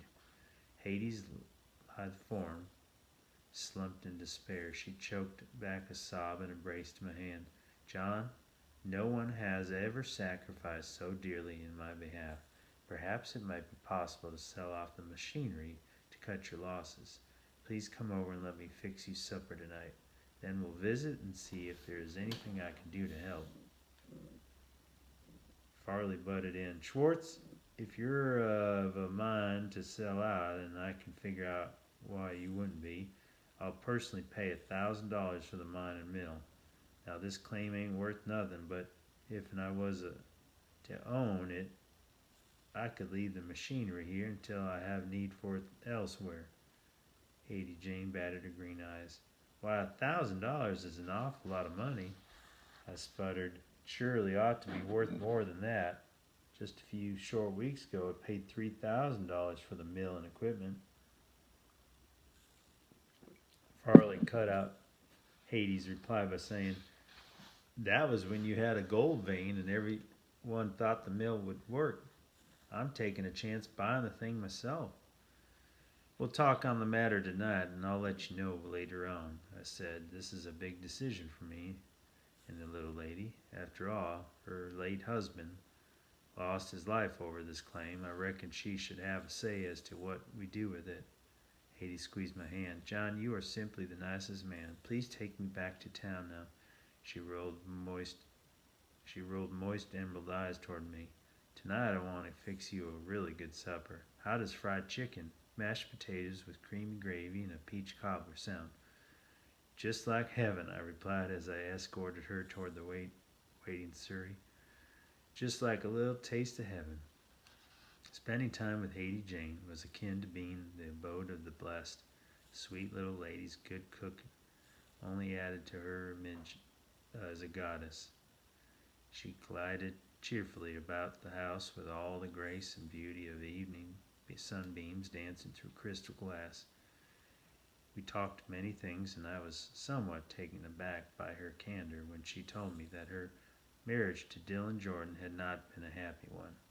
Many times her late husband had, without notice, taken off for months on end, leaving only Hattie and her ailing father, Jonas, to work their 600-acre ranch. During Dylan's excursions, he never wrote her or sent any money to help her out. Upon his return, he would simply say that he had been off prospecting and so only returned to ranch life until again being stuck with wanderlust. I also learned that Haiti Jane had married Jordan 7 years ago when she was only 16 years of age. This meant she was now a delightfully young 23-year-old lady. She added sadly that her troubled marriage to Dylan had produced no offspring. I began to understand that Haiti's wellspring of an inner strength had been born of necessity. I was no longer mystified as to how well she had accepted the fact that our gold mine was a total failure. This sweet and stalwart young woman was well acquainted with disappointments in her life. My sorrow that the failed Hades hope mine had only added to her problems caused my heart to burn in my chest like a raw sore. A dying scarlet sunset was fast giving way to the shadows of night when I lit a coal oil lamp and placed it in the center of the dining room table. Haiti poured us both a steaming cup of coffee, then set out 2 bowls of peach cobbler that were swimming in a sea of sweet cream. She scooted out a chair across from me and sat down. After a long moment, she demurely began spooning her cobbler and asked, "Are you planning to accept Mr. Fairweather's offer to purchase the mine and your machinery?" "I'd hate to do that, Haiti," I said solemnly. "I would be admitting the mining claim is a failure. I have nearly $800 of my inheritance money left. Perhaps if I kept the crew on for a few more days, the cost of this is about $100 a day. We might unearth a bonanza." Haiti's shoulders slumped in despair. "Or if the gold is gone, you will be broke. John, I cannot allow you to do this for my sake. And if I understand Mr. Fairweather correctly, even if we did uncover some ore, there's no way to recover the gold with the machinery you have. I know it's taking a big chance, Haiti, a will or the wisp at the end of the rainbow at best, but I feel that I owe it to you to continue on." Haiti laid down her spoon, reached across the oak table, and softly intertwined my hands in hers. "John, I was married to a man who chased chimeras. His lust for riches ended only when he died pursuing one. I don't want you to wind up like Dylan. Please don't spend any more money on the elusive dream, at least until we can take some time to think on the matter. Perhaps I could hire a mining engineer to give us a professional opinion. I have over $100. Surely this is a decision that does not need to be hastily made." "No," I said, "you are right.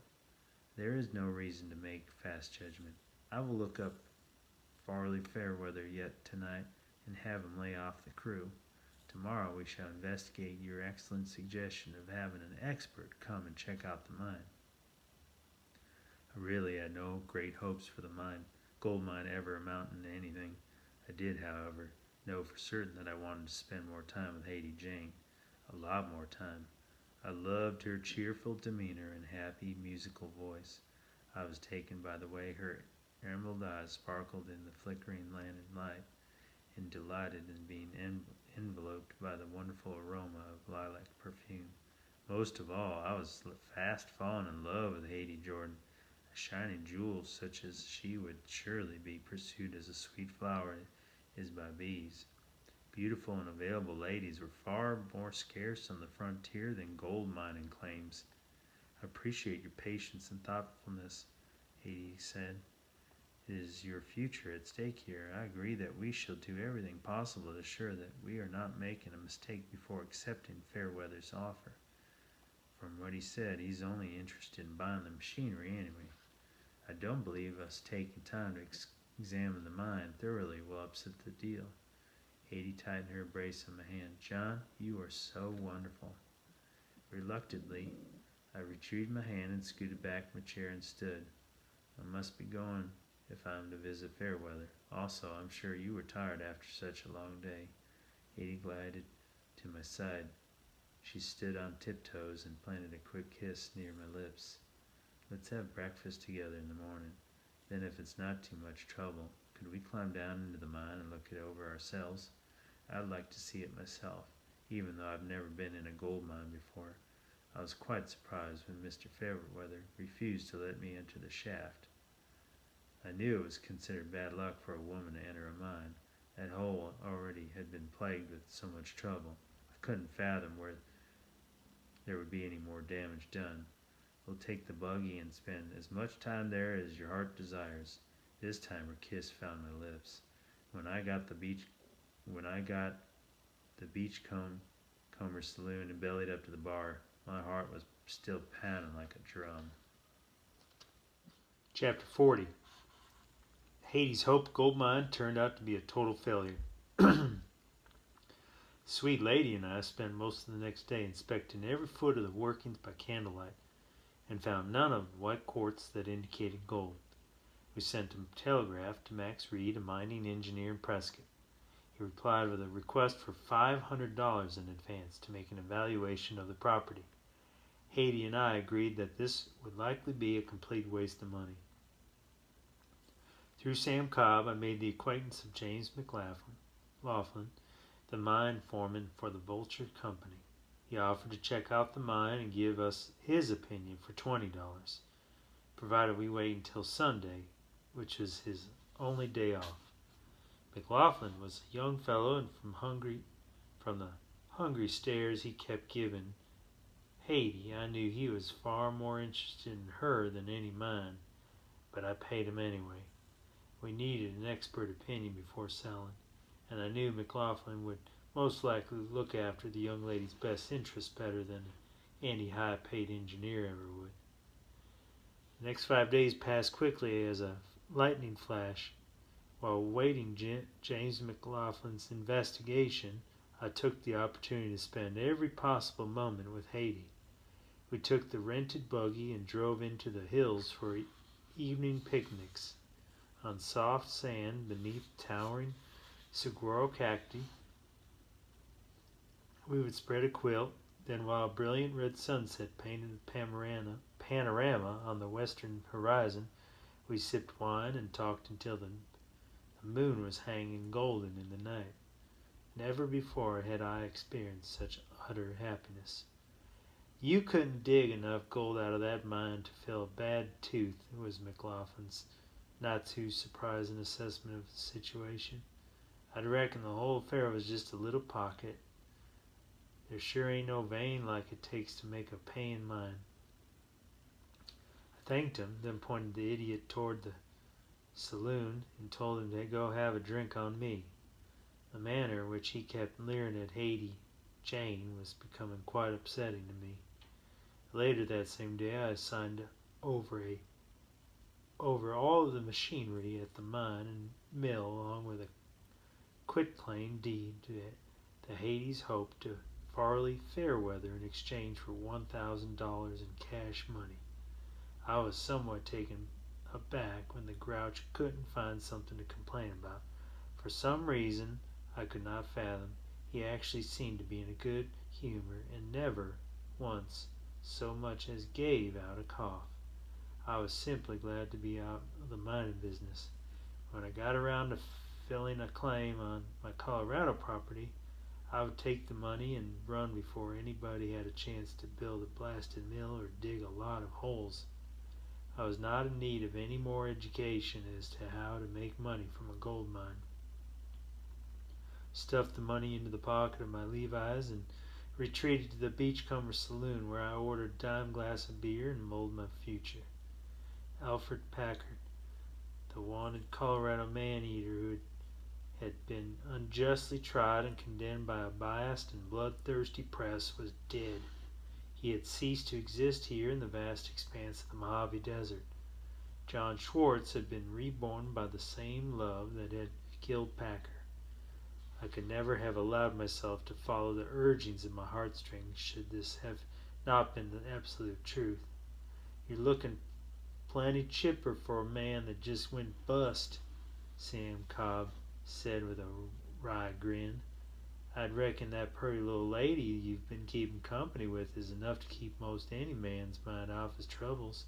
She's cuter than a speckled pup. That she is, Sam. And if things go my way tonight, I'll be leaving this fair city. I intend to go ask Katie to marry me. Sam reached across the plank bar and took away my half-full glass. I generally hate to lose a paying customer, But there's times when a good sense comes to being a necessity. If you don't get over and propose to that sweet thing, I'm going to spread the word that she's available and looking. I nodded. You're a wise man, Sam Cobb. I'm on my way. Don't go out and let her throw the hook, Sam hollered as I stepped onto the boardwalk. That lady's a keeper. I've never understood why women take to crying whenever they're happy as well as sad. This behavior can really throw a man for a loop until he figures out which way the wind is actually blowing. After I popped the question to Haiti Jane, she grabbed a lace handkerchief from her handbag and wept into it for what seemed like forever. You have made me the happiest person in the world, John Schwartz, she finally sobbed. I never dared dream a wonderful man like you would ever have someone like me. She daubed at her tear-green eyes. But I fear there is something terrible that you must know about me. I stepped close, wrapped her in a sheltering embrace. Whatever the problem is, we'll work it out together. Haiti pushed me away and spun to face the wall. John, I don't believe I am able to ever bear children. I placed my hands on her shoulders and gently turned her face to me. Haiti, it's all right. The will of the Lord is often hard to understand, but I love you, and all I ask is your love in return. She buried her face into my chest. Oh, yes, John, I shall be your wife. Could we please be married in a church? I know you must wish the same, and there is no church here in Vulture City. I am certain, however, we can find a minister in Prescott. Yes, my darling, I agree that a church wedding is the only way to start out our new life together. I only have this house and a mule to sell. Then we'll take the stage to Prescott and find a preacher. We can enjoy a few days in a good hotel there. Then we can be off to your ranch in Wyoming. Edie rolled her beautiful freckled face to mine. You mean our ranch, she said before giving me a kiss that curled my toes. 3 days later, Haiti Jane changed her last name to Schwartz in a small white-framed Presbyterian church in Prescott, Arizona. The minister was a kindly silver-haired fellow by the name of Kinsley Walcott. His wife, Minnie, played on a pump organ while he held the good book open and said the words over us. Haiti looked exactly like an angel wearing her frilly white dress. Lilac bushes were still in bloom, and I had cut a spray of lavender flowers for her to carry. Even the sky was crystal blue and the day windless and delightfully warm. It was as if God himself was smiling upon our union. When we got back to the hotel, I scooped her into my arms and carried her giggling across the threshold. Earlier on, I had made adequate arrangements with the clerk to provide room service to us for the next few days. This was sound thinking, for we never left that room for 4 blissful days and nights. On occasion, I wonder what heaven must be like, but back then, during those house-lawn days, when my soul soared high and on gossamer wings, I knew the place well. To this day, it could not be called heaven if there wasn't a Haiti Jane there to share eternity with. It was on a warm and sunny July morning when my new wife and I departed Prescott on a swaying stagecoach bound for the town of Santa Fe in New Mexico territory. From there we would travel on a succession of trains and stages before eventually arriving at the military outpost of Fort Fetterman in Wyoming. I did not relish having to pass through Colorado and sincerely hoped Wild Bill Hickok had left Cheyenne for greener pastures. Of all the people I wished to avoid, Hickok was at the head of the list. While my red hair had done an excellent job of hoodwinking idiot lawmen, it would become a beacon for a bullet should I again cross paths with that arrogant, humorless gunslinger. I decided that wrapping my arm around Haiti Jane and quickly ushering her to the nearest hotel room whenever we had a layover would not only be pleasurable, it would also be a salubrious benefit for my general welfare.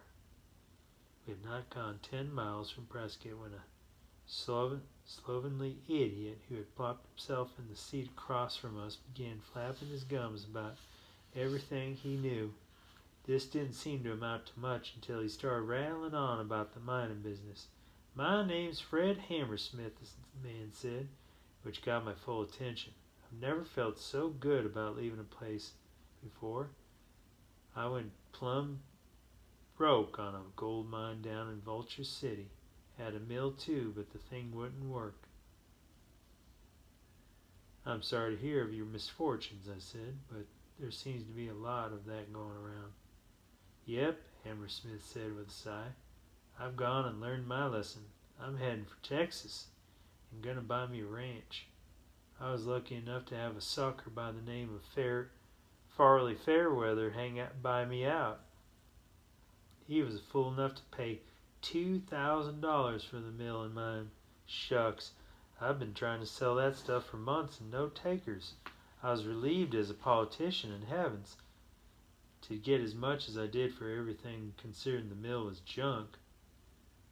Should Alfred Packer have been about, I'm certain he would have been returned to Vulture City and had rather heated and smoky discussion about ethics with a low-down swindler named Farley Fairweather.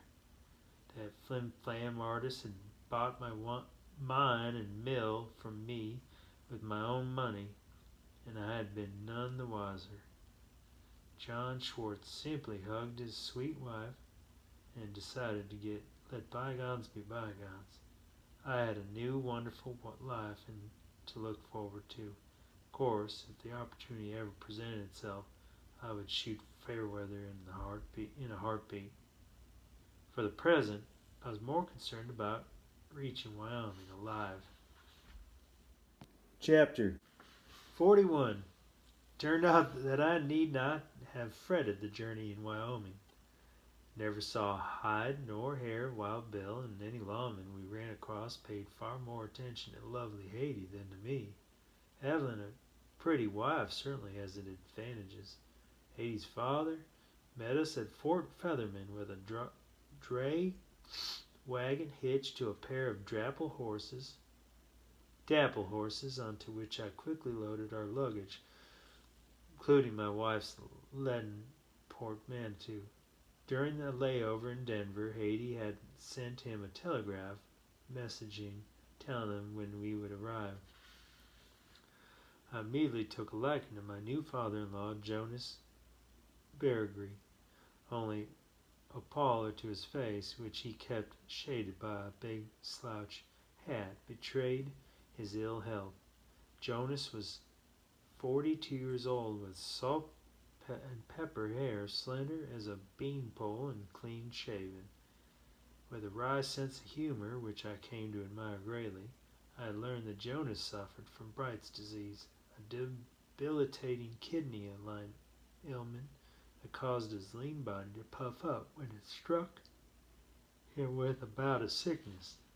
"Sure hope you're better at sticking around and doing a day's work than the last man Haiti had come up with," Jonas said when he eyed me up for the first time.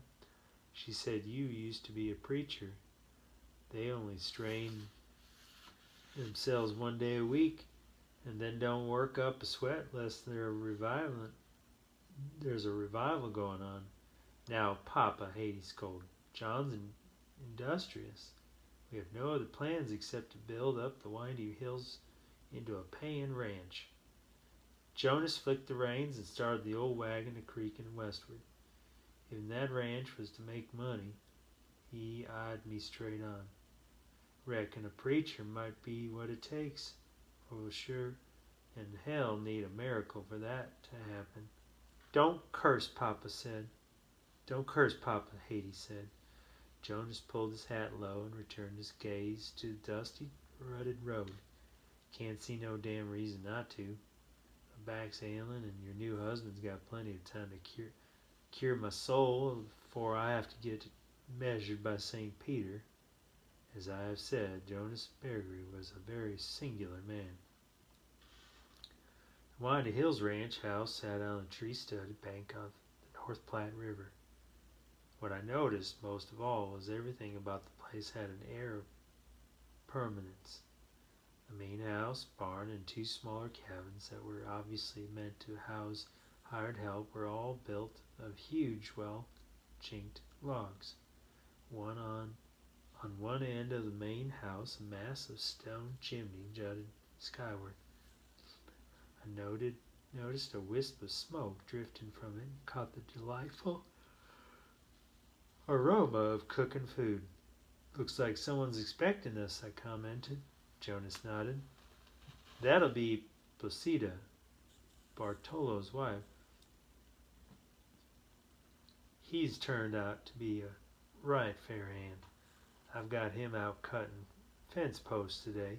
Placida's a darn good cook, too, so long as a person likes peppers hot enough to burn the lint out of their belly button and everything they eat. She's fixing us a pot of chili and tortillas for supper. Sounds good, I said. Haiti and I are both getting plenty tired of taking meals in hotels and way stations. Jonas reined the wagon to a stop in front of the house. Restaurant cooking would choke a goat. I'll put the team away and come over after I've rested a spell. I've gone and moved my things into the second cabin to give you two lovebirds some privacy. This way I don't have to fix them squeaky bed springs. Hattie's face flushed red. Papa, how could you talk like that? Jonas grinned at her. You wouldn't be a-sitting there if your ma and me hadn't rattled that bed on occasion. He spat a wad of tobacco on the ground.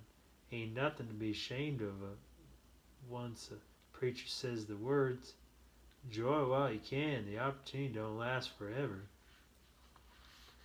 Women have curiosity that would cause a cat disgrace. Haiti and I have finished proving her father correct about the bed springs being squeaky when she rolled over and fixed her green eyes on me.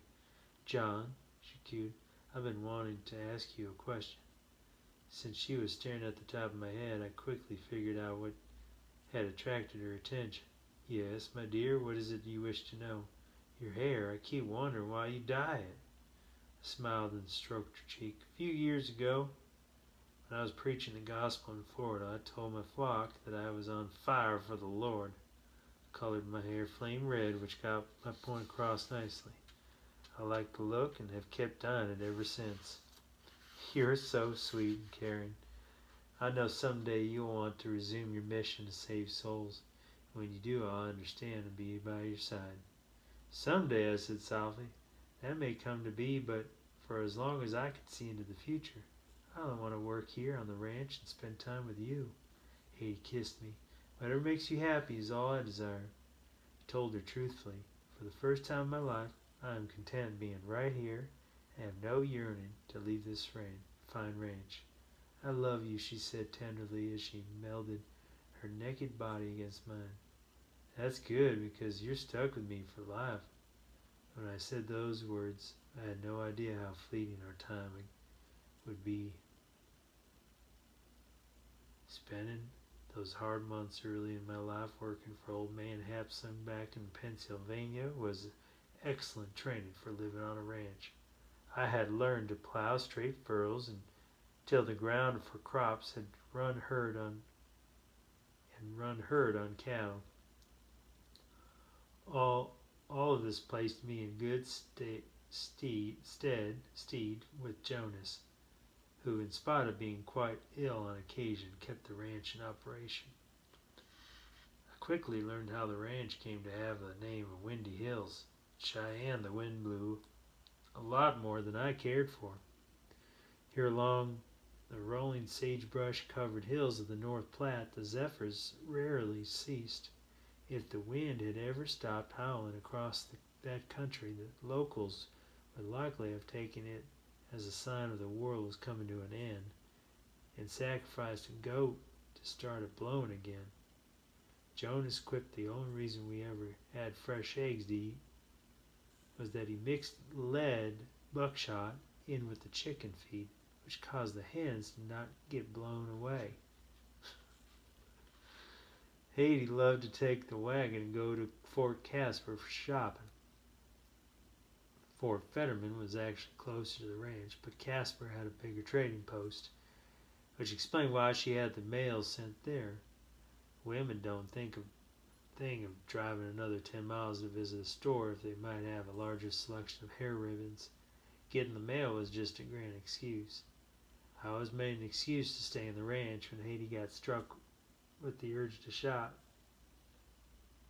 There was plenty of work to do, and she never surmised my real inclination.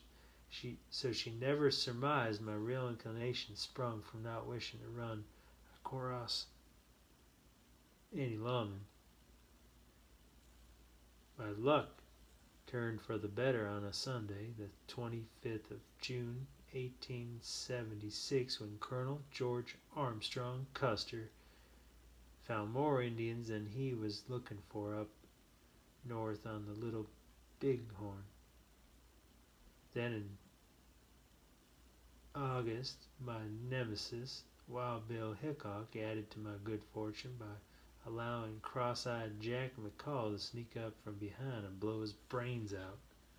These events had the wonderful effect of removing any mention of Alfred Packer from the newspapers and magazines.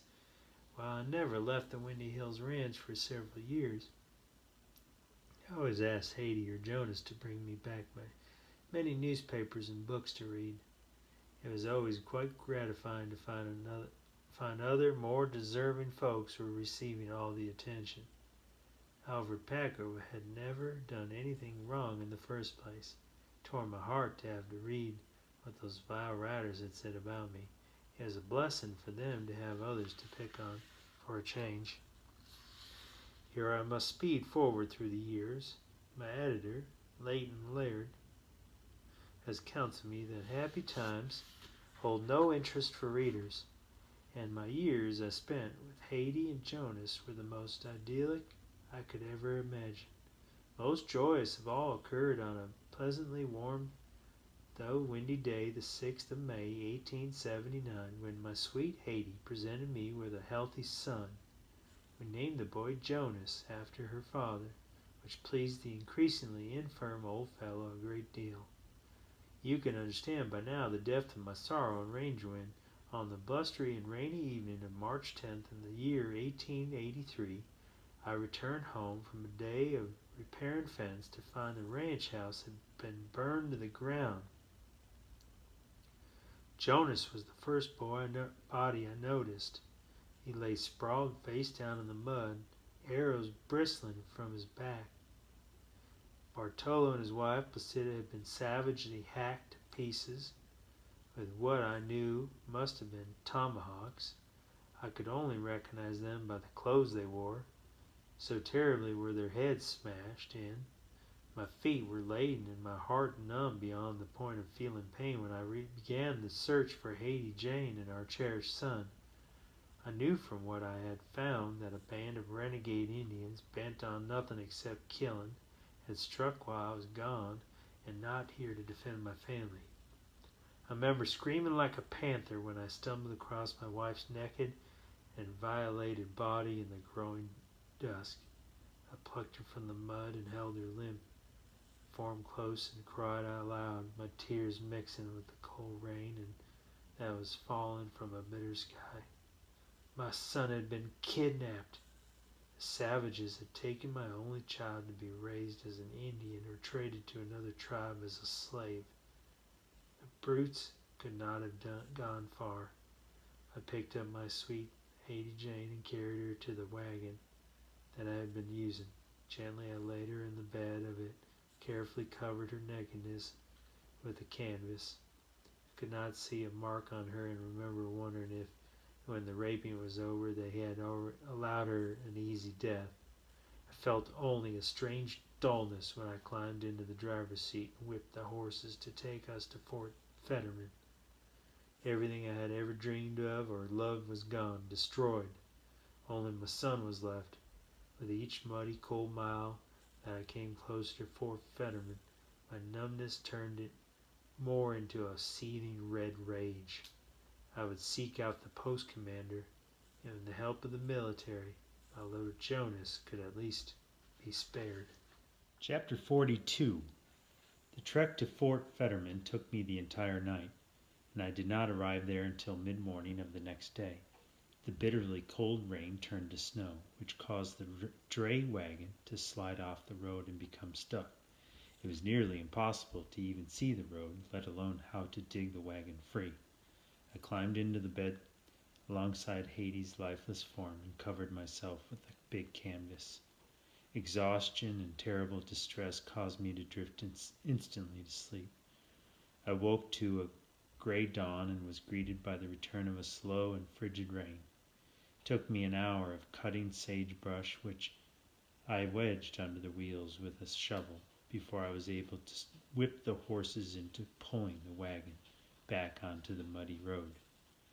When I arrived at Fort Fetterman, I quickly ran inside the first building I encountered to escape the cold rain and ask the location of the post commander. Instead, I confronted a lone sheriff by the name of Carson Rudden. The lawman set his steely eyes upon me, and before I could even take the time to explain my presence, I found myself facing into the barrels of a cocked, sawed-off shotgun. I reckon this was my lucky morning to be going through old wanted posters, he gloated. I was burning 'em in the stove, and I look here what I spied just when you come in. With his free hand, Sheriff Rudden proudly held up a flyer announcing in huge print a $25,000 reward for the arrest of Alfred Packer. The likeness of the sketch was eerily accurate for a man with long black hair and a goatee. I don't know what you're talking about, I cried. Indians attacked our ranch, killed my wife and father-in-law along with our hired hands, and kidnapped my son. My name's John Schwartz. We own the Windy Hills Ranch between here and Fort Casper. Rudin chuckled gruffly, then tossed the poster aside and came up with a set of handcuffs which he tossed to me without wavering that shotgun and an iota from my middle. Snap those on good and tight, then you can warm yourself in a cell while I send off a telegraph to Denver. But my son has been kidnapped by Indians. There's no time for this. Every minute we delay, the less likely we can find those renegades and rescue him. Indians is the Army's problem, Packer. If what you say is true, most likely your boy's either already dead or so far out of this country you'd never catch up with him anyway. Savages move like the wind. Why do you insist I'm this man Packer? I pleaded. I told you my name is Schwartz. I demand to speak with the post commander. Snap those cuffs on or I'll blow one of your feet off.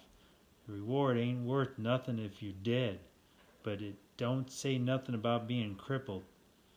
I did as he said and felt the steel rings click tighter against my wrists. I remembered how Alonzo Wall's handcuffs had done the same back in Sasquatch so long ago. That's right, smart of you, Rudin said coldly.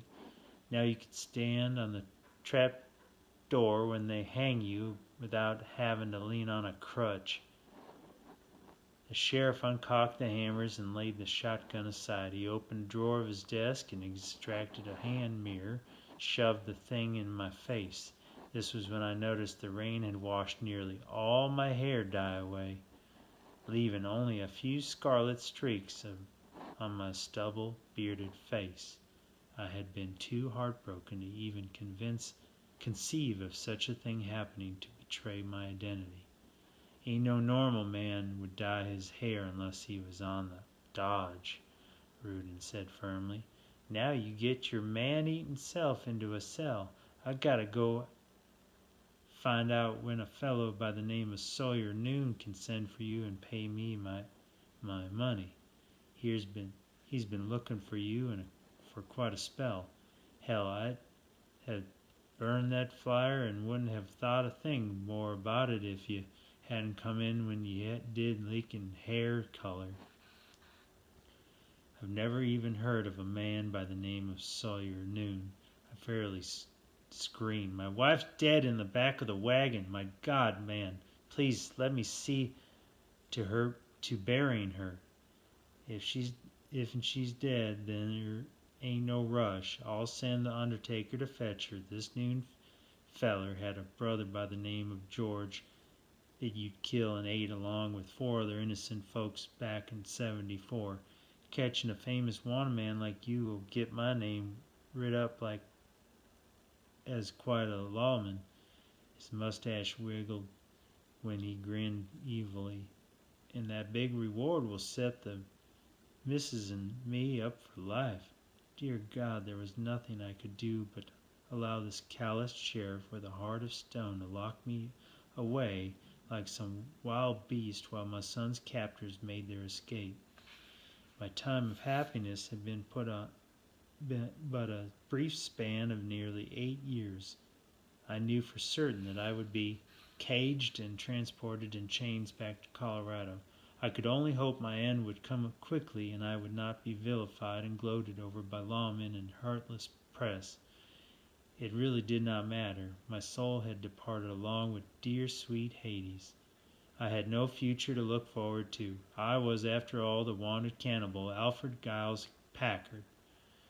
At least little Haiti would never learn of my past or that terrible incident on Slumgullen Pass when I had done nothing more than survive as any reasonable man would have, should he have been in my place.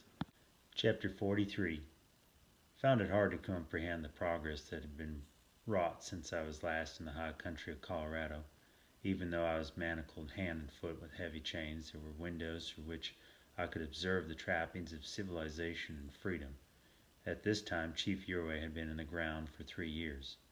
I remembered well how wild and remote this country was when I first met the kindly youth. His giving up of the sacred mountains had killed first his spirit, then the man himself. The city of Gunnison did not exist when my foredoomed party and I had gone seeking our fortunes. A mere 9 years later, I rode into the booming metropolis on a chugging steam train. From the depot, I was ushered by a small army of armed guards through a milling crowd of angry, jeering onlookers into a stagecoach that immediately departed for what I was told would be Lake City, a bustling town of over 2,000 souls now sprawled along the rushing clear waters of the Lake Fork of the Gunnison River, just below the serenely beautiful Lake San Cristobal, where Gid Trevor had met his ultimately demise. I could not help but idly wonder if the rich vein of gold that was the mainspring for my misfortunes was the law had been discovered by others and opened into a paying mine. Not that it mattered to me any longer. Money had no value in the netherworld, where I would quite likely in short order become a resident unless my luck took a drastic change for the better. I was taken back when, through the window of the rattling stagecoach, I saw a red brick building with a huge tiger's head painted across the top part, along with a sign advertising it to be the Tiger Spit Saloon. The jail where I was lodged, unfortunately, turned out to be quite sturdily constructed of heavy granite stones, with thick iron bars riveted securely in place over the doors and windows. This time there would be no sweet Letty to come to my rescue with a smuggled key. With my being rather famous, a plethora of unsmiling armed guards kept an eagle eye on me, which marred any plans I entertained for making a quick escape. In back of the neat-looking 2-story white-framed courthouse, plainly visible from my cell window, I watched industrious carpenters building a scaffold that I assumed was being erected for my benefit. My mind was awash with plans to leave this place at the first possible opportunity. Failing this possibility, I needed to rely on the services of a good attorney. I had certainly done nothing to deserve the treatment I was receiving. The biggest problem I faced was the fact that I was broke. Lawyers are a species motivated only by money. As you can easily discern, I found myself facing a bleak future. After seeing a saloon called the Tiger's Pit, I was not surprised by my first visitor. "Glad to see you, Packer," Larry Dolan said through the bars with a wide smile. "Business has been booming since word got out you was coming. I'd reckon the streak will last till after the hanging. Wish I could say it's good to set eyes on you. I said, and I hope it won't come to a terrible disappointment that I plan to get out of this fix. He craned to see around. Where's old Ed Whitmore? I figured he'd be along to visit. Oh, Ed, he's busy talking to folks, but he'll come around. He's the sheriff here these days. Sandwich was dried up like a winter weed fixin' to blow away. That's why I come and moved my business over here where all the money's at. Ed Whitmore's the sheriff? Yep. Pays better than tending bar for me or stretching necks. He told me there's a professional hangman that works over at the prison in Canyon City coming to do the honors for you. Suddenly I felt rather weak in the knees. I haven't even been tried yet. Most folks can't see where a passel of lawyers gumming away will change anything. It's a well-known fact that you went and dined on your 5 partners. If that ain't a hanging offense, I sure don't know what it is. Dolan cocked his head. You feeling all right, Packer? You're looking mighty peaked. I managed a wry smile. It was likely something I ate. 2 days later, Ed Whitmore came to see me. The job of sheriff had obviously been good to him, for he gained a solid 50 pounds and had all of it stuck right in front of where you could keep an eye on it. He rolled the ever-present stub of scar around his mouth, and then turned to one of his deputies. Open up the cell. I need to let our prisoner get acquainted with his lawyer. The iron door creaked open, and my heart fell when I beheld the Eastern dandy who was supposed to be my salvation, dressed in a cream-colored suit with red silk cravat and black derby. My hopes for savior didn't appear to be even old enough to shave. Alfred Packer, the colorful idiot, packing a brown leather valise, piped while sticking out his lily-white hand. I am Aloysius Thorndyke Poindexter. The state of Colorado has appointed me to act as your defense counsel. I sighed deeply and returned his handshake. It was like grabbing onto a wet bar towel. Tell me honestly, does your mother know where you are? The lawyer snorted haughtily. I will have you know that I graduated with honors from the Cambridge School of Law. I am here to save your life, Mr. Packer. I do not believe insulting me to be your best interest. No offense intended. It's just that your youthful appearance took me aback. I'm sure you've successfully represented many men accused of something that's liable to get them hung. Actually, sir, you are my first client. Now, if you don't mind, I wish to take an hour or so and review your case with you. Ed Whitmore's cigar bobbed as he choked down a snicker. You just let out a holler, Mr. Poindexter, when you ready to leave, and Deputy Kincaid here will let you out. The portly sheriff commenced to waddle off when he turned to me. Al, there's a bevy of newspaper reporters and writers pestering me for a visit with you. I'll leave it up to you if you want to see him. Aloysius Poindexter squeaked. My client and I shall prepare a statement for the Fourth Estate. Under no circumstances is he to make any statement without my being present. The sheriff said with a shrug, I don't know nothing about any estate, but I did give him a look at old Al's confession that he made. Reckon with that, they won't need to bedevil him any. What? The lawyer spat. My client gave you a confession? This is the first I've heard of the matter. This is outrageous. I shook my head. I only told the truth. I couldn't see where that would do any damage. Poindexter sighed. We are dealing with the law here. In a court trial, the truth can often be disastrous. He nodded toward a table in my cell. Sit down, Mr. Packer. I believe that I have my work cut out for me. The sun dipped below the rugged mountains, and a chill was building in the air when the young dandy returned his notes to the huge leather valise that never left his reach. Packer, the lawyer said, I shall do whatever is possible to win you an acquittal. How must warn you that the confession you so unwisely gave may very well have driven the nails into your coffin. I don't reckon that was very smart of me. What you must know is that I do not believe you killed anyone except the man Bell, and that was in self-defense. The act of cannibalism, while detestable, was a matter of self-preservation, such as happened with the tragic Donner Party some years back. I shall attempt to draw upon this as a parallel. I said my conscience is clear on the matter.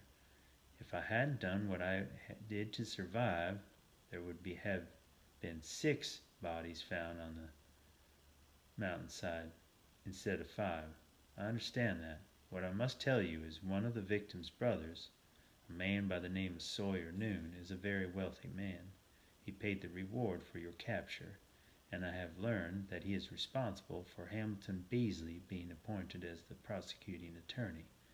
Beasley is a very capable lawyer and has many friends amongst the legal community, including Judge Jerry, who will preside over the trial. Hamilton Beasley, I yelled. I hired him to get me out of jail in Sandwich. Unfortunately, you did not pay his fee. If money had changed hands, I could get him removed from the case, but this did not occur. No, I found it wiser to leave before the shyster showed up. Tell me, did this Sawyer Noon fellow cause you to be my lawyer? Poindexter grinned for the first time. Yes, sir, he did. That was a huge mistake on his part. I stared past the lawyer through the barred window at the now completed gallows. I sure hope you'll be right. You're right about that. I hope to God you're as good as you think you are. My trial was held on the second floor of the courthouse and went on for 7 days. Hamilton Beasley gave a turgid performance that would have done justice to a stage show. The prosecutor played to the jury with all the enthusiasm of a stump preacher at a revival. Poindexter, on the other hand, got tongue-tied to the point of stuttering every time he made an effort to speak on my behalf. The young lawyer gave me great cause to consider any means of escape. There were 3 huge windows behind the judge's bench that gave everyone, especially the jury, a grand view of the waiting gallows. I would likely have made a dash and crashed through one of those windows, stolen a horse, and headed for parts unknown, if it hadn't been for the heavy ball and chain Ed Whitmore had fastened around my ankle. The rotund sheriff had earlier caught on to my efforts to chisel away mortar from the bars on the cell window using a metal letter opener I had pilfered from my lawyer's valets. You're drawing too big of a crowd to up and leave us, Whitmore said when he shackled me. Business this good, it has to be looked after. It was disgustingly obvious the bald, cigar-chomping ex-bartender and hangman had evolved into a surprisingly competent sheriff. I only wish I could have said the same for my lawyer, who never once objected to any of the vile things the flamboyant Beasley said about me. When it came time for my educated lawyer to speak, he spent more time stuttering than defending my actions on Slumgullen Pass. Larry Dolan's version of Judge Gary's verdict and sentence came as no surprise to me or anyone, and was written up and published in the Silver Record as follows. Alfred Packer, stand up, the judge boomed mightily and pointed his finger at the defendant. There were 7 good Democrats in Hinsdale County, and you man-eating son of a bitch, went and ate 5 of them. I hereby sentence you to hang by the neck until you're dead. Dead as a warning against reducing the Democratic population of the fair state of Colorado. In actuality, Judge Jarrett was a professional and educated man. His verbiage was more refined and eloquent, but the facts remained the same. I had been found guilty of murder, and on the 19th day of May, a mere 6 weeks hence, my soul would be sent to join sweet Haiti on the faraway shore where the trials and tribulations of this world are but a foggy memory. Chapter 44. Packer, Ed Whitmore said, mouthing his cigar, this lawyer of yours is so darn good he's going to get you hung before we're ready for the event. Larry Dolan, who stood alongside the sheriff outside my cell door, said, I reckon we ought to ship you over to Gunnison straight away. The jail there's sturdier and has more guards. It's nigh on to the midnight and a half moon hung high and orange over the scaffold outside my window. The rivalry from the saloons downtown had been growing in intensity since late this afternoon.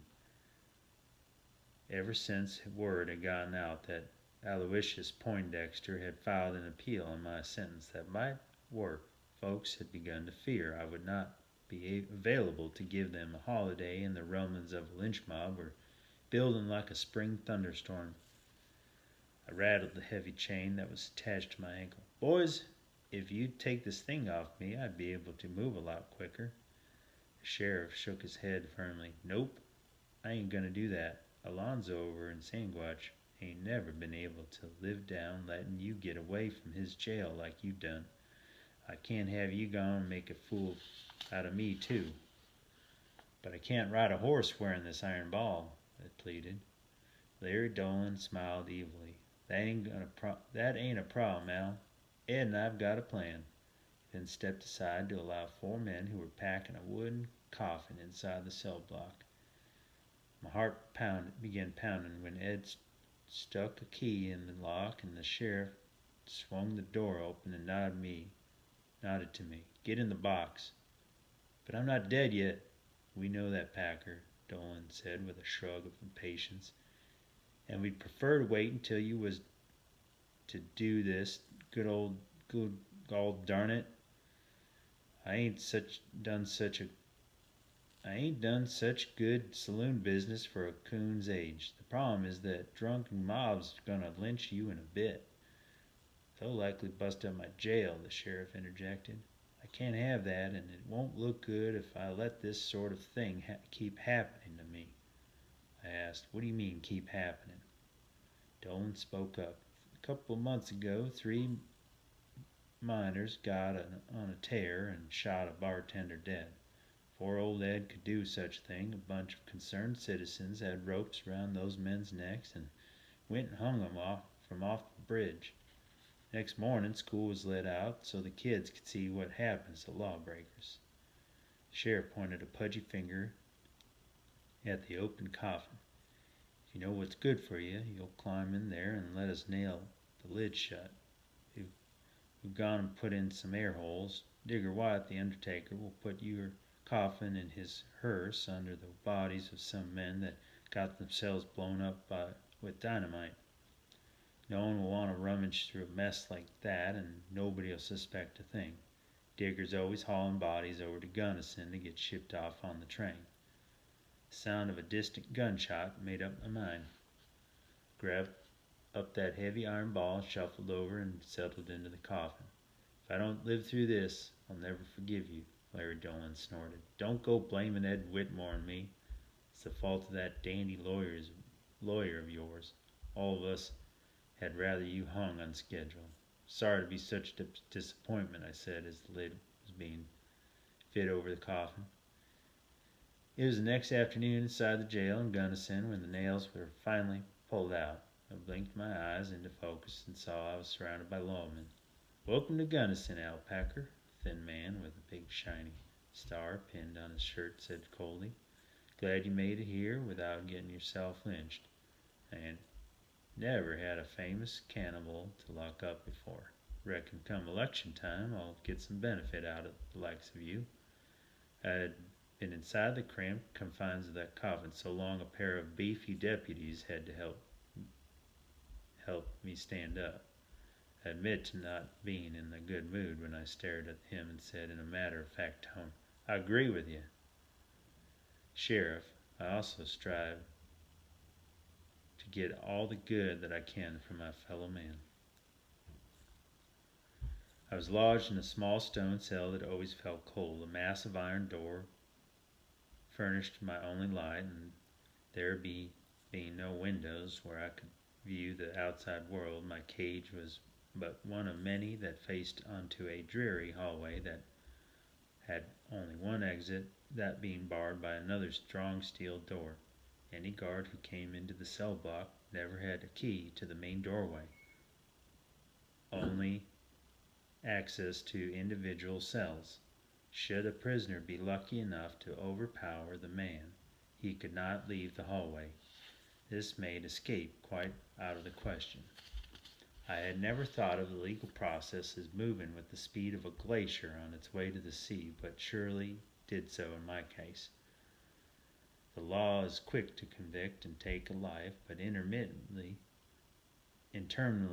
slow when it comes to admitting that a mistake might have been made. I languished in that terrible dungeon for 2.5 years while Aloysius Poindexter argued for my appeal. Each time he came to visit, I could not help but feel a chill and wonder if he had lost. Should this have occurred, I would have quickly been chained and returned to Lake City to provide the illustrious citizens with the entertainment of a hanging.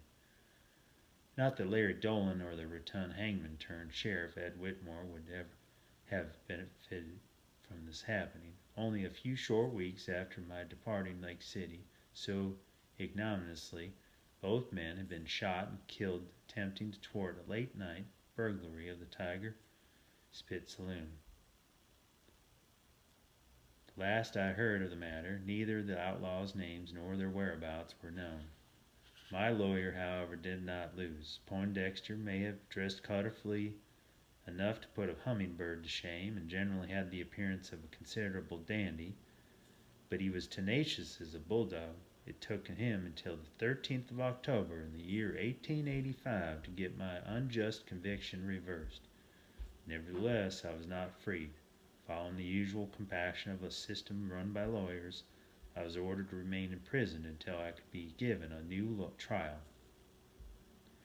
Poindexter told me without any emotion or surprise on his part that this would occur the first week of August next year. When a solitary man is at the mercy of the heartless, self-serving system of so-called justice, he has no rights or privileges. I could do nothing but await the outcome. The only salve for my tortured soul was the fact that Haiti did not have to suffer through this along with me. Books, magazines, and newspapers became my window to the outside world. Some Women's League kept a steady supply of the latest periodicals and novels available to the inmates. This was a most commendable act of compassion. Many of my cellmates were illiterate, and I often read aloud to them for hours on end. Such are the things that make the passage of days of a prisoner tolerable. While literature conditioned and improved my mind, my body required that I devise a plan of exercise. I would grab on to the top of my cell door and raise myself up with my arms. After the passage of several months, I needed only one arm to accomplish this. I ran in place and spent many hours bending over, twisting and thrusting outward with my arms and legs. My usual good health remained unimpaired by captivity. Only a pallor to my skin disclosed the fact that I had been blocked away from God's glorious sun for many years. My second trial for murder and cannibalism, yes, those were the charges so unfairly brought against me, was held during the first week of August in the year 1886. The event was conducted in the courthouse, which was alongside the jail. This thrifty arrangement seems to be standard for legal systems. I did not know beforehand the courthouse was within walking distance. I had been brought into the jail, nailed inside a coffin back in May of 1883. I had not been allowed outside of its confines until my second trial began. The judge's name was Harrison, an aristocratic appearing man sporting mutton chops, whiskers, and a silver head of hair. Hamilton Beasley's job of prosecuting attorney had been turned over to a local shyster with an unlikely name of Herschel Hogg, a shifty-eyed, clean-shaven man with a rock where his heart should have been. Aloysius Thorndike Poindexter remained as my counsel. After the passage of much time, I had begun to feel as if we were related.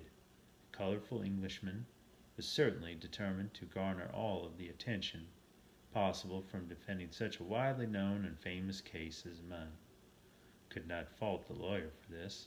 He had, after all, saved me from the hangman's noose. So far, anyway. The trial, which began on the 2nd day of August, was well attended by the press. There was standing room only for onlookers, so many curiosity seekers wished to view the cannibal who now was popularly accused of eating only Democrats.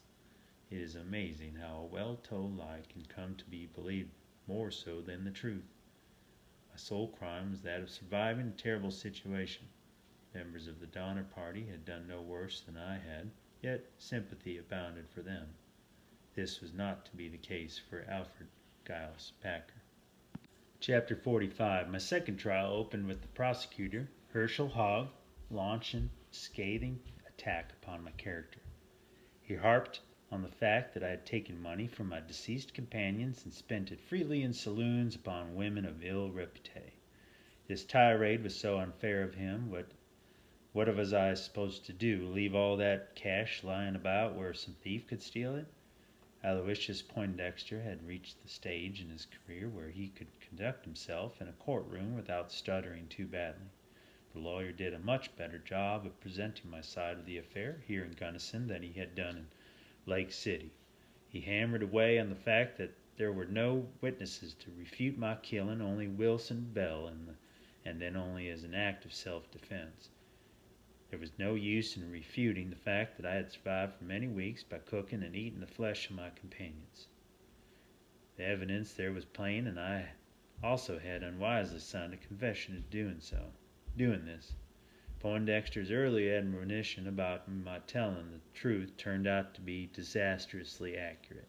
Suffer me to say that my lawyer's valiant efforts served to save me only from a decidedly unpleasant session on the gallows with that incompetent hangman from Canyon City. Judge Harrison pronounced me guilty of cannibalism, which he worded as manslaughter. Then he viciously sentenced me to 40 years in the state prison. I was ordered to be locked away 8 years in a steel cage for each of my 5 fellow companions' deaths. I trembled like an aspen leaf. I was devastated by this terrible turn of events more than mere words can describe. 3 long and miserable years I had already languished in a cold dungeon, waiting my emancipation. Now all my hopes and aspirations had been dashed by some curt words and a simple stroke of the pen from a heartless judge. At the age of 38, I had only a lifetime in imprisonment to look forward to, and my only crime was that of survival. "Don't give up, Alfred Packer." "Alfred," Poindexter said, placing a comforting hand on my shoulder, "there are other avenues we have yet to pursue. I shall immediately petition the governor for a pardon. I also believe there is a reasonable cause to appeal the verdict to a higher court." I turned to him and found my voice. "Do as you wish. I have lost my family and now my freedom for absolutely no wrongdoing on my part. My only regret is that I did not hang in Lake City. At least then I could have rejoined my loved ones. Being in prison is a far worse fate than death." The lawyer sighed. I noticed a wetness in his eye. "My friend, I'm solidly convinced of your truthfulness and innocence. You must keep alive the flame of hope within your heart. I give you my solemn word that I shall not rest nor leave any stone unturned until you are once again a free man. Promise me that you shall never, ever give up." A pair of deputies came and manacled my wrists with handcuffs. Before I was led away, I looked Poindexter square in the face. "Keep fighting for me. I have only you to give me hope, but I believe God's good justice will prevail." Poindexter dabbed at his eyes with a handkerchief. "I'll come to visit you in Canyon City shortly. There are papers I will need you to sign." I said, "Reckon I won't be hard to find." Jack Good greeted me upon my arrival at the prison. It came as no great surprise that he was still the warden there. When a person settles into a soft government job, they have a tendency to stick. "I liked you a lot better as a preacher," the warden said, cold as blue ice. Now you'll just be a number. We do not use names here in prison. From here on, you'll be known as only as prisoner 1389. I'm locking you up in cell block 3. That's where we keep all the hard cases. If any of them act up and cause trouble, I'll tell them that I'll put you in the cell with them and give you a knife and fork. That ought to settle them down quickly. I will never forget the warden's disgusting laughter as I was escorted from his presence to my cage. People who work in prisons develop a very queer sense of humor. Must once again slide through the years as a knife through soft butter. There is very little to say about time spent behind thick granite walls and steel bars that would be of interest. While words may speed through time effortlessly as eagle glides through among the clouds, I assure you that this was not the case for me or any person deprived of their freedom. The poet Oscar Wilde wrote in the Ballad of Reading Gaol that a single day in prison is like a year whose days are long. This is a far better description of how time passes behind stone walls than any I could pen. As promised, Aloysius Poindexter visited me often. Each time he told me of encouraging progress he was making in my case. Letters were being written, appeals filed, and all or any of these actions by my lawyer would possibly bear fruit some day. I slowly slipped into the routine of being a prisoner. Seasons melted into years while I observed Poindexter's dark hair turn silver as he grew quite fleshy. Only his eternal optimism and the promises of my eventual freedom and vindication kept my hopes alive. No matter how badly they abused me, I caused no problems for any of the guards. Due to my exemplary behavior, I was eventually given yard privileges and the status of a trustee.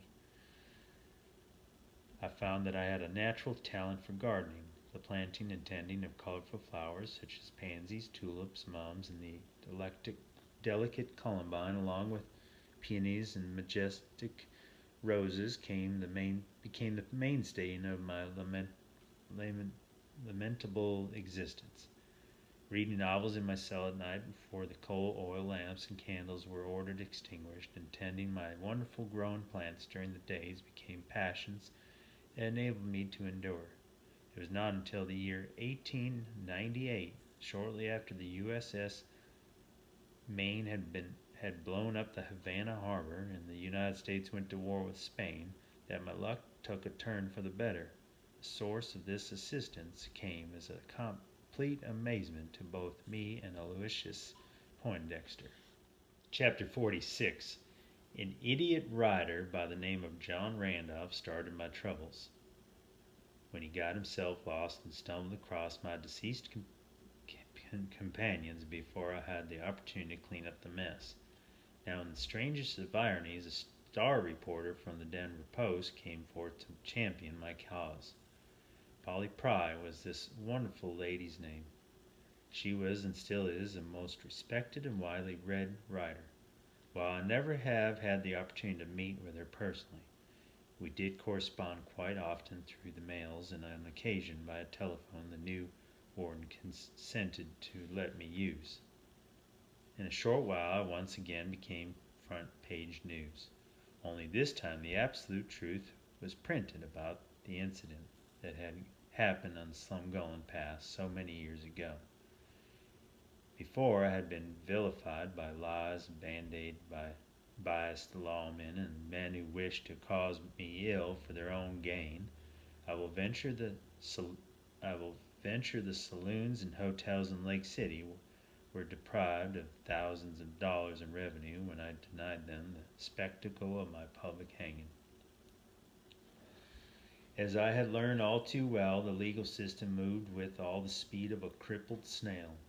Having such a powerful ally as the Denver Post, along with a skilled and truthful writer such as Polly Pry, gave great impetus in the rightful drive to free me from prison. I continued to tend my flower gardens, but now I also dared to begin contemplating what I would do with the rest of my life once justice prevailed. I realize I have failed to mention that Aloysius Poindexter had been successful in restoring my military pension. He was even able to convince the government to pay me for the time I was shanghaied and became forced to endure the horrible ordeal that befell the Mary Celeste. The lawyer made the case that I had received none of the money sent to the bank in Denver that had gotten washed away. To my utter amazement, I actually got paid a great deal of money. To further stun and bewilder me, Poindexter refused to accept any compensation. "You've been terribly wronged," Aloysius said. "I will not add to the insults you have suffered by taking any payment." Occasionally a lawyer can become dangerously close to acting like a decent human being. I spent but little of my pension money. Most of what I did use up was to purchase novels to read and decent cigars to smoke. These are wonderful treats for a man condemned to live in a cage. My funds in 1898 totaled slightly over $8,000. I had maintained my good health through vigorous exercise and was a hale and hearty 50 years of age. And at long last, there was a good reason to plan for the future. There were many things I dreamed of doing. I could not help but wonder if my rich gold vein above Lake San Cristobal had been found. The attraction of prospecting shall always stir my blood. I suspect this to be a longing for the freedom and solitude of the majestic mountains rather than a desire for the riches. Foremost in my thoughts were those of my lost son who had been kidnapped by Indians. I owed it to sweet Haiti's memory to pursue this quest above all others, even though after the passage of many years I had no idea where to begin. I had yet to gain my freedom. Little did I realize how much longer this would take, nor could I at this time have conceived of the invisible chains that can shackle a man once he is outside of prison walls. Lightning bolts danced among dark thunderheads building over the mountains to the west on the afternoon of July 18, 1999, when I was escorted to the warden's office to take a telephone call. I was not surprised when I heard the voice of Polly Pry. Then my heart fell. "Mr. Packer, I hate to be the bearer of terrible news," she said solemnly, "but I need to let you know that Aloysius Poindexter has died." Whew. After a long moment I asked, "What happened to him?" "The doctors tell me he had a stroke in his office. He went quickly. Oh my God, I wish I could have at least attended his funeral. Poindexter was the only man who stood by my side all these years. He's being shipped back to England for burial as requested in his will. I was surprised that he never married and has no family here in the country. I agree with you. He was a good man." "Yes," I said, thinking back on the fact that Haiti Poindexter, and everyone who had ever cared for me were gone. A lot of good people die well before they should. Denver Post hired a lawyer by the name of William Anderson, who everyone called Plug Hat, to represent me. The bombastic attorney came to visit me in prison. Plug Hat was a slender man, bald on the top, with white hair around the edges that reminded me of patches of snow clinging to a round hill. The lawyer brought along a sack of peanuts, which he shared with me while spelling out the real reason the Post was trying to gain my release from prison. No one in this cold, cruel world ever does something to help another fellow human being without expecting some form of payment. I suppose a preacher is an exception to this rule, but they do expect to get paid in the next world. I must say one thing for Plug Hat. He did not mince words. The owners of the Post, Frederick Bonfils and Harry Taman, wanted me to become a sideshow freak for their Floto circus. The owner's goal was for me to tour the country while being displayed in a curtained booth among the reconstructed skeletal remains of 5 men scattered about a campfire and pretend to eat human flesh.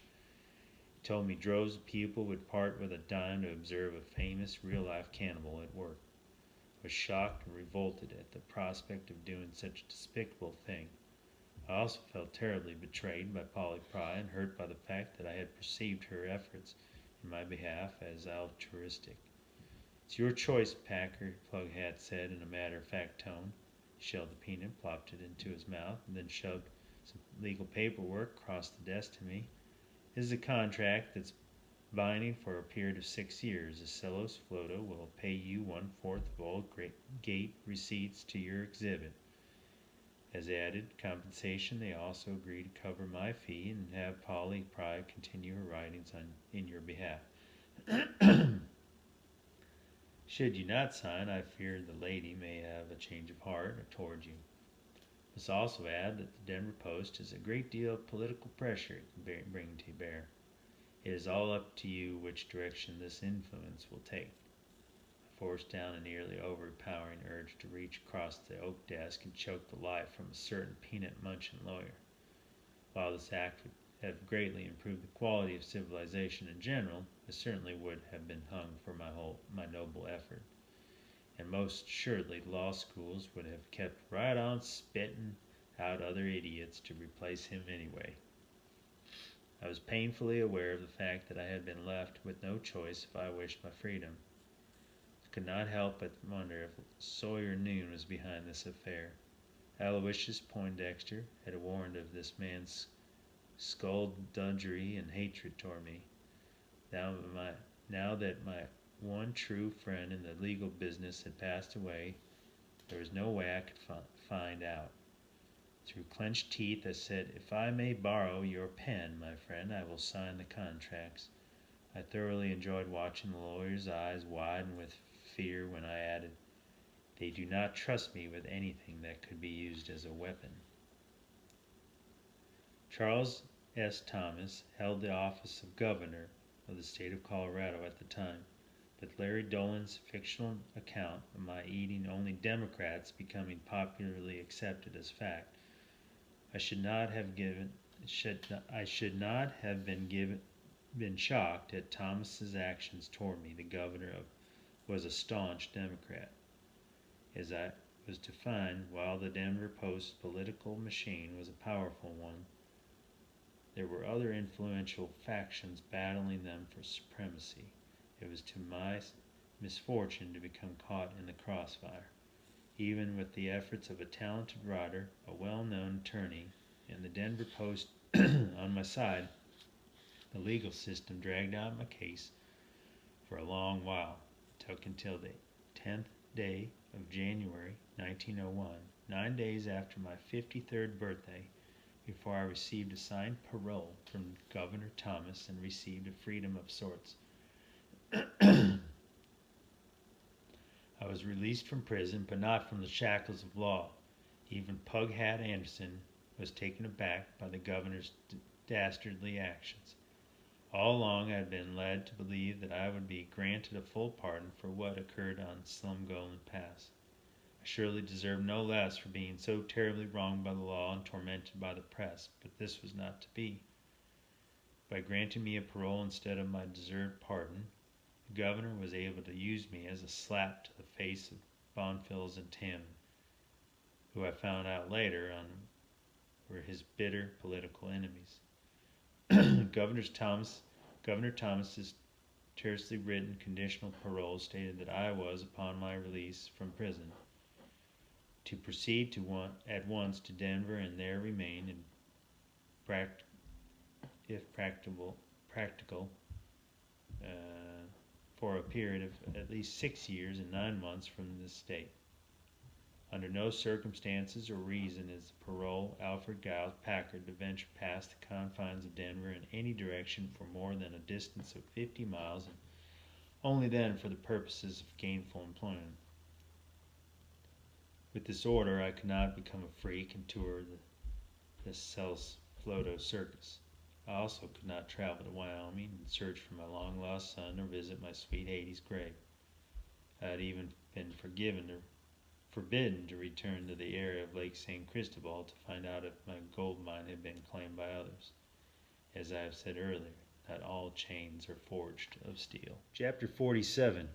person who has been locked away in a cold and dreary cage for nearly 18 years for doing absolutely nothing wrong will embrace any latitude of freedom like a long-lost lover. When the heavy iron gates of the state prison crashed closed behind me, I never once turned to look back. Time had not dulled the public's interest in my case. Literally hundreds of curiosity seekers and reporters turned out to witness Colorado's famous cannibal being released from prison. I tarried briefly to visit with some newsmen. Then I made the short walk to the depot where I boarded a train for Denver. One young idiot with a notepad kept hammering away at me with pointed questions that I did not care to have posed. I received great satisfaction from his shocked expression, followed by his rapid retreat when I placed my hand on his shoulder, looked him square in the eye, and asked if, in all seriousness, if he was a Democrat. As was the case with Wild Bill Hickok, legends born and built up by writers exceed the truth to the point where fiction becomes gospel and facts are buried for not being interesting enough to publish. Since I had a fair amount of money saved up and knew I would most likely be forced to reside in Denver until the requirements of my parole had been fulfilled, I purchased a home. It was rather humble, yet comfortable, white frame abode on the west side of the city near the towering mountains that I love so dearly. There were over 5 acres of land upon which the house sat. The simple act of walking my property at any time I wished without having to beg permission from a guard was indescribably refreshing. At night I could read my books by the wonderful Edison incandescent electric light.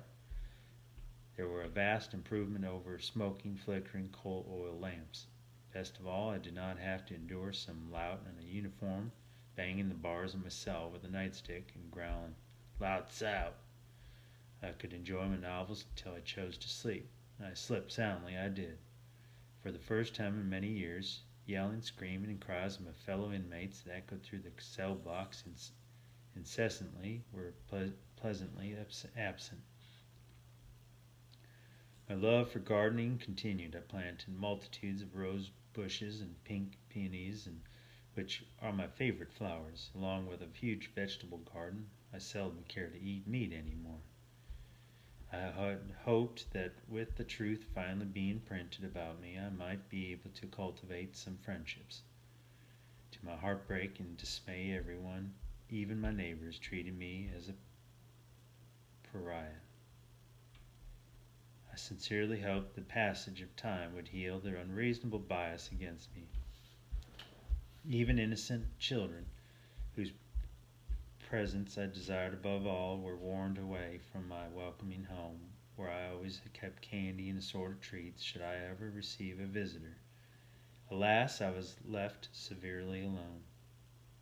As I mentioned, when I began penning these memoirs, a considerable fray arose between Pughat Anderson and the owners of the Denver Post over payment of fees incurred to secure my release from prison. This culminated with the irate lawyer pulling out a pistol and shooting both Frederick Bonfils and Harry Tamman in their office. The reporter, Polly Pry, was present for the occasion but remained unscathed. While Pughat's motives might have been laudable, his aim was quite lousy. The owners of the Post took 2 bullets each and took them quite well. The duel recovered after only a few days in the hospital. Pughat was, of course, promptly arrested and tried for assault and attempted murder. Once the usual legal balderdash had run its course, he was found not guilty. This came at no surprise to me. Pughat was both a lawyer and a prominent Mason. That combination would have gotten John Wilkes Booth off with only a severe warning against shooting any more presidents. Strangely enough, this escape was with flying lead turned to my favor. When Bonfils and Tamman were released from the hospital and returned to work, I was summoned to their office. "Alfred Packer," Frederick Bonfils wheezed, sitting in a chair behind his massive walnut desk. One of the lawyer's bullets had nicked his windpipe. Harry and I cannot afford to have deranged and angry folks coming around shooting us. Harry Taman, who stood beside Bonfils with his arm in a sling, said, "We have talked this over and believe that a man of your special reputation would serve us well as a bodyguard. To mollify what our rivals in the press may say about the matter, your official title will be that of a doorman. You'll be paid $50 a week." Bonfils gasped. "We'll furnish you with all the guns and knives you want, and even pay for your transportation to and from work. All you have to do is look mean, and if you have to, shoot anyone who pulls a gun. Neither of us can stand being shot anymore." I saw an opportunity to rid myself of a distressing situation. There was always a chance I might receive a pardon should the governor's office become inhabited by just a politician. "Gentlemen," I said after taking a few moments to ponder the matter, "I very much appreciate your help in the past and your kind offer of the employment. However, I do not wish to ever degrade myself by becoming a sideshow freak. If we can agree to modify our contract in this regard, I will be glad to tour with your Sells Flota Circus whenever I am legally able to do so." Harry Taman spoke up. "What do you want, Packer?" I said, "Simply to maintain my dignity. I wish to be able to tell the audience what really happened that terrible winter in Slumgullen Pass. I do not and shall not deny being a cannibal, for this is the terrible truth of how I alone survived. I just do not want to play the part of a monster devouring human flesh and frighten women and children out of their wits." Taman looked upon Phil, who nodded. "Your point is well taken, Mr. Packer. I've always thought the idea of having you sitting behind a campfire munching on a leg was in bad taste anyway. I suppose just being able to meet you and listen to your side of the story will likely draw a large crowd." Harry Taman added, "If you agree to come to work for us, we will direct our attorneys to modify the contract to meet your request." "Thank you for considering my feelings," I said. "With this small matter resolved, I shall be happy to work for the Denver Post. I also give you my assurance that I will use the utmost discretion and due diligence to prevent any more harm from coming to your persons." Bonfils coughed and then sputtered. "That, Alfred Packer, is what we're both counting on." I came to thoroughly enjoy working at the Denver Post. Aside from Plug Hat's ill-humored actions, no one else ever dared make a hostile move toward either Bonfils or Taman. Much to my gratification, the duo credited my constant and omnipresent residence outside their plush offices for their safety. Added to my image, as had Wild Bill Hickok, by dressing the part of a hardened gunman. No matter the weather or how hot the radiators were set, I always sported an ankle-length long coat, well-polished boots, and a stiff felt bowler hat, all of a solid, somber black. Whenever any visitors I did not know personally came around, I kept a hand thrust inside the coat and fixed the newcomers with a steely gaze. During my term of employment as a doorman, the owners of the post were seldom pestered with an abundance of callers. Occasionally my employers would be absent for many weeks. They maintained a summer mansion high in the Rocky Mountains near Estes Park, in a scenic area where many of the elite go to escape the oppressive heat of Denver. This area was well beyond the distance where I could legally travel, which gave me much time to tend to my gardens or do some prospecting along Deer Creek. I never found any valuable minerals. The region there was barren and as a lawman's thinking. Crook Creek, however, had been scoffed as worthless for decades. I kept my usual optimism and kept looking over any promising outcrop. At the very least, it gave me an opportunity for solitude. When a man is able to raise his head and gaze upon majestic, towering peaks, it's hard to remember just how cold and cruel this world can be. Always, I had to eventually return to civilization. My respites into the mountains, however brief, gave me focus and restored my soul. Seldom did much time pass without some idiot pestering me to have their picture taken with me or for an interview for a magazine or newspaper story. I asked $1 for an autograph or a photo session. I thought the high price would discourage people, but it worked just the opposite. Many days I made more money allowing people to take my picture than a laboring man earns in a week. Then in the late summer of 1906, slightly more than a year before I received my complete freedom, I was most unexpectedly given the wonderful opportunity to finally clear my name by telling what actually occurred on Slumgullen Pass. Hundreds of thousands of people would then know the absolute truth, and I could again walk among men as an equal instead of a prod. This good fortune that had come my way would also pay me quite handsomely and enabled me to do things I had longed to pursue for long years. The task would require considerable effort and my complete concentration. Without a regret, I immediately resigned my position at the Denver Post and began the moral quest to set right the atrocious wrongs that had been inflicted upon me by a biased press and a host of dishonorable writers. Chapter 48. I had been engaged by none other than the great Slayton Publishing Corporation in New York City to write down my memoirs for worldwide publication. Slayton Publishing is one of the largest and most respected of the major houses. Any book published by them receives the utmost regard and readership. They are among the giants of the literary world. I have long dreamed of such a wonderful opportunity.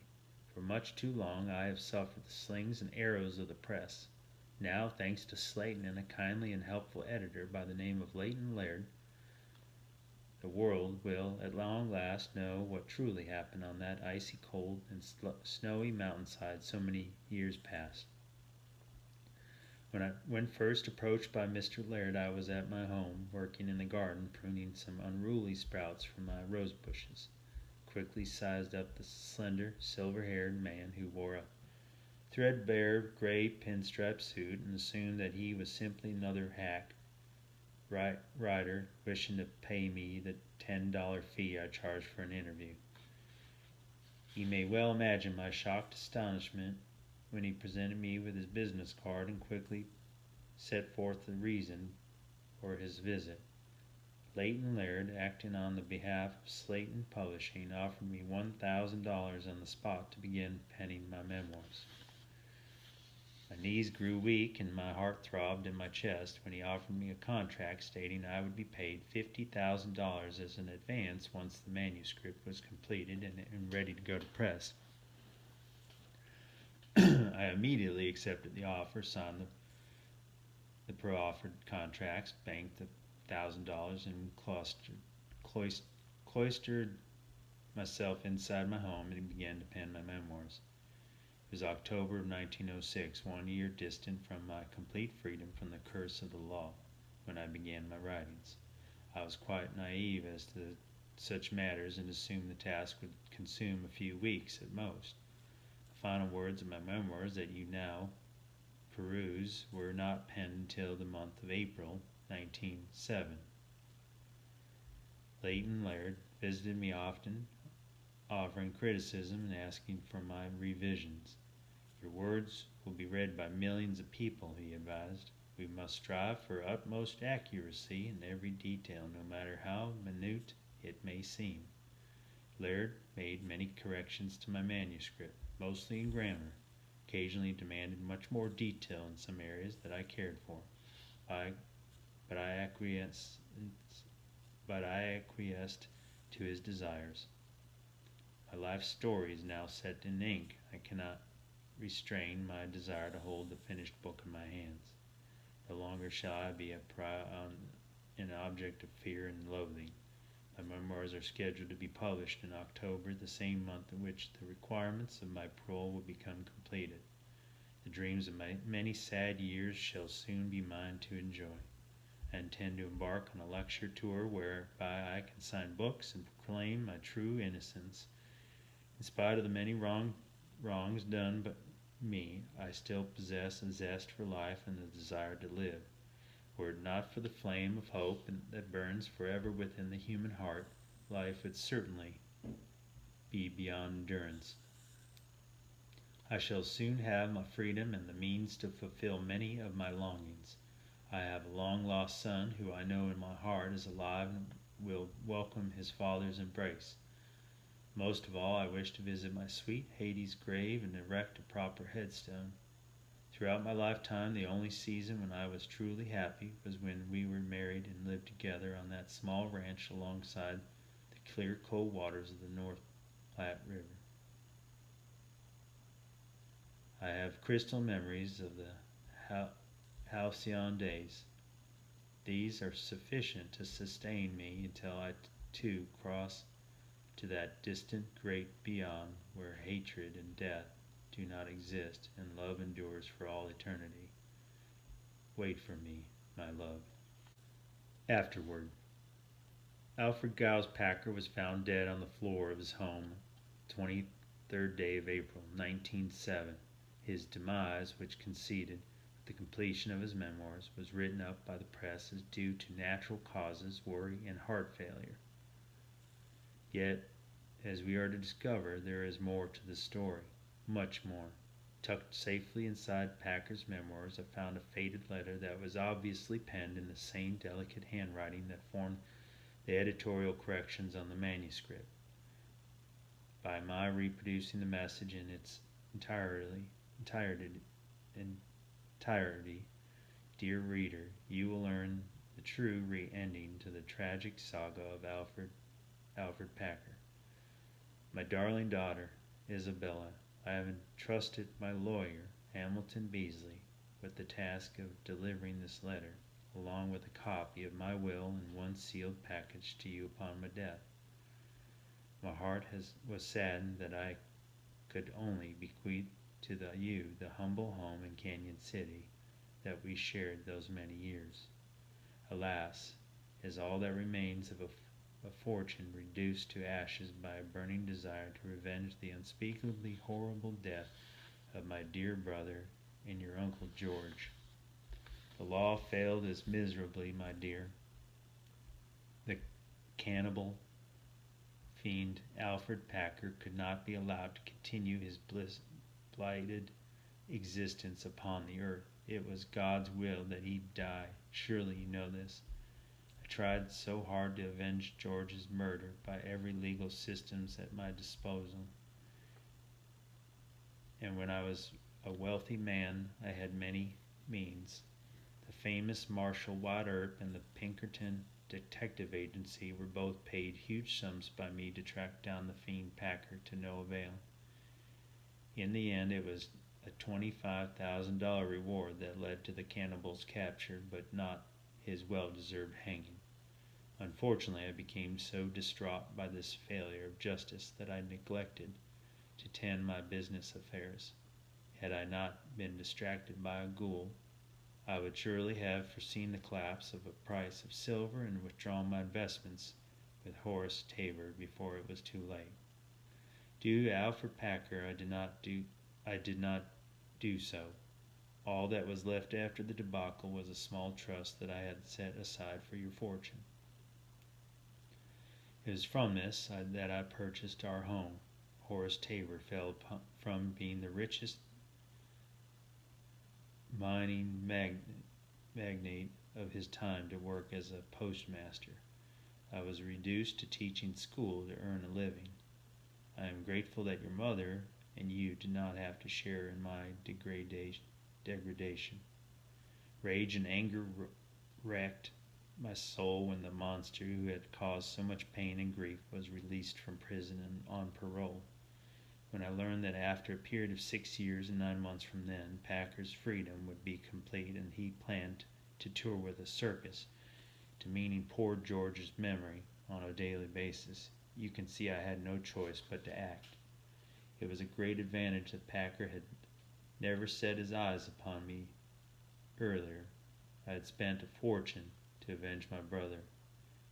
It only cost me an additional $1,000, along with a few dollars, to have some business cards printed announcing me as an editor with Slayton Publishing Corporation.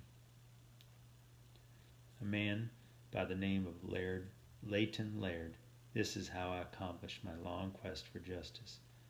No one will ever suspect that it was by my own hand that the Lord's wrath prevailed. In the end, Packer's own vanity and greed accomplished what the law could not. It was to my great sorrow that the ghoul died so easily, but cyanide is a most effective poison. My surreptitiously adding an ounce to the fiend's coffee seemed far too easily accomplished. When he drank a single swallow, the cyanide stilled the beating of his foul heart, and he collapsed to the floor of his squalid home. After a long while, I picked up the cannibal's memoirs, tucked them into my valise. I now leave them to you, so that you may know more of the fiend who ruined both our lives.